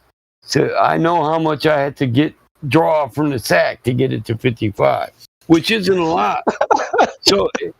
So what you got to understand is a torque wrench is a big, long wrench. 55 pounds of pressure doesn't feel like a lot of pressure on a big torque wrench. But with a half-inch drive or a 1/8 drive, it will. You feel it. It will. It'll feel like you could. You wrench on shit, Truth? See, there's your problem, Truth. Like it. If you use the smaller. She don't have nuts. Consult your nuts. Yeah, that's your problem, Truth. How do you never mind. I'm not even going to go there because this is done with it, so never mind. But yeah, I do. I mean, even if you're doing a 5-liter Dodge or a 5-liter Ford, whether it's a 318 or 302 or a 305, they're all going to have 32 pounds of pressure on their rods and bearings. And they're all going to be tightened down in the same manner or process, whether it's a overhead cam or a crank going into the bottom. You're going to start at center and work your way out to the edge. You're going to go 15 pounds of pressure and then 20 pounds of pressure, and you're going to start in the center, crisscross, and tighten everything down snugly at 15. Then you're going to go to 24 and get it firmly. And then you're going to put your nuts into it and actually bring it home. And so I've just done it so many times that it's like this. The day I'm wrong. Calibrated. Yeah, the day I'm wrong, if I'm doing a 4-cylinder with an aluminum head, the head's going to crack. I'm going to hear it. I went too far. When I went one turn too far, it's going to crack. Or if I'm putting a set of aluminum Camelback heads on a 350 or a 383 or 327, it's going to be the same way. You'll crack them. You'll know. So the biggest worry Sorry, is, the biggest worry is over tightening. Go ahead, Hank. Yeah, that's the thing. You know the torque, right? Because you can always go back and tighten it a little bit more. But once you overdo it, and I'm big stupid, so I don't know how many heads I've twisted off or stripped out or whatever. You're like my brother. Yeah. He got them Popeye arms, dude. He got forearms so big he could accidentally hurt himself blowing that jacking off, dude. I don't know if I'm that much like your brother. Okay, do you break a lot of bolts when you try to get old bolts out? Yeah, there you go. Then you guys are the same. My brother's always there's a concept. My brother's always like, here, you ain't putting enough ass in it. And I'm like, I don't want to break it. And then he'll take the ratchet out of my hand and he'll bust this motherfucker out, and I got to drill and tap this son of a bitch. When I could extract it. Fuck. Yeah. Yeah, when I could have sat there for a while. Mike's a constant mechanic, so I'll sit there for a while with a ball peen hammer and just tap on it and tap on it and tap on it and heat it up and tap on it and tap on it. And one of them times it'll break loose, because this is what you got to do to get old bolts out. And that vibration from just tapping it with a hammer is the most powerful thing. Heat works real well after you've already knocked all the rust loose that's welding your bolt to whatever thread it's threaded into, Yeah, because as it cools is when it, after you heat it, is when it pulls away. Yep. So I'll heat them up. Man, you know a lot of shit. Wow, I'm so impressed. I'm turned on. I'm not. I shouldn't say this, but it did that's the same incredible. Wow, did you ever wrench on shit? Damn. Yeah, that is incredible. No, I don't. I could, but I don't now. And I haven't in a while. You know about it. Like, about the heating thing. Like, damn. I did have a passion for it, though, when I did. Nice. It's badass. I like that. I got pregnant with, I was going to be ASE certified, but I got pregnant with my son. And living in a town where, it's like female mechanics just weren't. If you're going to try to set up a shop, it's like I didn't like the idea that I would still have to hire a man to talk to the customers, because there's like, men are not going to come to a woman and say, "Can you fix my car?" Their pride won't let them. They'll go to a different one. They'll go to a worse mechanic just because they're a man. It's just because their ego will not let them, because it's like, here, I can't fix my car. Can you? And if you're a female, then they wouldn't do it. This is in 1994, so, or 1996, 97. I don't know why I said 94, 96. 97. Maybe you're right, because I work on my shit. I don't take it to any mechanic. So. And if you were going to take it to a mechanic, would you take it if you had a choice? I don't. I don't. That's not. That's not really. I don't know if that stereotype is necessarily true. I think you're generalizing, because no, in 1996 that was true in my town. Trust me. In your town, that's probably true, but I'm saying by and large, like the rest of the world. So when I went to school, right, I remember going to school with this girl named Mitzi, and she was like the best at like rebuilding alternators and starters. Like, you just pull it off the truck and bring it to her, and like 15 minutes later, like, you're good to go. Nice. Yep. Well, the first, I had never rebuilt a carburetor before, and the first one, it's like I already had I had planned on having my papa to. Well, he wasn't really my papa, but that's the only way you'll know that it was my grandma's guy, right? But anyway, I was gonna have him to do it, but I thought, well, I'll just go ahead and take it off and do it. And it was a 4-barrel quadrajet.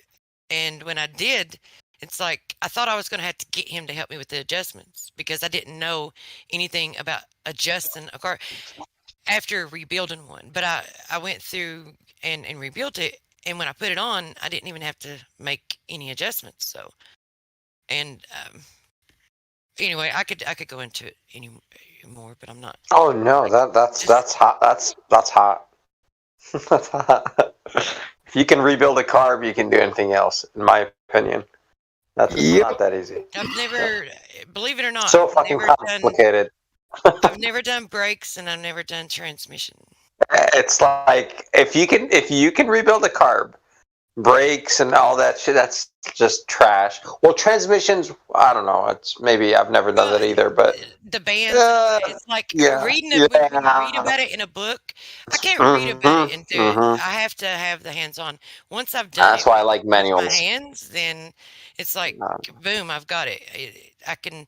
It's almost as if the shit comes natural to me. I've actually had family to drive when I moved. It's like a 2-hour drive if you do like 10 miles over the speed limit. So I guess maybe about a 2.5 hour drive if you go the speed limit. From where I'm at now to where I grew, the town I lived in. And some of my family still lived over there. And I'd done mechanic work with them, so they knew. And it was like the harder stuff they would help me with, but they knew that I was really good at troubleshooting. They would drive, like, he had this issue with his vehicle, and if I'm not mistaken, it had something to do with, like, the fuel pump, not like the gas and air mixture wasn't working right, and he couldn't figure out. So he came over and got me to go over and help him troubleshoot because it just comes so natural that the troubleshooting. It's like almost like I don't even have to think about it. You tell me what it's doing, I can tell you what's wrong with it, or tell you what to check anyway. Yeah, I was doing that in kindergarten. The teacher parked, and I could hear the fan that was still on. And she said, "Do you hear that?" I said, "Yeah, your fan's still on. It's getting hot." And she took it to the mechanic and came back. She was like, "Larry, what the hell?" The mechanic, she was like surprised, like that I knew that it was getting hot because the fan running when it's off. Yep.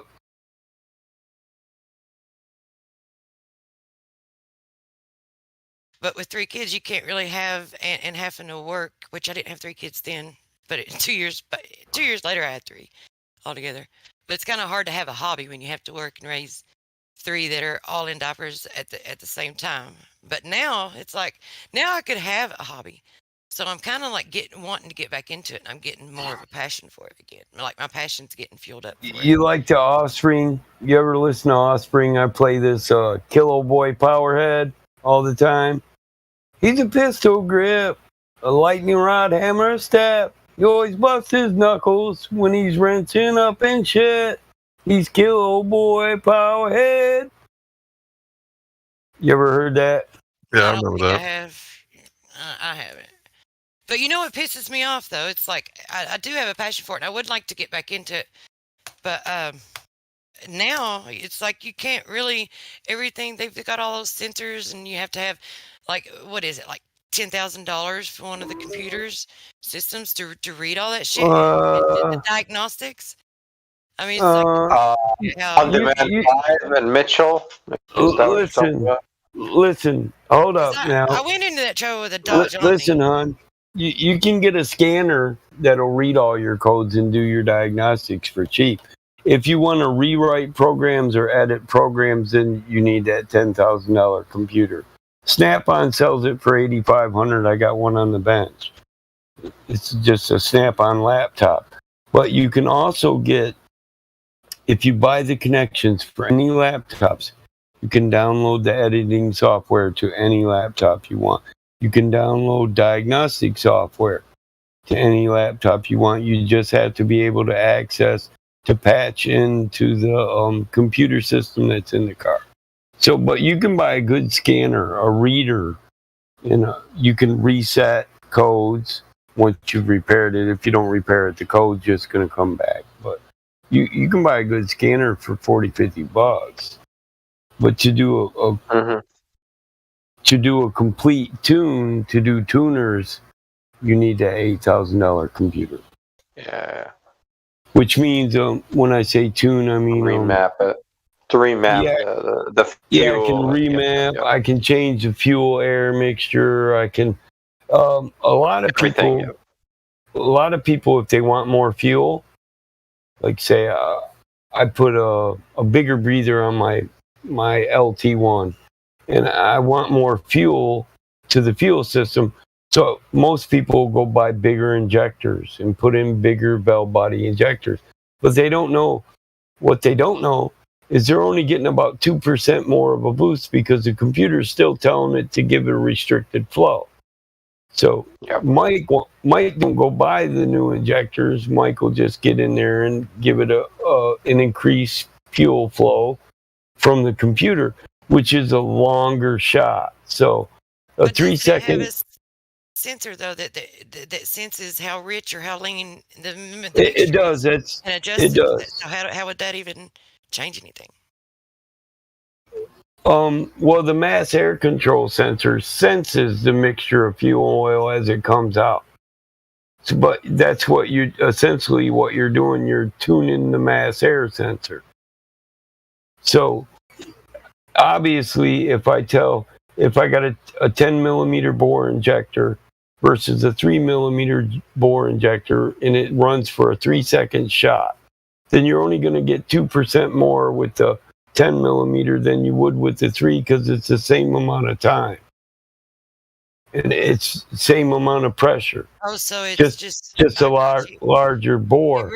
It regulates through like the time that it inject, not like how. Yes, the gas mixture, and also your mass air sensor. If you're getting a fault on your mass air sensor, will generally something in the airflow or fire is messed up. You could just have a dirty filter. Your MAP sensor could be, your mass air sensor. It could have carbon on it. You might want to take it out and clean it. Most people repair them. See, all people that stuff, I would about the sensors. I would just have to learn it. Which I mean, I'm not. It doesn't bother me to learn. I love to learn. Yeah, it's not that hard. You got a throttle body. The throttle body controls the airflow with the mass air sensor. I got a question, Mike. Sorry, go ahead, bro. Go ahead. As far as everyday use, how often should you clean the air intake system in a car? Because I notice that people never take off their air intake and like spray it out and clean it out, or take it apart and clean it out. It depends on how it runs. I mean, if or how like I guess it. Well, I'll let Michael answer that. I'm sorry, I'm not Michael. Yeah, well, some people they're not. Some people use that injector cleaner, but personally, I think you should clean out your throttle body at least twice a year. And when I say clean out, I don't mean just spray carburetor cleaner in there, because some of them got a plastic diaphragm, and you don't want to spray carb cleaner in there anyway. You'll eat up your plastic diaphragm.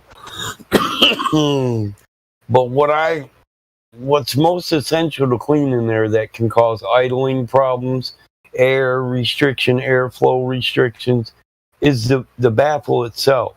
When on the throttle body, when you throttle up, it opens it up.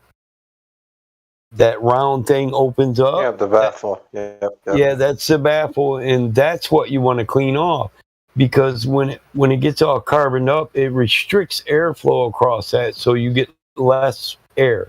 And generally, your mass airflow sensor is connected to that. So if your car's not idling properly or idles up and down, it goes, and it does that for a minute while it's warming up, and then it smooths out. That's because you had restricted airflow until everything warmed up to a certain temperature, and all that carbon started to melt down, like frozen solid oil. It's less viscous when it becomes hot again and it starts to move. I clean that right off. Gummy generally, shit.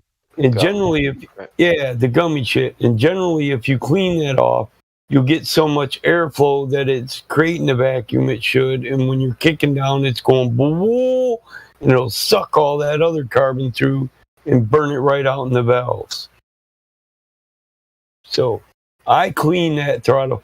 If you got an erratic idle, the first things you should check is a air filter, a dirty throttle body, a dirty mass airflow sensor.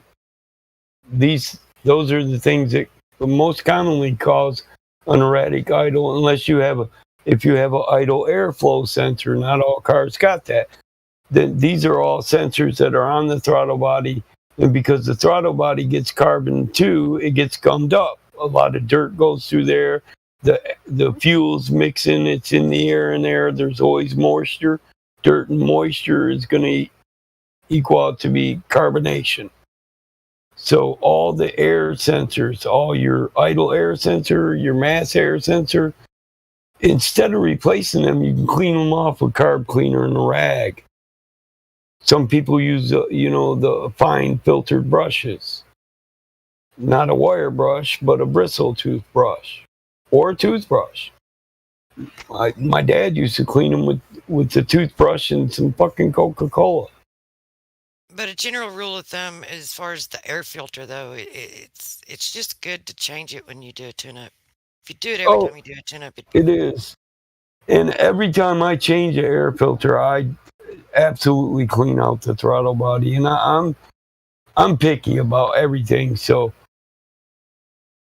I'll clean all the sensors that are connected to my throttle body too. You just want that. You always want that kick down and acceleration where you have to stay on the three basics, right? Air, fuel, and fire. Got to have a good fuel pump. You got to have good spark plugs, good spark plug wires. You got to have a clean throttle body. And if it ain't that, it's compression. You're in big trouble.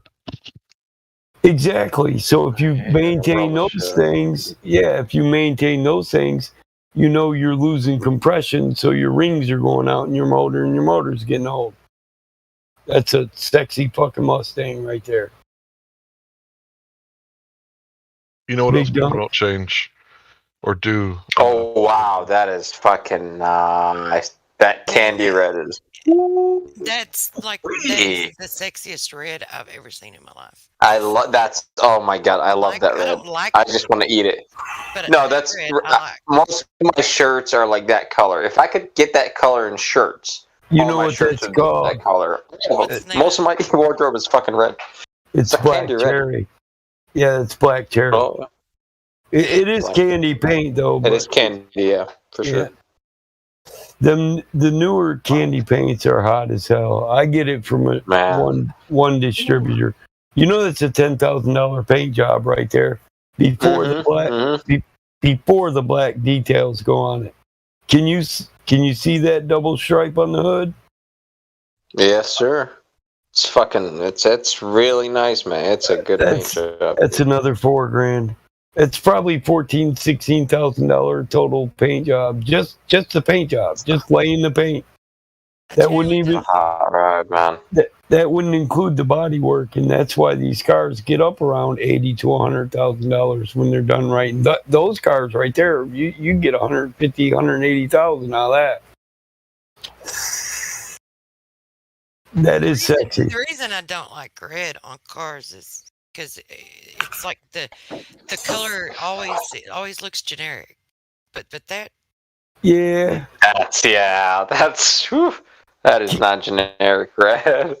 Well, Candy Apple kind of did that, bro. They wore Candy Apple out. It was one of the first candy coats to come out. Okay. So yeah, 40-year-old people all feel pretty much like truth.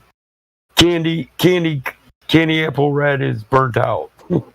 Get black cherry. Yeah, black, man, it's. That's what it's. Yeah. Get them I've never wanted a red vehicle, but I would. It's like that one almost makes you lust after it. Yeah, I like the high metallics. You can do a metallic candy, man. Sure. Yeah. Yeah. I pearlescent metallic candy. Let's go. This is so toss all the fucking cocktails. what we call that is candy coated with an ambient clear coat. Ambient clear coat is that gives you the flip flop. It's got the whole spectrum, the entire visual color spectrum in the coating. So, like, if I wanted to make this flip flop from red to black, I would use ambient clear coat and maybe a touch of lavender. And the lavender would make that red go from red to black depending on what angle the light hits it at. The ambient clear coat, because it has all the colors of the spectrum. So that's how they get it. Is that what it's called? Ambient. They have chameleon. They have chameleon paints. Yeah, chameleon paints, all that get an ambient clear coat. You got to understand that the color you actually see has to do with the reflection of light. Yeah.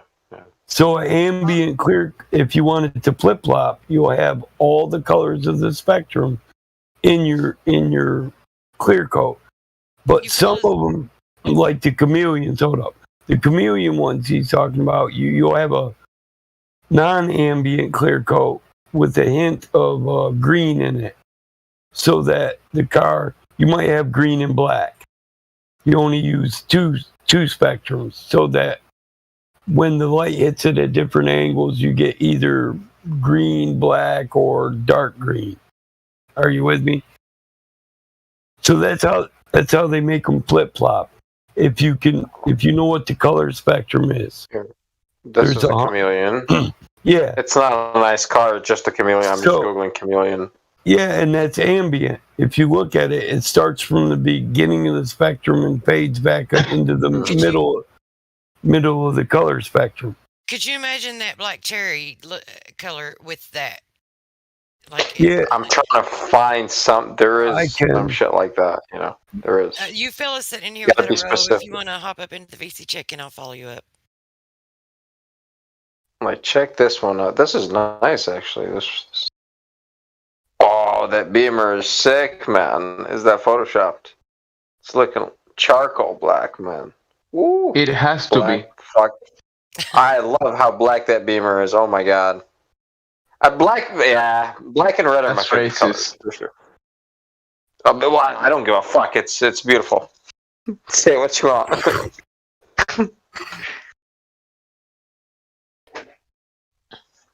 Yeah. Damn, it is deep black. That black is nice. Huh? Oh, concave. I guess you guys that don't have a row, I guess you don't want a row so that you can speak. But if you want to join the conversation and have access to all the server and to be able to follow along in the voice text chat where we are all like sharing information, you'll have to go up to the VC check-in.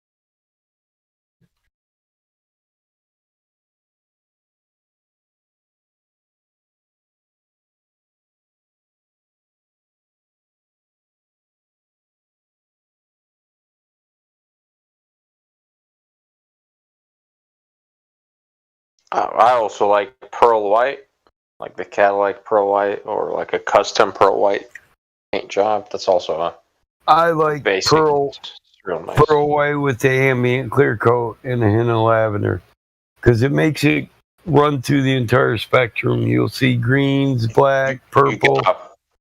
You got a pic of that? Have you ever taken a picture of a project like that? I want to see what that looks like, man, because I love pearl white. Is beautiful.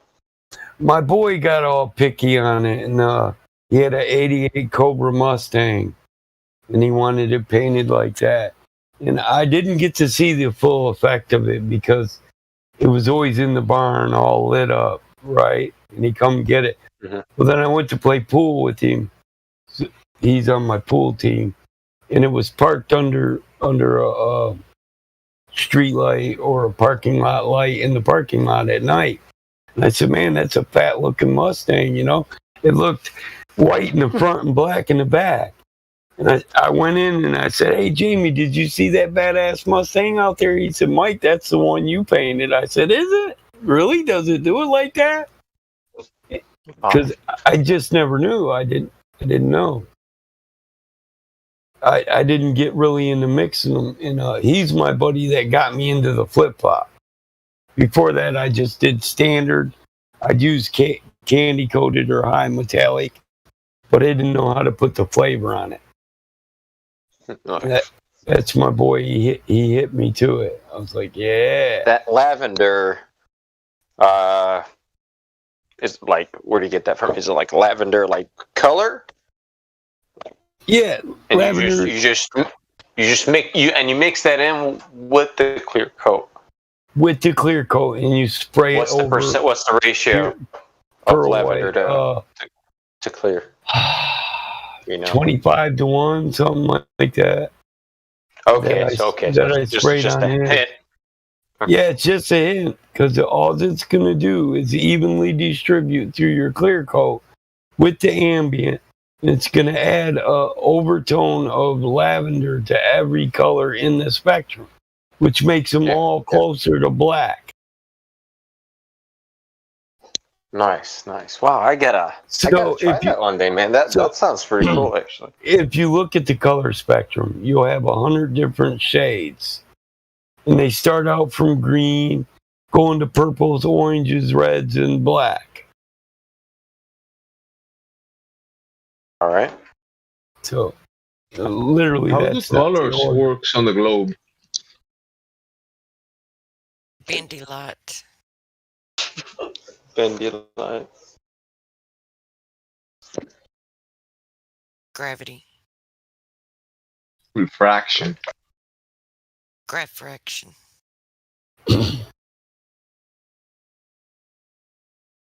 So,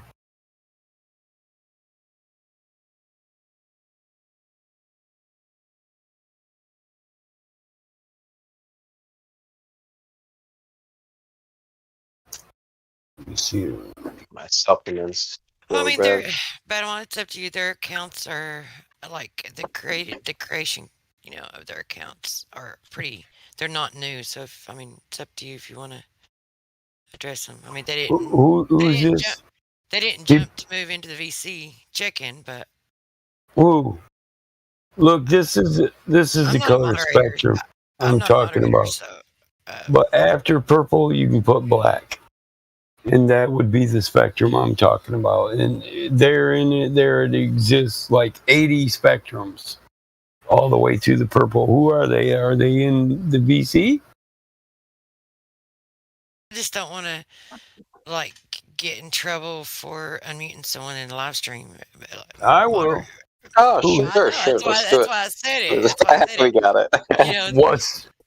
Their accounts aren't new, so if you wanted to, I would let you do it, but I'm not going to do it. I'll do it, and you guys can talk to him. What's up, Hamro? Hambone, have you heard? Who's the other guy? What's up, Souls? Hey, bro, we can hear you. Oh, really? There we go. Yeah, we can hear you. You want to talk? Yeah, sure. I'm fucking high as a motherfucker right now. So are we, man. Cool. All right, you guys, there you go. I'm going to go grab some snacks, Iris, if you want to get the other guy. Being high only works a little better. Too. Who's the other guy? You know why, though, Gemsy? Because good weed only grows on a flat surface. Yeah. And it's anti-gravity too. It grows upwards, not down. So What's up, guys? Have you looked into flat Earth any at all? How much do you know about it? What kind of questions do you have? These are things that we need to know. What kind of weed are you smoking? What's the strain? There you go. Space weed. Fucking. Okay, hold on. Let's see what we got here. I got him to speak. See? You speak in his language. Hell yeah. Yo vengo de México y que Sí. Yo ¿Por qué? no tengo ¿Qué no pasó? Okay, I need help. Okay. Sí. Now, what kind of strain is that? Is that the Mexican strain? Marihuana. Marihuana mexicana. Sí. Cabrón. God. Cabrona. Okay, that's some Fruity Pebbles. Right. Fruity Pebbles? That shit's fire. Nice. I think I'm dabbing some true OG.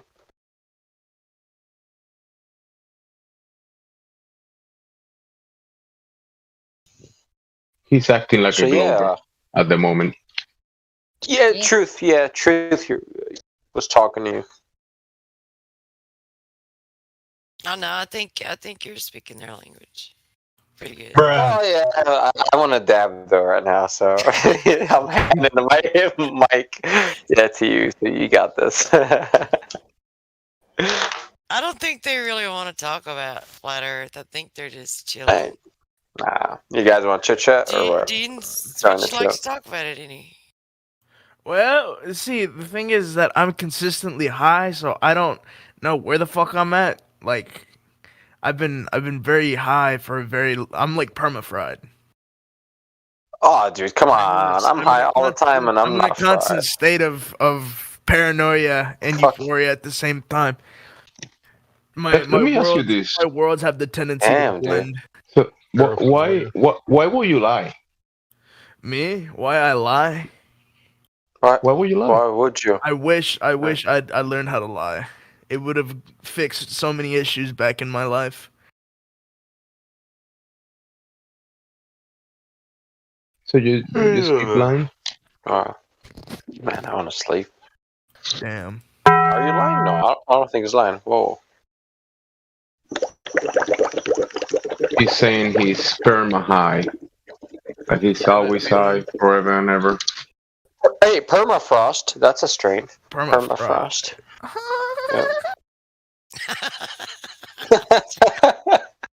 Was that a freaking? Yeah. Did you just tickle a mouse? Bruh. Well, I guess I do speak his language. Permafrost did it for me. It's a strain. You can Google it.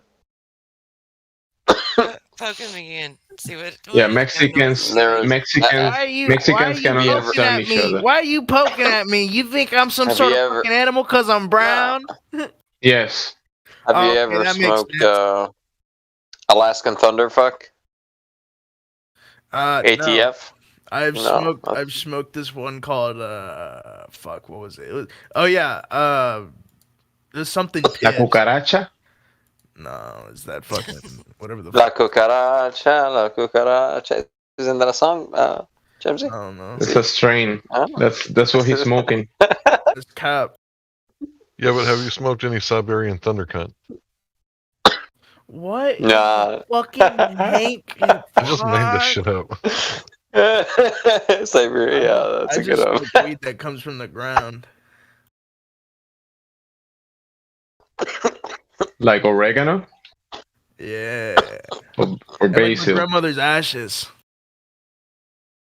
I love spreading that shit around the blunt. Ew.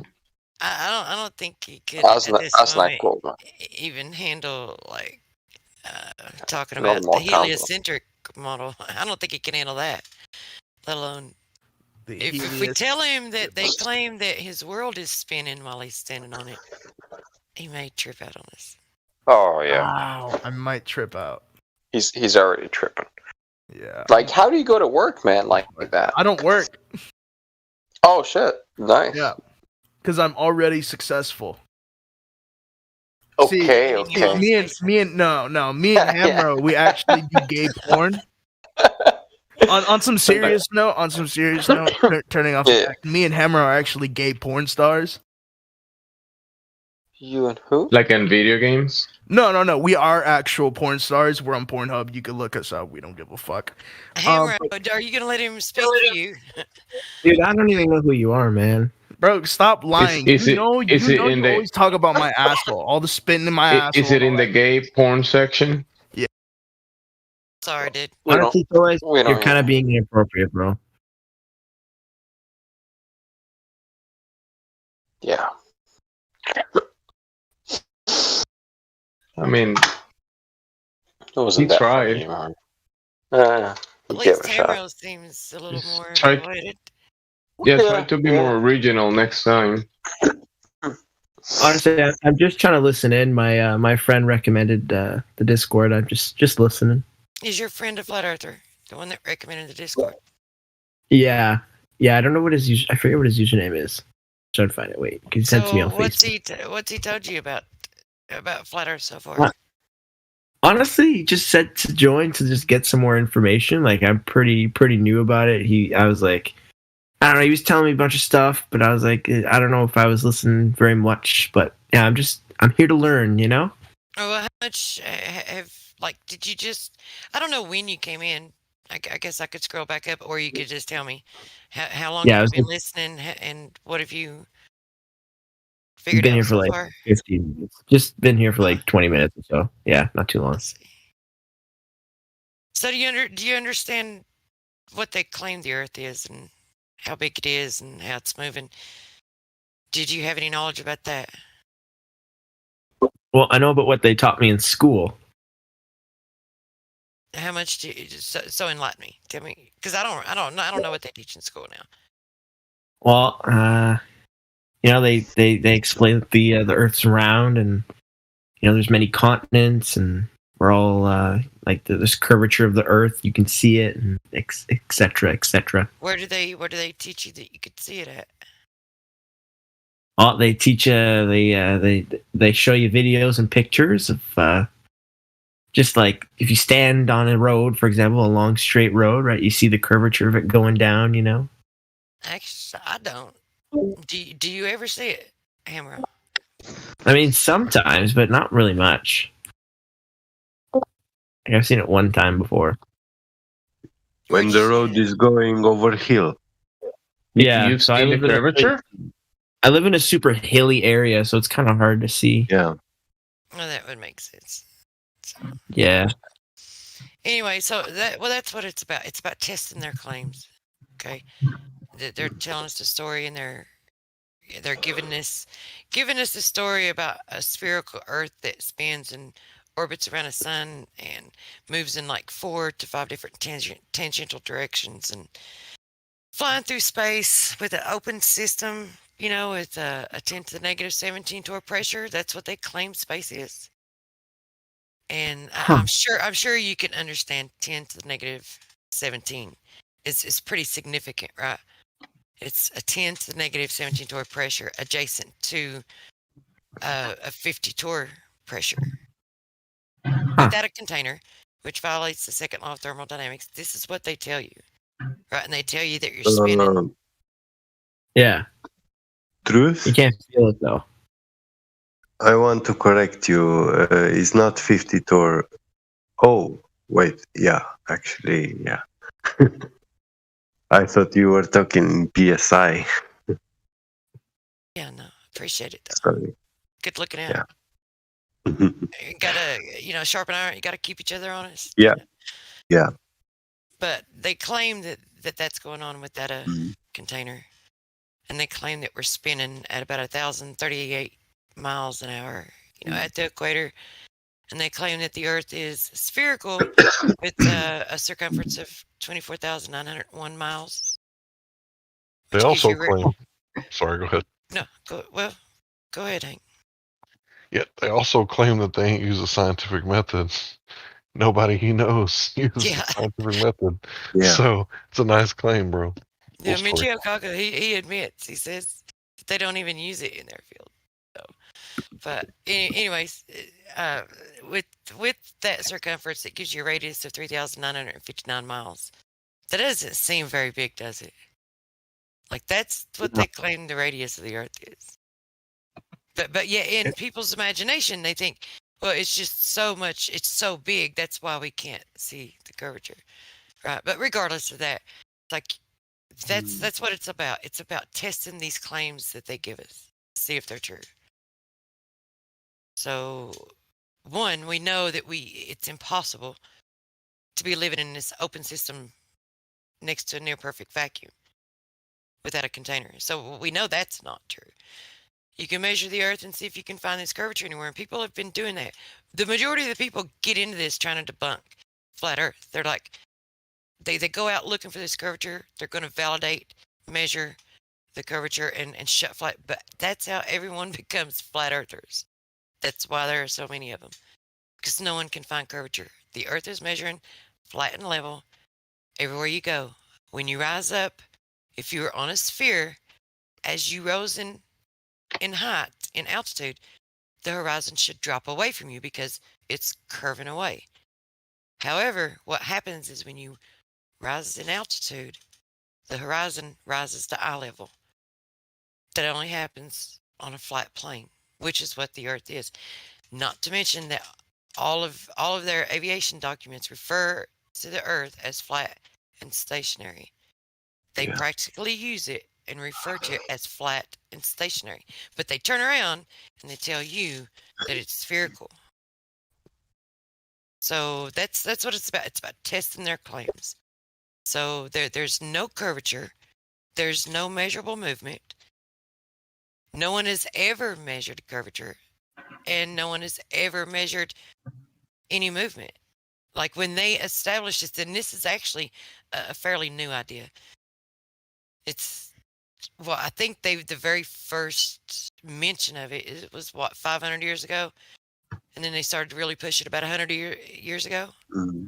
But before that, all of the ancient cultures, their cosmology was a flat, stationary Earth, and of some sorts, like however they depicted it, each one was a little different, but it was all consistent with flat, stationary, level plane, having some kind of containment. Well, in the medieval ages, if you were a heliocentric believer, globe earther, you would be burnt on a stake. I don't know why people were doing that, but they had their reasons. I have a question. Has anybody found the edge? Has anybody what? The edge of space? Found the edge of the world. Oh, the edge of the world? Yeah, we've been trying to measure it, right? They say there's a geometric edge, and when we actually try to measure this geometric horizon, right, this Earth curve, right, this edge of the Earth, you know what? We can't find it, right? We've been trying to measure it for 6 years now, and what we're we have never been able to find the edge of the globe. Yeah.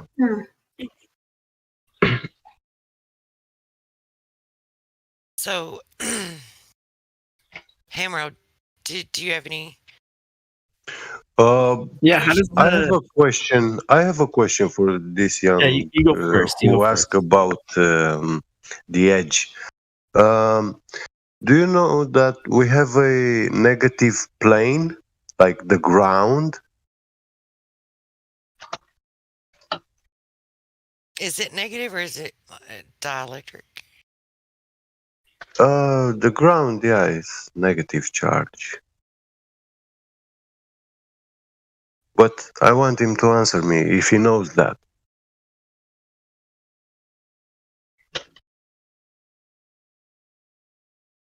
Is he still here? I think it was a girl that asked that question. Yeah. Oh. She. Ask about the edge. She ran. I'll ask my question from the edge. How does the rotation of the sun and the moon work? In cycles. Yeah. complex repeating cycles. Not random at all. Yeah. Yeah. We're told. So I learned in school that it rotates around the planet. So how does it? Yeah, but all motion is relative, right? So we don't know if it rotates around the planet, but what we do know is... Well, that's not what they taught him. Sorry, go ahead. No, you go ahead. What we do know is that there are sundials in India that count to the minute, and they're actually still accurate to this day, to the minute, even though they were created thousands of years ago. So to think that the Earth is just like flying through space, like randomly and wobbling as it tilts on its axis, I don't see any evidence for that. It's been the same pole star this whole time, same constellations. I can show you the oldest known star chart is from 32,500 years ago, allegedly reported on the BBC, and it depicts Orion perfectly, right? So the constellations haven't changed, zero stellar parallax, but that's what you would expect to see if you're going around a galaxy.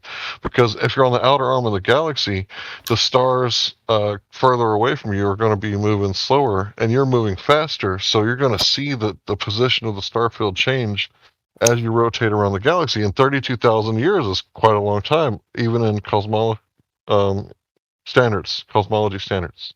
Thank you. Thank you, Hank. Yeah. Cosmological standards. Astronomical distances. He said rotate, so that's not what they taught him. Nobody said the sun rotates. Nobody said that. Yeah, I just want to let you know, I don't know if your friend, I don't know if this is your friend, so I don't know if he's going to make it or not, but I think you'll be fine. Just make sure you read the rules and go, you can scroll.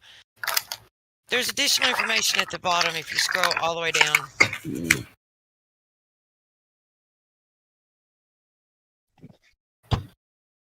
Where's that coming from? Because I have a suspicion unless someone actually sees someone lighting up. But anyway, you can scroll all the way down to the bottom and you'll find additional information. So I guess we'll go ahead and give you VC verified row and just. Well, welcome to Flat Earth. Well, yeah, welcome to Flat Earth. Shoot, what are you? If you got any more questions, we like to talk about the shape of the Earth here, and a lot of people like to talk about the stars and everything as if that proves something. And we just want to try to answer your questions, but you got to ask good questions when you start talking about the stars and the moon and what it's doing and what does that prove. It just proves that there are lights in the sky, and they follow a very predictable pattern. It's so predictable that people can predict eclipses. It happens in a cycle, right, over and over again, and it's not so much prediction as it is post-diction because it stays the same. Not much changes when you're talking about the heavens, but if it was coming from a chaotic Big Bang and subsequent expansion, you wouldn't expect to see, what they tell us is going on up there, like flat universes, right? The space is flat and all that stuff that they say. But the thing is we don't know hardly anything about space, right? Because we can't go there and manipulate the variables like we can here on Earth. In a lab, here on Earth, we can do science and have very controlled experiments, right? But in space, you can't control any of that because you're here on Earth. So you have experimental science, right? Which is basically, not science. Right? It's basically not science. What about the International Space Station? What's that then? Well, I also wanted to point before you moved on from the sun and the moon, Hollywood, and everything. I wanted to point out that all of that I went over was explaining to you the stories that they give us. But is there anything to validate what they've told you?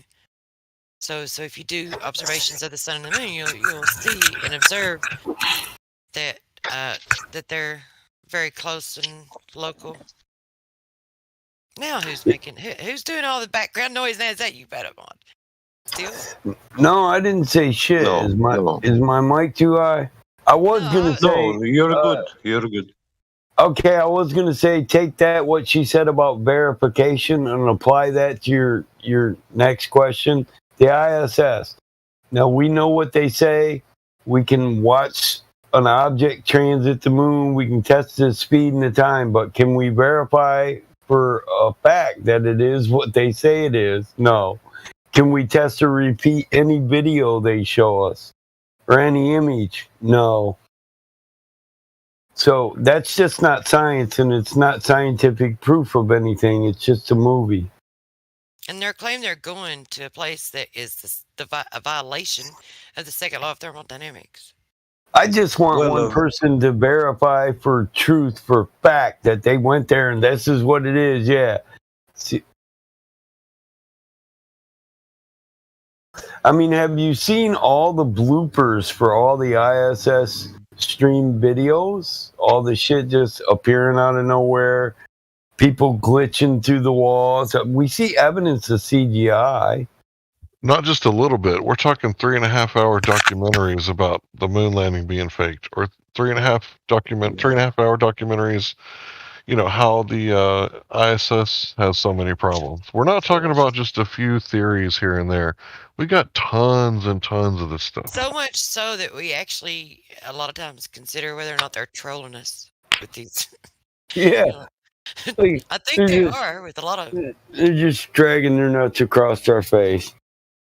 Especially, I mean, there's no other reason for the car, the Elon Musk car.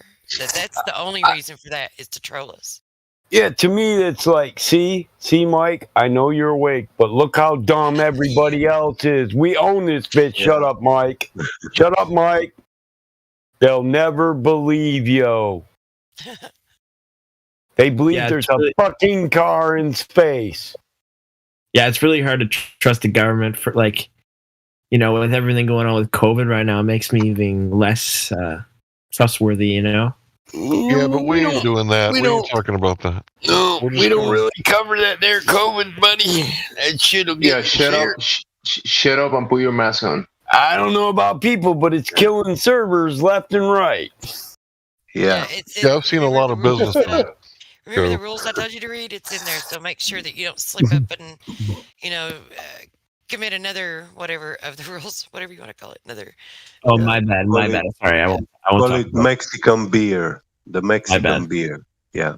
I like your Mexican chicks, but they come with knives. You can go down to the end, right, in the additional information for NASA, and you'll find a lot of the CGI. You'll find a lot of the evidence for fakery down there. But I think Hank was getting ready to say something to you. I got robbed by the last one. I woke up, she had a knife to my throat. Where's the money, motherfucker?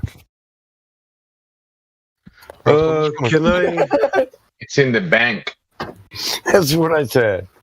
Go ahead, I want to tell him, he asked about the ISS, and I wanted to tell him something, that back in the days we were using aluminum antennas to capture a radio signal.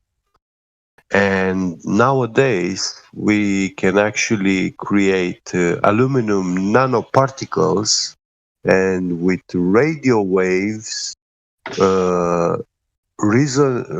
resonating, interfering radio waves, we can control the behavior of these nanoparticles in the atmosphere. So they behave like tiny little robots, assembling themselves like into an object. And yeah, you could see it like a physical object in the air. But it's actually just a tiny nanoparticle of aluminum. What you talking about, bro? So, yeah, show us what you're talking about. ISS can be anything. You can, but it's definitely not a physical object up there. English isn't his first language, bro, before you get mad about his wording. I'm not mad. I just want to see what he's talking about. Nanoparticles. Yeah, nanoparticles, yeah. So you know how all the Transformers come together to form Optimus Prime? Yeah. And they look like Omega Supreme thing, yeah, but they are not solid. Like they are just a cloud of dust, But they do have though something that's solid, that's lighter than air, like aerogel. So what's that movie? Yeah.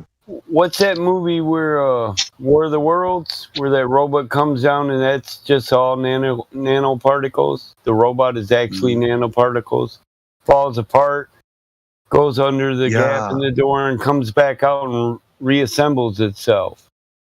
Yeah, I remember. And this isn't science fiction right here. It's engineering fact. Yeah. We actually can do this in nanoparticles. Yeah.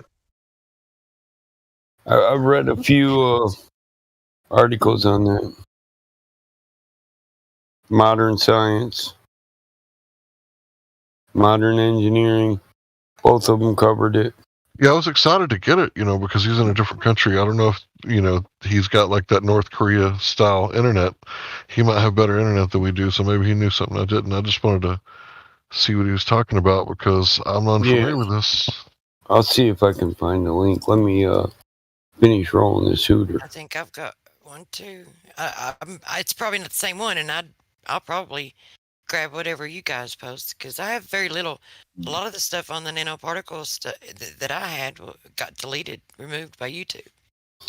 Yeah, they've been removing a lot of the data on that. It's like they weren't supposed to debut it or something. They didn't want people to know they own it.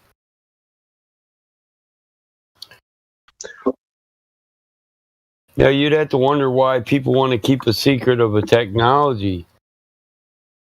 Why would governments lie? Fuck, I don't know. Why do they let their people die? Yeah. Why do they send other people's children to war to fight over shit that's not even real? And I'm saying that from the standpoint of somebody who served their country. Battle Mode, do you believe in destroyed technology? Destroyed technology? Yeah. No. This is a new NASA term, new NASA kind of technology. Don Petit said, we had the technology to go to the moon, but we destroyed it. You're telling me that they could just destroy technology? We're not going to have you have to believe anymore. now. No more wood screws. Yeah, we have to believe now in destroyed technology is a kind of technology that makes these miracles, wonders, but yeah. when you're talking about the ISS and those things that we can't verify, we can verify that they're faking a lot of shit, but we can't go up to the place that they claim that they're at and see if they're there. We can't do that, but we can measure the Earth and see if it's curving. Yeah, hopefully one day we'll be able to know if what's really up there, And we also know that unless someone can demonstrate gas pressure next to a vacuum without a container, then iron oxide nanoparticles can be dispersed in organic solvent. Upon its evaporation, they may self-assemble into micro-size microskeletals or multi-layers. So they got a Wikipedia on these nanoparticles and other articles. I'll give you the Wikipedia first. There is a way to trace route any live stream, any kind of communication. And there are very complicated methods of hiding your identity, being anonymous, going through like a million of root servers in the world, establishing a connection with someone through 1,000 different computers. That person needs to walk through all those 1,000 points servers. Yeah. And this thing can be done, but with NASA, they don't allow us. They do have this kind of technology, and they have special studios, and there is no evidence that they are sending a signal up there into the sky, into space, and we are receiving a live stream from space. The live stream from NASA is being broadcast from a ground center. It's not from space. You don't receive that live stream from space. You don't take your antenna, position it to a piece of sky, patch in the sky, and get that live stream from there. All you get is static. So, and with radio signals is also very complicated. They have the HARP, which they can make a radio signal like circling over the world, make like a giant circle, and whenever you point an antenna to tangentially to that line, yeah, you get a radio signal.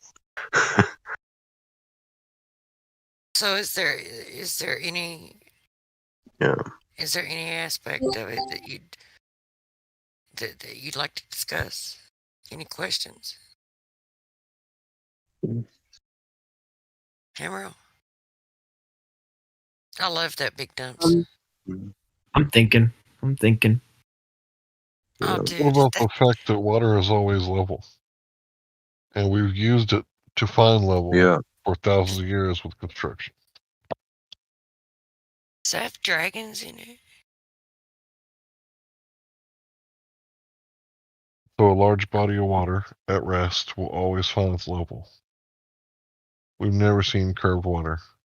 The horizon is not the geometric Earth curve. And we can prove it, but the most important thing is that you can go out to any body of water and prove it. Or disprove it. It's actually falsifiable. This whole Earth curve, it's falsifiable. Because the radius is only 3959 miles. So less than 4,000 miles, you can calculate where the horizon should be. And it's not where it's supposed to be. Do you want to see what we're talking about? Yeah. Can someone please post that for me? Oh, which one? The Black Swan? Please, if you don't mind. Thanks. In advance. I'll post that, and then I'll post the curvature chart right after. So, go ahead.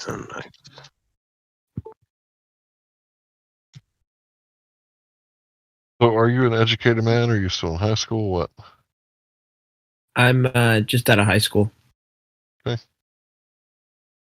So you understand basic geometry? Yeah.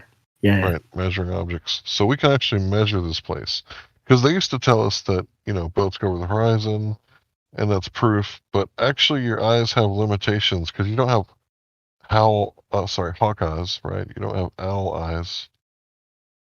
You got human eyes, so you got a limited perspective of how far you can see, regardless of the shape of the Earth, right?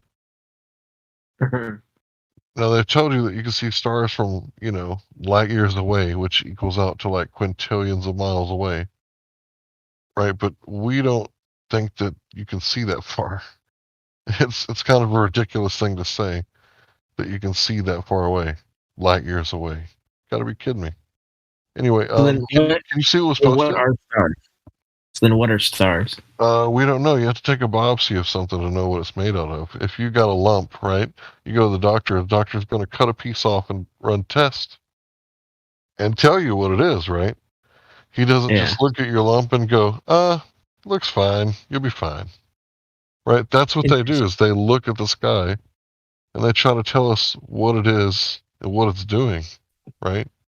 But it's just lights that are in some sort of circuit where every year they come right back around to the same spot they were a year ago. Right, but do you see the live stream voice text? Do you see that? Because we like to talk about the shape of the Earth. You guys like to talk about the sky. So we can talk about both. Fair enough, right? But do you see what she posted? Truth Prevails. Where do I look? Live stream voice text. Oh, I forgot to tell him after he got VC verified. I mean, wait, did he even get the VC verified, bro? I don't know. Let me check. Yeah, he's got it. The channel right above this one. I'll tag you in it.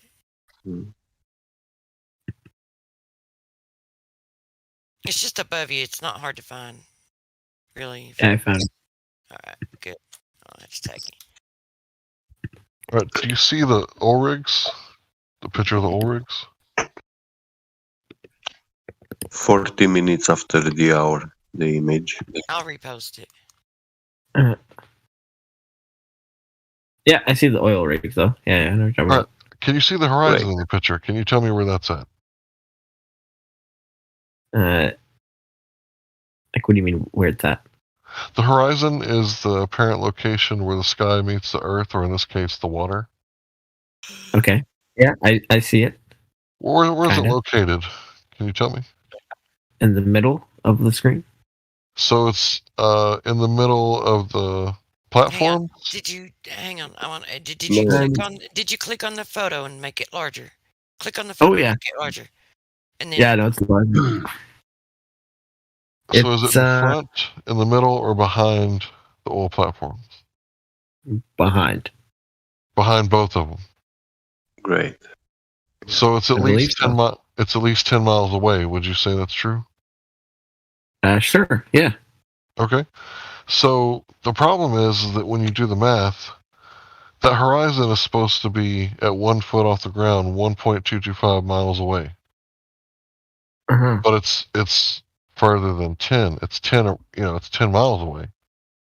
Right. So it can be closer, but the thing is that if it's a geometric horizon, much like a pregnant woman laying flat on a pool table, trying to look at her own feet, she can't see them because there's curvature in the way, right? Belly, yeah. Let's say she's 9 months pregnant, right? So it can be closer, like there could be fog, right? Or different weather conditions, but it can never be further away. So the horizon isn't where it's supposed to be if we live on a curved Earth, right? Can you see what I'm saying? Yeah. Okay, yeah, so the math doesn't really make sense. It's not adding up. So we're not measuring curved. And the thing about this isn't NASA. We're not telling you to take our word for it. We want you to go find a large body of water at rest, roughly 10 miles. There should be 66 feet of curvature. You can test this with a mirror and some binoculars or a telescope. Yeah. And we're not coming up with these numbers. These are their numbers. These are the numbers that they're giving us and telling us that the Earth is. And at this point, you should experience curvature, but we don't. We never do. But we're not making it like this. You can check it and do check it and do verify stuff. And you'll find out, too, that what you get here, the information that you get from here, is when it comes to these tests and observations, it's going to be information that you can go verify and test for yourself. Everything that they give you is unverifiable for a reason. Yeah. But then what's the reason of making it unverifiable? What's the goal? You can't disprove it. Yeah. You can't go and say, hey, you're lying. What are they? That's why they don't focus on the curvature of the Earth any. Right? So when they taught you about the Earth being spherical and the heliocentric model in school, did they teach you about the curvature, about the size, about the rate of curvature and when it should start curving and how much it should curve? No, not really. Yeah. And that's the killer because we can test that. But what do the governments and everything get out of it being round and opposed to flat? Hold on. Not to mention water. Like more than 70% of the Earth is covered with water. Like, how does water behave for you? I'm sorry. Say it one more time. How does water behave for you? It's resting. Usually, if it's in an ocean, it's usually resting. Do you ever have So like an object that fine you could level. pour water over, and have you ever experienced it clinging to something, the outside of something? No, haven't. It always takes the shape of the container it needs contained, and it seeks its level when it's left undisturbed. Yeah, that's But true. they claim more than 70% of the Earth is covered with water. So, logical deduction or inference that would mean that more, at least, which I don't believe. It's like, I'm not taking their word for it that more than 70% of the Earth is covered with water. I don't know that that's true. There could be land, out there that they're just not telling us. That could be one of the reasons why they're hiding it. But they claim more than 70% of the Earth is covered with water. And if that's true, then at least we know, that at least more than 70% of the Earth is flat. So on the 4th of July, I went to Corpus Christi. I was on the North Beach, and if you look at North Beach, it's perfect looking out right next to that ship. And you can definitely see like the other side, and it's like 10 miles away, right? And there ain't no 6-story buildings over there. So everything was under, so I don't know. Everywhere you go, you can test it. Especially on the 4th of July when people are popping firecrackers. You can see, I had my head like 1 foot above the water, and I could see it on the other side, All right, I'm a little bit sleepy, guys. I'm gonna head to bed. I'll join back in tomorrow and come talk. But yeah, thanks for the information. Yeah. Thanks for joining us. Good It's night. good to have you. Welcome. Invite your thank friends, you. your family, and even invite your enemies if you wish. Sounds good. Have a good night, guys. All right, you too.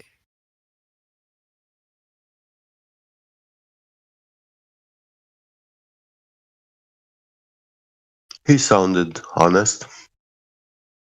Yeah.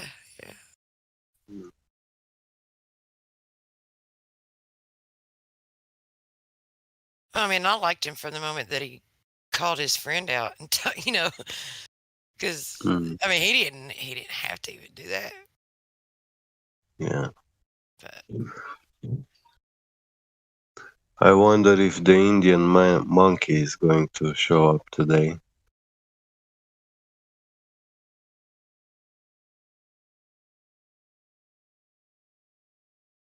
Remember him? I'm sitting here thinking the name. I remember the name, and I'm trying to. Yeah, last night. I think it's that when guy you sit monkey. in here all day and not talking to so many different people. It all runs Yeah. together. Either that, or I'm having a bad issues with memory, short-term memory. Maybe I Yeah, need me to too.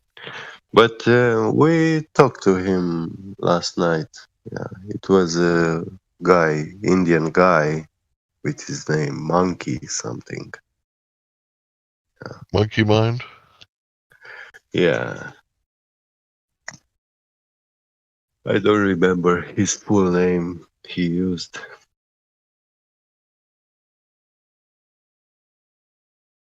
Oh, but he was so hard on refraction. Like, he knows what refraction is. He was trying to explain to us. Me, Sasha, and Truth, and Elijah. Yeah, we're trying to explain to him, like, dude, what are the types of refraction? How many do you know? How many are there? Name one of them. You can go down Yeah. that route, right, and try to make them realize that when something is refracting, it's refracting in reference to the horizon. The horizon itself is not refracting, but if you want them to be ignorant and just, say, hey, it was refracting, well, then how did you measure it to be a globe if the horizon just moves around? Yeah. Okay, I remember who you're talking about now. Yeah, Yeah. He was hard to understand. I couldn't understand him anyway. Yeah.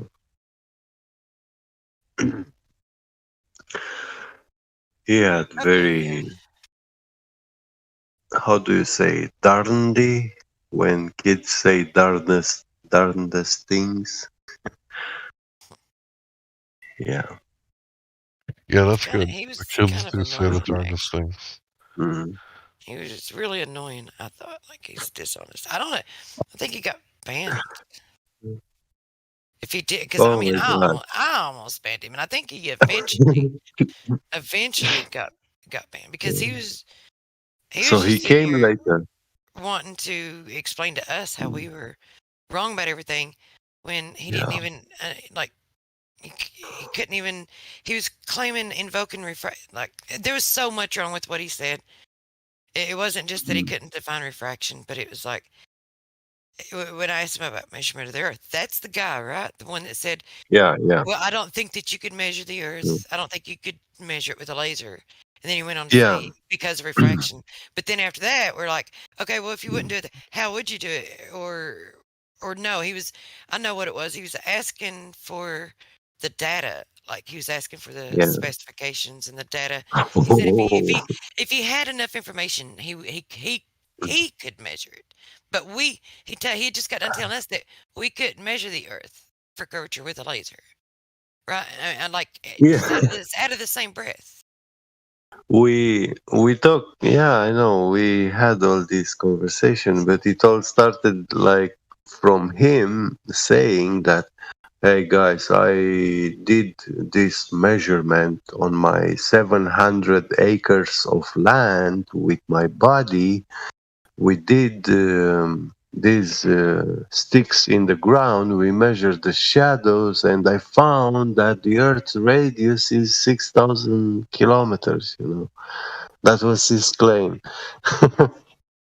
Yeah, he did what Eratosthenes did, and then I told him, like, dude, you assumed already that the Earth has a radius, and that sunlight is collimated light, which is crazy. How do you measure, the angle of light on a shadow if it's refracted?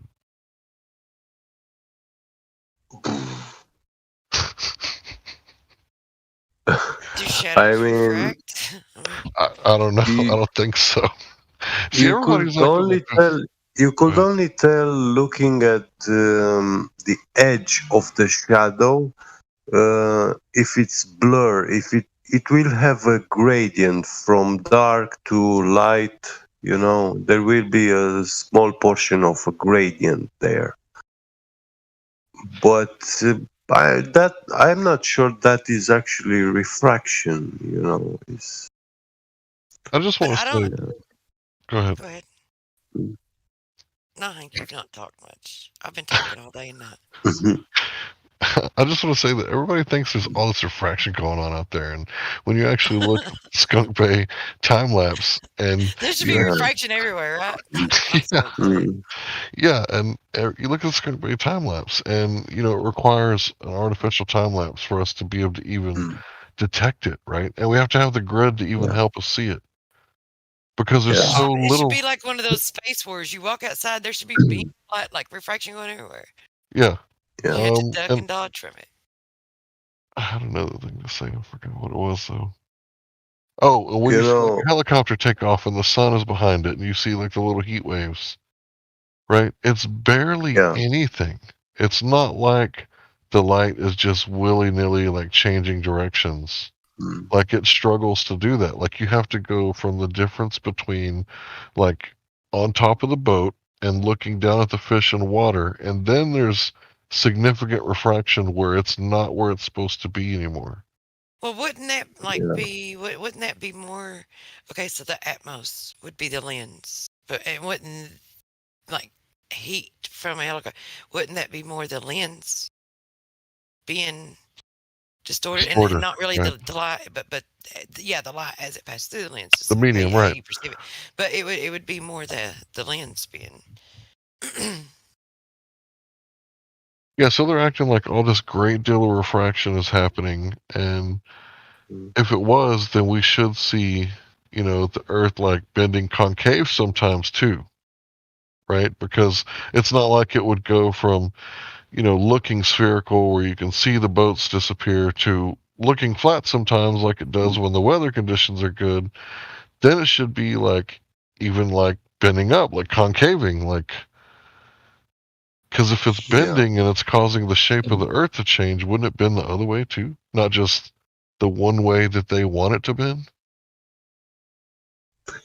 Well, the problem is when it's not bending, it's changing the vector, but when light does that through the air, is refracting upwards. When the light is refracting, is taking a upward trajectory. Right. That's what makes the ground look like the sky during a mirage. Yeah, But gravity.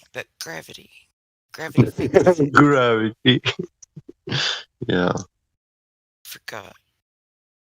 And yeah, I told this too to that guy Monkey, and he. It's the same thing over the water. Right. It makes the water. In the water, it's going downwards. Yeah. It's going down. Well, it would depend on whether it's going up or down. Would depend on the hue of the day, right? The temperature of the water compared to the atmosphere. Yeah. And it's also a huge difference in density, I would say.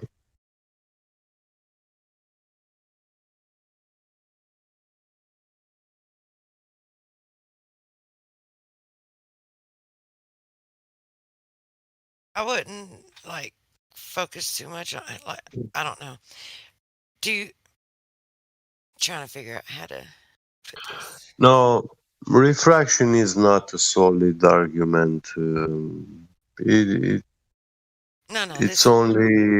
requires special weather conditions, extreme special weather conditions. Like extreme fog and stuff like that.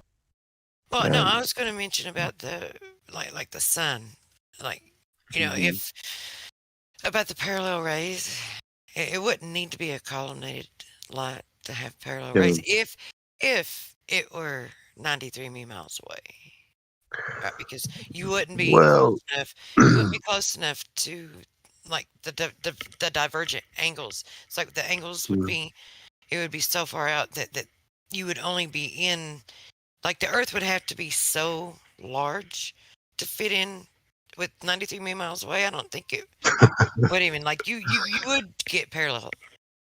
Yeah. I think. I mean, how do we know? Because that's not. The sun's not 93 miles away. And actually, you wouldn't get shit if you asked me because of the inverse square law. So. Well, guess what? Jeranism tried to fit all these sizes and ratios, the sun being like 1 million miles far away, you can barely see it in the sky in a virtual simulation. It's a tiny, tiny star. 93 million miles far away, you don't see the sun. You don't have a light source shining on your object. In a virtual simulation. Yeah. Well, it's obviously local. People, everyone can see the sun moving through the clouds. I'm not sure. He did something. He used the lumen in light source intensity, and I think he punched in the sun's lumen output, but I think it's required to actually provide the software with the sun's power output, like 100 petawatts. Yeah, I don't know. I have no clue what you're talking about. It's like I don't know. Like, what would you say? Tettawatts? Is that what you called it? Yeah. Petawatts. That's how much energy. Terawatts? Like petawatts. Peta. TETA. P from Peter. Oh, petawatt. PETA or PITA? Yeah. PE. Maybe you should drop a link. Maybe that would help us. Yeah. That's the most powerful laser in the world is 10 petawatts, and it's 10% from the sun output. So yeah, in energetic quantity, so to speak.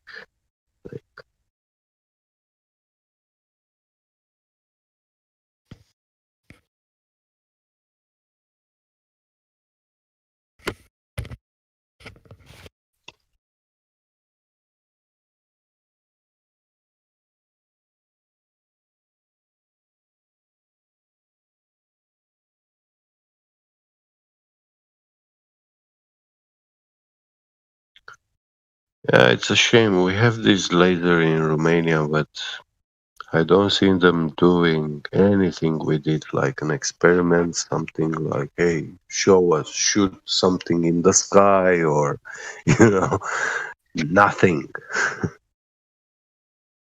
We don't get nothing from the telescope formerly known as Lucifer. Yeah.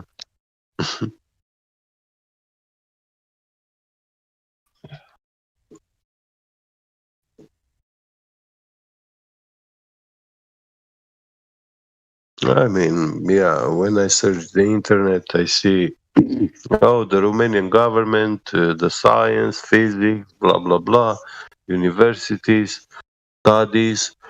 Okay, but they just talking stories everywhere, even in the news media and stuff, but they don't show any experiment, no outcome, nothing. If we could shine a laser up high enough, which I know is illegal, would that be a way to test if the Earth was flat? Because if you were doing it on the other side of the pond, and we had some really good binocular telescope, like if we had in New York City the Lucifer telescope, maybe we could detect it coming from Paris. And what if it was Paris? It'd be shooting in a different direction. It wouldn't be shooting straight up. Be able to see it, yeah. Is that right? I was thinking they sell these lasers in China, like on AliExpress, and yeah, you can buy them, but that depends with the laws in your country, of course. Right, the laws, right? Because it'd be illegal. Yeah, I mean, damn it. You can get it from Darknet or something, and you still can get it if you want it. Yeah. But I'm thinking of 2 infrared lasers. And yeah, I know these are like super high-tech industrial kind or military grade, that's how they are considered. But these lasers in infrared, 2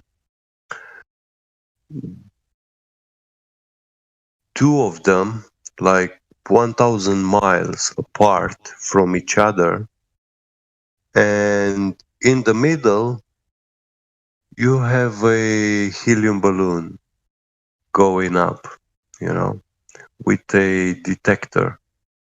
And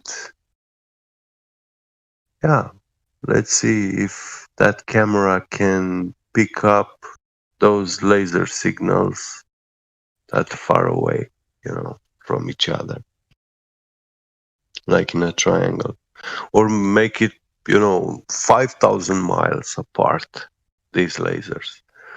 And if you can see both lasers at 5,000 miles, then it means that this camera is actually observing the surface area of 5,000 miles, which is a huge distance, like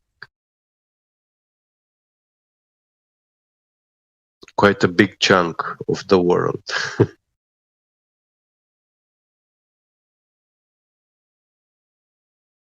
And they can't claim refraction this time, right? Because if you're shooting it straight up. Yes, and in front of the camera, you should have like string wire grid, to see that you're not using fisheye lenses or any kind of this bullshit.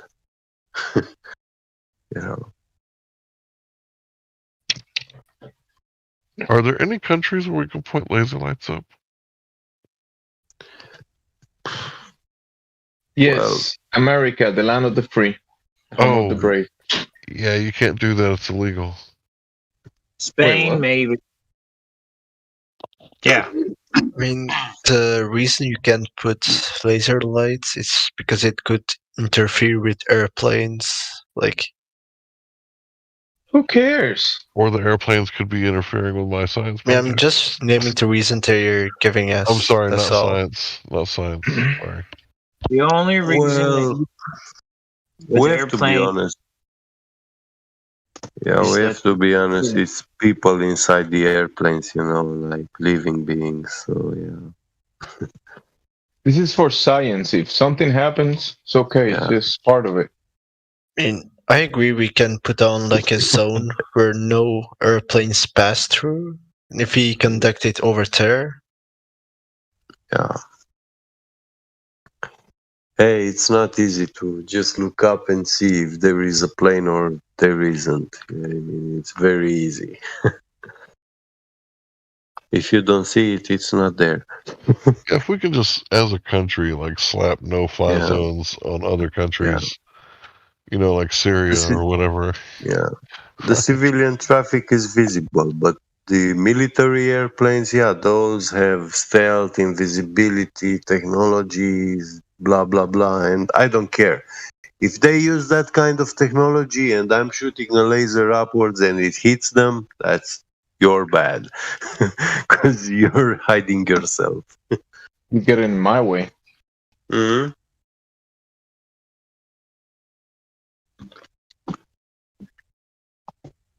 Yeah, because when I'm shooting my laser up in the sky, I'm looking.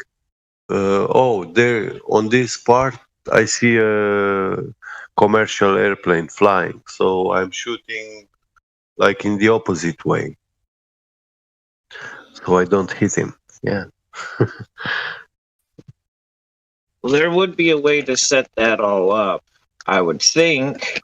And the more I think about it, the easier it becomes on who to talk to. If somebody wanted to do something out on, 30 acres, do tests straight up,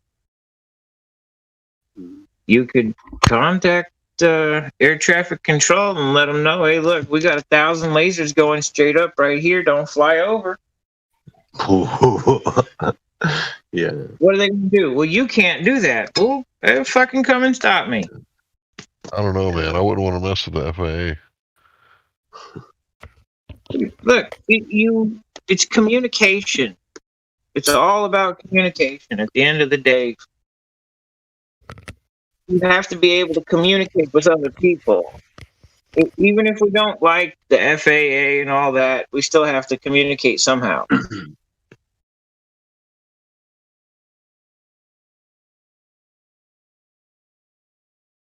I've seen on AliExpress you can buy these infrared lasers. Their tip is like the ray is like 1/10 of a millimeter diameter.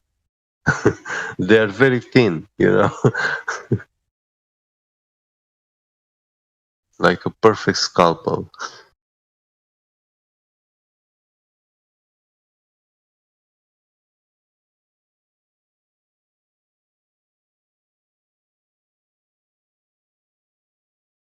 What if you sent a balloon up with a laser?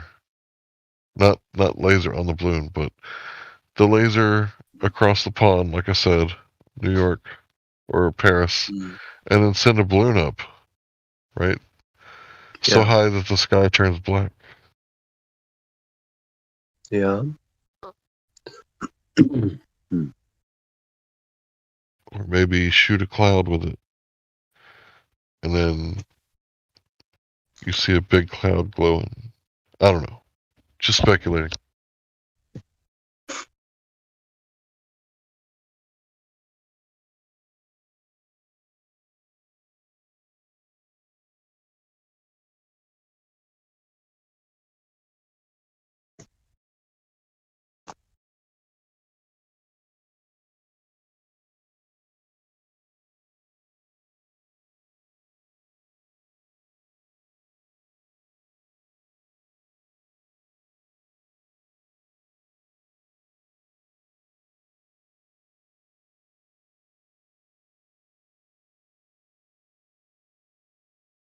I'm gonna say I shoot my laser doing whatever I need to do all the time,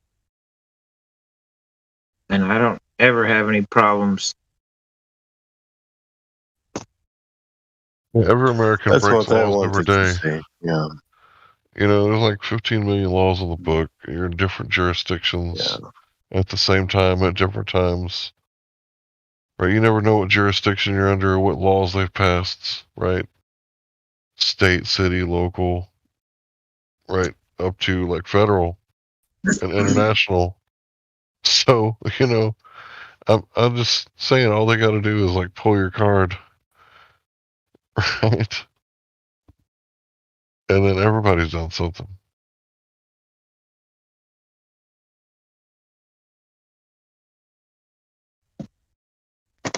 Well, hoping that my paperwork I sent out is going to more than one agency. My interaction should be different. What'd you say? Or what would you send? I did a SS5.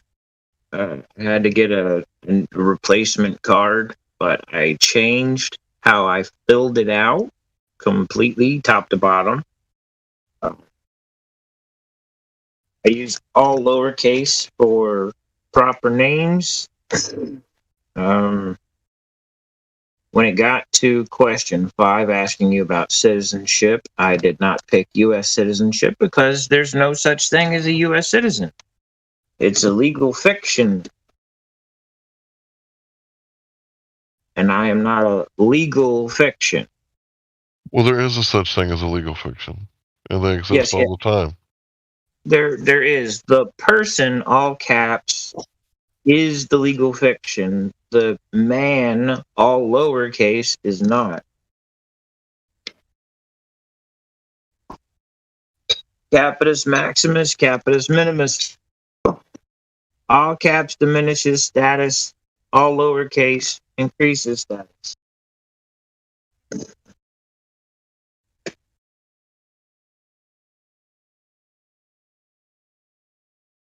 But I changed a few things. I didn't pick U.S. citizen. There's actually a couple of options there. Because I answered question number 5 the way I did, I sent in an explanatory statement. It's kind of like an affidavit. It has a huge list of information. Their U.S. codes in reference to what I am. And so far, I'm still waiting to get a replacement card. You get a proof of vitality? Huh? You know, get a doctor saying that you're a man? Put it in writing that you're a man? I had to send in a doctor's note with it because I didn't have an ID. It had to have the name, the birth date, and something else. So what other minimal points of contact have you been chasing down and trying to eliminate? Well, I thought about taking a copy of the explanatory and going over to like the police station and the sheriff station and talking to them. But they're at the bottom of the whole system.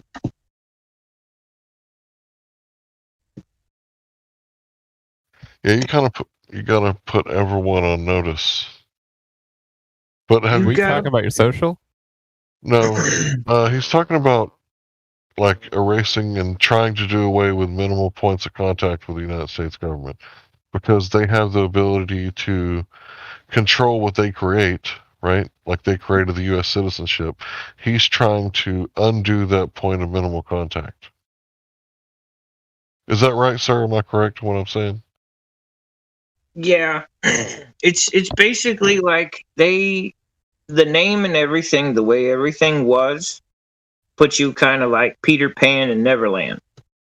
Yeah. And what I'm doing is I'm changing what they see me as, who they see me as.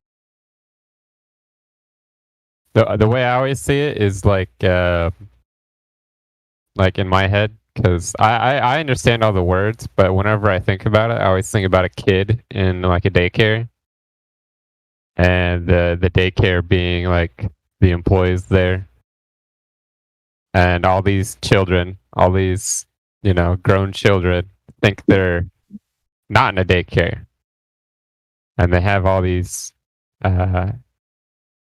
people that work for the daycare giving them rules, telling them what to do, telling them when they can eat and everything else. I don't think it's like that at all. I think it's more like you're living at mom and dad's house, and mom and dad says, if you live under my house, you're going to obey my rules. And you're like, no, I'm going to eat all the free food I want, and you're going to pay for all my bills, and I'm not going to work, and I don't have to do what you say. And the government's like, oh, no. That's not how it works. If you make Except that the mom and dad are a bunch of psychopaths. Right. Well, you don't have the right glands to be considered for that part, though. You don't get those benefits. You have the wrong glands. You could get them, but you have the wrong glands. Shit. I think of most people as children. I've been thinking that way for a while. Most people are grown babies. Oh, I have a meme for that. Most people won't like it either, but I made a meme for that a while ago. But the problem becomes very simple when you take a step back and you look at the whole picture. Okay, my mom and my dad filled out every piece of paperwork with the so-called government incorrectly. Every piece of paperwork that went to them was filled out incorrectly, period. There's no question about it. Because when I was born... Sorry, go ahead. When I was born, I wasn't a U.S. citizen. I was a young man. A new creation. So I'm going back and systematically changing things, places where errors were made. Mistake fixes error in equity. Hey, there's a mistake. Can we change that mistake to this, please? Thank you. Have you heard of the document One Man Out? Probably. I've heard of all the UCC stuff too. Let me see if I can find One Man Out, because I think what you're doing, what you're trying to do, is like one part of the One Man Out scenario where he. I'll get the document. You just have to see the document. Yeah. I can wait. No big deal. It just there's more than one way to skin a cat. There's probably about 7 ways to skin the cat. All right. The problem everybody has is they want to skin the damn cat, because that's the whole point in the first place, is to skin the damn cat. So I'm trying to tiptoe around things. Other people have just, ripped the skin off the cat. Real quick, 1 letter, done.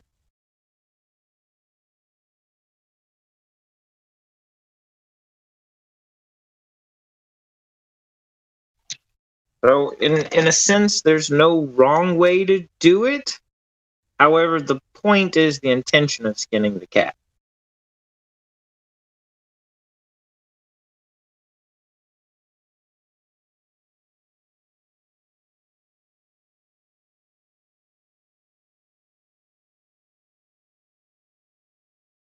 Yeah, I've just been grasping at this more and more, but I don't know, because there's not really good resources where someone can break this down in a way that's easy to learn.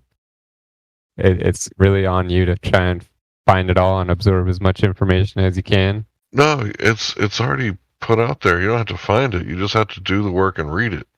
I know, but like the way I learn is like I like a visual representation of somebody just going through everything, and you get that with a lot of the stuff that we kind of see today. But that's one thing. It's not a lot of people kind of break it down from what I've seen, and a good way to understand it.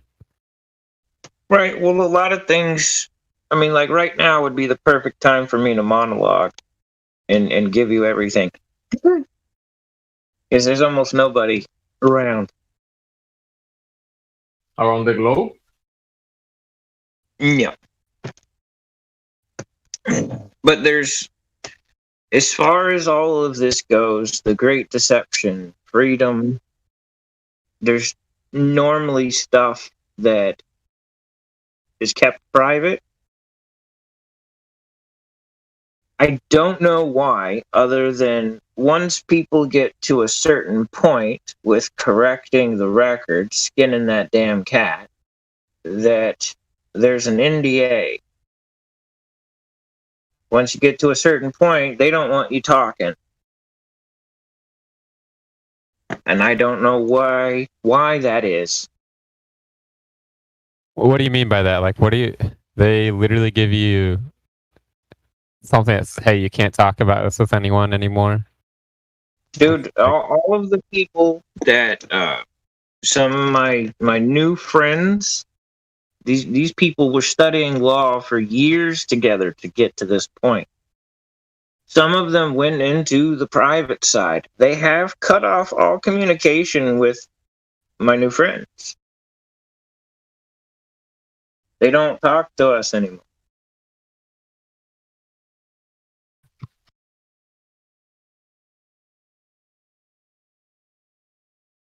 Which really bugs me, because how do I know that my friends are still alive?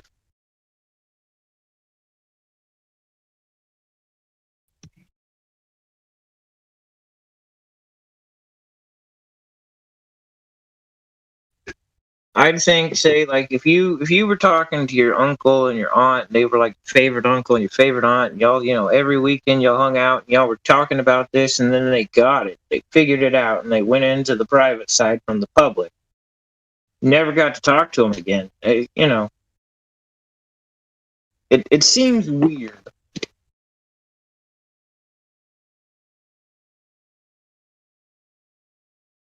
And that's not like they got employed by the private side you're talking about. It's something that he went through where they no longer talk about it. They went from the public to the private. They went from debt to forgiveness. They went from sin to perfection. I mean, anyone can believe whatever they want. Within reason, do most stupid things on the public side. On the private side, it's different. Everything is different. I posted the PDF for you. Why don't you take a look at that document when you get a chance? Well, the funny thing is, I probably have already. What's up with the text? Looks like it's been copied like 20 times.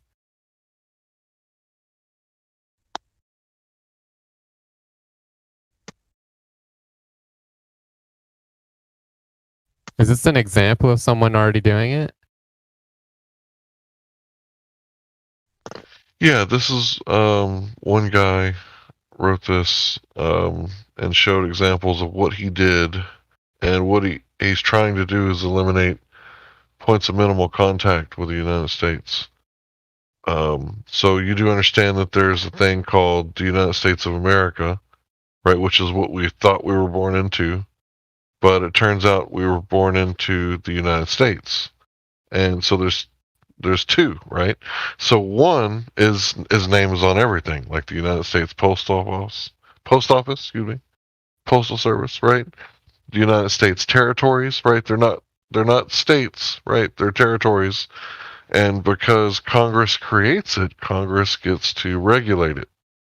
So it created the 14th Amendment, and the the United States citizen, right? So it gets to regulate it. And what this guy's trying to do is trying to eliminate the points of minimal contact that he's made with the government in the past, and his family.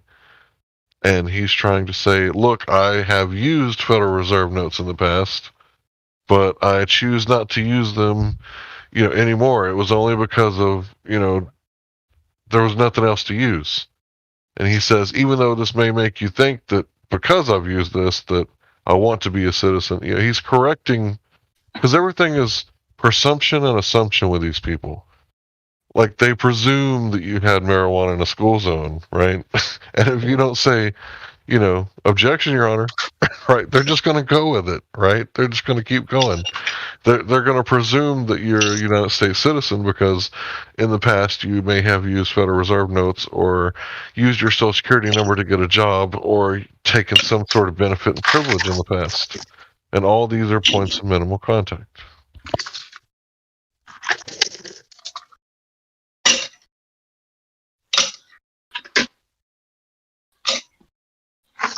And because of these points of minimal contact, they assume that you are a 14th Amendment citizen and therefore assume that they have the right to regulate you. Like I said, if you're living at mommy and daddy's house and they tell you lights off at 10 o'clock, you can't watch TV past 10 because you got to go to work, you got to get a job, got to look for a job.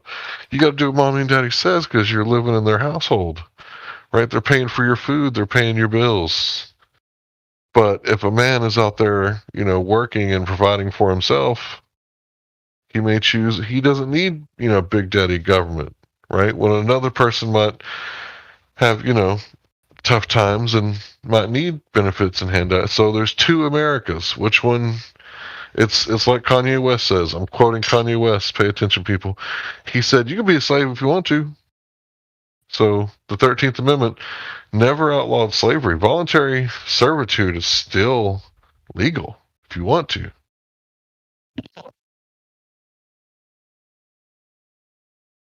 Well, those were all under that system. You could see that's the thing. People think that applies to like everybody. Farmer Joe, hairdresser Sally, and it doesn't. The 13th, 14th Amendments, hell, the 11th doesn't even apply.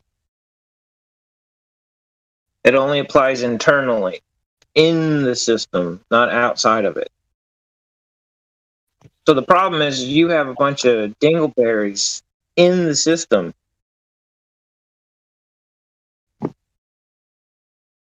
Now, what you have is two systems going on simultaneously. You got the commercial courts, right? And then you got the criminal courts. And these are two very different court systems, right? But they are at the same place with the same people in the same costumes, just not at the same time, right? There's a different way to say that, though, Hank. You have administrative courts, and then you have real courts. You're right. The administrative are the kangaroo courts, but in the commercial world, it's pretty real. It's just we're not supposed to be commercial entities, right? So here's the deal. After 1933, we're bankrupt. There is no money, right? So what we have is promissory notes, right? So we can all just like use these promissory notes, and it's funny money. We all know that it's monopoly money. It's not real, right? But we still have to eat and everything, right? So the new deal is that you can do it this way. When the old deal was you could do it that way. Well, we've kind of been made into what's the right word? We got turned into not livestock, but employees. Cattle. I'm trying to remember how Jesus said it. Merchandise. We've been turned into merchandise, right? And if we accept like the new deal, which is use a social security number and the funny money, and you work, we'll feed you, right? Which kind of makes a lot of sense, if you work, we'll feed you. But by accepting the benefits of the funny money and the Social Security number, then you get privileges, right? And you don't have rights. Well, in the old way, right, the old way before the New Deal, I guess, was be a man, have some land, and, work, and that's it. That's how you do it. Well, they've turned us into corporations, and corporations can be regulated by Congress, because Congress has the right to regulate commerce, according to the Constitution.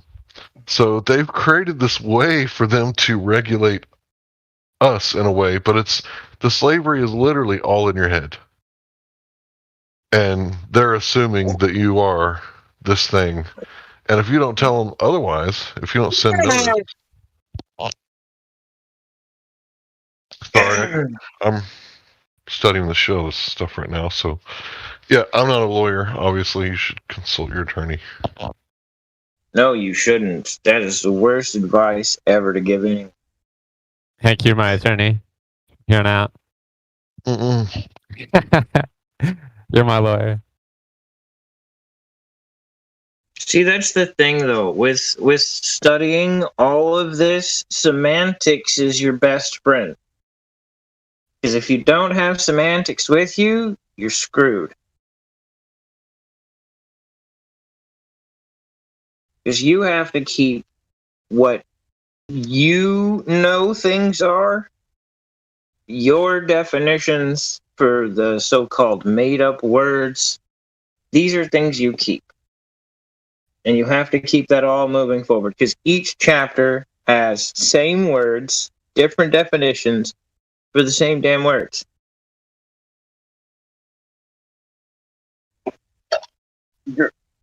How's that possible?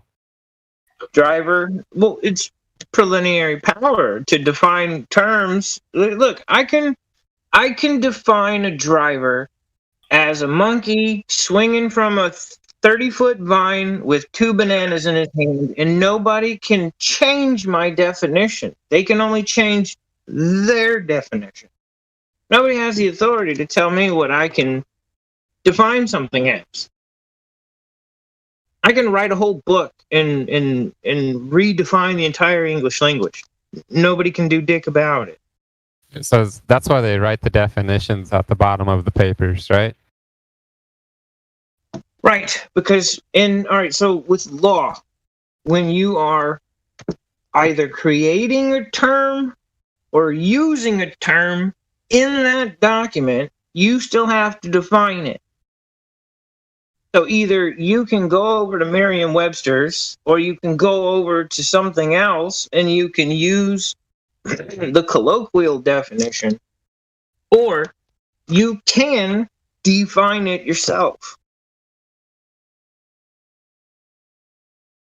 The thing is part of that, I guess, with moving forward with most of this, is knowing who you are. You can't just go, well, Oxford said this, so I'm just, you can't always do that. Sometimes you have to create.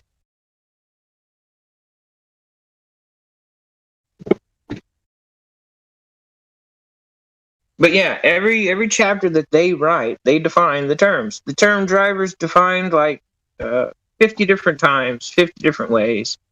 Person, people, there's no living things.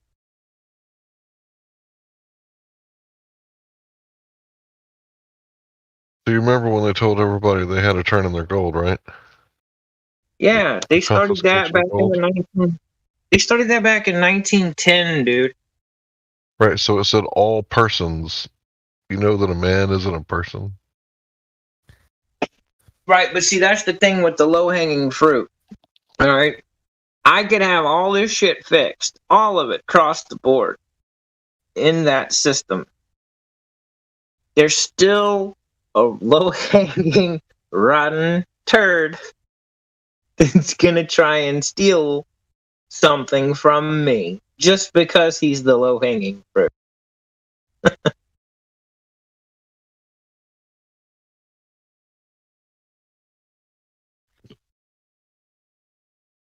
I get it. But see, the funny thing is like in a military, at a military base, I would be seen one way. Then I go out into the city and some idiot, some dingleberry, well, you don't have this and you don't have that. I'm going to falsify an emergency by turning on the lights. That's a felony. Actually, that's like 4 felonies in one. And then he's going to continue. Just because he doesn't know diddly. Yeah, that's one thing that's always troubled me is like, you could know all this information, but that cop doesn't care. He's going to do everything and anything he wants to, and then you're just going to have to deal with it later. And that's probably the most annoying part about all of it. It is, but here's the fun thing, all right? Remember, he's got that magic box that he has to listen to that's in his car or on his shoulder. He has to listen to that magic box, or somebody on the other end of that magic box is going to get rid of his ass. He will disappear. Well, I always saw, like, recently, you never want to, like, complain. Well, you can, but it's not the most beneficial to complain to the precinct. You want to go after the insurance. Whoever insures that cop, you send a notice to them of what happened or what's going on, and that's where things actually happen, not at the precinct. Yes, because it's a private company. But again, you're at step 15. Most people need step 1. Yeah, that's far ahead. You don't even always have to take it to their insurance company either. It's about knowing that these things are there. Most people don't know these things are there. Everyone acting as a government agent, period, has to be insured and bonded, period. It's their code.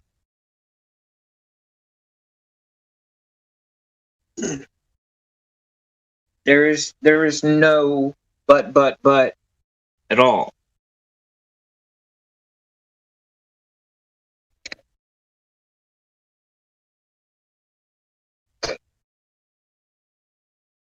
But I mean, the way I've seen it is you always try to get a hold of their superior, right?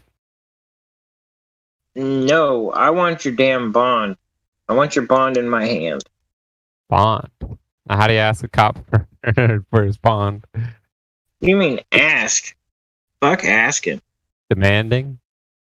Do you have your bond with you? Yeah. All right. I'm going to need that right now. What? I'm going to need that right now before we actually have a conversation. I'm going to need that. Word is bond. You could say require. Wish. My word is good enough. Because required to him, he's an umpty. He's low-hanging fruit. So he's going to think, oh, the guy's just asking. I can just tell him no. No, it's a demand. I'm demanding it. I don't give a shit if you don't like it. Don't care. So you want to bond? You want to bond with me? Well, we're going to have to smoke some good. Stop it. That's not funny. Bro bonding, bro. That's not. I mean, that's what I mean. Like, he's not gonna understand, so he's just gonna be like, okay, this guy's jokes. Like, no, he's gonna know, but the problem is you've already pulled down his pants. He's already over your knees, about to get spanked, and he knows it. You don't know it though. I do. That's the difference. I can show you places in the code where a lot of this stuff is there, the so-called ways out, where things are supposed to go, what is supposed to go where. It's in the code. The remedy. You paid in the to read it. Yeah, because you can't come against someone without a remedy. Right? So say, for example, I owe somebody, or somebody owes me money, right? And they say, they write me certified letters saying that, man, I tell you what, I can give you $10 a month. And I reject that, and I take them to court. We get to court, and the judge is like, hey, this guy tried to settle with you. Like, How come you wouldn't settle with them, right? I mean, it's going to look pretty foolish. You know, you brought something from the private into the public, right? That you didn't have to be. So there has to be a remedy, right? Well, that's against the claim, yes. A complaint is generally what goes out, which is the equivalent of me going to your mama's house, knocking on her door and telling her that you're being mean to me. Yeah, so how do I get rid of this complaint? Cop took my wife and my car and cost me like $800 to get them both back. Right, that's where the knowledge comes in. That's what I'm saying. Like, people always want to skip over to step 30, step 23, step 15, step 1. Because this shit will happen. It will keep happening until whatever is fixed that needs to be fixed is fixed. Now, you're going to have low-hanging fruit once things are fixed. They are going to try their damnedest in their ignorance, in their stupidity. They're going to try, right, and violate all your rights, trespassing on all your rights, because they're low-hanging fruit. But that magic box will tell them to let you the fuck alone. What magic box? Either the one that they have in their center console or the one on their shoulder. Just from demanding their bond? Look, if a cop comes up, there's a handful of ways you can handle it. Hell, really, if you know who you are and you understand how things work in reality, there's a lot more than just a handful. Handle that situation. There really are. It doesn't have to be about, well, what's the lights or what's this? Well, how's the weather up there? What do you mean? Well, I mean, you're standing up and I'm sitting down. How's the weather up there? There's ways to disarm, to diffuse, whatever. Period.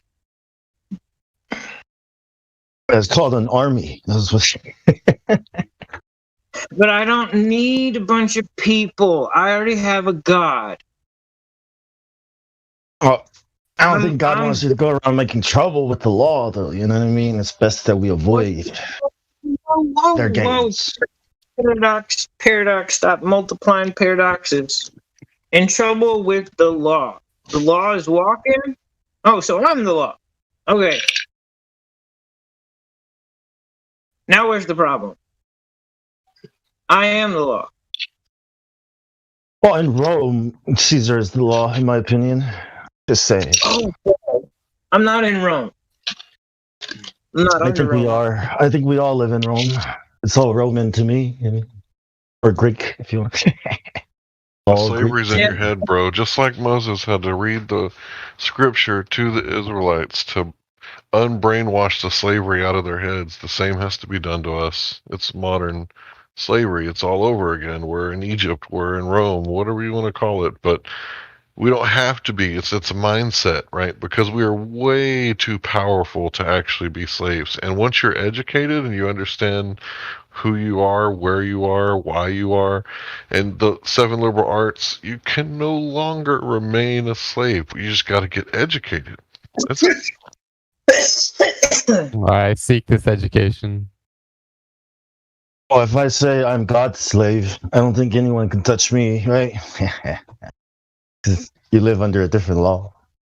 God's law. I mean, this would be to a point where, like, me and other people would agree and then not agree in a weird place.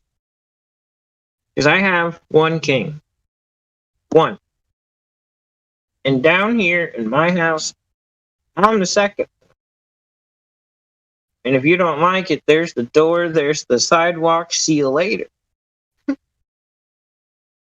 But I only have one king. That comes with obligations. Those obligations, in turn, give me power. Because he has to empower me through the obligations. He can't just give me obligations and absolutely no authority to act in them. That's stupid.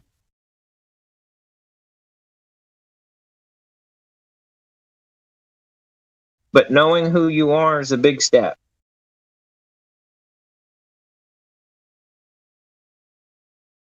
Me, my, all that shit doesn't work.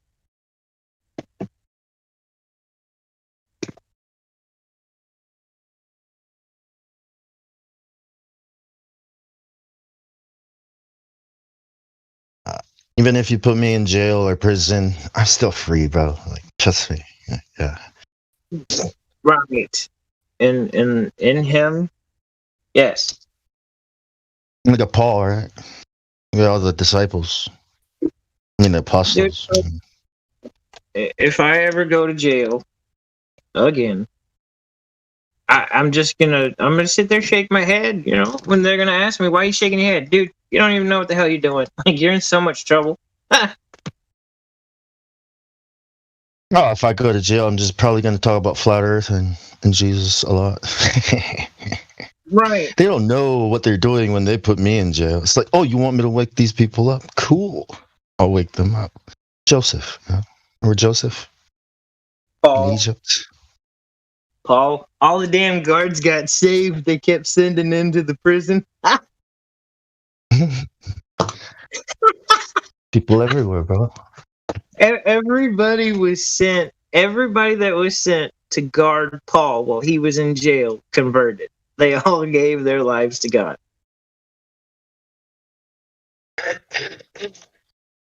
Even in jail? Why?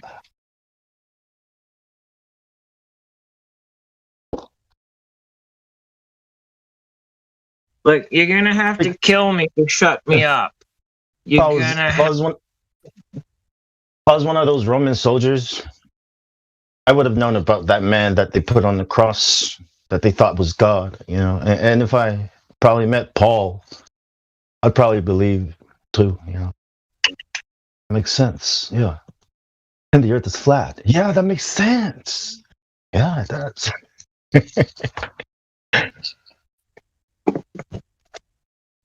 Oh, dude, that would be fun one right there to start with going in. When they start trying to ask you medical questions, you'd be like, look, the earth is flat. Leave me alone. Next thing you know, they've got psychiatrists in there. Ma'am, when did they ever show you how they calculated the spin? What device was used? Oh, you don't have anything. So I'm really not crazy. What you're really here to do is use confidential information against me in a communist manner in order to... Yeah, at the end of that conversation, you're the therapist, and they're the person seeking the patient. One question in, we switch roles. One question in, we switch roles, baby. How do you flat smack a cop? What the hell's a cop? I don't think I've ever seen. Police officer with a gun, a badge. A man in a costume. Yeah. It's just a man in a costume. That doesn't... Dude, I wore a cape for a number of years when I was younger. That didn't make me fly. Yeah. Man in a costume. I never felt that way when I was in the military, though. I always thought, damn, I make this uniform look good. Seriously, man. My chief was like, damn, Bond, sharp. I know, I make this look good, don't I? Out of my way, chief. You just wearing a costume. You're pretending. Yeah, and if I was a cop, I'd probably do the same thing. Yeah. Yeah, it's just you're wearing a costume and you're pretending. That's all it is. Are you wearing the costume, or is the costume wearing you? Are you a pretender clown? How big your ego is. Yeah. It's like putting on a second skin, right? Who am I now? You're a man in a costume. Now you're a homunculus, and you're not a man anymore, and boom. Now you're Batman. No, now you're a homunculus. Now you're cursed being. Congratulations. I wonder who out there in, YouTube land will actually know what that means and where it's from. I never talk to the cop. I always try to talk to the man. Humaculus? You know? Yeah. You know the man from an anime series. Yeah, I don't talk to the costume. I talk to the man, because if I talk to the costume is going to start yelling at me. But if I talk to the man will talk to me. You know, will talk with me. Like, yes, I can relate to that. I have children too. You know what I mean? If you talk to the man might never have to pull the costume. You know, you might never have to pull rank on you, because you're talking to the man, someone that can relate. Well, the problem I have starting off with what you dropped, Hank, is that UCC one thing, because everybody wants you to do one, at least one. I'm not artificially created humans, like Frankenstein. Or Frankenstein's monster, sorry. But yeah, it comes from an anime series. Yeah, you're saying everybody wants you to follow UCC1. Why is that? There's a good and a bad reason for it. UCC1 belongs to them. It's copyrighted by them. All this shit is copyrighted. Like the Texas Penal Code. All right? Look at page 1. Go to the bottom. Where the hell was it copyrighted? Who printed it? Oh, this is private. It's not allowed to be used in the public. Probably a dead man made it. Right, but that's the thing, though. I just gave you one of the biggest hammers you'll ever have in your entire life.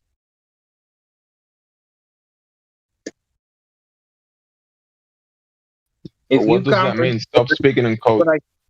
What I just said. I didn't speak in code. I said this shit is copyrighted. It's private.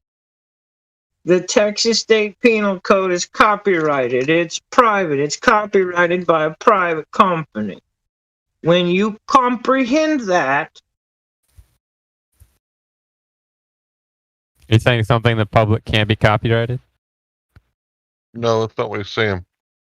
What he's saying is that because it's private, it's like tort law. You have to contract into it with them. You have to enter into contract with them. It's like the KKK membership. It's a private membership, right? It's a private club. You have to contract with them to be held to their rules. It only applies within the group that copywrote it. You're welcome, Jesus. I see. So I have to be a part of that system. Finally, you're speaking some English. Right, but the thing is there's more than one so-called system. The so-called